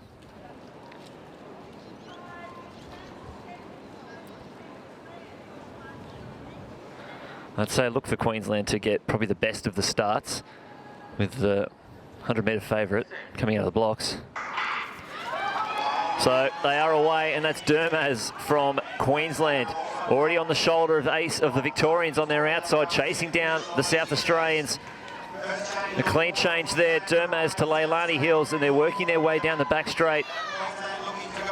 Victoria trying to get back in the picture, but watch for New South Wales in lane 2. They might be a long way away, but it's going to be fairly even between the changes. This looks like it's Inkster versus Hanlon, first and second from the 200 metres earlier. It's going to be Stoylova versus Emma Threadingham. Queensland does have the lead, but Stoylova's very handy over the 100 metres, and I think if they can hold on, Stoylova might be able to get there. Threadingham just holding on, but here comes New South Wales from the final leg. The tides have been turned, and New South Wales takes out the under-16 girls, 4x100 metres. Queensland in second, and Western Australia finishing in third. What a final 100 by Stoylova. It's a reversal of the under-14 boys. It is. Queenslanders just taking the baton slightly in the lead from the New South Wales team, but Stoylova came storming home to give the New South Wales team a great victory here. Credit to the Queensland team, but New South Wales too strong in the end, and the West Australians flashing home for a third. I'll be happy with another medal here.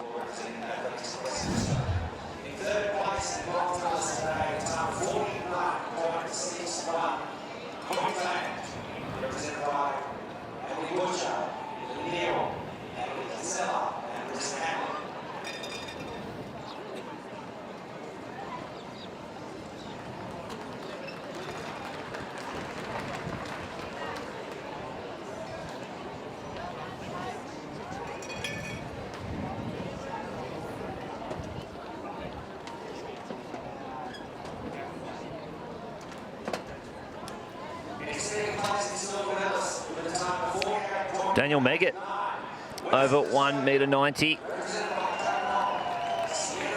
m. On his third attempt. Now Walsh.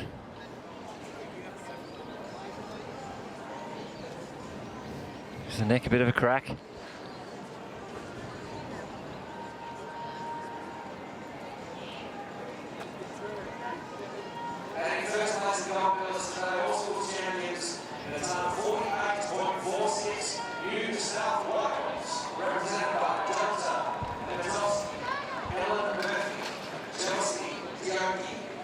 Oh, he knows it too.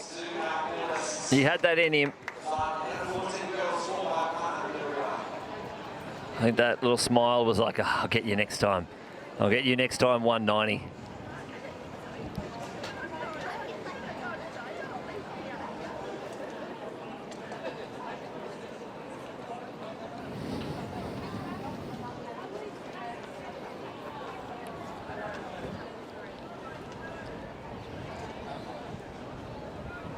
So Natasha Lynch into the circle.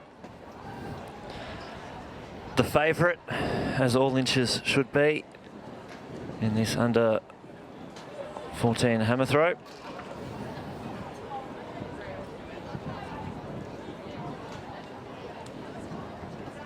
We're just losing balance there on the release.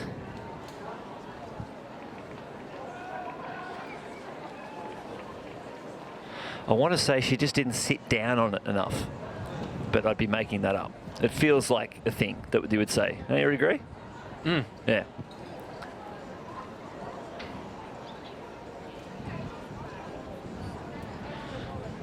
Oxenbury now. His third attempt. Oh, he's clear. He's got the 190. Little cheeky fist bump.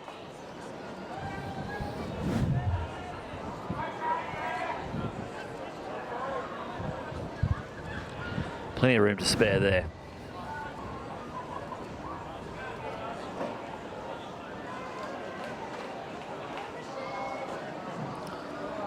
So they'll be up to 193 now.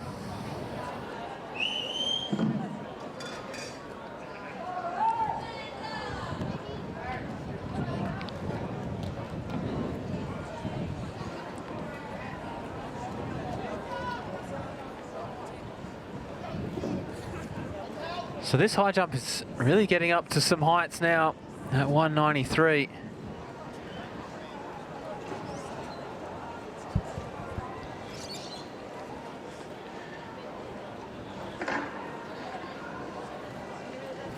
And they'll be on their first attempt. As you can see, the officials just adjusting the height, making sure that it's correct. See, when you do set your height in the high jump, the middle of the bar actually has to be set at that 193 height, which means depending on the age of the bar and the flex of the bar, it could be centimetres higher on the outside. So they may be jumping 193 in the middle, but if you happen to take off over the bar on the outside, you might be jumping 195, 196, depending on... And you don't get that, you only get the 193. Exactly. Lasers. Exactly. I love how I can point to you and you know exactly what I'm thinking. I know where you're going. Yep. Wouldn't happen in laser high jump. Change the game.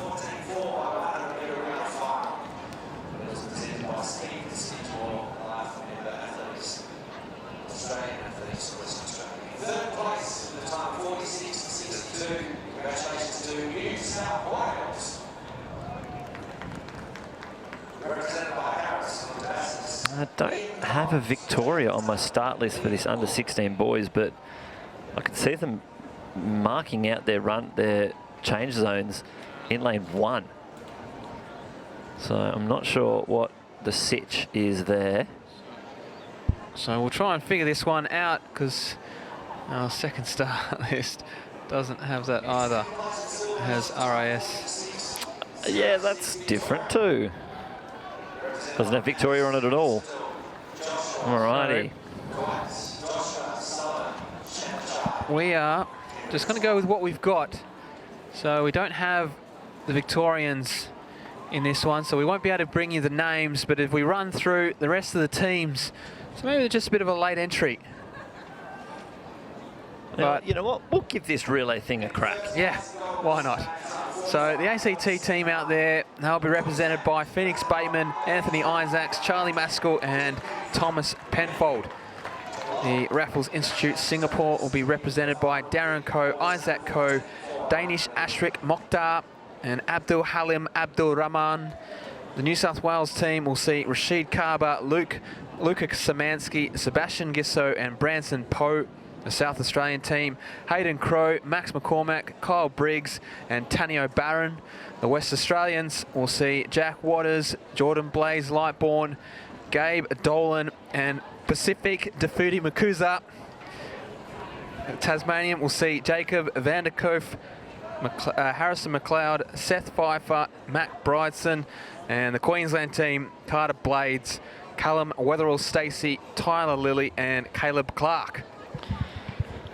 Oh, good clearance there from Connor Duggan. Yeah, Queensland going with 2 athletes that just ran the 400-metre heats. And I like the New South Wales team. They've gone with 4 younger athletes.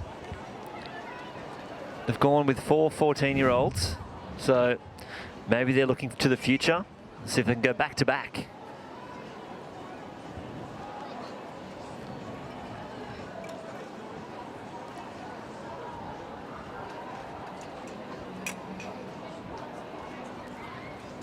Oh, the South Australians over.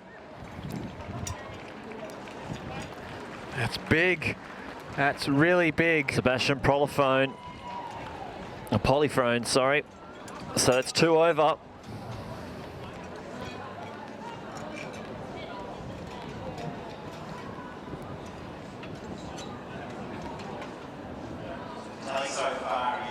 Here comes Meggett. Not getting it there. West Australians reopen their account in these championships. Too often the West Australians say nice things about Victorians, but they've got a good team here in the 4x100 metre relay.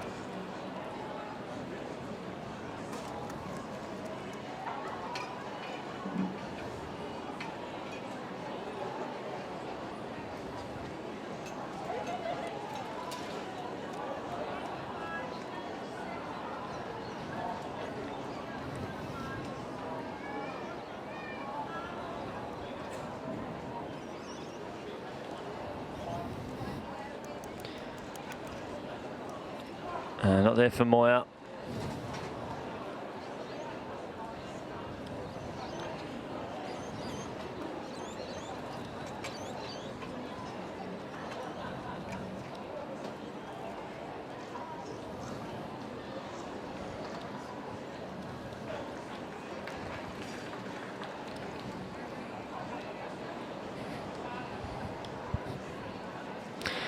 Here comes Oxenbury. 193. No, not that time.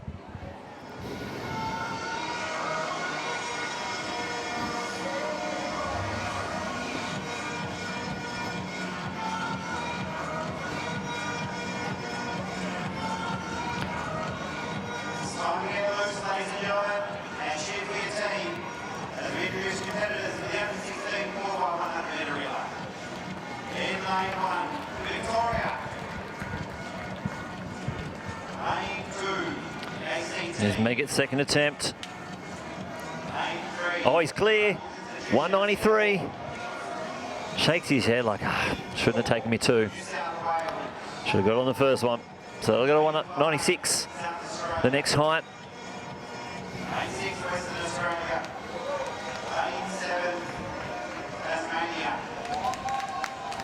Lane 8, Queensland.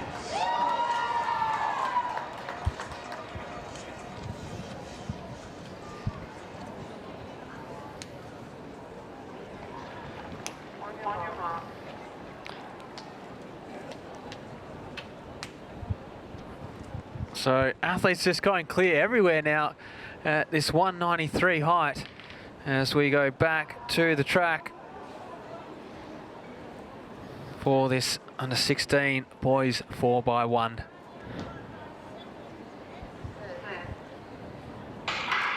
So off and running from the inside, it is Victoria, ACT, Raffles, Institute of Singapore, New South Wales, South Australia, West Australia, Tasmania and Queensland. As they go down the back straight, a couple of teams had some interesting changes through that first one. The New South Wales team running very strongly, trying to get up to the stagger of the South Australian, but they've messed that one up. It's the Victorians that have come through now, but it's the Queenslanders out in front. They've had a great third leg as they storm around into the straight. If they get a clean change here, it could be all over. The West Australians are there, so it's Queensland and Western Australia. The Queensland runner, he's doing brilliant. He's coming down. He's going to take a great victory for the Queenslanders. Cross the line, 43-1-4. And isn't Matt happy about that? Tell you what. Considering we just put 2 of the boys who ran the 400s first and second. Woo! That was hot. Strong running there and by Clark. That's without the 200-metre champ, Ash Wong. Yeah, that's a team. So a couple of those teams just having some issues on the changes. As you see, the New South Wales team here just didn't get it right as they're coming into this change way too late with the takeoff, and that's all she wrote for the New South Wales team. Meanwhile, Queensland were storming away for a great victory. WA team, they'll take the silver. They're getting medals. They haven't missed a medal. WA? Yeah. It's been great. Which is what you want with a home nationals. You want to go out there and perform, and that's what they're doing. So, no 193 for Oxenbury.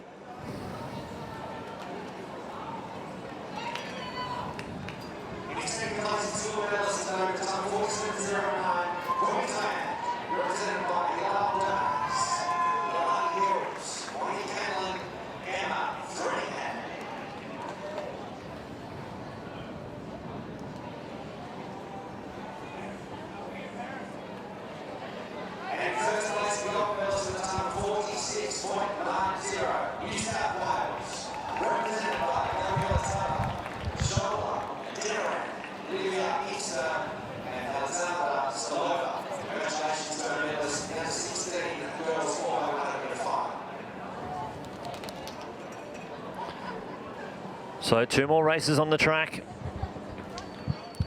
His high jump getting to the pointy end.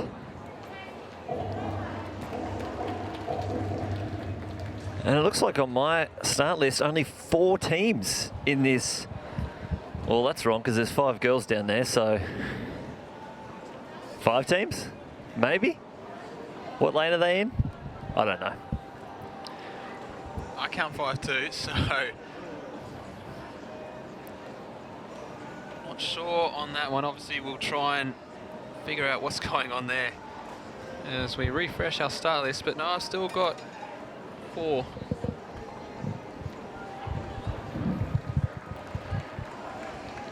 Still only 4 there. So I don't know what's going on with that. I've got lanes 1, 2 vacant, 7, 8, 9 vacant.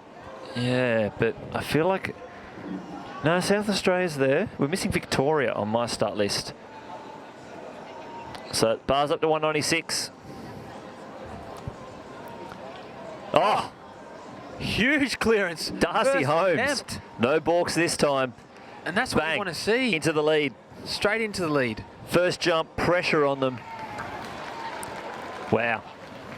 And it's one of those ones where if the other athletes aren't getting this on their first attempt, it really does put the pressure on because they still need to clear it, but then the next height they need to ensure that they're clearing it before he does. There's Duggan. He's missed it there. So let's put him back. Holmes is in the box seat in this event. You almost get to the point where this is where the tactics come in. Yeah, there's Victoria out in lane, whatever that is, 7. Might have to have words with the Victorian team managers to understand why their relay teams weren't on the start list. They should be. I've seen some of these teams run in the wrong order. Maybe their relay forms weren't handed in time? Hey, not pointing fingers, except directly at Victoria. Maybe they know someone. Maybe they've got inside connections. Polifrone not getting it on his first. So Holmes comfortably out in front. Megget up next. So I think we have 4 athletes left. And there's Megget. I feel if you don't get this on your second attempt, it's probably worth passing. But with 4 athletes left, it does get a bit tricky. Who's getting these medals?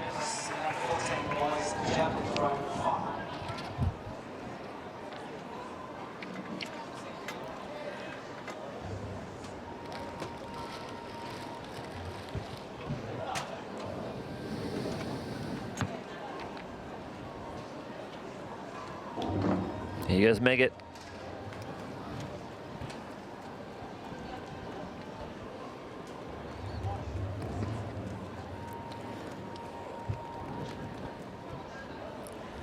Oh, and Megget's gone clear at 196. I love it.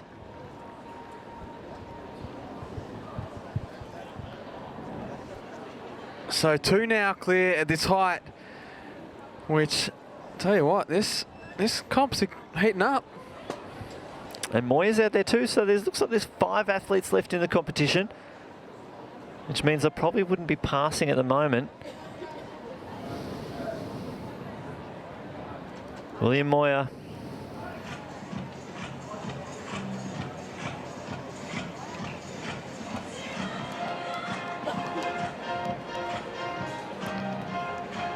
Oh!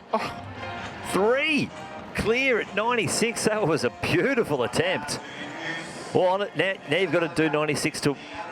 Even if you clear this, you're not even in the medal position. No. So... This is where do you go back to your coach? You know what? We need to pass this. Duggan looks like he's having an attempt here.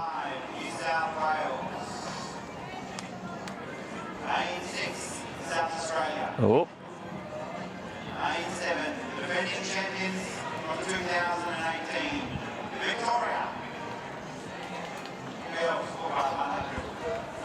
So while Duggan gets prepared, we'll quickly run through the start list of this 4x1 Queensland. Emily Campbell, Abby French, Olivia Reynolds, Amelia Finger, then WA, Chanel Myberg, Tori Moss, Nelly De Silva, Taylor Cruttenden. It's Duggan. Oh, he got it. He rattled it. There's 4 over there. New South Wales in 5. Grace Hewitt, Emma Klassen, Alice Dixon, Tegan Berry, South Australia, Alicia Coolan, Ruby Liptak, Sian Parker, and Emiliana Ellis. And in lane 7, the late entry Victoria. We'll call them late entry. So fast start there from the Victorians. They were late to the party, but they're moving beautifully down the back straight. A good start from New South Wales as well. Grace Hewitt. I'm not sure who it is from Victoria, but Emma Klassen, she is tearing down the back straight for New South Wales. They won this event last year, and Emma Klassen's passing it to Alice Dixon. So it's New South Wales and Victoria battling it out on the outside. Dixon up on the inside. She's going to pass it to Tegan Berry. A little bit of step on the inside line there. I'm not sure how that's going to get viewed. Can Cruttenden get WA up past for Queensland, but she will. New South Wales will take the win. Victoria and WA, but I'd probably want to have a look at that change. I feel like they stepped on the inside line as they were changing the baton. I don't know, I didn't see anything. Take those rose glasses off. Yeah, I feel like a replay of that last change. Oh! He got it! Is that everyone over? It is. Polifrone. All right. 199, let's do it. All right. This high jump comp is going off, isn't it? Whew. I feel like we had this period where people were getting on second and third attempts. People were missing. Next thing you know, 90, 93, 96, bang, bang, bang. Yeah. We were stuck on 87 for ages. And we're going straight to 99. It's New South Wales. Oh, I think she stayed in. I think she's in too. I don't think we'll see any issues there. It was wobbly. Oh, was it after the baton had passed? That angle showed a little bit more.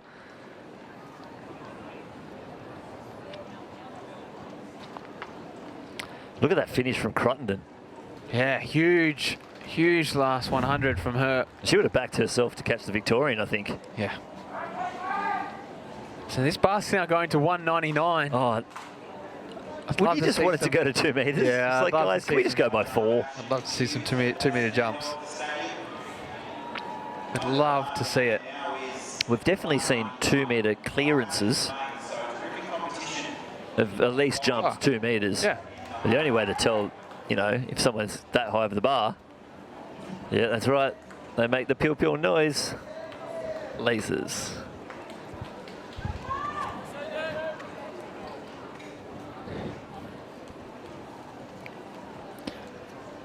Oh! That's a 205 jump. Holmes. So he's gone clear on his first attempt at 96. Now he's done his first attempt at 99. He is in the box seat. Someone's going to have to jump out of their skin to try and take this title away from him. And it's funny, his 93 attempts, he balked and then missed it. Second attempt, balked and then got it. And hasn't missed since.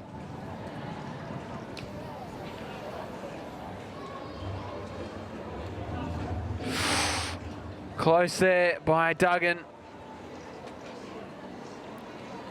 But not to be.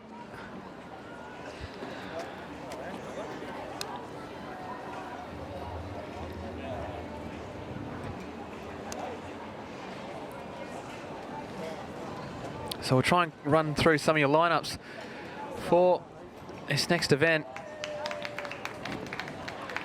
Now, unfortunately, my start list is a little different to what they're standing out there in, so I'm hoping the names are correct. I haven't got the order, but we'll go based on the names. So out there for the ACT, we've got Ethan Hales, Jaden Chambers, Phoenix Spicer, and Zachary Scott. For the New South Wales team, Isaac Chugg, Jacob Nolan, Cameron Monks, and Jack Lewis, which is not correct. That's not the New South Wales team, I know that. Okay. Look, I'm just going to leave this one. I know the New South Wales team in Mitchell Lightfoot, Leroy Reid, Lord Kojo and Godfrey Okaranyang. The WA team in Joshua Jones, Jan Smith, Jack Baker and Jacob Histronopoulos.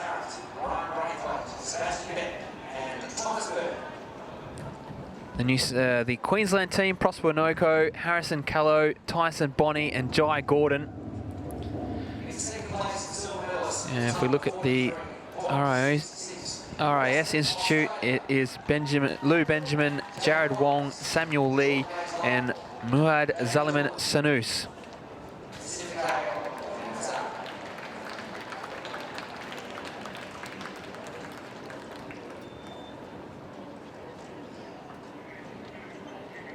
And in first place in gold medals today, time of 43.04.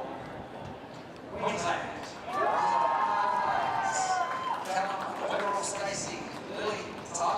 So Polifrone just measuring out his run up for this attempt at 99.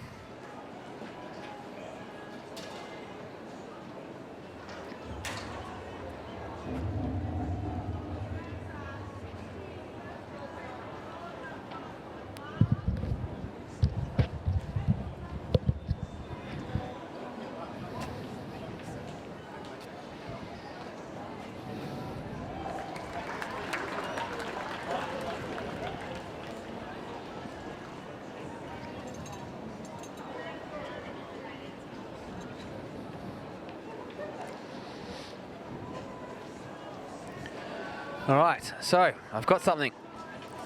It is the Tasmanians that have Isaac Chugg, Jack Lewis, Cameron Monks, and Jacob Nolan. South Australians, Jaden Chambers, Ethan Hale, Zachary Scott, Phoenix Spicer. We went through the RIS team out there for the Northern Territory.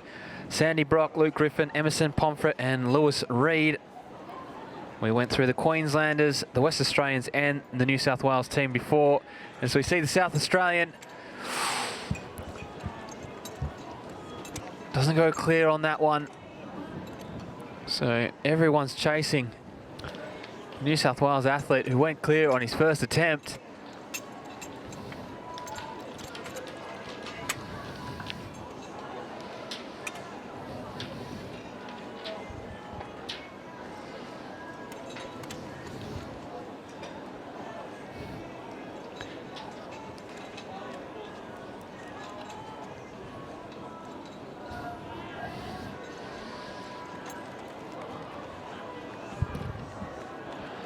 So here's Megget for his attempt at 99. Oh, that was a good start.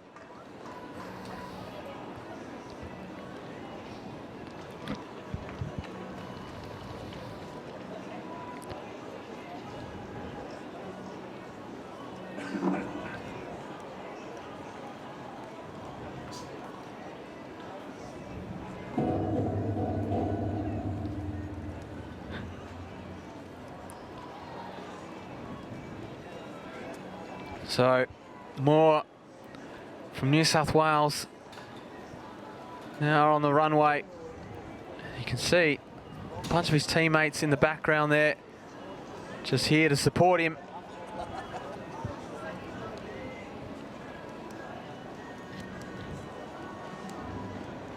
What has Moore got on this attempt? Oh, no, not to be on that one.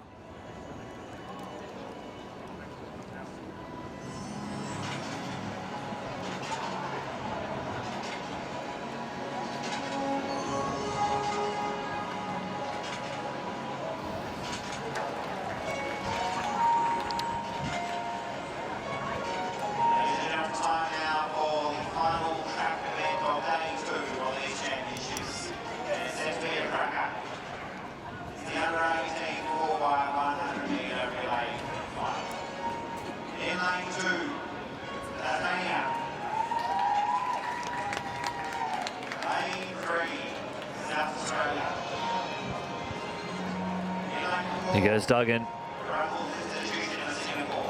Oh, that was a good attempt.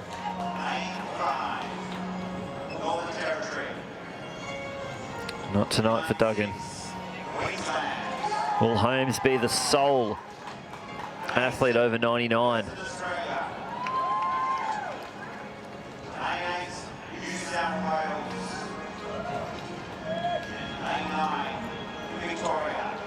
Good to see a full field here.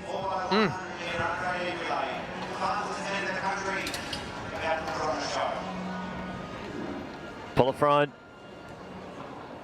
So we're actually only missing one team out there, and that's the ACT.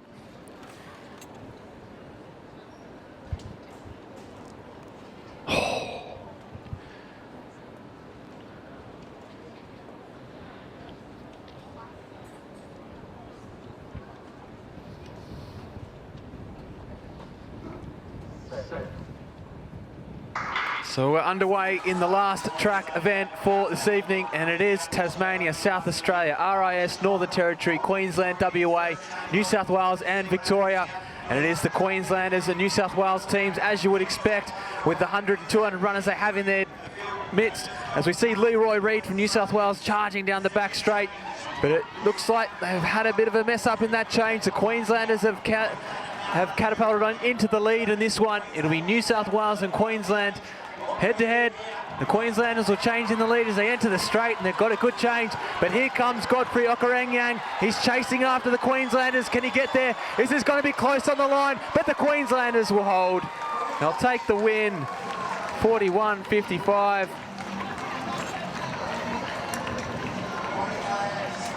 Good victory there by the Queenslanders. I thought it was in the 4x103 metres. Okaranyang coming at them. But Jai Gordon was able to hold on in the end. Here goes Megget, last attempt. Not today.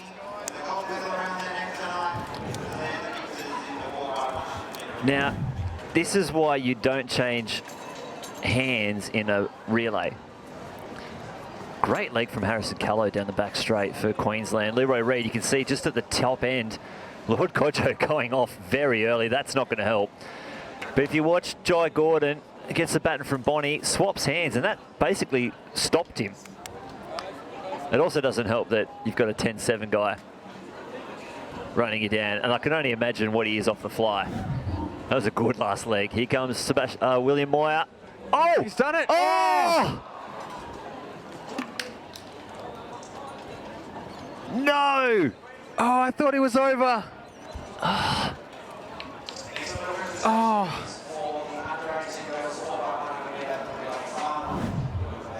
Ghost, it's got to be Ghost, because I tell you what, looks like he's over. What did he touch it with? Oh. Was there an earthquake, a tremor? Oh.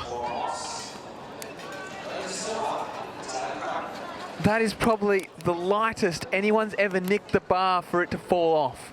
Well, I thought that was their last attempt, so at least they will get one more. He knows he can do it. Here comes Duggan, last attempt. Ah, no, not today, Duggan. I never know until the high jumper walks off the mat and gives a clap to the crowd. Yeah. That's when I know that they've had their third attempt, but under 16s haven't learned that yet.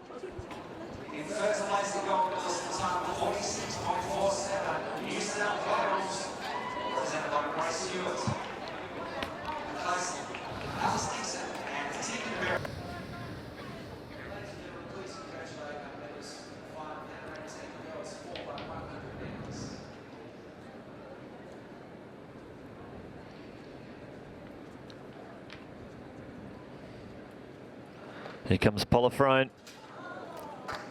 Oh. Hit the top half over. So close.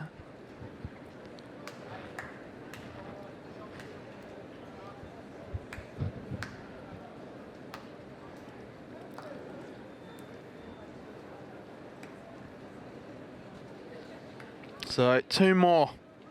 Megget and Moyer.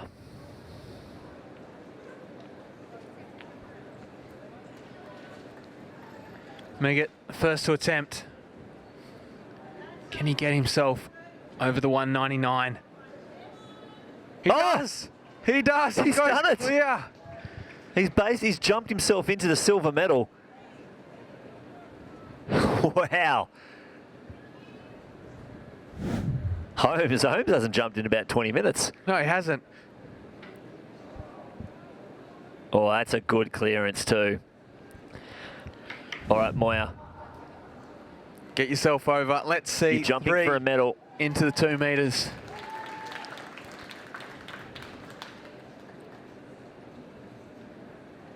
Oh, massive clearance. Done it. Yes. And the show goes on. We've got our medalists. It's Holmes, Meggitt and Moya. Oh, clutch. Where's it go? The progressions stopped at 196. They're at 199 already. Well, they've got to 201. go Well, they're not going to go by 202. threes. Still, with 3 left. We'll wait and find out. I'm thinking 201.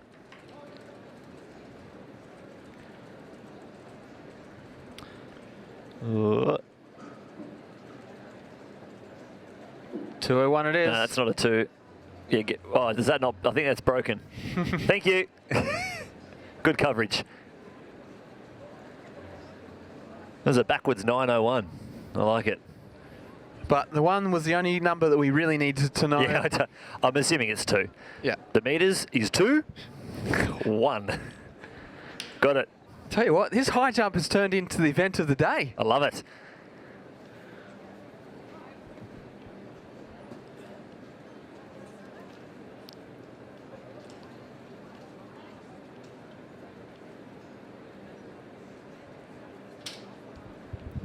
Now, I'd hate to ruin it, just the vibes, but the meet record, 2:11. So, we're almost there. So here's Holmes. He cleared 96 and 99 on his first.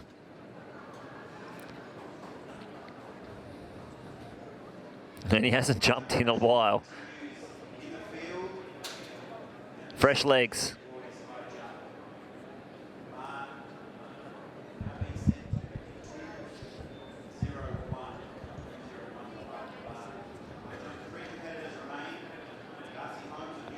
Oh, get out. He's gone over. Yes. 201. Oh, Darcy Holmes. He's throwing lefts and rights. First attempt again. He wants this gold medal. He's going after it, and he's performing out of his skin to do it. I love it. So to beat him, now someone's going to have to go 203. Yeah. And the best thing about 201 is, when you say your PB, as we see Meggitt, oh, when you jump 2 meters, have you jumped over 2 meters? You've jumped over 2 meters, but 201 is over 2 meters. I see where you're going with Yes. this. It's semantics. Yeah. I think these athletes are really that fussed about it. No. Well, they don't need to be. It's at 201. No. So, Moya, what has he got? That was a 2 meter. That was a 2 meter jump. His last attempt. Can Moya go clear? First time of asking at 201. Oh, massive! Yes! Huge! 201. These athletes are putting on a show. The 2 teammates from New South Wales both gone clear at 201 on their first attempt. And that moves. Oh. So that's the gold and silver at the moment. That moves Moya into the silver medal position. Even if Meggitt gets clear of this, he's only in the bronze. This is the time to pass, I would think. Like, even if he clears 201, that's the same medal as if he doesn't clear it.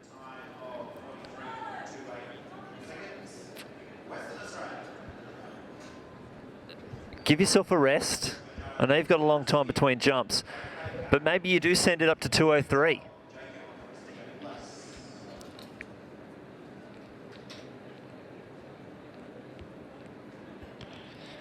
This is where it does get tactical. Because he's on consecutive jumps, he will have a little longer between.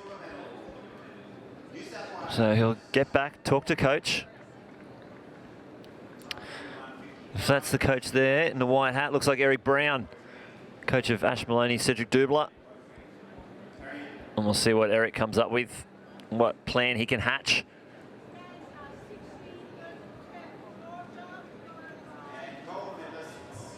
National All Schools Champions for 2019, time 41.47 seconds. Queensland, represented by Prosper Loco, Harrison Hello, Tyson Bonnie, and John Gordon.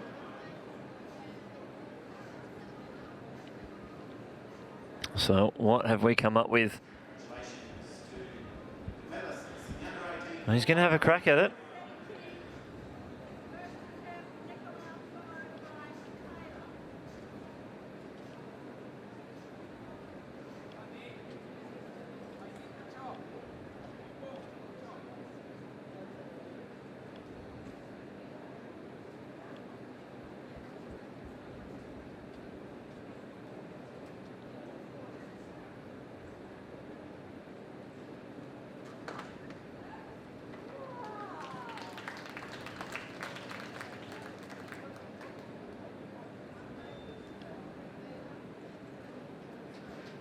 So Meggett's lining up for 201.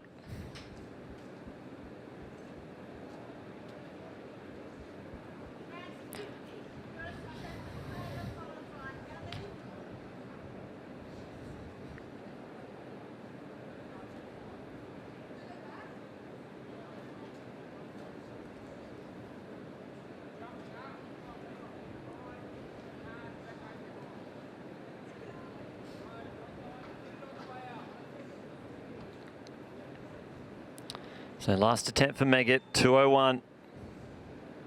If he clears this, he's still in third. If he misses it, he gets the bronze.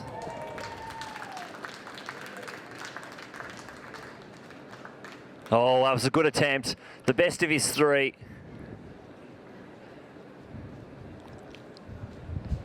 So that's the competition done for Meggett. And I reckon we're going to go up to 203. Holmes still in front. He hasn't missed for a long time. But Moya, he needed 3 attempts to get over 99, but he only needed 1 to get over 201. So the only way for Moya to beat Holmes is that he must clear this next height at least 1 jump before Holmes. Which is tough when, you know, Holmes is at the start of the order. So even if they both clear on their first, it's the same thing, gold and silver.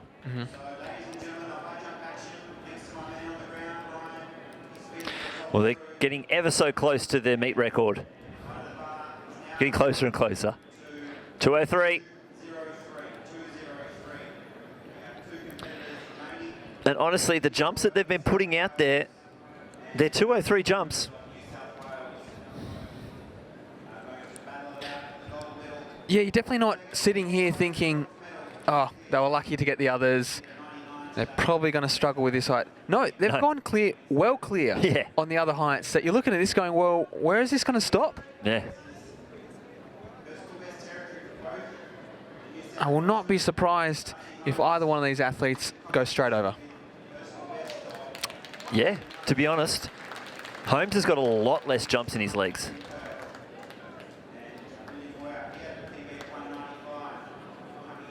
Oh, it's all right. Here's the first, not the first balk we've seen from Holmes. We did see it back on 193, so 10 centimetres lower in height than this current bar. And he's pulled out of that one.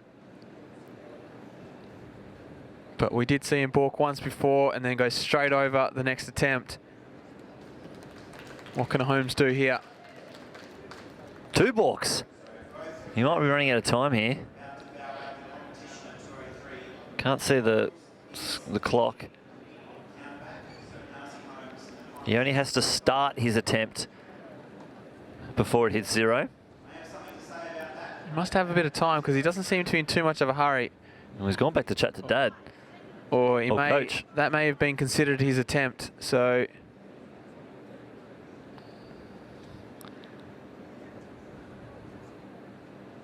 No. He's still got time.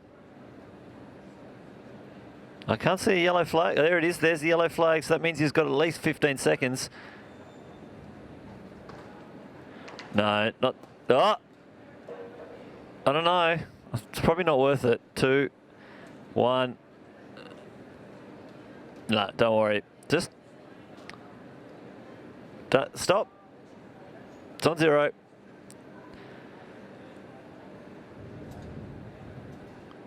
So obviously he gets 2 more attempts, but I think he just needs to. I think he just needs to sit down and relax. He's got the gold medal already, and I think that's what. So the coach or dad's just saying, look, just sit down, deep breaths. Yeah. Don't panic. He can't walk away. He can't go home with it yet. No. But he's holding it. Yeah. They've said, here you go, hold this for a moment. Oh, more over the first attempt, straight into the lead. He's overtaken Holmes. You jinxed it. Oh. You did say can't go home with it yet. Oh. William Moir. He's leapt into the lead. 2:03. Wow. So now Holmes, if Holmes wants to beat Moir, they're going to go to 05. He needs to go clear. Wow. And as you can see, his brother, Sebastian Moir, in the background, talented 400-metre runner. And that is his father. Well, he's got some good help there. Looks like they're ready to go.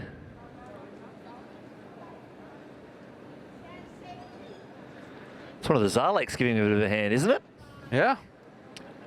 Talented jumpers from WA. It is. So 2:05. Yeah. This is it. Well, the pass is on. The game. You've got to. You have to. What's the point? So now Holmes will only have 2 attempts at this.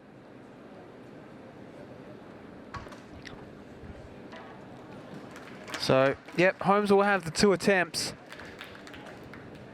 And he will go first. He can put the pressure straight back on Moir if he can clear this. Wow, this is a ding-dong battle.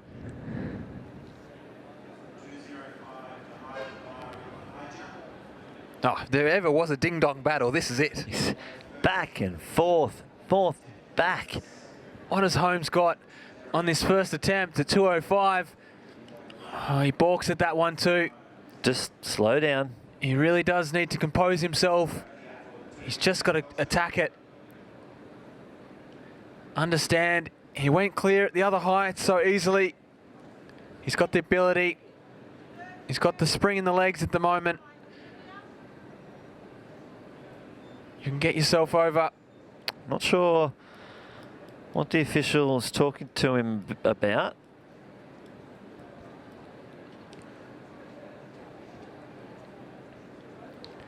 I think just trying to settle him down a little bit and let him understand how much time he's actually got left. If it's using up his time,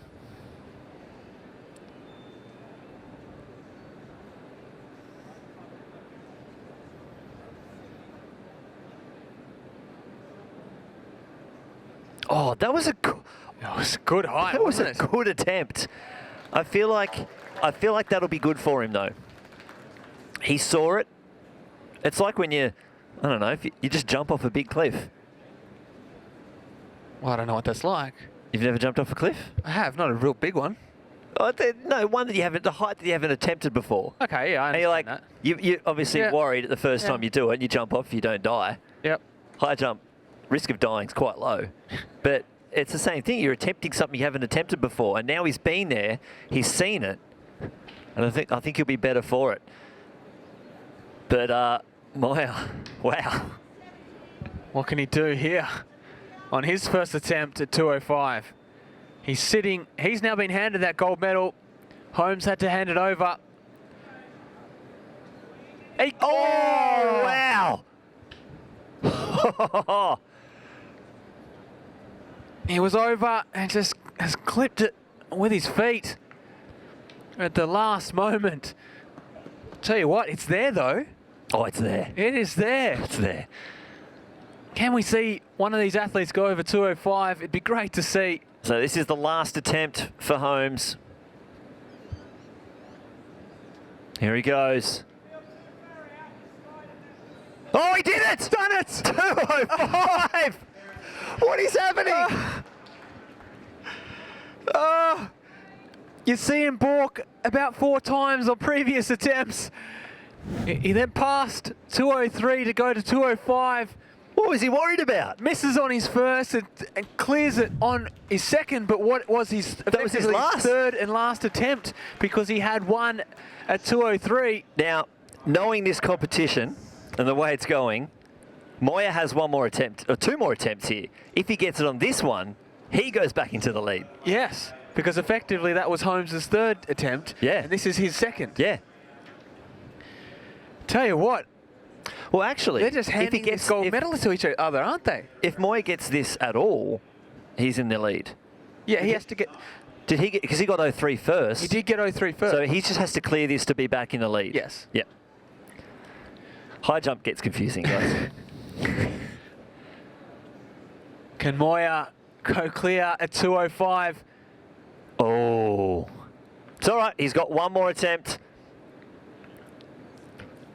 No need to pass. One more attempt. He'll have about, what, is it 3 minutes on consecutive jumps? He'll have 3 minutes. He'll head back over. 205. Wow. What? What?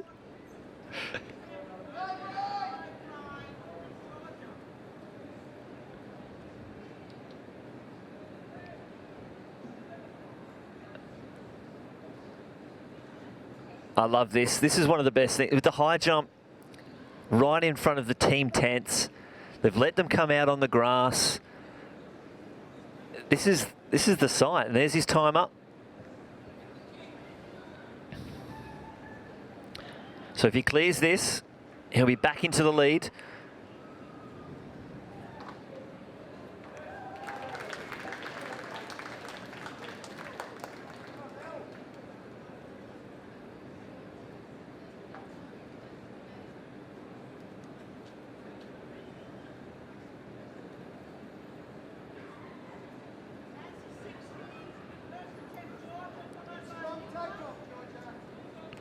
Samoa, third and final attempt at 205. Oh!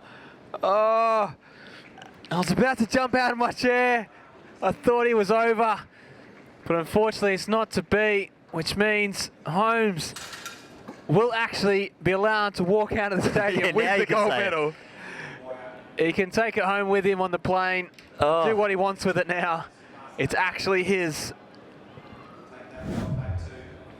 He was over. Just the legs. Oh.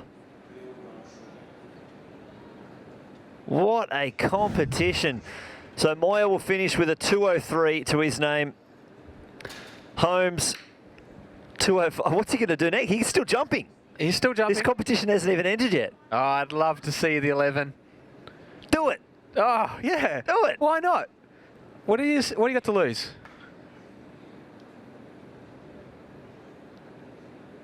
$205.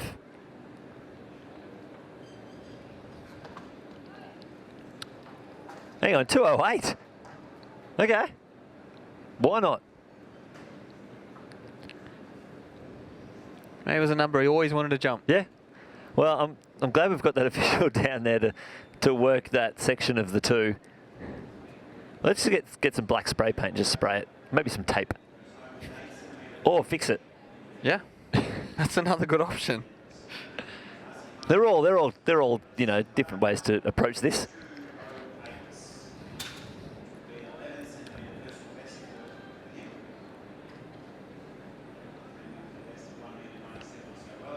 I wouldn't put it past him. No, honestly, I'm not brave enough to ever. He could balk for the next 20 minutes and then get it later. He could just run around in circles, or he could just do it. To be honest, for the rest of his life, I will never doubt him in anything he does, ever. He's got the golden pass. He does.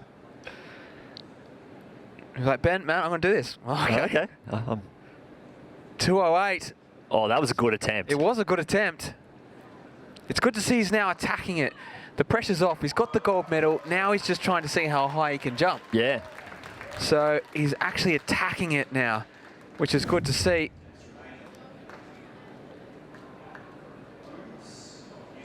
Oh, it's there. It is. It is there.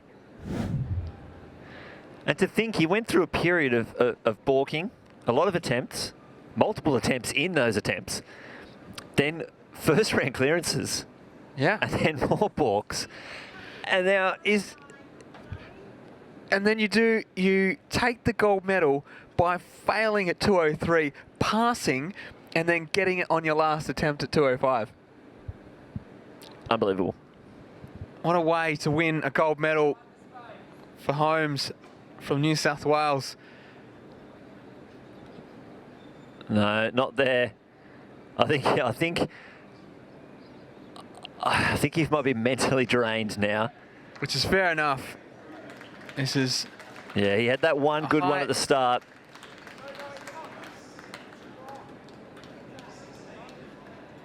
Now putting the bar back up though. So I guess he's going to have one more crack.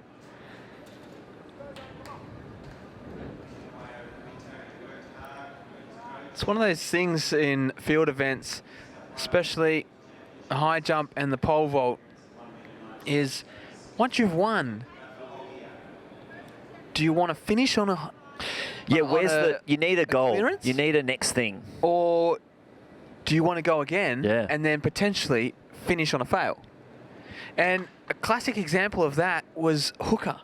Yeah. At the Olympics, when he jumped 5.96. He could have gone higher, but he's like, nah. I've already won it. I've won it. I've done. Don't need it anymore. I've got the Olympic record. I'm happy. I'm out.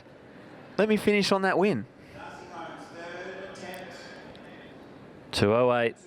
Last attempt.